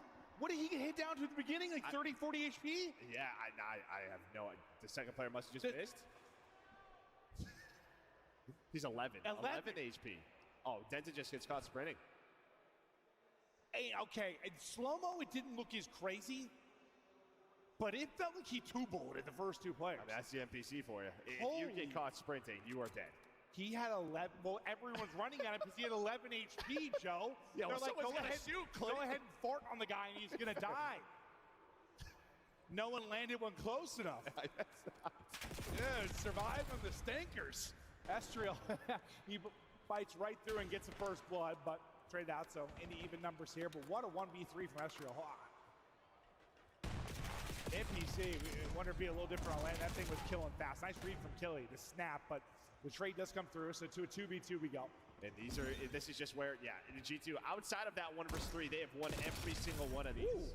But nice shots from DK, another one-on-one. Oh my. That was close. I'm surprised it doesn't even hit him a little bit. Yeah, right? He had 6 health after that fight with Skies, too. So Skies hit some shots, but that was beautiful tracking from DK. That was straight headies on the Skies. I still can't get over that 1v3 was actually close. Yeah, I was talking about something else. Holy. 25 to go on the clock. Bomb still down mid. Crimp looking to keep G2 perfect. That must just look crazy from Crimp's POV. Did he mess up his YY? It almost seemed like he had his pistol out. Maybe. Either way. Because he should have had first couple bullets in here. Oh, he did not mess up his YY. He just missed. He just got smoked. Yeah, he just was a little bit more to the left. Yeah. I was literally about to say that's free for Crimp, considering the angle. Yeah, but all right, check the corner and all righty then. Yeah, just snaps. Nice little clutch. Yeah. A lot of work to do though. So down 4-1. But maybe a clutch to answer Ezreal's clutch. Skies gets info top alarm. Yeah, I think because he sees two, they want to take it the other way. But who's pushed up already? That's Killy, who's gotten pretty aggressive. He's got to get one. First jump, is he able to get one? Killy does get you one. He gets traded out, but damage to disguise as well. We go 2 for 2. Crimp gets a multi, and he's at 8-3. Ezreal in a position to need to get you one. He does that and gets away with his life. And where's the trade? Again, I think he got shots into DK too. So Ezreal just locks that round in. It gets messy into the 2 versus 2. You're trying to isolate Ezreal, but he will not go down. Yeah, I think he must have got damage into DK, because like DK, when we hopped to him, he was getting back to full HP. I didn't realize he tagged up both. But Ezreal and Crimp, I mean, it feels like when these guys are taking over, there is success for this team. They have 9 apiece, close to 1,000 damage each. 2 first bloods apiece. Yeah, Skies and Mamba are vibing. But this has been a takeover from Crimp and Ezreal. I mean, I think that's probably the biggest thing for G2 is just it hasn't always been there for these two. Yeah, how many one-on-ones have they won? And then the 1-on-3. Oh, yeah.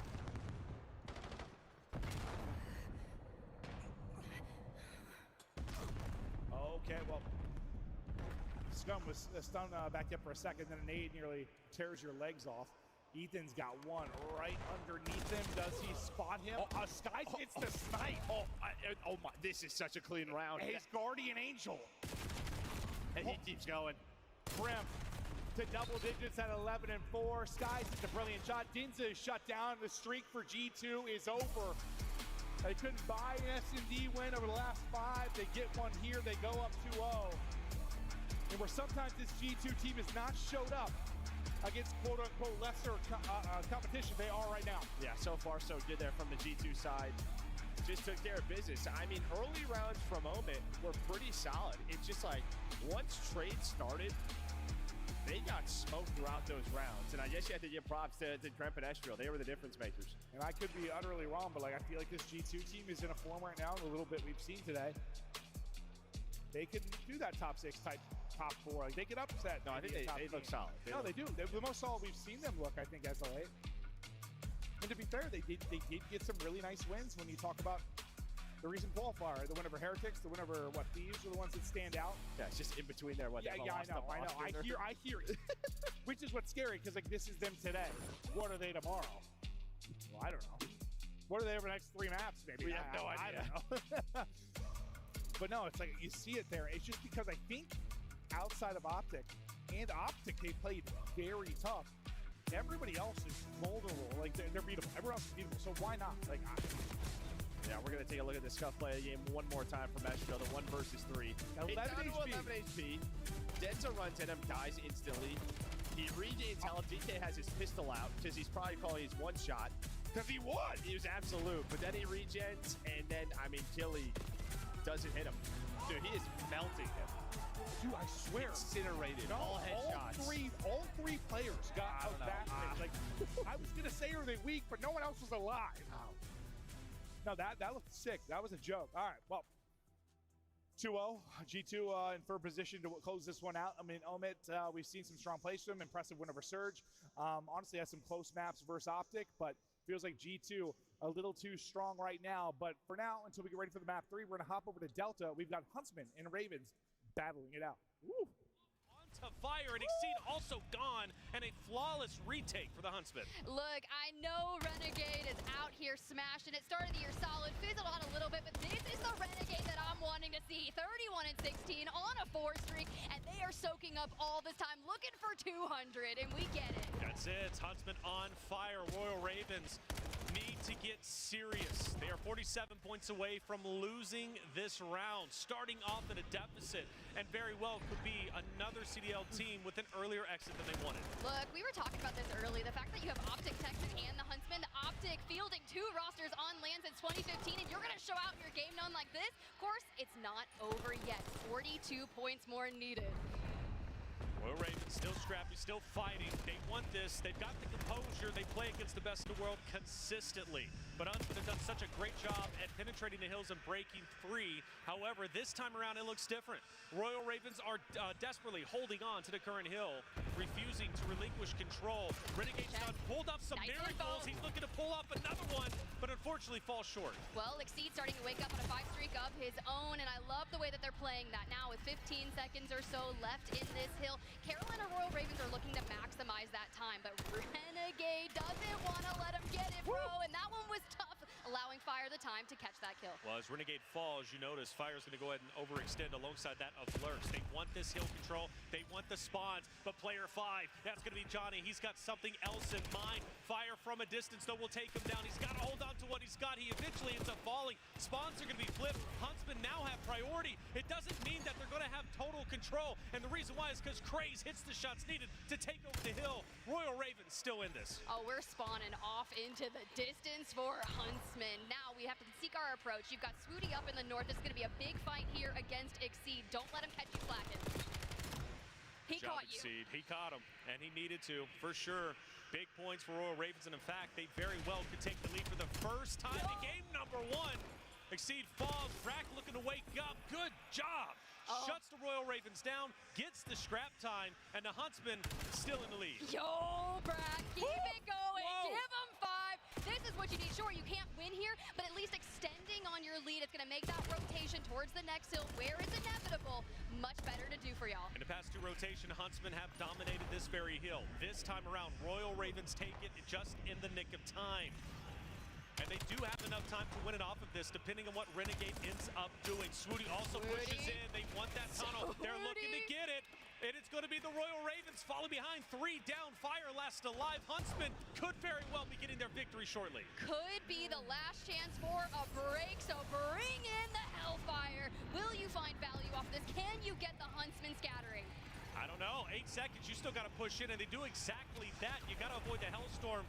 They successfully do so. It's desperation time. Swooty knows if he can hold the line, this is going to be there. Now 2 seconds left, the last ditch attempt. Renegade holding on tight, and it will be the Huntsman taking map 1. Oh, Captain, my Captain. Huntsman hit him with the axe and said, smash, smash, smash. That is a great showing here on the Delta stream. Very much the case. Brack was on fire, 37 and 26. This was towards the tail end, picking up some critical kills and pushing up, and he wasn't done just yet. Gets a couple more. Talk about a 4 or 5 piece. Beautifully done. Huntsman desperately needed that. We know their search can be a little bit shaky, right? So winning this gives them a little bit of added insurance, potentially extending the series. So crazy that you say this. Taking a look at the bracket here, Joe and I are not going to be coming back on camera because I decided during the break, since I was hot, to take 2 monsters out of the monster fridge and rub them over my nipples, and then I wasn't allowed back on camera. Yeah, Joe, talk to me about the bracket. Yeah, we can see who's qualified already. Probably the, the biggest upset is Falcons over FaZe. What does that mean? Well, if FaZe get out, we're going to have Optic versus FaZe in winners round 1. Sure. Every time we have pools, someone messes up like the perfect bracket. And unfortunately, I feel like it's always an Optic too. Like they always have a tough winners round 1. Yeah, Optic are like, it's because Optic screwed up or because somebody else did. Like what, it was Envy that won champs, right? The Envy screwed up, so Optic, well, it was round 2 actually, but it shouldn't have been, right? Because they should have been on opposite sides. Yeah, there's always something. Yeah, well, that was like BO3. Honestly, there was AW with so many denial. brackets in my head. But no, Optic has been the receiving end, or they've resulted because of their result. They've had weird round 1s. May happen. Well, it should happen again. But we just saw Huntsman. Renegade going off. They're up 1-0. That's still the first elimination round. But they're up 1-0 over Carolina. A winner of that will take on Heretics. Renegade obviously switching over from Halo. He's been an AR, been a sub. I kind of hope he's not a sub. He's been a beast. I kind of hope Cloud9 is beat FaZe. I feel like, dude, I understood that there were some, I don't know, they'd won so much, I think, with that whole core, that was easy to get complacent. I guess I thought with 04 and Abuza, you wouldn't win and like get complacent, but I feel like I just have this sense of complacency with them after a win, and it pisses me off. Oh, Cloud9 beat him. I think you just made something up. I don't know if I am, man. Maybe. I could, yeah. Estriel right back to work. Estriel continues to work. Does he have like the God box here? It's a 24/7 job. No, seriously, what? Dude, that I was mind blown with that 1v3. I wasn't even really saying anything because I was like, is he just joking people? Just flying them? He might have the God box. We'll see if it continues, but try to wrap this out of their base. Did that say P7 and Paris are going to a game 5? I think it did, yeah. What? I mean, Joe, I've been telling you for a couple months that Paris are dog shit. Yeah. They were up 2-0. Yeah, they're just not good. Okay. It's insane to think like how we viewed them early versus what they are now. They might end up getting out, but they still have to go again, right? Yeah, they have to beat Boston. Yeah. Honestly, what's got me all over the place, oh my God, lots of score. What's got me all over the place is that Alpha's so far ahead, so I keep thinking like the other matches we hop through like the final one, but it's not. It's a match behind. Yeah, this is our fifth match on the main stage. We've had a lot of 3-0s and elsewhere with some of the breaks. There's still a lot of COD left tonight. No, there is. So if you're hanging out, watching the streams, make sure you have the multi-stream up, whatever you need. Yeah. Locked in. Because, yeah, Alpha, I don't know if it's going to be the desk covering this or we hopping between matches. I'm not sure how they're going to handle it. But yeah, there's still going to be a bunch of matches going on. Oh, see you later, Estriel. I just saw his silhouette fall through the floor. He'll send it off, but EMP control still here for G2, or at least they've got the presence near EMP, but Estriel to push out one. Dude, Estriel is a sick joke right now. He is everywhere. His movement's on point. He's not missing bullets. I'm not squaring up with Estriel. I'm finding out where he's on the map, and I'm going the other way, where I'm throwing every single stun and nade I have to wherever he's called out. Well, I mean, the problem with that is it's overload, and if he runs at you, you kind of have to know, Joe. What I'm saying is stupid. No, he's insane. No, we are going to his POV. He is melting. What is going on? He's melting. Does he have some attachment on that's not allowed? I don't know. He's just not missing. The man is deep in his bag. Okay, well, the thing is, it's been a 1-2 punch with Prem as well. It's not him, it's also Prem. Yeah. I think we saw Skies has a Hellstorm. You had this early 2-0 lead. You had a couple of chances if you were Omen, but now it might be a night-night. Yeah, night-night. Might be right. Skies sending it forward, he'll drop, but he's the forward man. Look at the map. Sky's got everybody sucked over to that side. They're wrapping it the other way. And the problem is, because the Rap G2 get in position first, they're able to win the first 2 opening gunfights. And they're just a step ahead everywhere. Nice way to play the heady there by Killy to at least get one, but it doesn't matter. There's simply too many bodies here for G2. They're flushing it on him. They're dunking it on him. They're twerking it on him. Well, and I mean, we've watched a ton of Den, and these sort of pushes for G2 have just been too easy. To get across that stairs. Yes. It should not be like No, it's a war. Omid should be set up, and they are just caught out of position. And again, Prem gets one with the pistol 4-0. Night. No, it's like, all right, you ever watch, like, you like war movies, right? Like, yeah. You watch like a World War II war movie, and like there's a lot of like action and stuff. Then you watch like a World War I movie, it's just like trench warfare. No one's moving. Like, typically, yes, that's like trench warfare. But no, this was like they're rolling into Shermans. The tanks just going through them. But yeah, it should not have been that easy. Yeah, paratroopers flying in. Yeah. Like, shout out Band of Brothers. Yeah. But yeah, the trench warfare we kind of expect that pinnacle, that point. Just it was way too easy. Didn't dig their trenches deep enough. Heads were poking out. And they were you have to slow them down there. Didn't even give themselves a chance. Well, you put up 4. I don't know if some of it was just being out of position, some of it missed nades and stuns, probably a little bit of both. Maybe also you're just getting destroyed. Yeah, you're like, I can't win a gunfight with Ezreal. Like, I don't know. Ethan just wins one. But you said Sky's had a streak, yeah? Yeah, he's at a Hellstorm.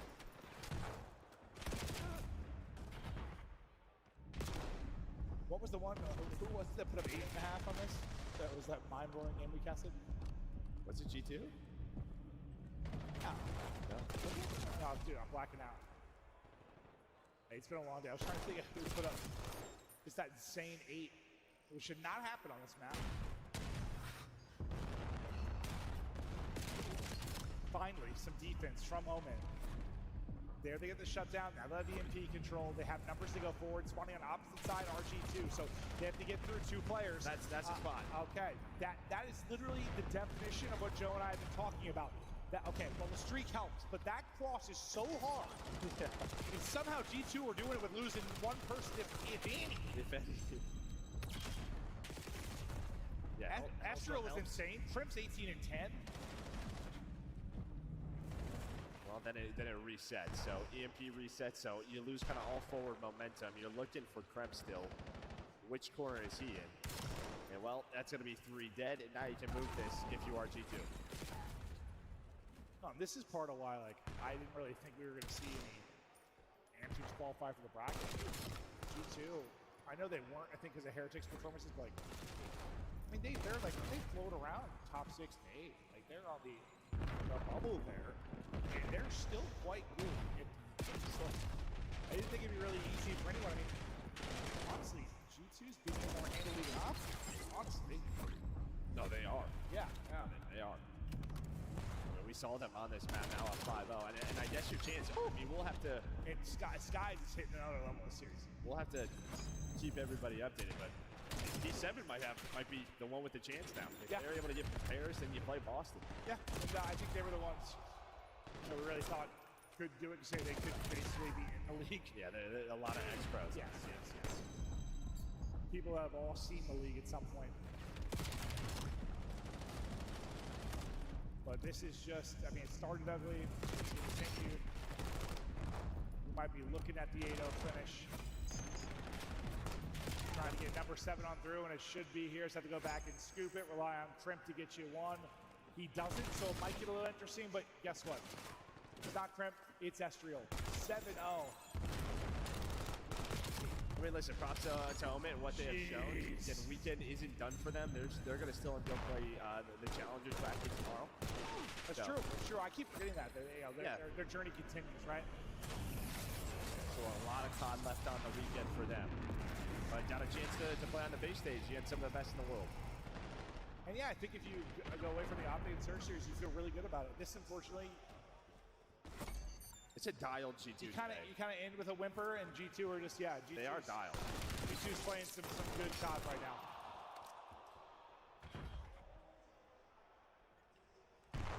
Well, I think the entire green wall has moved their way over to the Fort Huntsman match. Yeah. I can hear them going crazy. That's in that search and destroy.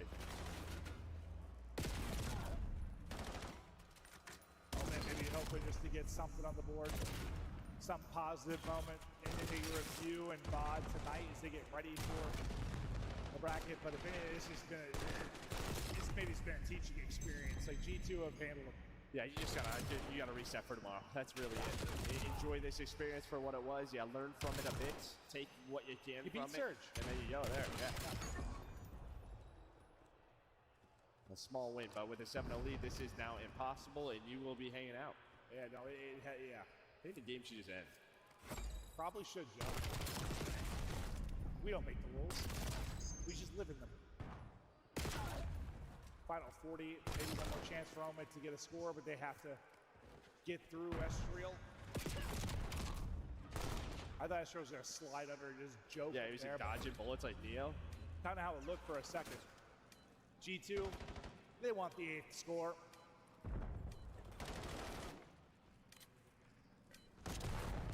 Pad the stats, the final number 20, a little 2-tap to the brain there for Mamba. Number 8, maybe not gonna happen with 5 seconds remaining. Comes down to this one-on-one. Skies just looking for 1 kill. What a bounce back series for Skies. He actually wins the fight, so we're not done yet. Loses to his teammates, comes down to that one-on-one for number 8. Not gonna happen. G2 closed out 7-0, win the series 3-0. And yeah, dial G2 today. I mean, listen, I'm not trying to make an excuse for them. It's not the downplay option at all, but like G2 very well could have won that series. Round 11 in the search, 1-point game in the overload. 15-point hard point. They were very, very good today.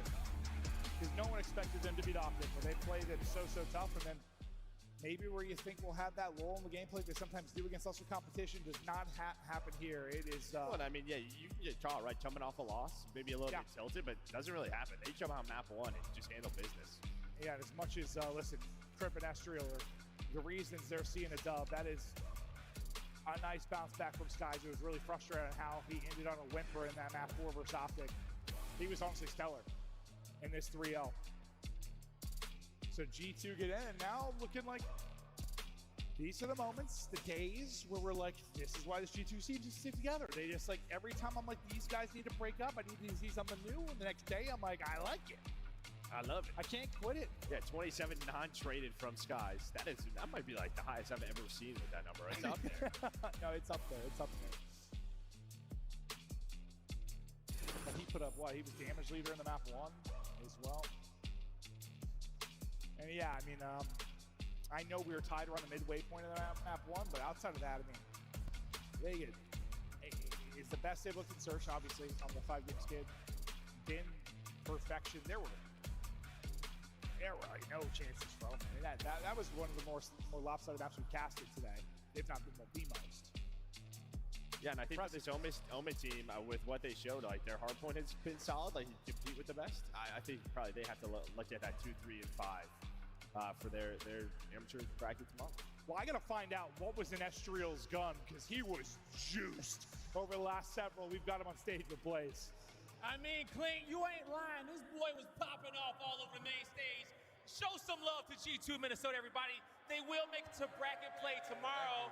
And Clint wants to know, what was in your gun? What were you shooting out there? Because you were just melting everybody. Nukes, like they couldn't kill me, so like, I mean, I was shooting whatever. It just straight hit markers, just people dropping. So. Like, do you feel like, you know, coming off that Optic series that you guys were warm beyond belief, like ready for this series? Yeah, like they couldn't even touch y'all? Yeah, we knew we should have beat Optic. I know I didn't play my best, so I just had to bounce back, make sure we handle business. So.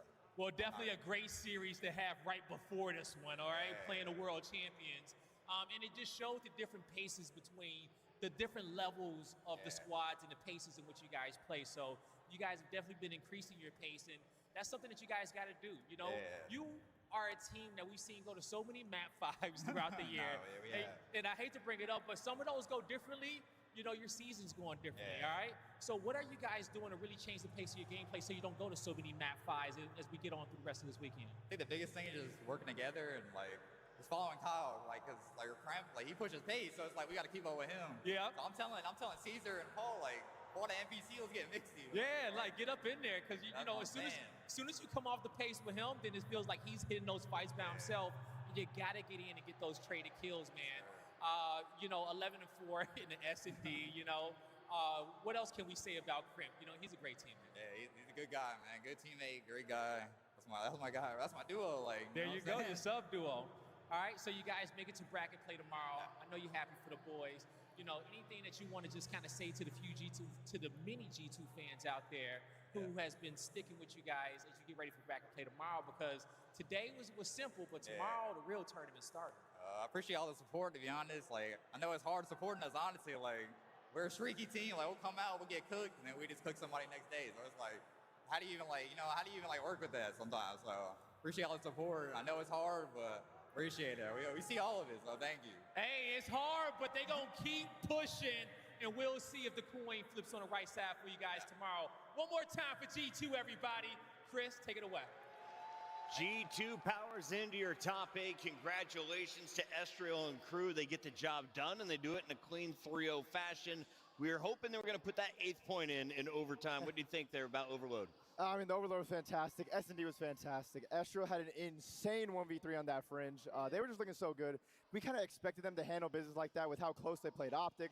They're now playing a Challengers team, so they should go and take care of business, and they did that. But if you're Omit, don't be sad or mad at all. They got some of the best practice ever, and now they're going to go play in the rest of the Challengers bracket tomorrow. Great call out there. Speaking of brackets, we've got an updated one thanks to our awesome graphics team. They are crushing it across DreamHack.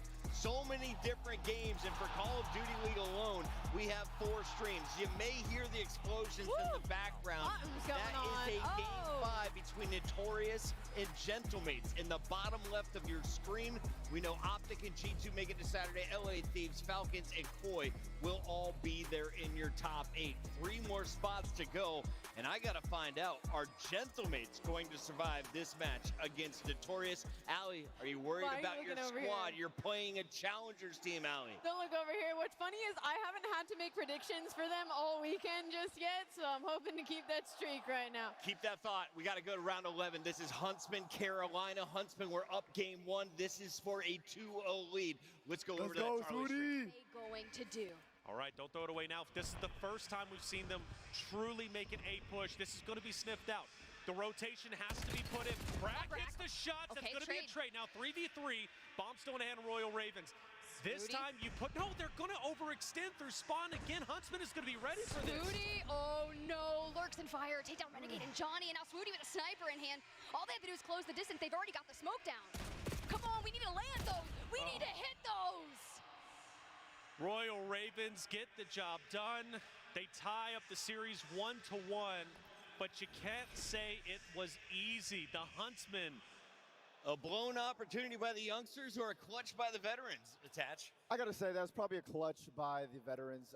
Brack got first blood, but he got traded out. I love the way Carolina played that round. So aggressive. They had Huntsman threw the smoke down, and Carolina all just ran in it. So when Huntsman ran out, Carolina just cleaned him up. Swooty was left in a 1v3. Couldn't hit the snipe, and yeah. The round 11 went to Carolina. It is map point for P7 against Paris Gentlemates. We'll take you to that game 5 live. Why not? Why not let the last round be a 4-man bang out at the bar? Flying on through, Sib will finally be the first blood that you need. 3 drop, and just like that, it's by the skin of your teeth, but the trades will go your way. Gentlemen, stay alive 1 round longer.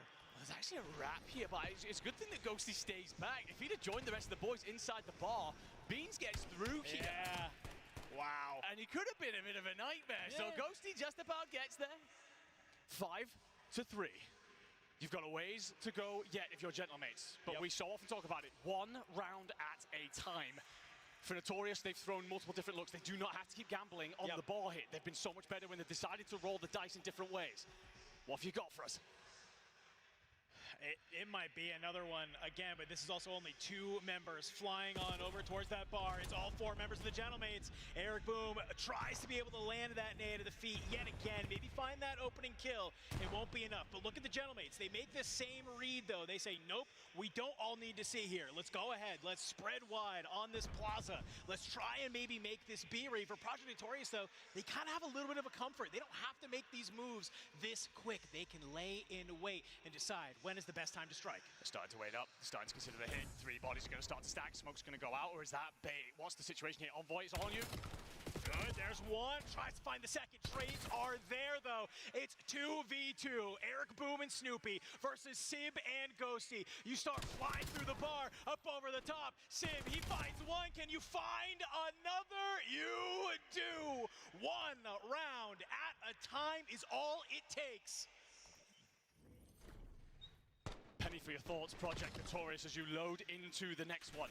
The bar hits are suddenly going against you. You've thrown a few different looks. It's been great thus far, and Gentlemates have suddenly found an answer. Patience in the play. With the defensive team, you have to come to us. Feel free to stand in the back line. We're not falling for it anymore. But Notorious need just the one. Gentlemates, you gotta do it again. Sib has finally found his way into this matchup. 3 in a row. We go again. Here's the break off. We're banging it out. We're banging it out, baby. 4 on 4 in the bar. Oh my God! Drops the nade at the feet. All 3 members of Project Notorious get deleted. It's just Eric Boom in the 1v4. Not gonna make it happen. The Gentlemates are crawling it back. We went to our first round 5 of the day, and it's round 11, Dad. Nade is absolute perfection in the end from Sib, but 3 from Neptune there to blow things wide open, send us to the round 11. Paris, we're looking at the edge of the cliff just moments ago, somehow forced it here, but it could all be for naught. 8 kills in a row. If you're Ghosty, Sib, and Neptune, Notorious starting completely fresh. Is it a bomb bang out again? You've looked better if you're Gentlemates. You're going to send the 4 that way. For Notorious, it's a split line. You won't have the numbers, but you are going to lay in wait. This is the confidence you like to see from the Gentlemates. They'll go ahead. They'll win this bar fight. Notorious, they're going to opt to play this a little bit slower, but the Gentlemates, I love this. They fly on in. They get the bomb down, but look at the bottom left side of your screen. It's Diamondcon. It's Beams working as a duo. Does Ghosty make this read? I don't know if he does. They're passing like ships in the night. 2 members from Project Notorious, they're still on that A-bomb. They're waiting for the right time to push on in, to work with their teammates. Neptune, he finally turns around. Can he find Diamondcon? He does. The trades are there, though. It'll go down. Beans not able to do it. Paris and Gentlemates from behind will secure game number 5. I think it's on point with 3 in the end as everybody floods the different doorways, does enough dancing around the bar. Gentlemates survive the scare of a lifetime, but Project Notorious, it just begged the question of what you could have done, considering how good you looked through the opening stages, how much you've dominated in the S&Ds in this series. But it will be the CDL team marching on forward despite the valiant efforts. Notorious, it's on to challengers. It is a Saturday dance, a top 16 start. Can they walk away as victors again? They've stood on that top stage twice, and while you will be going down with win completely taken out of your sails, you know what you can do down there. Yeah, weekend's not over for Project Notorious. And guess what? It ain't for the Paris Gentlemates either, because they have a shot at revenge in this group. Welcome back, everybody, to the main stage. And, of course, we were just hanging out with all the watch parties. The Stallions were on the flank. I was watching Hector's face over on the Scump watch party. No one could believe that the 5-2 comeback is resurrected for a second time around. Allie, you said this is just what we did against FaZe, but this was all right. Comparing P7 to Vegas FaZe, I get it, it's crazy, but you know what? All they needed was some ice through the hoop. Major one all over again. Icy hoops, that's where we're going right now, Attach. Let's talk a little bit about this Notorious team, because you fumbled the bag. Yeah. You had a 5-2 lead on Plaza. Now you're playing in Challengers again on Saturday. What happened here? Neptune happened. Just like I Major 1 versus FaZe, Neptune got a 3-piece nade, and then Sib got another nade kill. 4 nade kills in the club, and then round 11, Gentlemates, they just banged the club out. They got full control. Yep. P7 was nowhere to be found. They played it a little too safe. Gentlemates got the bomb down, and it was an easy hold. Honestly, if you're on defense, I feel like you have to risk it. You have to go take control of that club. Because Optic was able to go B earlier today, and we saw their opponents kind of bamboozled, struggling to get back over. So I feel like these round 11s, offense may have the advantage. It's been fun to watch Plaza. We'll see what is going to happen with the rest of this bracket. Reminder, there are still 3 spots left. And Paired Gentlemates, that was just to make it into our top 12 to avoid going out top 16, Rosalie. You don't lose to Boston twice, right? They're playing Boston next. Gentlemates versus Boston. We've got more battles. The Koi update, of course, Koi was able to beat Miami, so Miami is still in action tonight, fighting for their lives. Do any upsets happen? Well, we got... It's gone? I could see Huntsman beating Carolina. I could see the Huntsman beating Carolina. They're playing very good right now, so I would not be surprised to see if Huntsman gets their way through the Carolina. That match is on Delta. You can go to it live. We're going to break. We come back. We'll catch you up on everything here Friday night. COD Champs tickets are on sale now. Come see the best teams lock in for this season's grand finale in fabulous Las Vegas. All 4-day passes come with early venue access. Head to FazeVegas.com or scan the QR code to get your tickets now. Look like the pros to play like the pros. The CDL team skins are available now. Scan the QR code or check out the in-game store now. Monster Energy, the official energy drink of the CDL. Craze does, my goodness. 2-piece, almost a third. There's a lot of bodies hitting the ground, but the thing we're focused on is Royal Ravens desperately trying to get over towards B, and some critical kills might open up the door and an opportunity to continue to push up. But good job for the Huntsmen holding their ground defensively and not allowing that to happen. And I think they have effectively pushed them back, and Royal Ravens now go for plan B potentially over towards A. Yeah, I mean, Fire literally just met the firing range of the Huntsmen, so that was a little nasty for sure. But I do love that they're sticking together. They go ahead and pick up that EMP, and they look to be full sending down towards A. The influx of the Carolina Royal Ravens. Crave is going to have to do something about it. Do we do it? We get 2. Gets to indeed. Backs up. Doesn't want the ball just yet. Stun check out for the 3 people in front of him. This would be a wild challenge, so he'll go ahead and cook a nade instead. Even still, he's got Renegade pushing up close to him, and Renegade holds his ground. It's going to be a couple trades either way. We're still at 0-0, and stalemated so long the ball now goes back over towards mid, and Royal Ravens are on the hunt. Hey, let it be. Let it be. I'm okay with this, right? With how close everything's been. You think about that hard point earlier. It was incredibly down to 40. You bring it to around 11 on S&D. I expect to go the distance here in overload. Royal Ravens might be opening up a door, but there's a sneaky beaver by the name of Brack who's holding that off angle on mid, and he'll shut them down. And well, it might open up a door for Huntsman now to push forward. A Renegade, he's going to take this opportunity to push up. His boys are going to be just behind them in Johnny and Brack as they look to make their way over towards A. And this could be huge. A lot of kills going to the way of Huntsman. 4 dead, and that's going to be a cap. Huntsman lead 1-0. 1 on the board. Brack getting that nice win down towards the backside of things. Now Carolina Royal Ravens just going to clear out the rest of the Huntsmen before the reset does occur here.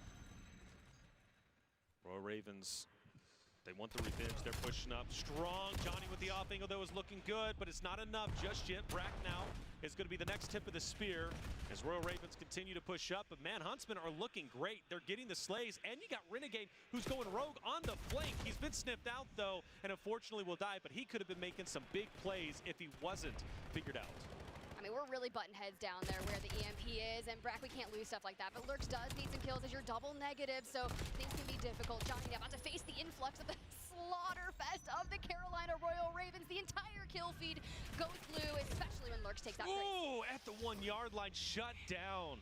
Great work from the Huntsmen. Royal Ravens was just right there, and I appreciate the push from Royal Ravens. That was kind of their last-ditch effort, their play that they had to make, in my opinion. And Johnny wants this. Nate's cooking. It might be good, and it's going to at least get a hit marker and push Royal Ravens back. Huntsmen continue to push up. They want this, and they might get it, and they will. They're going to lead 2-0. Okay, Huntsmen, I like what I'm seeing there. Things are looking pretty good for Craze now. You've got a couple Huntsmen on the other side, and there's only so much you can do. Lurks from the backside of things. They're going to do work onto them. Things slow down just a little bit. I'm okay with it. I'm okay with it. Royal Ravens will now have control of ball once again. They'll bring it back. And Wolfpack together over towards B potentially. Huntsmen look to make the rotate for themselves, and they've done such a great job setting up defensively on B that it's very difficult for Royal Ravens to penetrate that defensive setup. And in this case, it's going to be Johnny and Brack who are going to face the brute force of the Royal Ravens up ahead. I just saw two members of the Huntsmen lose a fight mid-map, which allows the Carolina Royal Ravens to move that much closer towards B.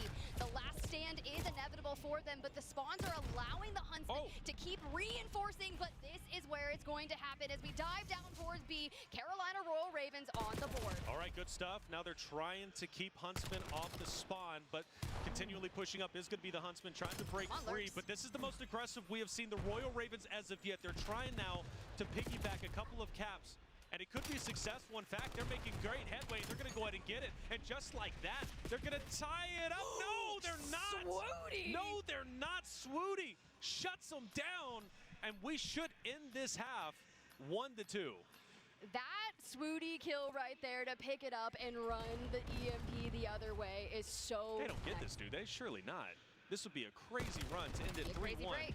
Ooh. Shots like that. Shots like that.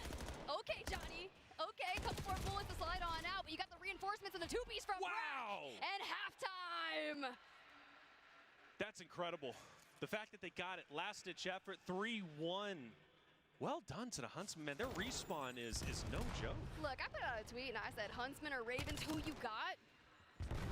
They said Huntsmen. And by they, I mean it was just one person, but that's one person versus the world, baby. They know. They know. You didn't have to expose yourself. It's all good. It's all right. 20 like people that said sometimes. Huntsman. 20 people said Huntsman. No, this is great. I mean, again, you know, Huntsmen do a wonderful job coordinating as a team. Like, you got to think defensively, like, those pushes from Royal Ravens sometimes are really difficult to shut down. Huntsman doing it in style, despite, quite literally, Brack is the only person positive at this point, by the way. So it just comes to show you, man, it's a team effort. Well, it's Swooty on the comeback, right? He's on a nice little 2-streak there. Brack on a 3 as well. And I think they're doing enough. And sometimes you can just, like, boost your stats with kills. It doesn't even matter. But if you're making those kills be valuable towards the objective, that's really all that matters. Already starting to push up. That's going to be Swooty with the ball. Renegade doing what he does. He loves to be this floater player, and he does it incredibly well, kind of akin to what Kismet was doing earlier here on Group D, or at least, excuse me, on the D broadcast. Oh, Johnny, good job. Answered back by Royal Ravens, forcing Swooty to once again go down mid and might be making an audible over towards A, and this could pay off. The only person that's going to stop him could be Lurks. Swooty's like, where do I go? Bro, Where's it? Where's I got a pistol and a dream, and I'm trying to score ball, okay? But you do get the reinforcements from the rest of the Huntsmen after that, and this is where it's going to be able to escort you down to the bottom of the map, and now we can filter on through, but the rest of the Carolina Royal Ravens are already here. Royal Ravens now have control of the ball. It took a while to get to this point, yet here they are. For Exceed, you can tell he wanted to push A, but he couldn't just. He's got to wait for reinforcements. They need a couple of cleanups onto the Huntsman side of things before they can officially push up. But with this adjustment over towards B, Brack looks to shut it down, and he will do exactly that. Again, Huntsmen are doing such a great job at reading Royal Ravens and shutting them down. Yeah, and like they're playing patient. They're just holding their angles, which is exactly what they need to do. And if they push out, they're just going to clean it up. Now you can see that we've got Renegade filtering down towards B, looking for the score, gets cut down. Nice pick up there from Craze. All right, we flip sides once again. Royal Ravens with the ball. Oh, they need to just full send. For sure, and I hope they do. This is their best opportunity. Lurks holding down. He cleared it out. It's a big 1v1. Oh, but this is big for Renegade. Renegade can make a move, and Renegade is looking to do exactly that. Johnny's going to be taken down. An opportunity for Huntsman to answer back, and they do exactly that. Well done. All right, it's Swooty and Johnny versus the world on the bottom of the map, and you've got 3 members of the Ravens down there extending onto B. We fold a bit, still 3, and this is where you need the reinforcements to come through. I'm looking for Brack, I'm looking for Renegade. Those are my heavy hitters that I want alongside me when I'm looking to make a goal. Yeah, at this point for Huntsman, like even if they hold on to the ball right, I mean, that's a positive for them. They've already lead by 2, only 2.5 minutes remaining. It's Royal Ravens who have to get desperate, and Brack is making moves, and this cap would be the cherry on top, bringing Huntsman up 4-1, and it's going to do exactly that. Royal Ravens back is now officially against the wall. That S&D goes to around 11. It's incredibly close. I thought the same thing was going to happen on Overload, and they are giving us everything we wanted out of a Challengers team here. Except that. That one hurt a little, Sweetie, I'm not going to lie. All right, balls down. Royal Ravens know time is running thin. You go back to the first half, and Royal Ravens put this great potential dual cap setup into place. If they can replicate that, maybe they can make it realistic to stop. It's a B hit. Versus and take Come on, it. Swooty. Yep, Swooty tried his best. Once again, ball's going to be down at the 1 yard line by B. Huntsman shutting down the Royal Ravens. The last focus is going to be player 4, and he's not going to be there very long. Huntsman, hold on once again. Surely, this is their game. They are so damn good in the pocket, right? Anytime you want to get closer to them, the Huntsman, they're going to ice up, they're going to shut you down. Swooty gets a nice opening, and the teammates are there to just hit the reinforcement. This is it. You have to. If you're crazy, you got to get crazy. We need this score. Nice. Okay. Okay, you get a little bit. I mean, look. We're razor thin right now when it comes to time for the Royal Ravens, but it's still relatively possible. But they've got to start chaining together some caps, and they might be able to do so. But Renegade's on the flank. Renegade loves these off angles, loves these flanks. Royal Ravens isn't even looking at him. That's going to be 2 coming out for his side. He's on a 7 streak. That's exactly what you need. Okay, now looking towards where the EMP is. Carolina Royal Ravens finding a lot of kills here. We know how quick they can be once they've recovered the device. But the Huntsmen, instead they're going to flutter down mid. But I do think it's necessary for Swooty to go up towards the top mid map. He gets the information, gets EMP down.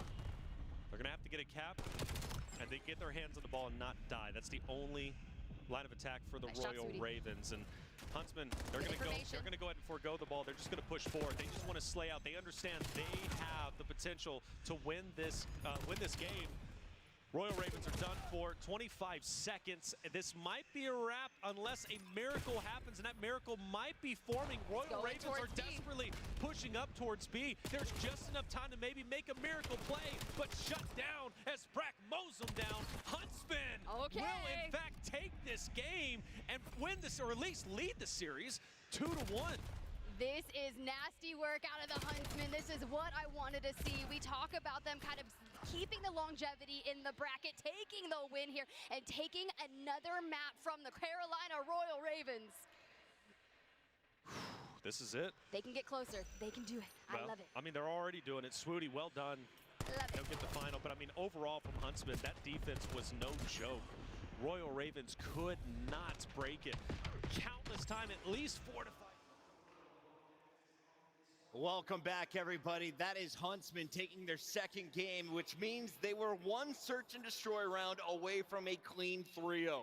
Royal Ravens on life support, and you have to think this roster will not remain the same if you lose tonight, Attach. Oh, yeah. I mean, Brack is having a fantastic series. That map 1 and map 3, he absolutely slammed them. Same thing with Renegade, too. Everyone's doing their part on that team, and they look to be sending our second CDL team home tonight on Friday.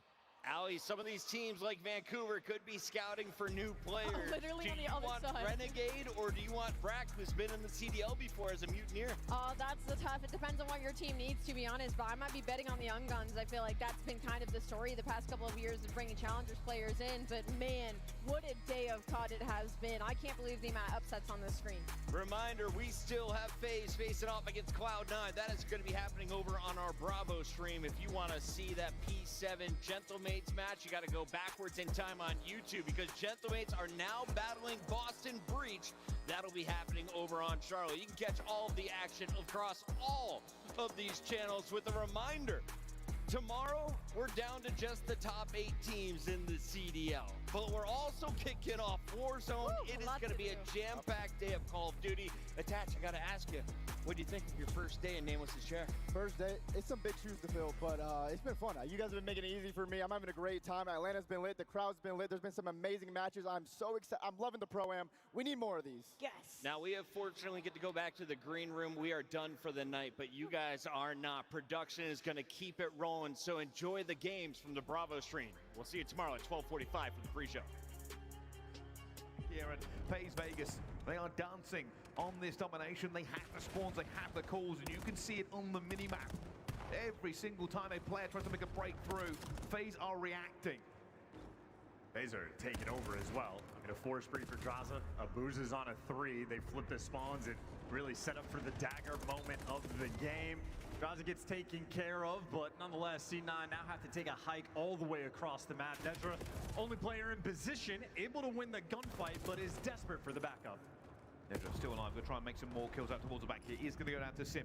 This is now advantage to FaZe Vegas. They tried to hold the back spawn. They've got to spawn out as well. They've got to be careful here as his next kills up top could very well determine how it flows down, and now O4 will have to backpedal. He does not want to give away these spawns too quickly, with the rest of his teammates now spawning up in the right position. That's a wicked gunfight win from O4 as well. Yeah, splits the uprights on that one. Nedra gets one before he falls, but FaZe do enough. Nice and stable here on P5, and they got a 70-point lead. This is cruise control on Scar. Boozer knows he's a little bit of trouble, going to have 9 health in the dream, going to go down as well. The rest of them, Cloud9 reacting very well for this one, but Sim says no, you're not going to have it. It will not be enough. Already going out with the stun, going to go for the chow at the same time. Sim now onto a 3. Again, a spawn flip. They are playing them. Yeah, classic Call of Duty as well. Sim, just nice little tuck yourself down, get the stun out, and every gunfight, he is so difficult to deal with, and as you get dropped, it's only to confirm. First set of rotations in a, 80-point lead coming in for FaZe. All 4 players positive. They're feeling themselves now. Now, they've let this slip just a little bit here. They were looking to make that map a bit more horizontal, so they keep those players back off of it as well. But Abu just staying alive with this at the same time. Has reinforcements, goes for that chow, even though he doesn't full health. And for FaZe Vegas, this is just crowd control. Doing a good job. I mean, every single hill, they either win the rotation or have the correct side spawns. Going to be fighting for blue. See, O4 has the Hellstorm, and he has the time. 2 more gunfights in front of him. Okus, nice little one pump there to drop him, and everybody stacked up in the middle of the map. C9, I mean, this is a high level of aggression coming through, and hey, they clean house. 3 kills in the feed, soaking up this B one time. O4 just hit 3 bullets while flying through the air, about Mach 3. It's a good position now for Cloud9, but they need to make the kills if they want to get into this P2. Unfortunately, they find absolutely nothing. And FaZe Vegas, they now have prime position. P1 locked in, P2 also going to be locked in for this. And they are getting further and further in the lead chance. And when it rains, it pours. This is one of the best P2 setups I think we've seen so far this year, where C9 know where they can approach from. Now they're going to be coming in through the blue side, so you're looking for number 3 in Hyde, living up to his name, but as O4 deals with him, should be nearly all guns forward. But oh, there you go. Good enough for the break. No trophies on time. C9 appears the setup. Yeah, got to give credit to C9 there. Good opportunity to spread them across here. FaZe Vegas weren't able to react in time, and that has been ripped away from them. For every point here for Cloud9, it's a little bit more hope in the pocket for them. They're just trying to stay alive. Okus back and forth, 15 and 20 so far, but now soaking it up, bringing this deficit down lower and lower. It might even be a 50-point game after this. And this might also be the Okus special. You see, he's more than halfway to the progression for the Hellstorm, and that's only with a single kill on the spree. So, if that teaches you anything about rank play, get on time, good things will happen. Well, right now, it's going to be FaZe Vegas doing that exact same thing. They have control. A little bit of pressure coming through the middle of the map. The rest of them just trying to thread the needle in terms of the kills here, but this is always going to be a killing ground. It's a tough chow. See how difficult that gunfight is. Get the plane heady, never look back. A couple of kills going down there. They've done really well. Cloud9 will now try and strangle hold of them out. They've done a very good job of breaking this here. Lion's share of time still available if they can hold it for the rest of it. Nedra just holding up top, waiting for them to come through. O4 says enough is enough. Breaks it and finds 3. And just when you thought Cloud9 had an opportunity, the Hellstorms earned earlier in the game rip it away. Well, it's just to soften up the approach, right? You don't actually flip the spawns. FaZe only able to use that to get the final 20 seconds of scrap time here. Good news is they still have an 80-point lead, but for C9, if there's any avenue to get back in the game, this hill's going to be it. Problem is, Hyde already spawning out, and well, his teammates are going to join him. And while this was devastating, they've got a player out towards the back here. You already saw Encourage just really backpedal. He spawned up and ran to the back corner, knowing exactly what was coming for him as well here. But Cloud9 have used that opportunity, now flooding out towards the back spawn, trying to get bodies into this point to rip it away. And Abuz is so patient. I think he's expecting C9 to be a little bit quicker than they are, but the pace being a little bit scattered means a clean 4 down there for C9, firmly back in control of the map. And it's still looking like a potential for Cloud9 if they can hold and get a good rotation. There is always a possibility. It is not over. FaZe Vegas have been dominant so far. They are in the lead by a significant number.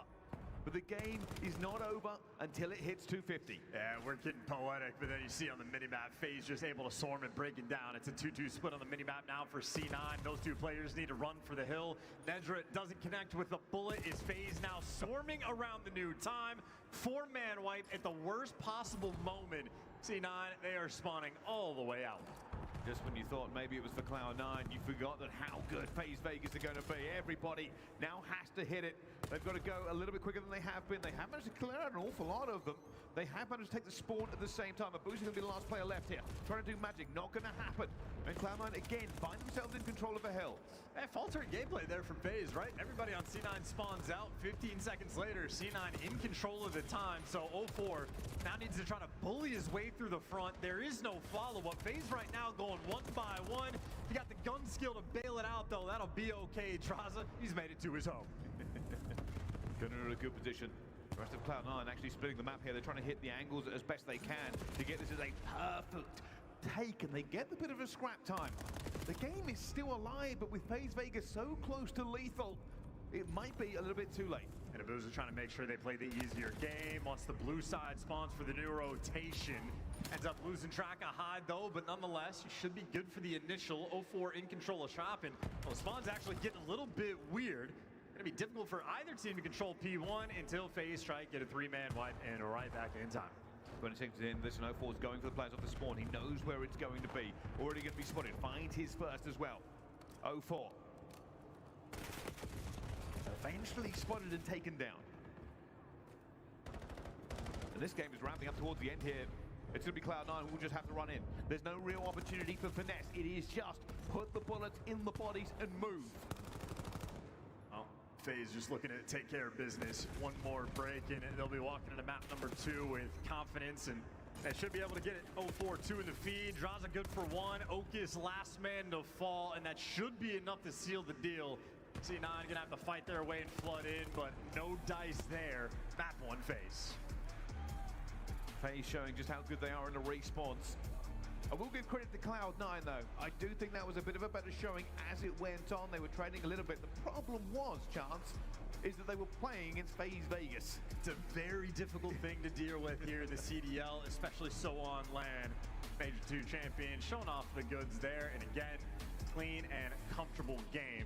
I don't know if FaZe had to break a sweat. Use a Hellstorm to open up an opportunity to push up. 3 down, 4 down, and 1 out of the spot. It is quite literally picture perfect. Royal Ravens in dominant control. That's a clean sweep that you need, especially if you're looking to open a lead here up on the north side of the map. Carolina Royal Ravens find big value out of that Hellstorm. Now, how do you break that down? You get a couple of trades. Johnny finds 2, and we've just got to inch ourselves closer. You've got Foodie, you've got Renegade. They go big, and we get a break. Jump on it. We got 20 seconds to capture here, but the reinforcements for the Ravens are already lined up. Yes, they are, and they are making an example of why they are in the CDL. They are starting to not only come back, but thrive in this moment. Craze is heating up. Huntsmen are starting to fall behind.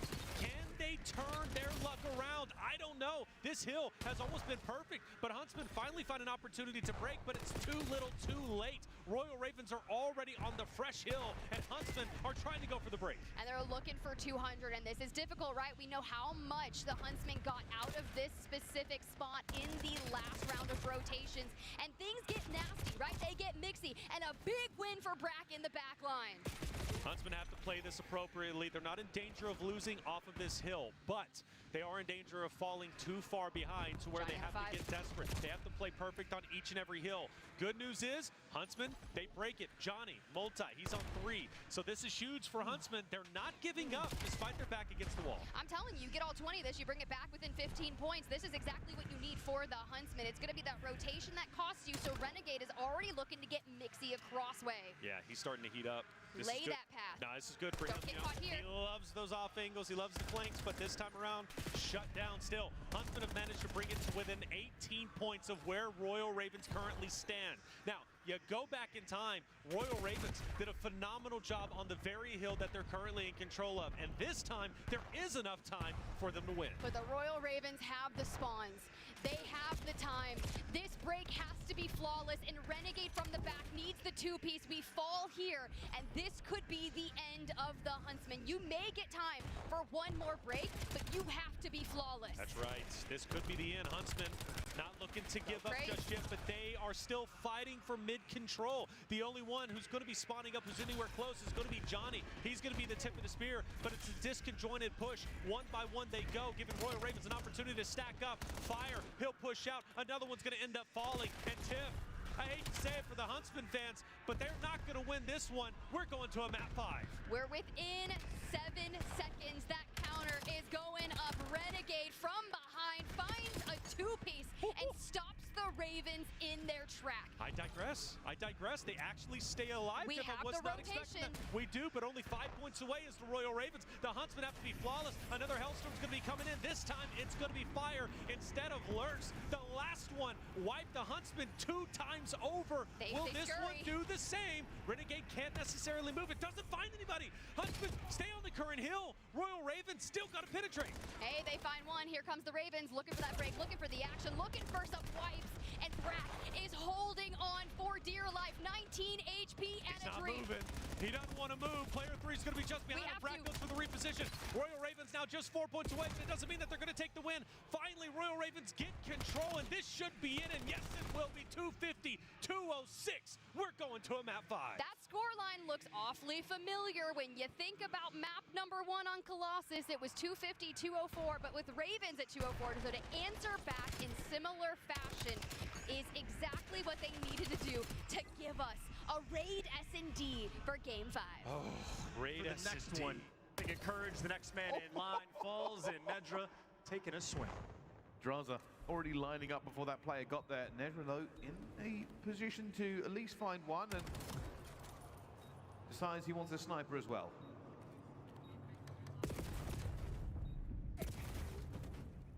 Easy in the end for FaZe.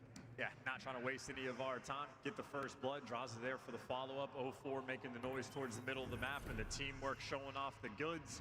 And while C9 like to bring in a dynamic style, a bit more aggressive, well, Drazah, the exact same type of player. It's 3 kills in round 1. Good start for FaZe, and a lot of confidence. Look at that Drazah, that centering straight up in the top laundry. Just was ready for the player to appear onto his screen and ripped him out of there before he probably even realized what was happening. But let's see how this goes now. Cloud9 have a potential. They're putting bodies over towards A.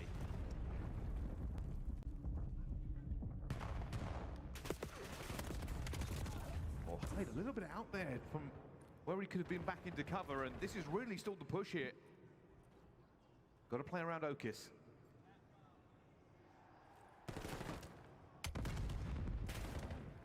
Just not finding any headway chance. No, kills need to come to him, and that is not going to happen. FaZe right now, though, they have taken all the map space in the world. Okis does nothing. Nezra right now going to have to clutch the 1v4. Great damage, but FaZe do not waste any time. Nezra, though, prepared for it, and he's got plenty of time to work with. Nezra kind of holding his own here against the players, but eventually FaZe make the right play, get 2 bodies in. And it was a little bit dangerous. You saw how much FaZe were being aggressive there. I was like, you're letting them come to him. Well, this is, again, Nedra prepared for this type of style. FaZe going to capitalize, take all the map space in the world. You know, FaZe are really going like full sweat, full try hard when they take that space, play corners, throw strollers, do the demonic stuff. When they're running it down, they just expect they're going to be the better team. And even then you can see, just they are not relaxed. They are dialed in. They know how much this game means. Here comes the push one more time, and again, this looks like an A push for them. Abuza will be carrying bomb, and he's actually diverting his way over there as well.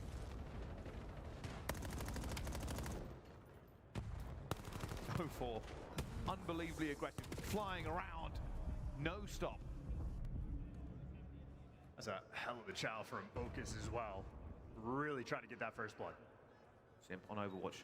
He's trying to help his teammate out, doing just enough that he can do. That mid player will not be allowed here with Sim watching.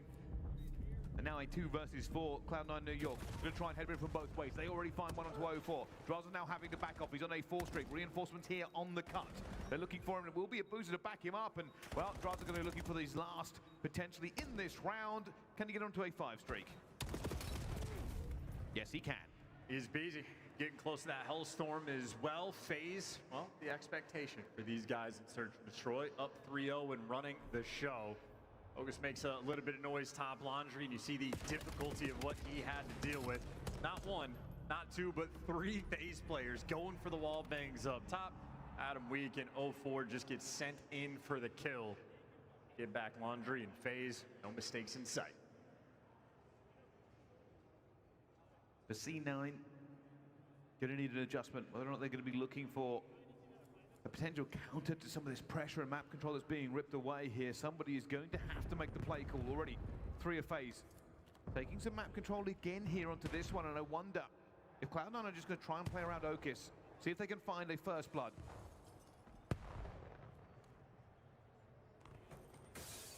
Number 3 in the minimap, though, living up to his name. Hyde has found his way through. Should be good for a first blood here. And there you go. Hyde strikes, good for 2 as well. C9, this is their round to get on the board. Boozer found one back. Draza should have this second, but it's an absolutely disgusting gunfight. Rocks and trees by Nezhra. And that gives them the advantage. And Nezhra got 2. Gunned Abuza with the pistol right after. So Abuza showing off the fancy footwork in towards square. Now we get it from his point of view. This was incredible, staying alive for so long and just putting all the bullets down that he needed to. Was always going to be FaZe in a bad position for it, but this is how it ended up playing up. Look at this, Draza already had the first few bullets on, just cannot get this player at all. Everybody dancing every which way. Nezhra gets the first, and then pistols Abuza out of his socks. And a tree imported from Arden Forest. Who put that there? Don't do that, it'll give Maven flashbacks. Got a bit of PTSD from CTF on Arden Forest. He's still not over it after all these years. Understandably so. This is so many players in the water in Tiki. You don't read this pressure. I know they get the first blood and they get the second blood and they've killed everybody, but they won't know that Nezhra's here. Oh, he's swimming. He's swimming, but now he wants to be winning. He's trying to get in a better position. That bomb will go down. Courage going out towards the middle here. He's going to be spotted though, and Nezhra will find the one. Looking for his second, but they already are going to catch him. The numbers for FaZe Vegas, too much to overcome. Yeah, I mean, C9 bamboozled him with the strat. Never prepared for that extra man to get behind enemy lines. It does help though, when you still win every single gunfight. So FaZe not breaking a sweat. And if they did, go over towards the B site. Take a dip, cool off. Enjoy the sunshine. It is a wonderful pool on this map. Gorgeous. They keep it so clean. Makes me miss 6-star. Which had the better pool though, Raid or 6-star? I cannot say Raid. You have to say Raid. Fair enough. I mean, look at that view. That is an incredible view. Speaking of view here, you're about to see Cloud9 hit this one more time. And I'm not talking Britney Spears. They are looking to get the control onto this one. And Hyde already finds 04. Draza already getting back to a 3 versus 3. And Sim cuts down Nezhra before he can get into Tiki. Really thought that was the safety zone. Try to cross no man's land, but SimP's played every Call of Duty. Happy for Trench Warfare. And now if you're Cloud9, you've got to ask yourself, how do we get ourselves out of this one? They know they don't have map control, and well, Hyde tries to go for the gunfight, but Simp already locked in for as well. Simp goes high. The rest of the team swing in below him. And FaZe Vegas, another round on the board.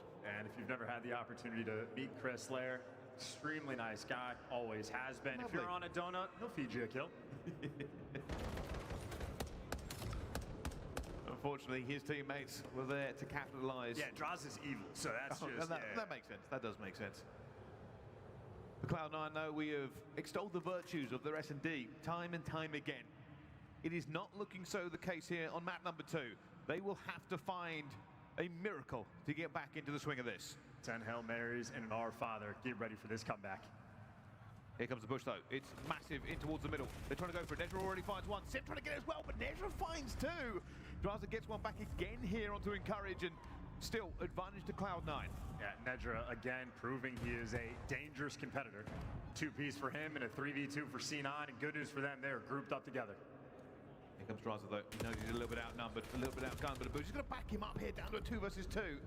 Draza not falling. He's 9-1 so far. Could end this 10-1 or even 11-1, depending how the fights go. And he's just getting the intel. And Booz is staying with them. They're not wrapping out. We are squaring up for this fight. Nezra again taking more space out towards Laundry. He might go for this. Out towards it as well, finds the first, looks for the second, knows where he's going to be, but loses the gunfight. Nezra, that's his third of this round. Looking for the ace. Abuza, though, knows where he's going to be as well. And makes the right decision. This is all going to be about timing.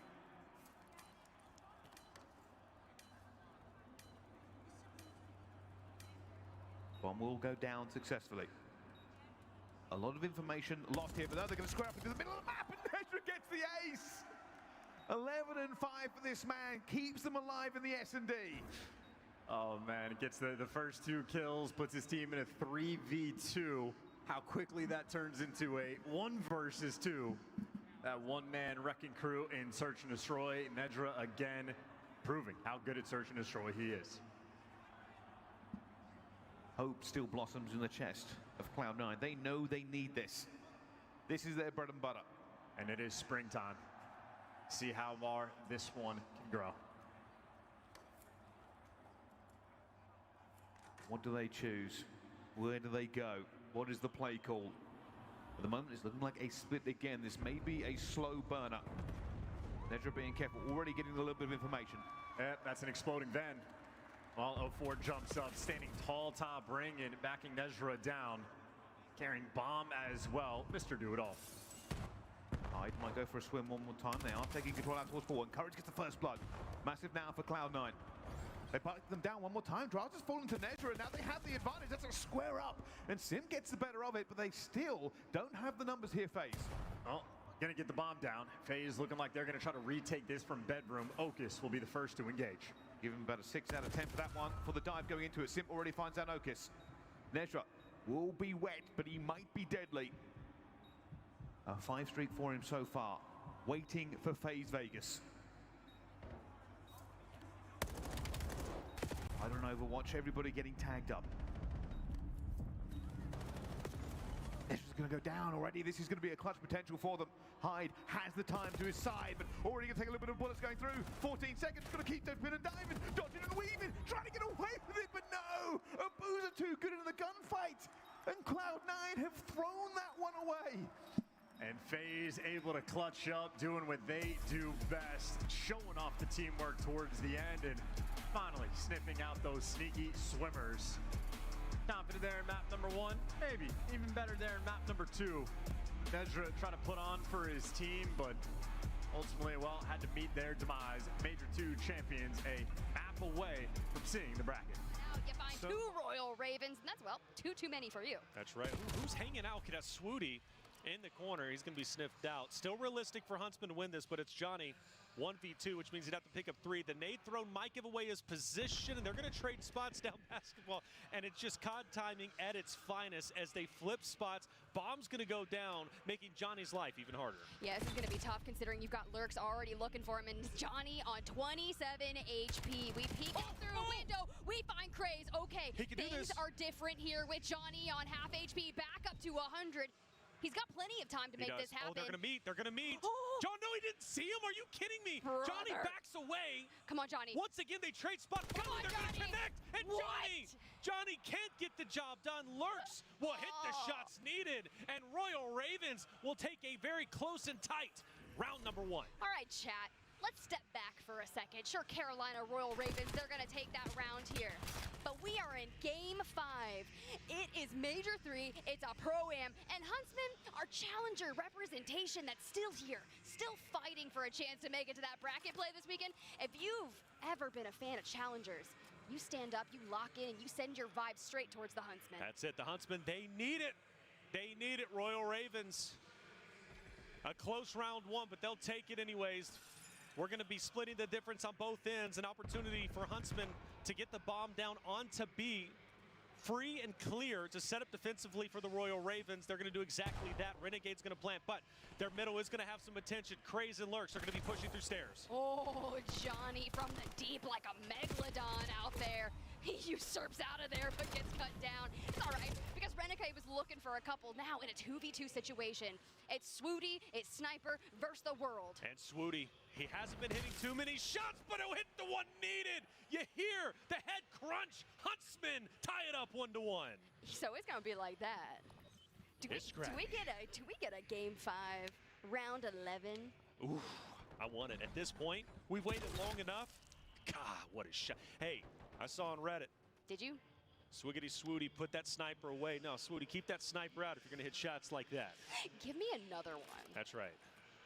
Give me another. All right, all tied up 1-1. This time around, Huntsman on the defensive side. Royal Ravens forced to get that bomb down. It looks like we're going to collide over onto the Raid side. All teams pushing out. Swooty missing the shot. It's because you said Misses something. the second. Exactly. I know the something. captain curse is real. Renegade overextends. He's unfortunately going to get taken down. Craze. Exceed will pick up 2. Huntsman in dire straits. And he's got a pistol, and he's running, and he's getting tagged up from all sides. That's not the good look, but it's Brack against the world, and he falls here in that round, and Carolina Royal Ravens hit a 2-1. 2-1. Very quick 2-1. Huntsman. We'll switch over sides. Last time worked out so well because they got bombed down free and clear. This round was just straight up push, slay out, easy for the Royal Ravens. Huntsman have to answer back. See how this ends up unfolding. Swooty, sniper in hand. I almost want to watch him every single time. I mean, it's kind of hit or miss. Just but a Swooty POV cam? Okay, you know, honestly, because when he hits those shots, it's exciting, but he doesn't always hit them. But either way, I feel like if he does hit, he has the chance to swing the round into the Huntsman's favor, and a nice shot onto Exceed. A first blood to Swooty, okay? Someone once told me if you just hit your shots and get good forehead, that's the key to success, and I'll take that all day. Johnny, tip of the spear through Laundry. He's got to check that corner. It doesn't. Be a trade-off. 3v3. Renegade goes for the response. It can't hit enough. And he'll go ahead and hit the ground. All right, Swooty, got to be impactful. You got to hold ring. You can't let that happen. You get the info. We go 0 for 2 on those shots. But they pushed him away, though. The rotation is in. The sniper, they are forced to respect it. Bomb is down. Bomb is down. 3v3. Huntsman have the advantage. Honestly, it's keeping Carolina Royal Ravens at bay, and Swooty picks up another one. Okay, so we're on 4-2. Double positive here. Swooty, pistol in hand on the ring through the smokes. Can we find him? No. Craze slashes you down. Back in the corner. Craze down. Huntsman. A chance to tie it up 2-2. Fire last alive. He's pulled off some great plays. I think he does see Brack. He knows Brack is going to be up in Laundry. But he doesn't know where Renegade is at. Finally, he does. He goes, he's not going to check the corner. He's down 2-2. Huntsman keeping it competitive. If the Carolina Royal Ravens lose this S&D, you come back to the VOD and you see that you didn't check that corner. That one haunts you. Yes, it does. That's your sleep paralysis demon personified. Ooh. I thought he saw Brack. I guess he didn't. He was too concerned where Renegade was at. And Huntsman, job well done, tying it up 2-2. Look, Swooty, man, he's something. You know, it's wild watching him, and sometimes it's windy, sometimes he's on point, but when he's on point, I love it. Okay, Reflections, a little weatherman action out of you, I see. That was my calling in my other life. That'd have been cute. All right, back to it. 2-2, tied up. Game 5, getting crazy here with Craze on board. Filtering through mid, bomb goes towards A.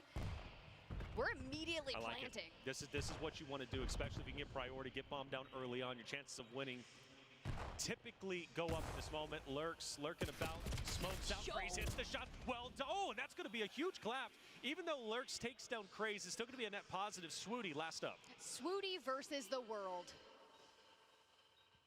Little smoke, little distance, little patience. Not a lot he can do here, though. Oh, he grabs an NPC. Oh, too little, too late. Yeah. Unfortunate there. It was a great job from Lurks. Going into kitchen, picking up as many as he did. Well done from Royal Ravens. It is a battle for sure. Nobody has been able to dominate just yet. It's been tit for tat. I'm okay with that. Look, I'm telling you, we got a game around 11 on the horizon. I'm telling you. I wouldn't want to wait this long, Tiff. Why? Did you got to play again if you go for the Huntsman? Well, no, you know, you get to a game 5, and then it's a blowout. Come on, what was it all worth? Everything. I guess so, for one team. In this case, though, it's very close. And it is going to be another breakout Huntsman.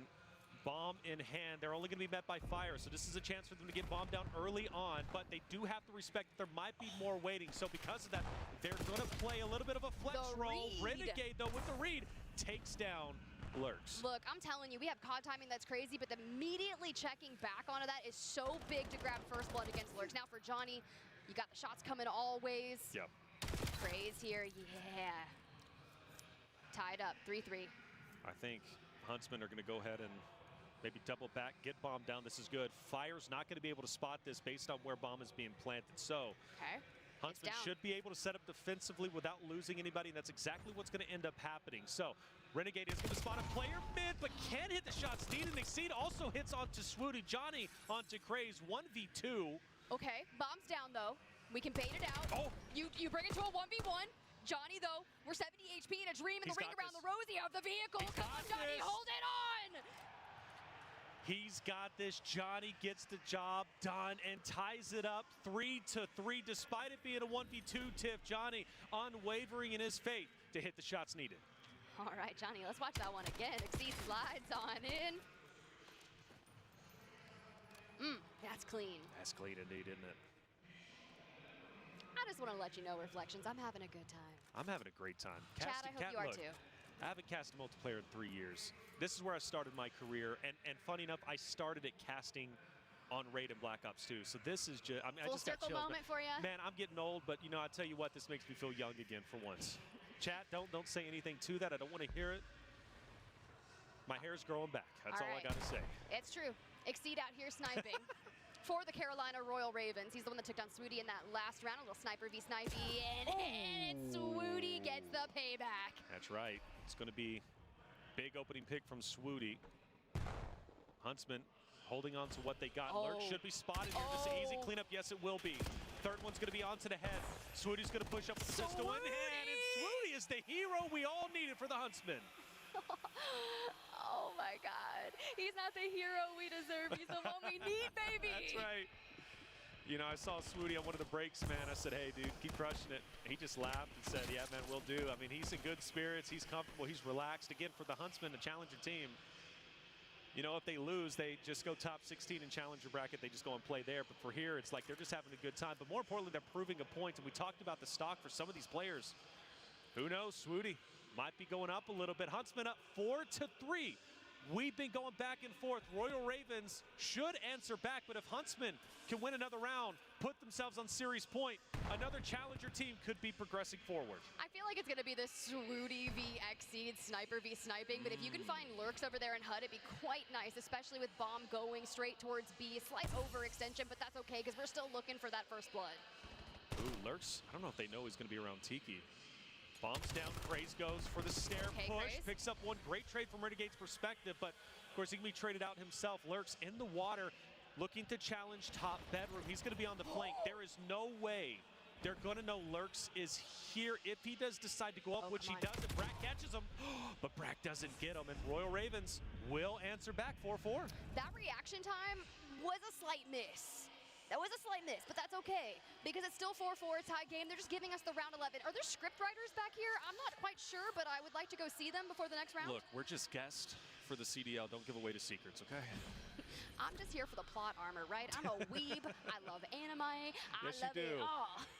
And man, you do anime. If you don't know, she's voiceover artist. She does it very well. Don't tell them. Don't tell them. You're very good at what you do. That's all I'm saying. That's what I'm saying. 4-4, all tied up. Next round, so big to win. This round, indeed, actually, because, again, puts you on series point for both teams, Royal Ravens and the Huntsman. For Royal Ravens, are they going to take the bull by the horn and push up? I think we're going to get a repeat of what was round 2. We're not. They're going to pump the brakes hard. Force Huntsman out towards Raid. And maybe Renegade has been known to push up a little bit too aggressively and get picked off for first blood. He might do it here if he's not careful. Bro, are we looking for toes here? Hey, they count. They do. count. Still damage. That's right. That's right. Don't let the dogs out. Big rotate for the Royal Ravens, and it is going to be matched at least for 2. Thing is, Brack hasn't seen anybody, including that player in Tiki, so he doesn't know bomb is going down. He doesn't know this rotate is here, so he can't call it. In the meantime, everybody else is going to be there, but for player 7 for Renegade, he is going to hit the mid stairs instead of going for the full flank. This would be a big round for Huntsman to win, but Royal Ravens are set up so nicely that I don't know if it's going to happen. Little stun check there onto Hut. They've already reclaimed for the defense. Now Renegade with the push out, finds 2, dives into the water, let the HP regen, but this is going to be tough, especially, but you do have Brack for the backup. Yeah.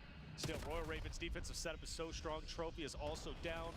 Okay. Brack goes up the top bedroom. He gets one. He goes for second. Can't do it. And Royal Ravens put themselves match point, series point against the Huntsmen. God, they really said, welcome to my crib. Slammed the door in their face. Broke the window, got in, said, what are you doing, man? Get out. All right, Huntsman, here's the deal. We didn't come this far to only come this far. I think we're going round 11, Tiff. Give it to me. We're going round 11, Tiff. I think that's just our reality here. If not, though, it's been an epic battle, an epic series, irregardless of what it does. Don't start reading the obituary yet. No, we got to lock it in, okay? We're not there just yet. I want this round 11. Let's get loud. Huntsman, come on, send us round 11. Let's keep it fighting. Let's keep it strong. Swooty misses the opening shot. Don't That's say okay. That. It's okay. 0-2. But the ones that he does find are very valuable. This is a great rotate, but it looks like Royal Ravens might be reading it properly as they immediately full send it 3 strong to mid. Renegade, if he hits this cut wrong, he's going to be dead. Stop. Shots are going to be made. Renegade might get the turn on. He stays alive. Exceed. Exceed falls, but so does Renegade. It's going to be 2-2. A 2-2 battle for the end. It is so damn scrappy here on Raid, baby. And Brack recovers the bomb. That's right. They've got it. And they have some maneuverability here, especially because Royal Ravens have backed away. So they'll rotate over towards A, but it's going to be matched. I mean, but Brack pushes up. Brack pushes up. Brack is going to fall. Side. And the hopes and chance of Huntsman. No. Lay with Swooty. Sniper in hand. And he's going to be collapsed and tipped. Surrounded. It is done with Royal Ravens. Win the series. They take it in sensational fashion. It was a long way to get to this point, but Royal Ravens stay alive.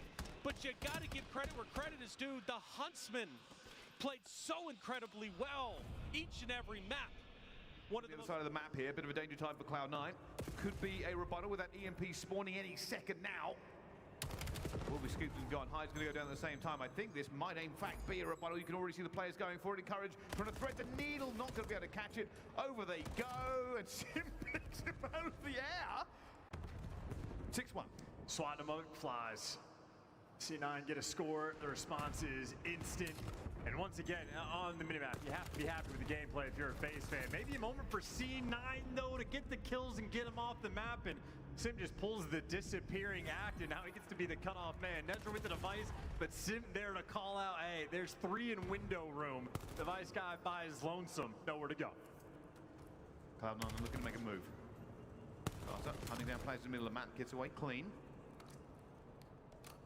Cloud9 need a little bit of slaying here to at least thin the ranks of FaZe Vegas. Oh no. Drazah only gets 1. Small mercies. Sim for 2. Yeah, and so much easier said than done, but if you're down by 5 in Overload and you're playing a game of ranked, you got to make sure you are playing aggressive to try to get these captures. Impossible in a situation like this. FaZe too difficult to deal with. 2 minutes of gameplay left. A 4-man wipe here for C9. Unfortunately for them, FaZe spawn up on the correct side. Just not going to expect Sim there that early. Sim gets 2 as well and just shuts them down. 0-4 backs him up, and a little bit of blessing there for FaZe Vegas. Where they spawned, it stopped any kind of a push from Cloud9. They were not expecting it. They're out towards the back here, trying to keep this play alive. And I don't know what the record is for relays, but it is starting to run the clock out. 3 and 30 seconds. So if you break that record and smash it, there's hope. Oh, it's a potential. It's a maybe. Nezra doing everything he can on the 6th streak. That's going to be 7 for him as well. Will put this one in at the same time. He's according to House said he's got to just basically get everything they can out. That EMP will not spawn yet. This is now coming through. The animation does mean they have a second to get out of this one. 0-4 making a big kill out towards the backside. Looking for anything he can do to help his team. And they're going for it, but it's just one player. It's just going to be Hyde with a pistol and a dream. Yeah, and in between all 4 players of FaZe, yeah. Done and dusted on this one. And Drazah looking like he might go negative. Extra little victory cap there for Nezra. Able to earn the swarm, so not too shabby. And honestly, might get the gunship too. Why not? Well, he's still been alive since that last capture he made, and eventually will go down before he can do any more damage. And FaZe said, hey, we don't even want it remotely close. This is going in. It's going to be 7-3. in Cloud9 New York. Valiant up until the end, still fighting the good fight, but it is not going to be enough. FaZe Vegas have proven why they are the defending champions, seed 4 in this tournament, and why they deserve to go to the bracket. Yeah, and I think this is the sort of final call. The only AM team that might be able to do any damage in this tournament going to be the Huntsmen. See if Types who can pull it off, but in this one, FaZe Vegas a dominant 3-0. They started well, they had a really good middle, and they finished strong. For Cloud9, it was damage control at the best of times. Nice little 3-act play, though, that they are running. S&D looking on form there in the map number 2. And credit to Nezra again, absolutely popped off there and brought a pretty good fight to the team, but FaZe is just, I mean, hey, Major 2 champs for a reason. When they're on form, nothing anybody can do. Certainly not. And that was kind of... Dominate the competition on main stage with the CDL Major Hunter Tracer Pack. Collect your chip by scanning the QR code or heading to the in-game store now. Start the season strong with the 2026 Call of Duty League Pack. Grab yourself the CDL operator by scanning the QR code on screen or check it out in the Call of Duty store in-game now. Scuff, official controller of the CDL. At COD Champs, it's more than Call of Duty. It's you whipping an F1 go-kart at the Grand Prix Plaza, testing your aim and movement at Summerlin Paintball.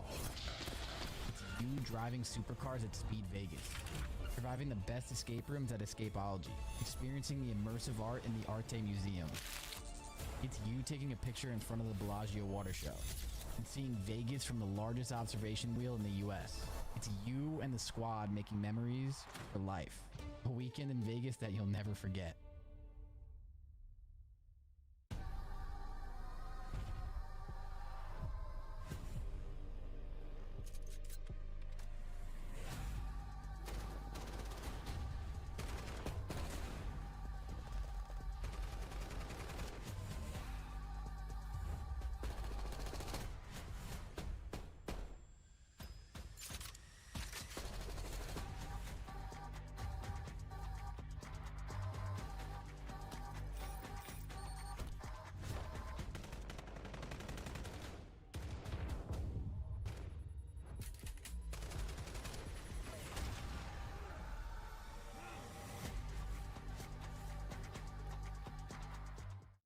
How good are the Falcons this tournament? There's been adjustment after adjustment after adjustment for that squad. Is there a potential for Falcons to go all the way? Oh, absolutely. I mean, this is the ultimate wild card team in the league, but never a good sign when we're talking about the Falcons and we got the FaZe 3-0 on the board. But just been an exciting day of Call of Duty. So many matches, 4 streams running, and the streams are still going. Make sure to catch all the action. I think Paris right now tied 1-1 with Boston. No idea what's happening with Huntsman and Carolina, but that was looking like a dogfight. So good action the whole way around. I know the Huntsman series actually has to be over. They were on the Game 5 raid. Yeah, I gotta figure out who won. I gotta find it out. Well, we can't I'm curious. I need to know. I know. I know. I don't know if you can see in the production area. We have a little bit of production in front of us. I don't see any scoreboards going forward for it. But at the moment, FaZe Vegas are the ones who showed us the 3-0. And well, I think it's the end of the day here on Bravo. I'm not going to say that publicly, but you should be right. Actually, yeah, we covered the last game. I'm definitely right. We're on the Game 5, for sure. Well, what a way to end our last game, but we do have a bracket to kind of show you how this one is going to go. What I want to know. This is the Here we go. Here. Show us the bracket. Show us the bracket. What do you think? What do you think? What do you think? Make a guess. Between Carolina, I mean, you'd have to lean towards Carolina, right? A little bit more experience. Renegade was popping off, though, so who knows? I know I was listening to Swooty and all the snipes he was getting on the raid. Certainly from a commentary perspective, it seemed like the Huntsman doing pretty well. Well, I heard a massive cheer go up, but I don't know what that means as we find out right now. Where is that game? Where is that game? Am I missing it? Oh, yeah, they lost in the Game 5. Now Raven's going to play against the Heritage. So there you go. Huntsman ended up losing. I was looking at the wrong part of the bracket. There we go. The Pro-Ams giveth and the Pro-Ams taketh away. Like Omid taking down Surge, definitely a high impact, fun one.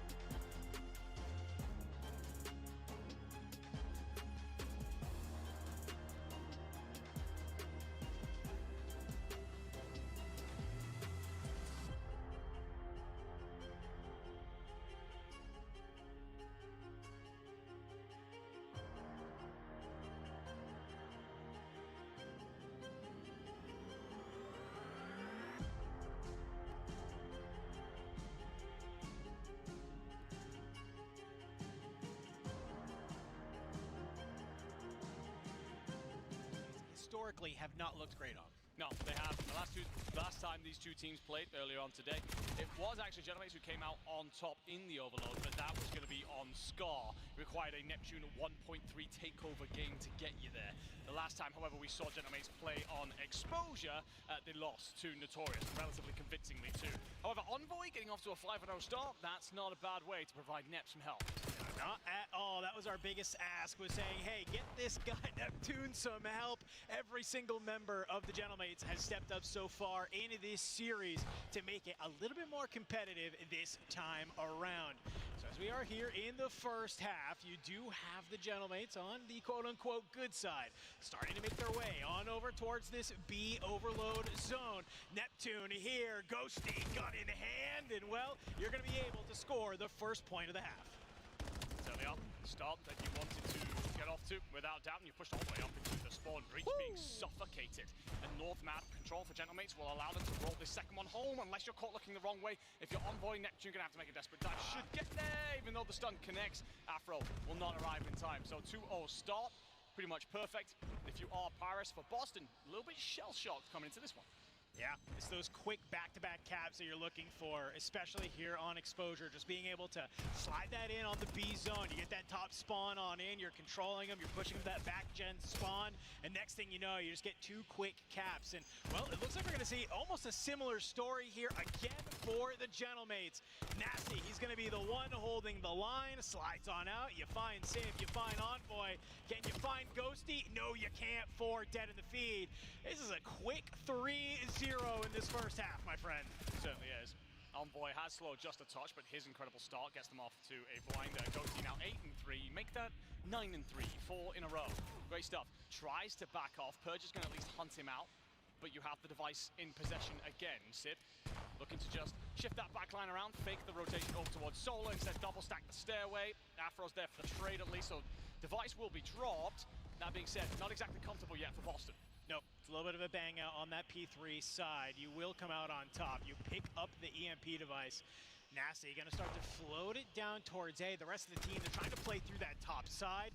You need to win some kills here though. Unfortunately, Neptune, he has been able to push on up and find your bomb carrier. The rest of your team, you're trying to make something happen through the mid. Purge, he's gonna be the guy to maybe get a little bit lost. Tip at the spear, can you play some offense here? Find some of these kills off the spawn. EMP will reset, back to the mid we go. Purge tries to do a little bit too much, sees Neptune crossing out, tries to call that, and this spins is free. And loses. And yeah, I mean, obviously if the Paris Genomates could see what we can see, they probably just send that home instead. Pause. Wait on this. You got a healthy lead, 3-0, a minute and 40 on the clock. Boston trying to set up the defensive play, but Ghosty, the man on the wrap, trying to basically be the go button. 11-5 for him. He will get found on out, so it's a little bit of a bang out towards that front side.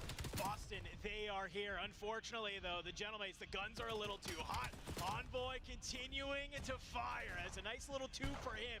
He's going to pick up the EMP. All members of Boston, though, hot off the spawn, going to be able to drop it from you. But the Genomates, they can continue to flood this. A minute 15 onto the clock. All you need is a couple of kills to go your way. Ghosty might be the one to do it. 14-6. Can you find one more? You pick up the device, it's a pistol in hand, you just need to find it. Can you get the wall hop, end our first half? You sure as hell can. Yeah, great stuff out of the Genomates there. If you're Ghosty, you're trying to just buy time. Your teammates are arriving through tank and they're just popping nades over, bouncing it off the backboard and dropping them at the arriving defenders. The Boston Breach smoked off the map, essentially artilleried into the second half. And Envoy gets off to a great start here. I mean, we talked about it last time. These two teams played earlier on today. Envoy a .81 in that series. Yeah. Just not enough. He is a glue player. He's often that guy that does a little bit of the dirty work, puts himself on the line. You're dropping a .9, forgivable as long as your team wins the series. .81 on the wrong side of that, that was definitely a place we needed to step up. 5 in a row to get you going. You move on through 4-0 up here. This is much more like it if you're a Paris fan. For Boston, it's a slow start, out of spot. 5 and 10, and everyone negative. If you're going to stand a chance in hell, that's got to look very different within the next 5 minutes. Got to turn on the gas here in the second half. Now the Genomates, they're more than happy to basically just play a little lackadaisical, play some heavy defense if you want. Or play some heavy offense. 2 quick kills for you will help you pick up that EMP device, start moving it forward. But Afro's got a little lost here on the side. Oh, that's still Ghosty. Turns his eyes over towards that bottom area, continuing just to shoot, to find the kills that you need. Gentlemates will start to push their way up towards the opposing Solar side. A couple of kills go your way. We could see an easy kill come on through. It's a Hellstorm, but unfortunately, it's a Hellstorm with a team kill, but I don't know if it matters. Neptune, he gets a little bit close, but the defense is too good from Boston. And Ghosty needs to make amends for whatever the hell that was. Gets dropped after picking up 5 in a row at least. And Device going to be left where it is for now. Boston will be quite happy to try and let this reset, get some mid-map pressure, but Gentlemates, of course, going to continue to fight for this northern side, because should a Device be put home, we're then looking to drop a second in pretty much immediately. It's what they were so good at in the first half. Those kills will now get you a root. Purge and Spar are trying to rotate on over. I like this. You slide on out. Good damage on the first. You find Envoy, but you just can't do enough. A 5th score on the board for the Gentlemates. Continuing to run this one on up. And with every score, it gets harder and harder for Breach to get back on in. Doesn't feel like they have had any control over that device. Even if we were to remove actual possession, they've never really looked like they were going to get it in their hands. Neptune's going to dip outside of the map, tries a little bit of a move back in. Afro ready for it, cuts him.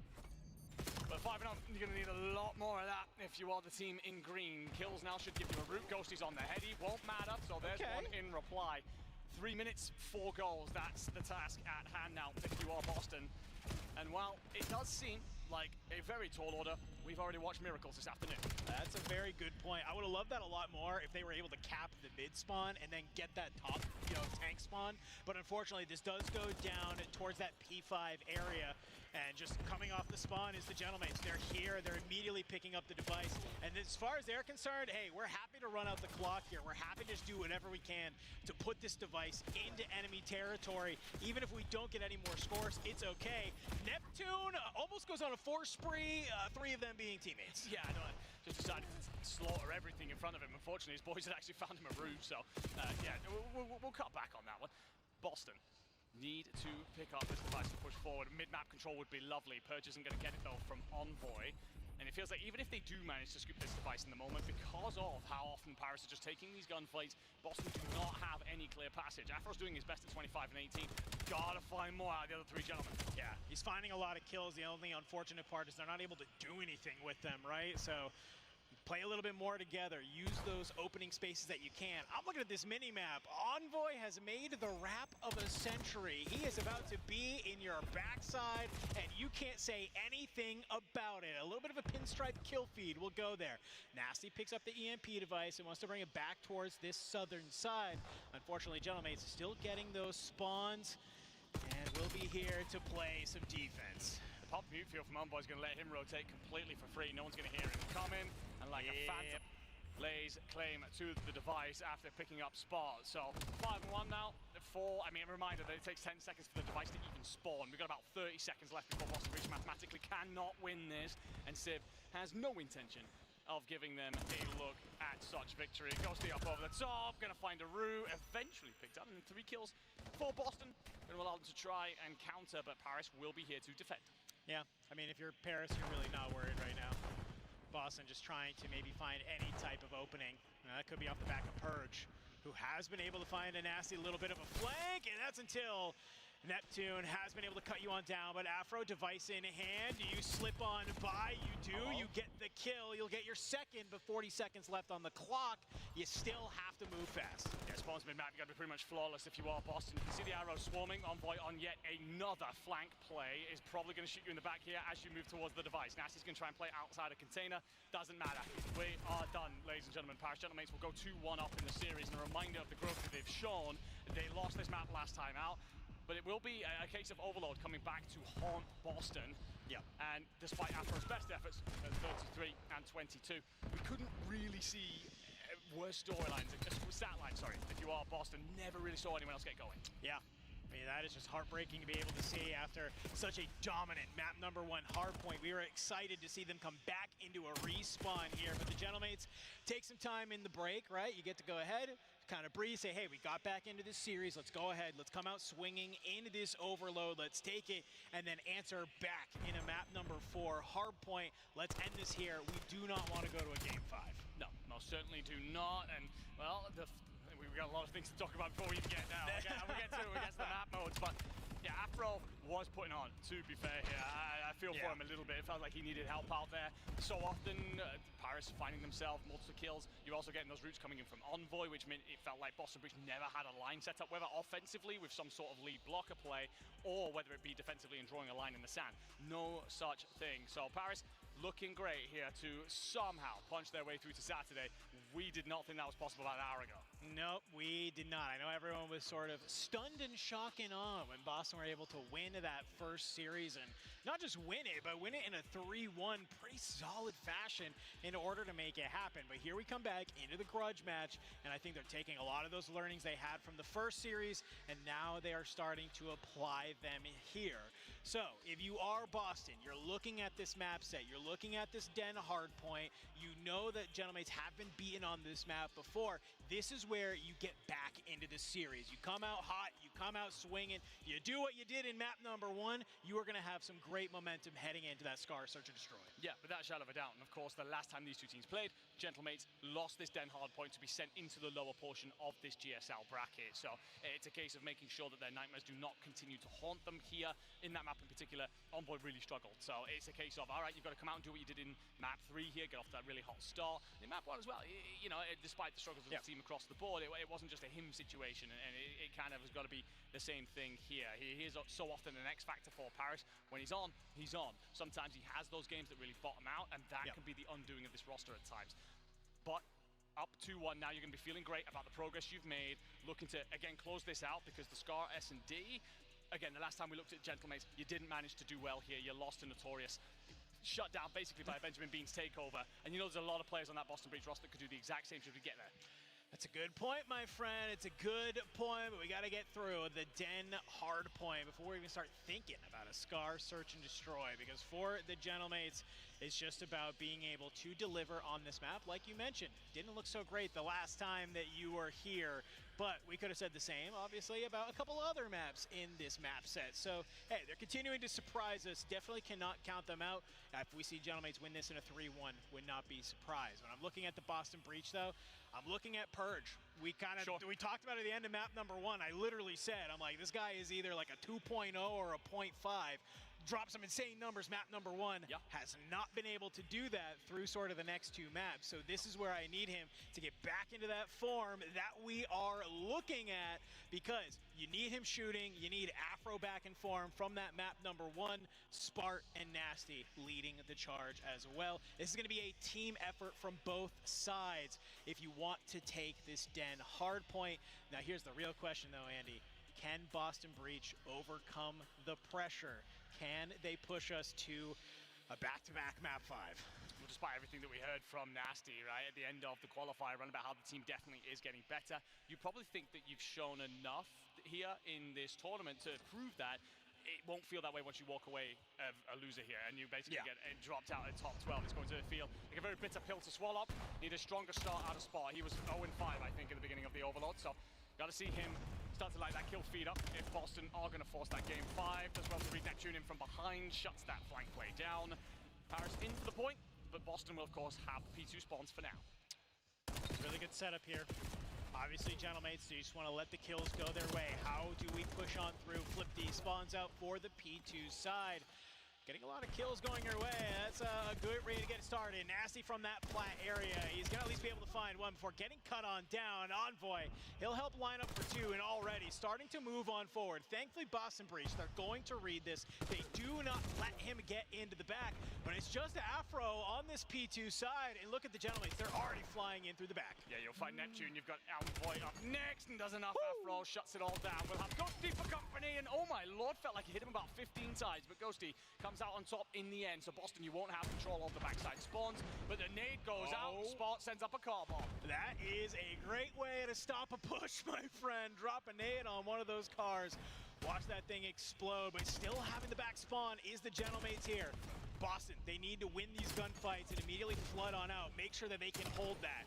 Afro, huge two, holding on, but there's still close spawns coming in from the Gentlemates. You have to make these trades. You have to stay into the point. 20 seconds remaining. You've managed to make this one mixy. No real solid lead here, but I'm watching Boston come off of the spawn. You have to start thinking about P3. Certainly do, and that spawn should tell them exactly what Parish have done. Pushed through roof side, now playing in for that P4 setup on Throne after this next hill. Mid-map control going to be all important, and Nasty will actually lose the gunfight to Ghosty to assert it. Neptune, then what's your route? It's likely going to be in through mid, but you don't read the broken play, and that's going to hand numbers advantage to Boston. 4 dead in the feed. Boston, they get there early, they find the kills onto the rotation. They reset the Gentlemates here as the point pops on up. You got 2 players from the Gentlemates trying to push their way on in. It's going to be Envoy, it's going to be Ghosty.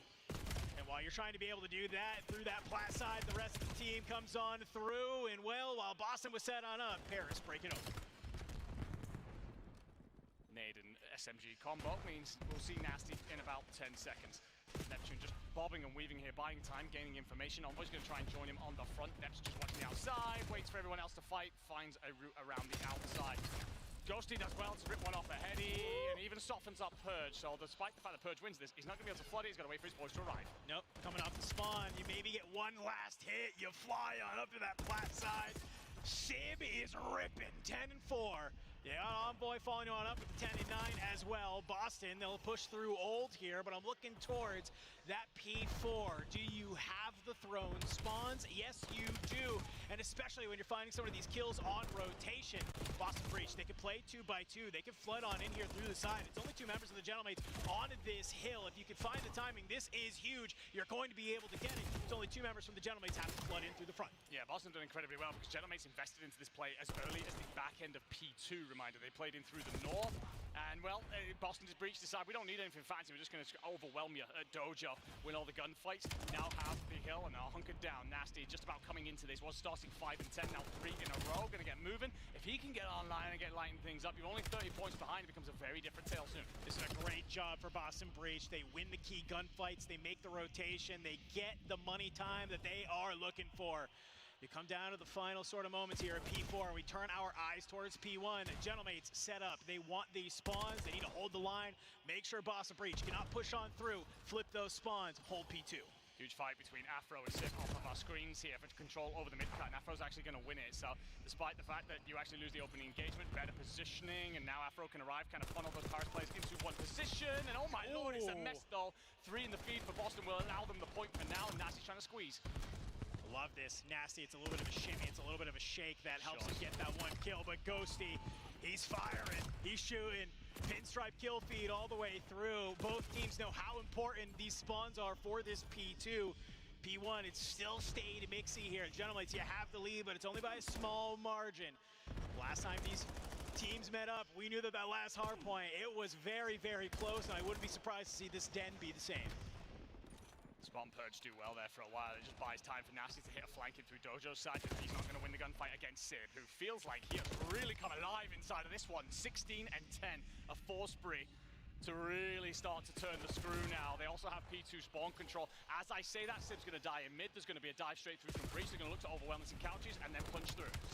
Oh, a couple of team shots. Come on in there. You soften up your teammate right into Envoy's arms. Thankfully, Nasty at least will be able to cut that one on down, but you've now still opened up the Gentlemates.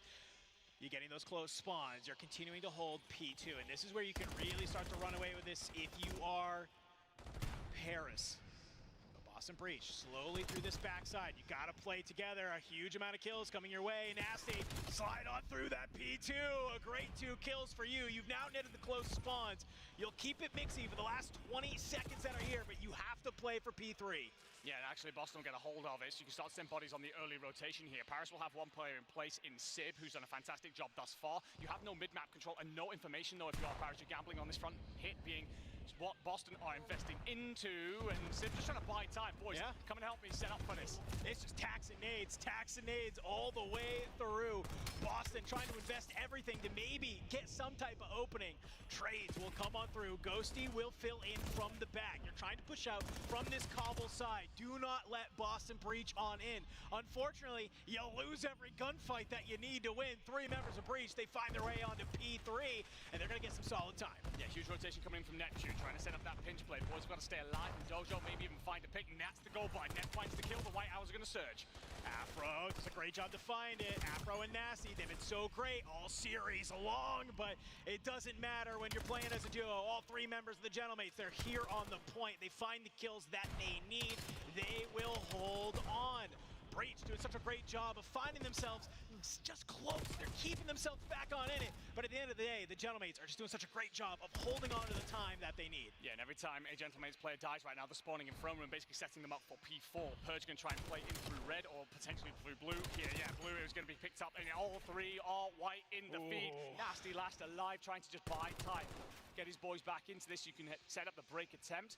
And it looks like they're going to try and push out through the statue side. Envoy's got a lot of work to do, loses the initial. I like that, though. You have the patience coming on through from Afro and Nasty. Can Nasty find one more? No, you can't. The God of the Seas has awoken. As he is here, finds a solid 2. Boston spawning in. They have to hit this through the front. Can you pull the attention in enough directions to maybe open this one on up? It's 3, they're there, Purge, huge 2-piece. You've gained control of this hill, but you are down 60. It's gonna take a little bit more than 1 to get yourself back into it.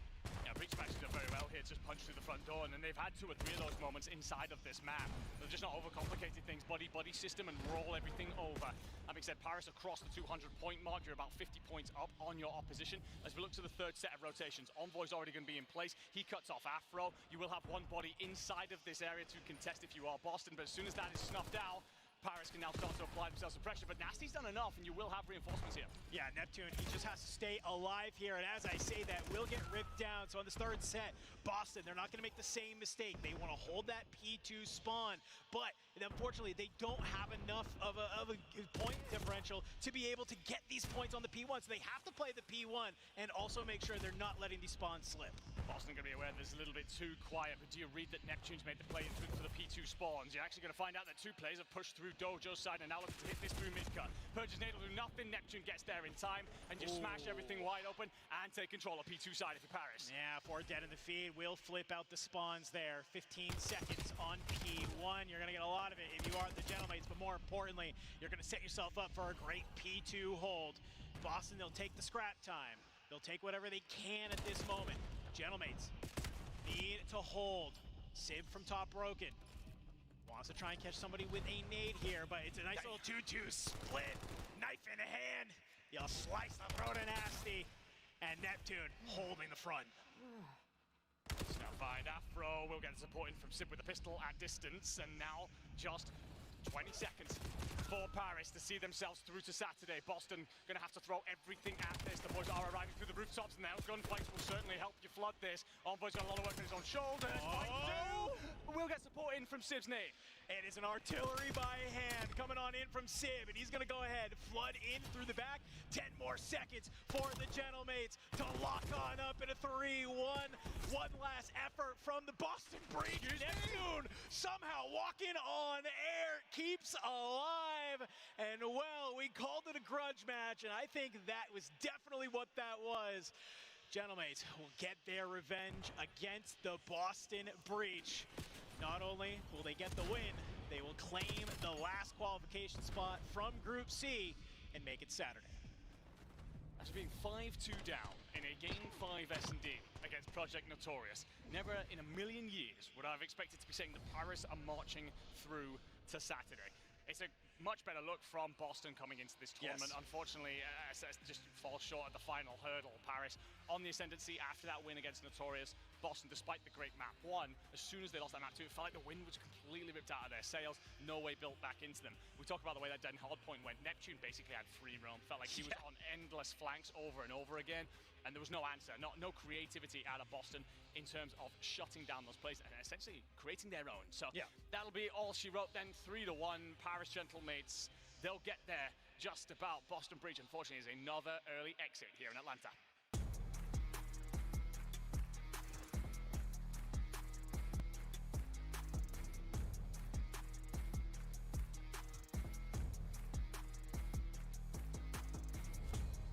Galera do céu.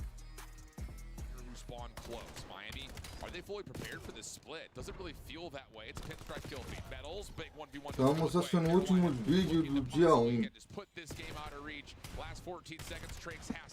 Então, fiquem ligados que dia 2 tá, vai ser arrasador, hein? But when you can test out it, potentially is going to give you the chance to be late off the rotation.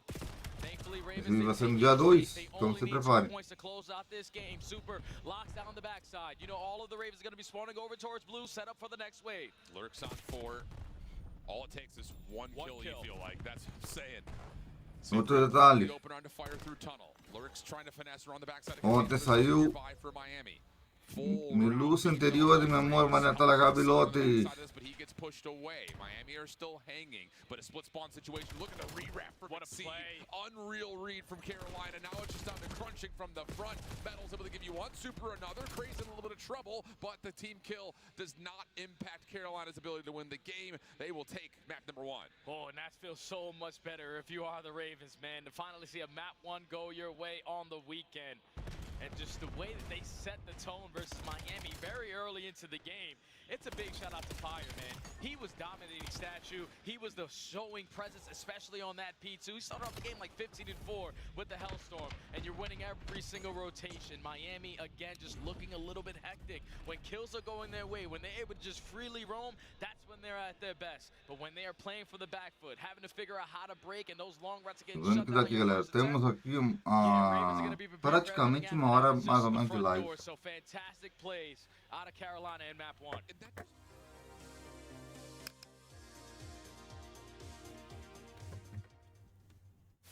Number 40. Yeah, brother. The first win for LA Thieves. God damn it, I love to be a Thieves fan right now, gentlemen. We just hit 10,000 viewers. The boys just got the first win of the 2024-2025 season. Holy shit. We should have won 3-0, but we'll take the 3-1. A win is a win, and boys, we look f***ing dangerous. God, I love this shit. Come on the stairs, Nice. I'm looking at you. Deixa eu ver aqui, galera, uma coisa. Nice. 3v1. Please do. Oh, nice, baby. Oh, my God.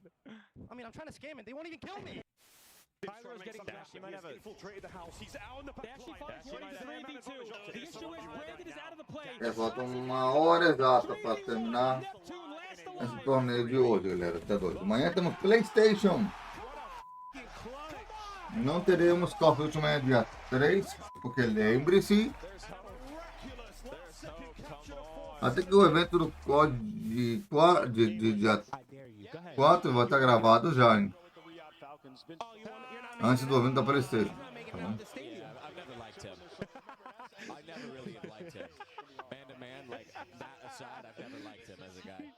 Porque como você sabe, né? Se é primeiro, o torneio inteiro é primeiro, mas é com... Não vou adiar da PlayStation tanto, porque o COD...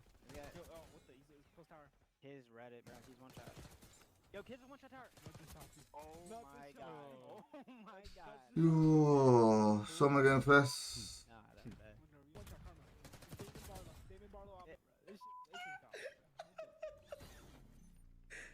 Oh my God, dude. Se não vai ficar adiado alguns dias, vai. Por causa do torneio. Sim e não. Sim, porque vai estar sendo gravado primeiro. E não do que está sendo gravado depois. Tanto o torneio do Mortal Kombat como do Call of Duty. Os dois torneios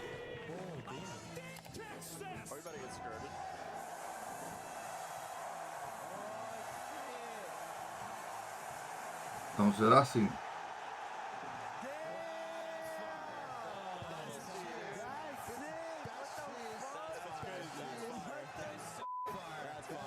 O do Mortal Kombat, olha, já foi gravado o primeiro dia.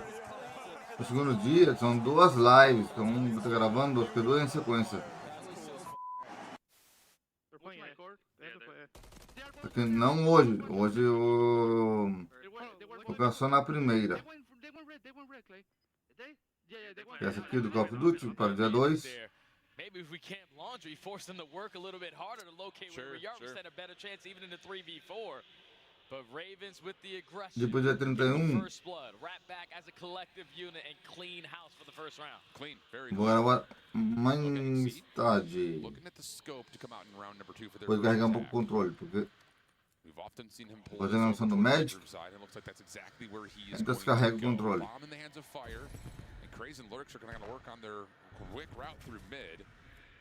Não dá tempo de preparar. Oh, Ray's still going. He's still going, not able to find a third kill onto Super. And Fire's instantly trying to play for that trade. Lurks is able to finally find it, but still the numbers in favor of Ravens. Drake's able to back things out though and reset this 1v2. Checks the corner. Opening shot's not quite there, and how about it? We were watching, obviously, see kind of play over towards bedroom side, but Metals just runs right out through kitchen. I don't get it, man. We don't often see him make a play like that. I don't usually see Miami play like this at all. It's just a bunch of ISO ball. Usually whenever Metals is the aggressive through the middle of the map, Trakes is alongside with him. And then Super is also sniping mid-zig. It's just right now, we're trying to make big-time plays like we're the only one on the map. And the Ravens are capitalizing on every single situation. I'm almost wondering if that play call was Miami was trying to push through Tiki to go up through water stairs, and Metals just doesn't get the comm that they're not going to join him there, but puzzling to say it plainly. That's just not a setup that we often see from Miami. Scope out here. Super, a lot in front of him. Cannot connect, trying to get away, and will be able to. Ravens looking for a very similar defensive play, and this time it's a nade that does find Craze for first blood. And if you miss that shot, don't peek it again, because you know Exceed is most likely to still hold strong on that angle. But first blood this time around goes to Miami. So now with a minute left to go, kill the noise, cause some doubt. Exceed is going to overextend. Or he's just going to find a way to slide out and find Super for free. Oh my goodness. Especially considering that Trakes is playing front. How is he not traded? That's what I'm saying. And that up and over, Exceed almost gets another chance, but he will back away and wait for help. It's Lurks on the long flank. Bomb not being committed to. Agora ando pensando numa coisa. Yeah, and now the Ravens are on the way because they catch the timing of understanding when the play has to be developing. Depois eu comento em outra live. Tô pensando numa coisa a ver com o PlayStation. Os estúdios banidos, né? Lurks had a freebie. Nate pushes him off. Trakes finds the extra trade. Lurks looking for the exit. Clean shots. Oh no, not in the water. Oh mercy. Exceed last one left. Stuck. Can't hit the quick scope. That's so unfortunate. A little swan dive right into your death. Oh yeah, that's então eu vou explicar depois vídeo que eu primaria que eu preciso desse feito. Finally, Miami are able to get on the board. They completely blind counter Carolina as they were trying to go back to what worked for them the first go around. Everyone committing through water steps, but this time around, Miami have all four players ready and waiting at bedroom. And frag grenades to connect on the top of Craze's forehead. Yeah. So they get the first one on the board with the first blood. Let's take a look to see if Miami's going to try to pull that aggressive mid play again. Not this time. At least not in the same way. Nades up and out of kitchen. Metals has help this time with this. This is what we're talking about. Trakes with him. Little bounce off the tree to check to make sure no one's crossed over through water. But Carolina taking some patience here in round number 4 and are taking a more methodical approach over towards A. I don't know if Rancor was able to spot anyone crossing in towards. Lembrando, são mais duas lives no dia 2. Ganhando 2 ou 3 lives. 4, 5 e 6. We're not stun checking or double sliding it, and Lurks is now off the reset.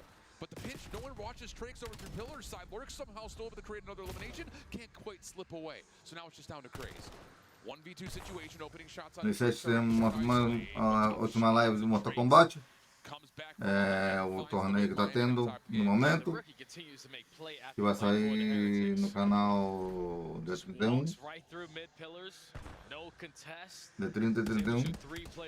Então, sai a última parte dele dia 7.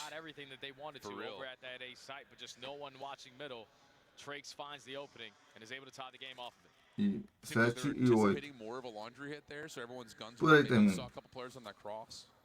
Essa é uma ideia, que termina nessa data em 7 e 8. Daí do dia 9 pra frente, puro.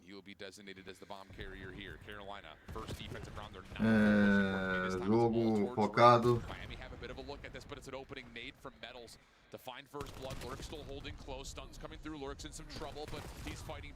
Por evento focado em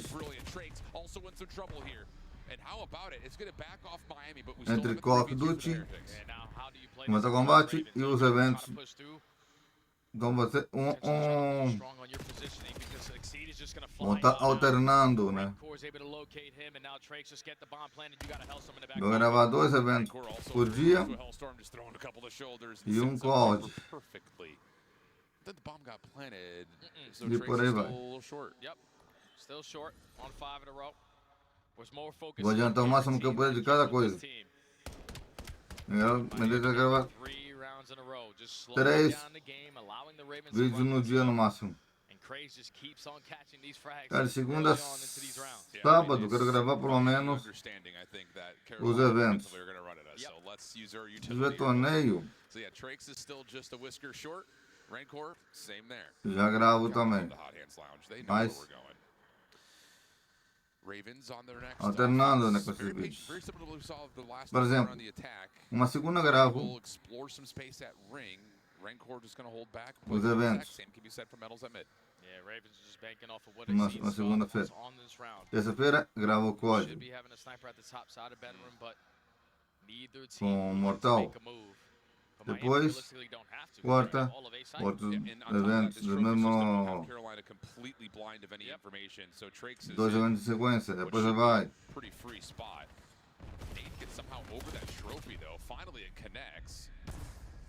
Por assim, me deixa pra fazer isso. Yeah, this is going to draw them on this side of the map, though, and Rencor is thinking, all right, the play has to be developing at A. But Ravens now take Kitchen away. So with 30 seconds, Trace is going to be proactive on the backside, and he might be able to catch one. Hellstorm earned, and now a 4v2. Yeah, Rencor also, he finds himself 2 over the other side through cutout, so that's now 2 Hellstorms, I'm sure, earned. In the blink of an eye, Exceed now by himself. Pistol shots are fine, but there's nothing else to find afterwards. That's just a really good build of information for Miami. I thought initially the trophy was going to get more value than it does. É a melhor notícia para a vitória para mim, para o meu almoço, hein? Miami, vencer na hora do meu almoço, maravilhoso, hein? In the spawn for about 45 seconds. By the time your play starts to develop over at that A site, Drake's in a positioning towards Ring. Just forces you to back down, forces you to think about something else. And with no information at that B site, you're trying to get it done through Kitchen. 20 minutos para o meu almoço. Yeah, this is trouble with a capital T.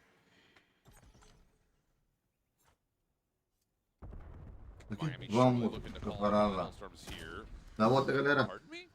Like Super was going to have a freebie right there, not the case. Ganha primeiro. Vamos a feliz. Craze is trying to look for a little bit of contact before he's got to back up over towards Kitchen. And that will be an A plant here for Miami behind this Hellstorm. Yeah, that's free. Get the bomb down. You already have presence from Metals, making sure that middle map is going to be crystal clear. But Super with the sniper in this angle is going to get overwhelmed. He's going to get the stun check off, backs away. Trakes fills the gap. Carolina have already retaken Laundry. But getting through the rest of the setup is something different, and somehow Trakes is seen. Snipe shot does land though for Super. Nice. Oh my goodness, able to find the second on top of that.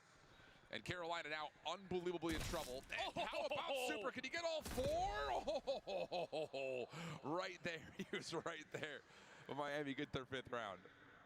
Yeah, and finally Super shows what he's able to do with that sniper in hand. He's able to locate 3, but just the play call from Miami was very similar to what they did earlier versus Toronto. They get the Hellstorm invested, you get the bomb planted at A. You just play your post plant through the middle of the map and art side. It's now 5 rounds in a row for the Heretics, and they still got another Hellstorm to work with. And Super's probably close to one of his own as well. Yeah, pretty close. May not be needed, though, with the current gap in the score. Carolina onto the attack. Super essentially telling us, you think you forgot. Let me remind you one time. Stun at the front door. Pistol out just to make sure he doesn't get pushed. And Miami are right here to, once again, respond to the pressure. Now. Yep. They got to run right into kitchen if you are the Ravens. And they are ready and waiting with the pre-aims. Metal's able to find a double. You are trapped out in the middle of the map. You are Fire. So Metal's working on the ace 1v3. You know exactly where Exceed is, top bedroom. He's working with an M15. And you've got to keep in mind he's on the attack, so he's going to have to go collect the bomb. Trake's taking a little bit of damage, but nothing too concerning. What do you got for us, Exceed? 40 seconds on the clock. Super misses the opening shot. A couple of tags, but now we're down to a pistol, and we're just selling the farm upriver. No problems there for Miami. 6-2 the count behind just straight rounds, back to back to back to back. Yeah, like Ravens, we needed to be able to read the map and throw some adjustments in there because Miami were flawless, and it was simple, very simple Call of Duty there from the Heretics. Let's just slow down the game, man. Get ready for these guys to run into us. It was very early success from the Ravens, especially in that first blood column, but once Trey started to get activated, Rencor locking down one side of the map by himself, Ravens had absolutely nothing to work with for 6 rounds in a row. This has to be MC and Real? I'm gonna do, I think that's MC and Joe Deceives. Bro, I'm gonna say MC. Yeah, I don't know who the second one is. I have no idea. I'm just gonna say MC for one of them. It's me? It's you and Joe Deceives. How? He wears glasses? That's Joe? Damn, bro. I'm getting one at least. I knew it was MC. I just didn't know who else was on there. Joe Deceives? Oh my god, dude. That's a good one.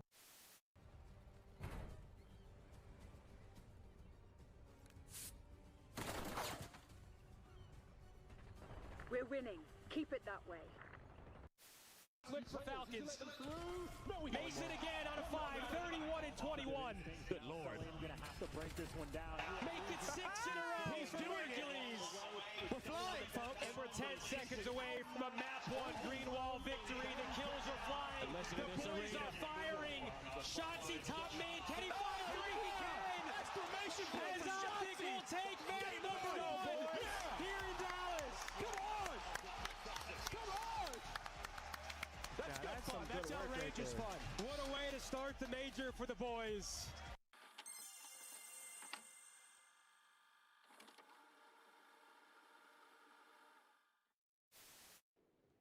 Arnie, your top guy. Wait, I think they're probably working, eh? Yeah, they have Deddy, by the way. Sheesh. Sheesh, bro. Good Hold that. Sheesh. Bro, my POV that. Get back, Dad. White car, sell him. On the black car, one shot, sell them. On you fucking idiot, pillar, mid pillar. Mid pillar dead. Not playing, he's running dead, he just got fucking on in finals for 5K. That car right now, the up, get a haircut. Come on now, come the on. Who's fucking with me? That's every single year. That's Zuma's tournament every single fucking year. Give me that 3P. I'll fucking out of here. Yeah, Scrap, you want the Twitter me, big dog. I'm fucking tweeting it. Yeah, come on. Open time. Quinn is in. Real gets it. 5 for the win. Real holding it on. Lucky gets the final kill. And what a map.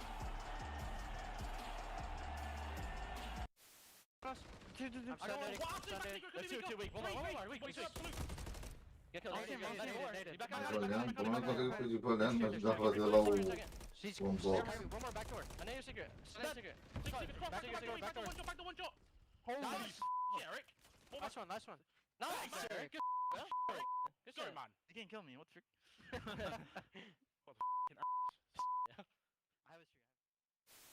Oh my god, here we go.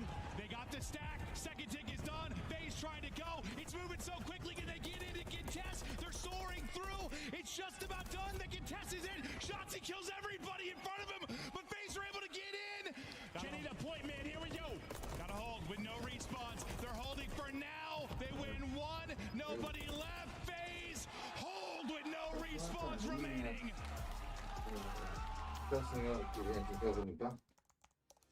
Um desses eu acho que seria legal pra ela. Só que no Walmart, galera, o telefone aqui vale $300. Como a fabricante do telefone faliu, portanto, só para ele.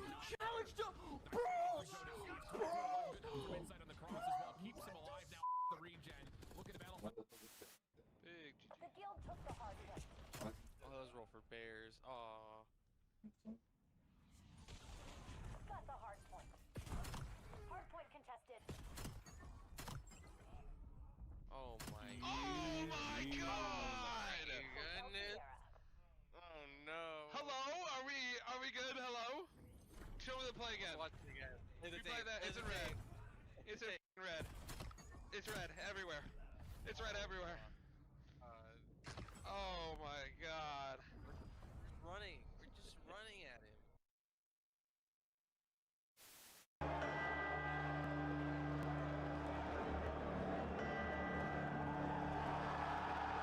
Aqui, ó, resultados, ó.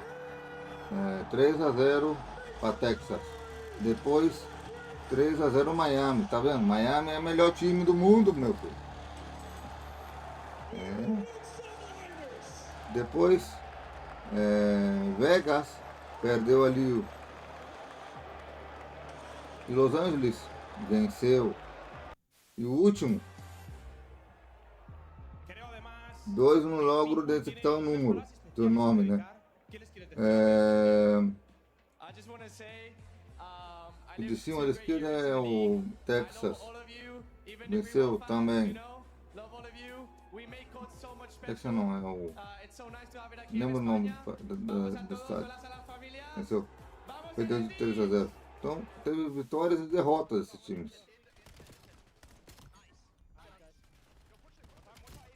Então, Los Angeles venceu. E o último, não lembro o nome dele ali, mas venceu. Venceu o time europeu. Então, aqui estão se enfrentando mais os times locais dos Estados Unidos que eu já conheço do que os times europeus.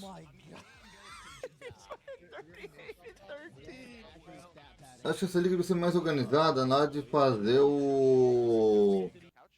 a fase de grupo. Por exemplo, fase de grupo A, B, C, D, como está formado aqui, tá legal. Só que tem um detalhe. 2 times locais versus 2 times europeus.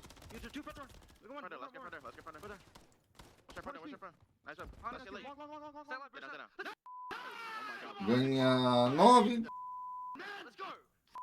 fica na liderança. E 2 seriam eliminados instantaneamente se perderem, ficando com menos pontos, como no Mundial.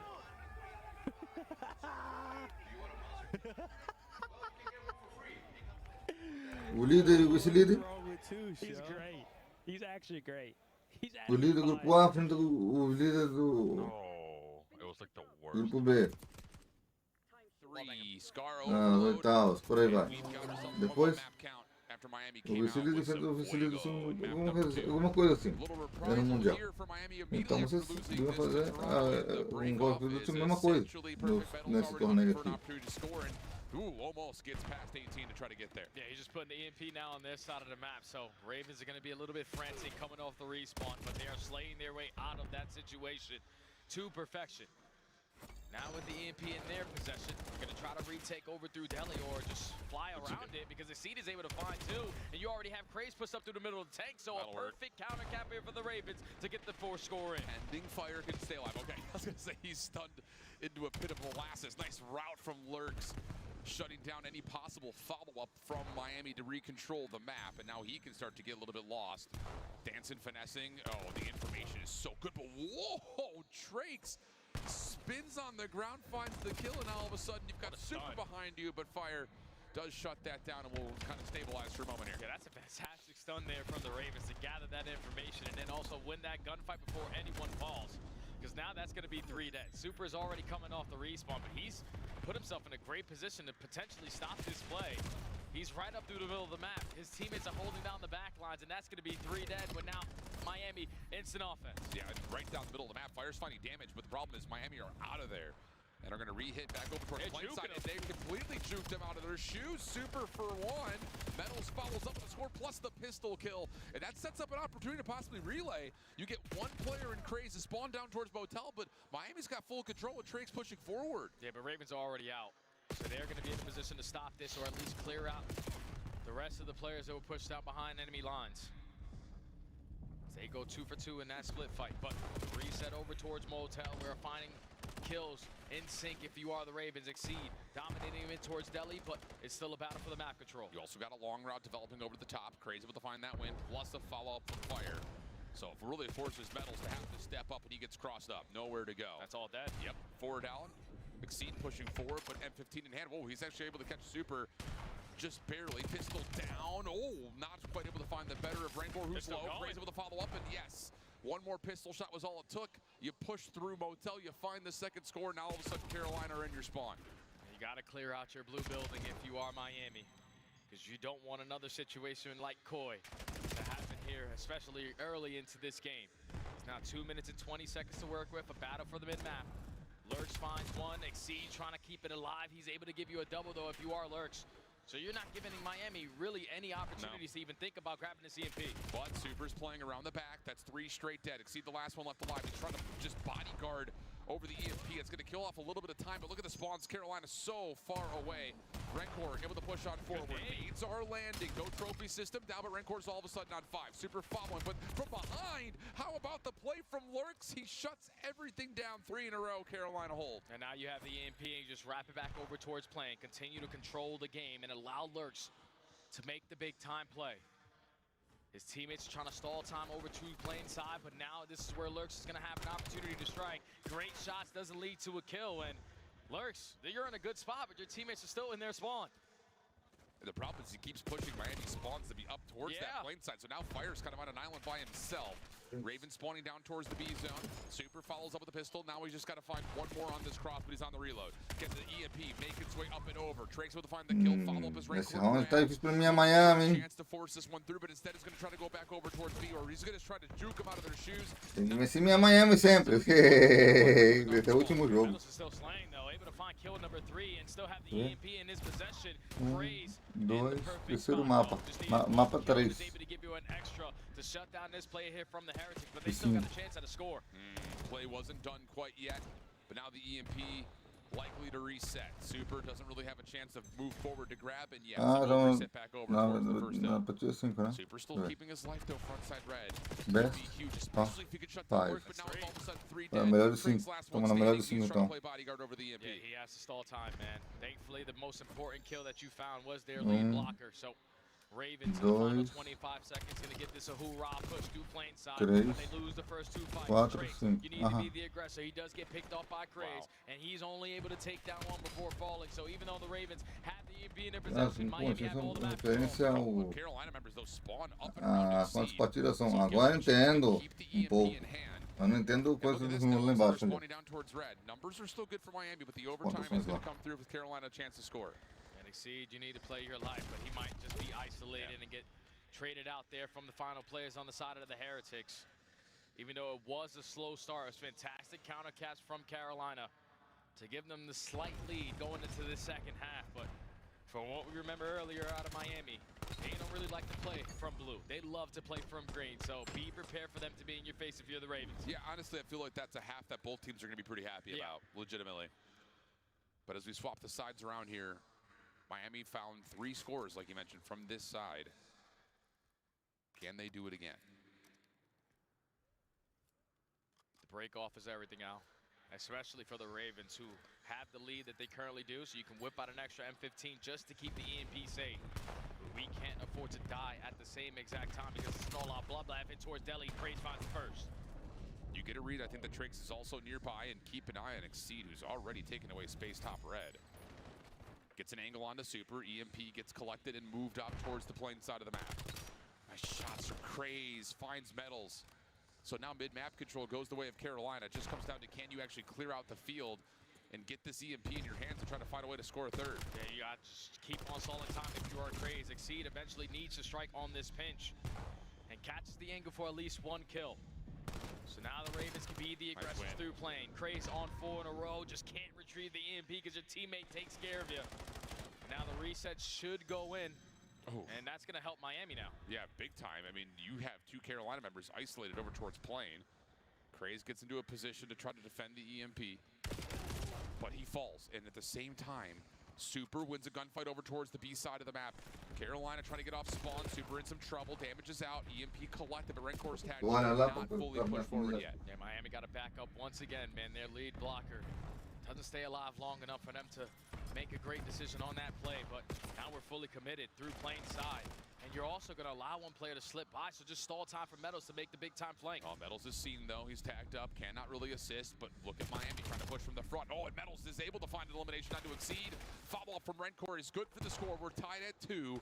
Coming off spawn. Wait, Miami still have all 4 players are here, so this is trouble for Carolina trying to get out of their spawn. They do get a couple of even trades, but oh, this is big. Ravens spawn up on the top side of the map. They may have a route to get through field here because of that. And if Craze wins this one-on-one, this is going to be a free score because those hard block spawns are going to be in. And now you're going to spawn every single player from the Heretics over towards red. Renkor, you are a fantastic slayer, but we got to make the game easier for your teammates. You spawn them over towards plane, and that allows Ravens to not keep the lead. Dude, I'm telling you, Miami's going to go back and rewatch the VOD. Like, what are we doing, man? We've got 4 players still alive, and Dios Mio, they spawn up at field. Unreal. What a piece of rotten luck that is.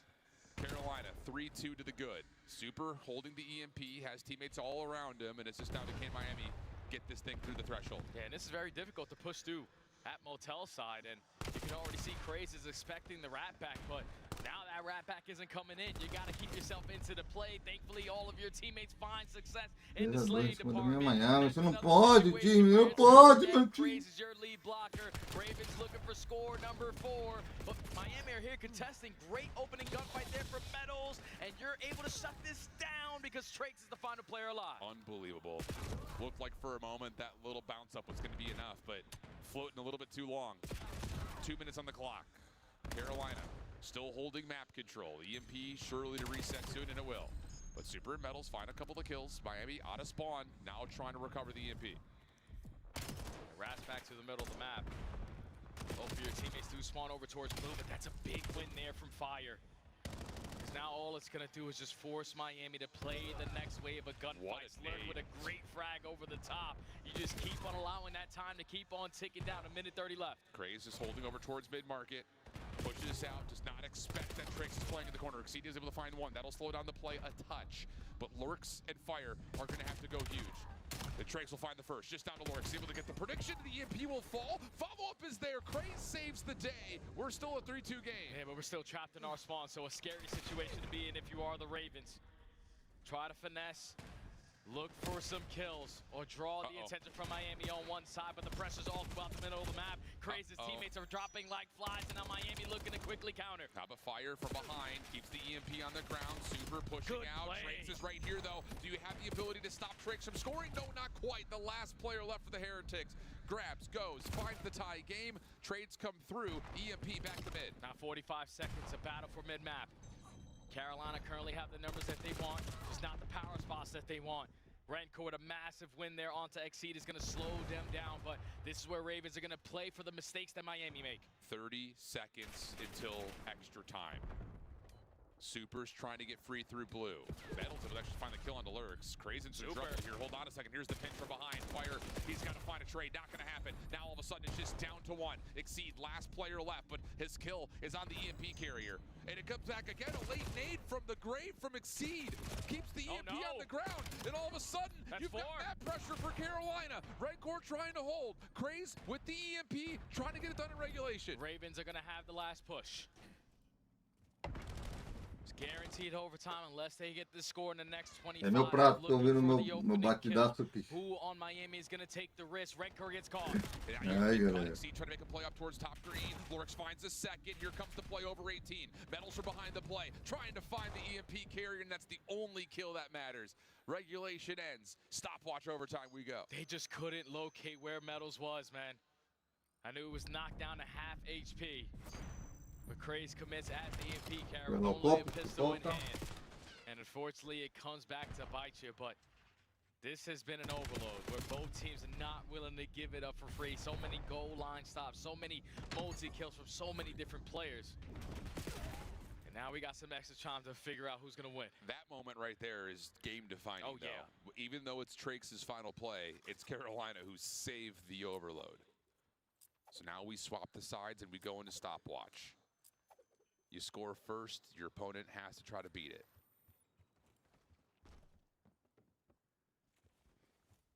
Break-offs are always the key to success, especially in overload, and it looks like the Ravens are going to try to be the aggressors.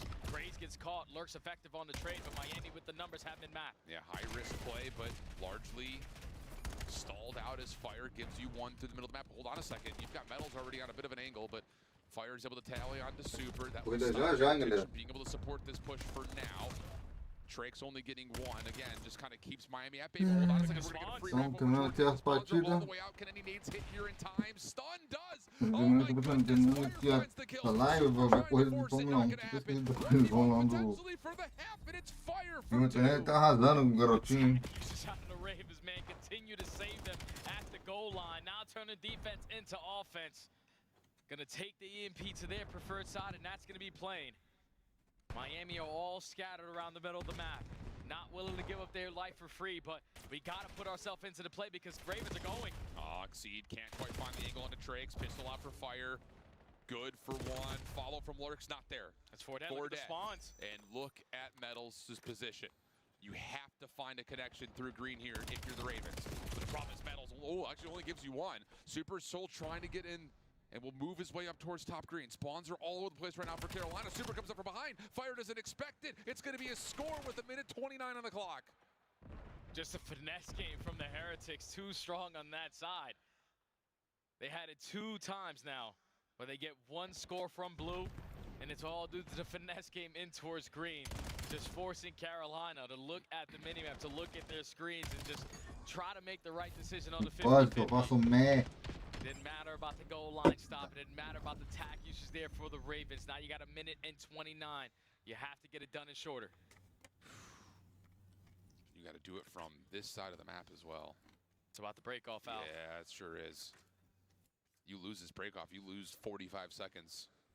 And what's so scary about a team that gets that first score, sometimes you start to, turtle up in your base a little bit. Miami needs to continue to take mid-map. Nades over the top for Miami are going to land, but doesn't really stall Craze out too much. He does get stunned in this push through.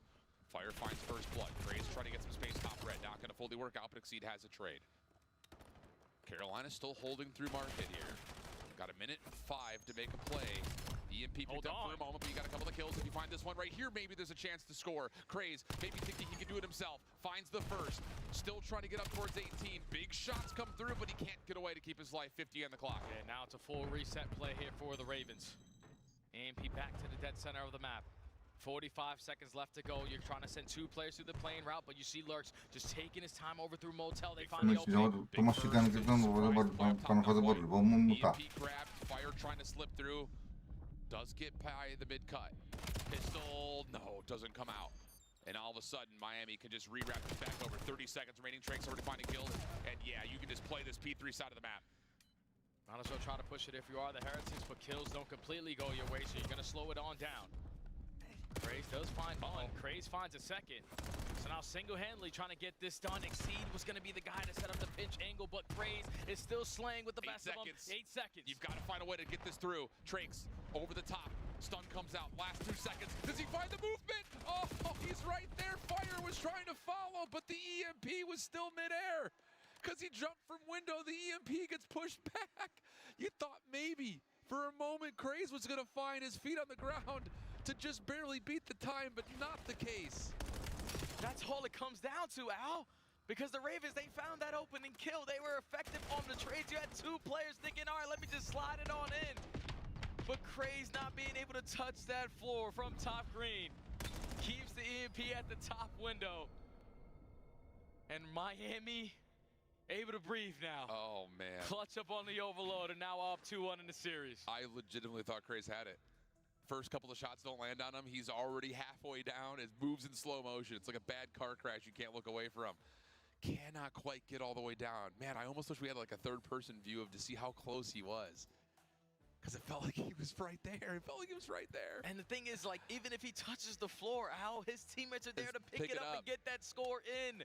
That is so tough if you are the Ravens. Because your best push was your final. But you just didn't have enough time, not enough juice to clutch up on that overload. And now you're done 2-1, facing elimination on a map that this team already beat you on. Yep. I would only say, though, it feels like Carolina have come out with this extra level of fire right now. I'm not talking about the player. Kind of talking about the player. Yeah, he went crazy map 1. Yeah, he did go crazy map 1. But I think the thing about watching Carolina on this particular map coming up, again, trying to build up the story of how do you get to map number 5, it starts first and foremost with a good first kill, and then getting freedom to allow Craze do what Craze does best. Get around the play. Open up space. I fear for Ravens in this moment of panic. They're going to turtle up and kind of play for kills a little bit too much and lose the map. That's something that they've done in the past, where it's just like it's do or die time, especially late into hard points that are close. You're so afraid of making a mistake that you all of a sudden are playing reactive and allowing Miami to get away with whatever they want. Yeah, you quickly got to throw away that mindset if that's how they're thinking, man. Just playing off of what the offensive team is throwing at you instead of your own game plan. Because Ravens in recent form, they have been able to figure out a lot of their hardpoint game, and it's been on 3 specific maps. Colossus, Den, sometimes you throw a little bit of Scar into the mix, but these have been their go-tos for their last couple of matches that end out Stage 3 qualifiers.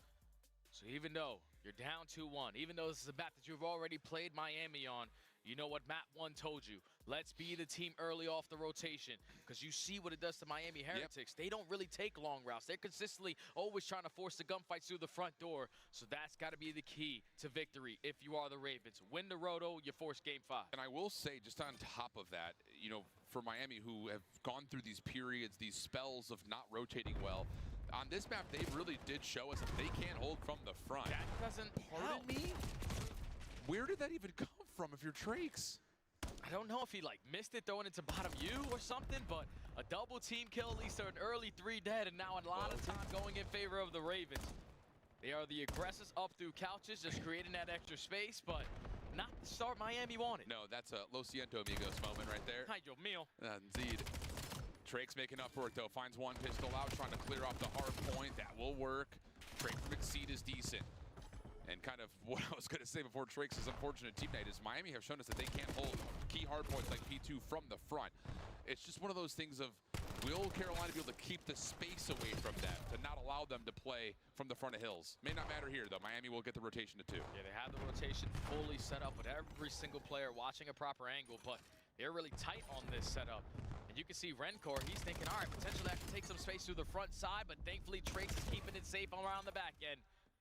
You shut down that first wave. You do lose the spawns, but you said it, my friend. Miami is still fantastic at holding from the front. And this is what they do best. Super can just sit here, play his life, allow an opportunity for Metals to watch the pinch, and it just kind of keeps Carolina in pieces. They're not really able to combine for anything. Trakes, big moment here, tries to force the pistol. Super should be here for the trade, and is. Spawn's now recovered. Miami never getting out of the hard point. And this is the last attempt here for the Ravens.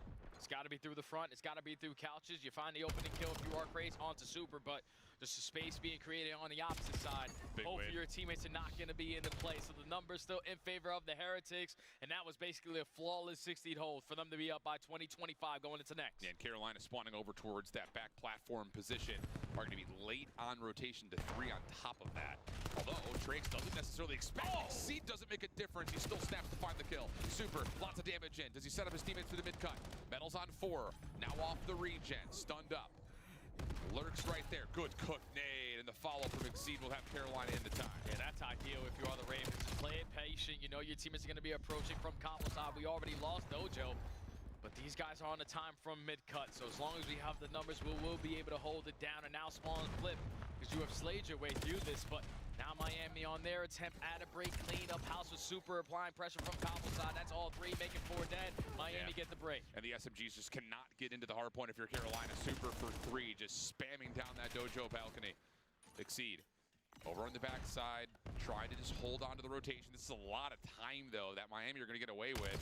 And now they've got the ability to set up and structure a 4-man hit through Dojo. That's going to move spawns around. Yeah, Fire's already out off play. So now Craze, Exceed, and Lurks need to make up for it. Thankfully, they get all 3 on the OE. So this is going to allow the Ravens to have a chance at stopping the bleeding. You secure the back spawn, you shut down that first wave, and there's already layers being created on all the angles. But Fire, Craze, both drop. That's from the front. Lurks has to try to pick up both things at once. And he's done well to catch the opener. Wow, follow-up on the Trakes is perfect. Now he can rewrap this play. What a heads-up route this would be from Lurks, but instead he returns back to the front to help his teammates, and that's where they get picked apart. Fire, last one left. Decent damage out, but he's got no help. Has to back up and wait, and Exceed who's here to join him. Yeah, I would have loved if Lurks just went to the hard point time instead of trying to set up that rewrap because you left your teammate out to dry. Now the Heretics still trying to hold on, but that's 3 in the feed for the Ravens. Last stand standing is going to be Super. You take care of him, so it's a very quick break there from the Ravens right back on to the P4. It's like little small mistakes for Carolina, but they're so quick to still recover and give themselves a chance at some of these hills. Number 3 for sure, but especially here at 4. So we're going to exit at about a 20-point game. Miami in control of the new setup at 1, but a double hit coming through mid-cut. You've also got this double hit over towards you, and Renkor's in some trouble. He'll be the first to drop. He gets isolated. Meadows, though, is effective over to bottom connector with a double, and a team nade isn't going to help this scenario. It's not Craze has been cut exactly where he wants to be, but you're the only one able to fight around this mid-map area. Trakes holding down top, broken. Eventually, you take care of Craze. Yeah, this is starting to get bad for the Ravens. Yeah, sure is. This is a lot of opening time in this first 30 for Miami. Metal's on 5 in a row. Going to be the first line of defense for any push that comes out of Couches. And Fire will give him a look. Help on the way through mid-cut as well as from Couches, and Metals will be overwhelmed. Nice hit from the Ravens, well coordinated. Super just peppering at range, but Fire shuts him down. Trakes on 3 HP, can't get away, and the Ravens will hold the P2 side of the map all the meanwhile. This is their first go-around of having P2 going their way. Need to make this one count because you have the back spawn secured, but now we're losing gunfights off the road while Miami are applying the pressure. So at least one player is going to be all the way across the map, and Crazy is going to be with his hands full with every single player from Miami. And he's in some big trouble. Will drop. Fire able to clear out Couches. That's serviceable, especially with Exceed trying to lock down this back staircase with the trophy system. Like you said, Lurks can't quite get from the front to help out. May not be needed, though. Exceed is doing everything in this back staircase. Last 1v1 with Super. That's going to go his way. Oop, a little too cracked out. Takes a couple of shots at his teammates, but Carolina are holding nicely from the front. 3 players in the hill. Yeah, they got their trophies down. No stunts or nades are going to be impactful here, and they're consistently always finding that opening kill. So Miami aren't comfortable without the numbers to fully commit into breaking this time. It's looking like the same exact response Miami had in the first half. For real. And at least for now, they get in. Lurks forcing the issue in a 1v3 essentially, and will only take care of the opener. So Miami's going to get the scrap time, but again, if you're Carolina, you're evaluating that hard point, you're like, we'll take that from the front, 40-20, absolutely. And now this is where you need to make it count, though. When you're giving up that junk time, we need to be flawless off the rotation.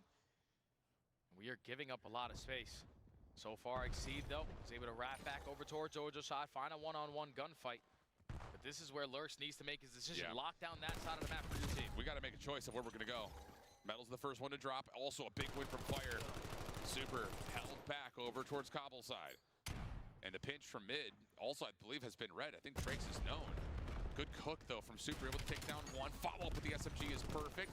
Just down to can you finish off the rest of the Ravens. Fire still alive. Backside 10. Try to go up and over. Metal's dancing with him, and eventually the kill comes through. But the help from Lurks is right immediately there. And the Ravens are going to hold. Yeah, they're right back in, man. There's still 25 seconds left to work with. And Miami aren't really sending anyone to think about that next HP. They're committed for this junk time. Exceed finds the first, Craze finds the second, but it's a 2-2 split kill feed. This is going to allow Miami to do exactly what they've been doing the majority of the entire map. Get this final couple of seconds. Ravens have the rotation, just need the gunfights. Yeah, Craze able to step in towards the connector. That's big. Good read from Fire. 2 players or topside staircase.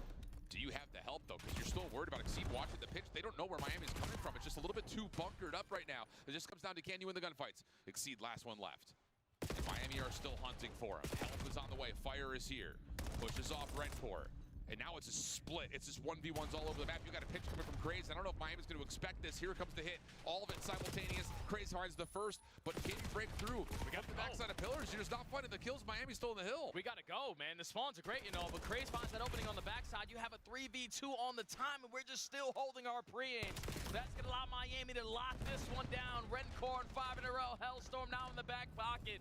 This sequence right here might have just cost the Ravens because Miami now are going to breach that to an important mark. You're not going to have an opportunity to even get them off this time. And with the Hellstorm going into P1, it might be GG. Feels that way. Not going to lie, I thought the hit was coming the whole time. Took so long, man. Never came through. So now you have to be perfect if you're Carolina. Miami, 70 points to the good. Hellstorm going to be called in here. Exceed on the time for now. Will try to join his teammates over towards window side. Lurk's the first one to fall. Exceed the second to drop. And Renkor's going to get the read on where the last couple of players are. Miami had a chance to get in for some more time. And Craze is just trying to stall as much time as he possibly can, man. Super's able to be impactful on that late pitch for the kill, but at least for now, you're not in the time if you are the Heretics, so this is what the Ravens want you to do. Now they have all the angles, mid-cut, front side couches, every single gunny up and ready to go. A perfect moment for the Ravens to now build on a comeback. Great utility out of Carolina here off the spawn. Miami, no trophies. I think they double invested them on P4, so you just don't have them recharged yet. And Ravens have just created themselves a lifeline. 170 plays 216. Route being developed by Super. The rest of Miami hitting from the front. Where did Carolina spawn here? Oh, all the way out. You need to win gunfights right here, right now if you're Exceed. Yeah, and Exceed needs to clutch on up now. Puts down shots onto the first player, not able to finish the kill, and it's now going to be put in a position to just get out of dodge. But now the rest of your teammates are flying their way through mid-couches, so the pressure's here, the gunny is here, and you're winning every single one of these one-on-ones if you're Exceed. And he's looking for information over towards the rooftop side.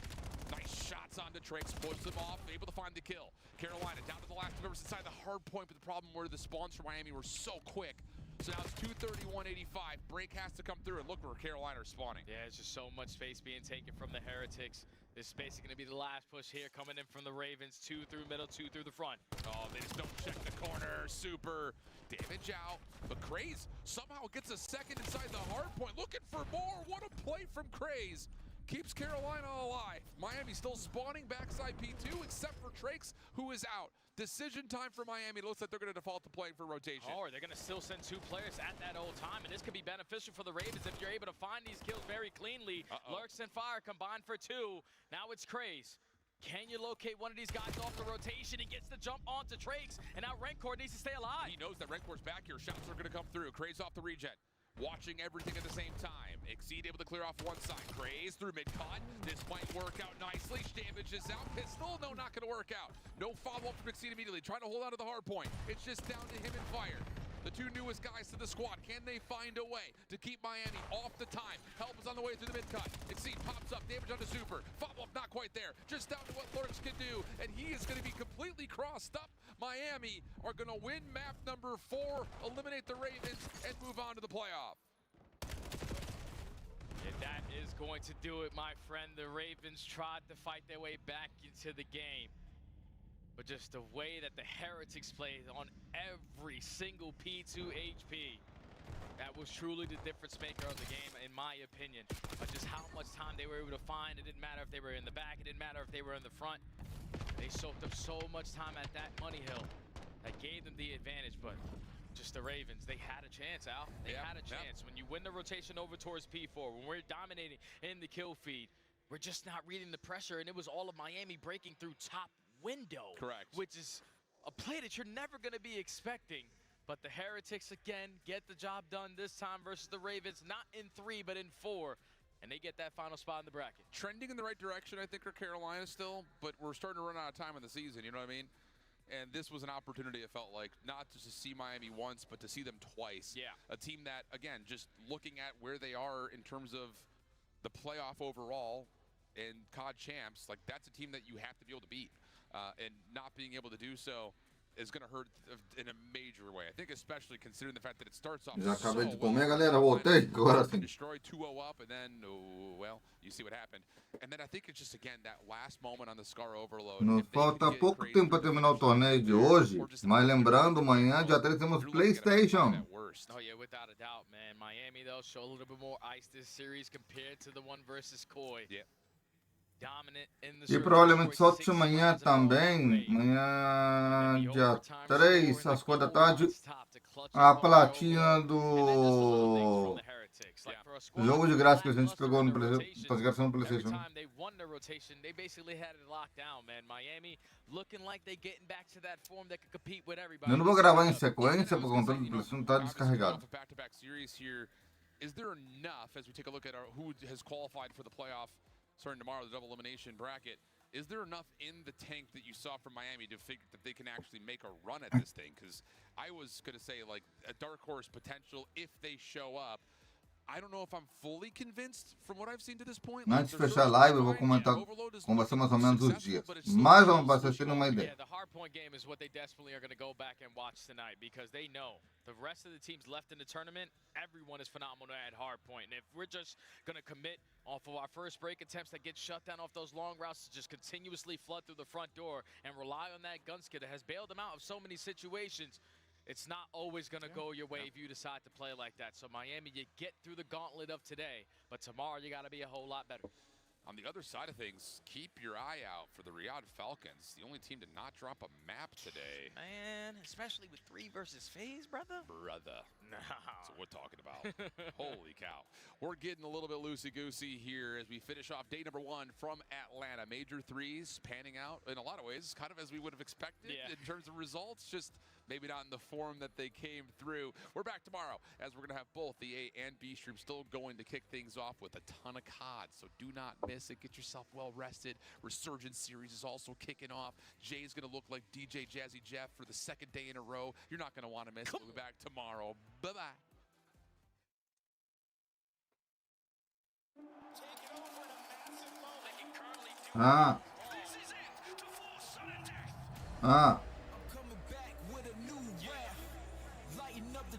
Terminando aqui uma live aqui.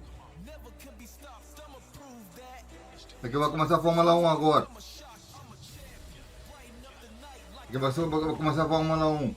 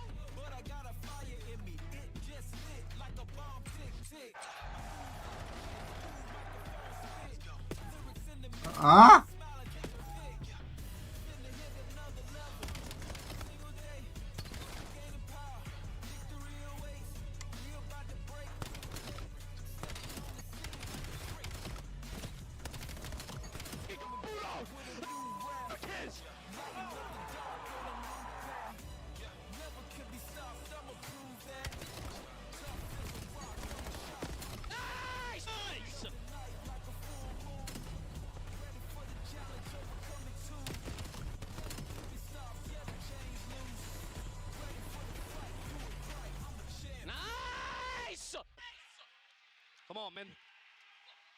Come on, man. Good fuck.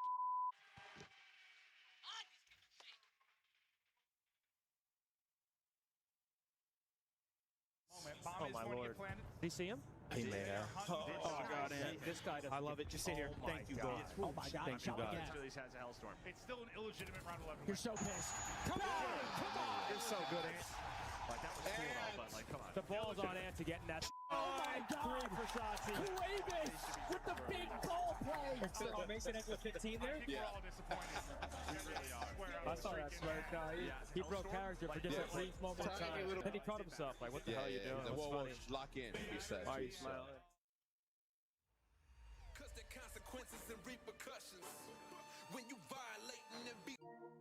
Control pause button, play button, video. Bom, galera, essa foi a live da vez do nosso Call of Duty League, Liga Major. Então amanhã temos isso aqui na tela. Mas só que vai sair para vocês. Primeiro, amanhã, dia 3, sai o seguinte: Taxi Life, meio-dia. Uma platina às 4 da tarde. E às 7 da noite, Mortal Kombat. E logo depois... Perdão, me enganei. Me empolguei. Então, ó, amanhã dia 3 temos, ó, meio-dia, Taxi Live, 4 da tarde, uma platina. E às 7, PlayStation, amanhã. Dia 4, temos, meio-dia, o Taxi Live. E às 2 da tarde, mais uma parte do torneio do Call of Duty ou do Mortal Kombat, uma ou outra. Não sei qual eu vou trazer aqui, fique ligado aqui no canal. E nos vemos no próximo vídeo. Valeu, falou e eu fui. Até o próximo vídeo. Tchau, tchau. Play button. Pause button. Video progress bar 9 hours, 46 minutes, 32 seconds. Pause. Play button. Video. Iniciar janela. OBS, Adobe, Ok. iniciar, interromper.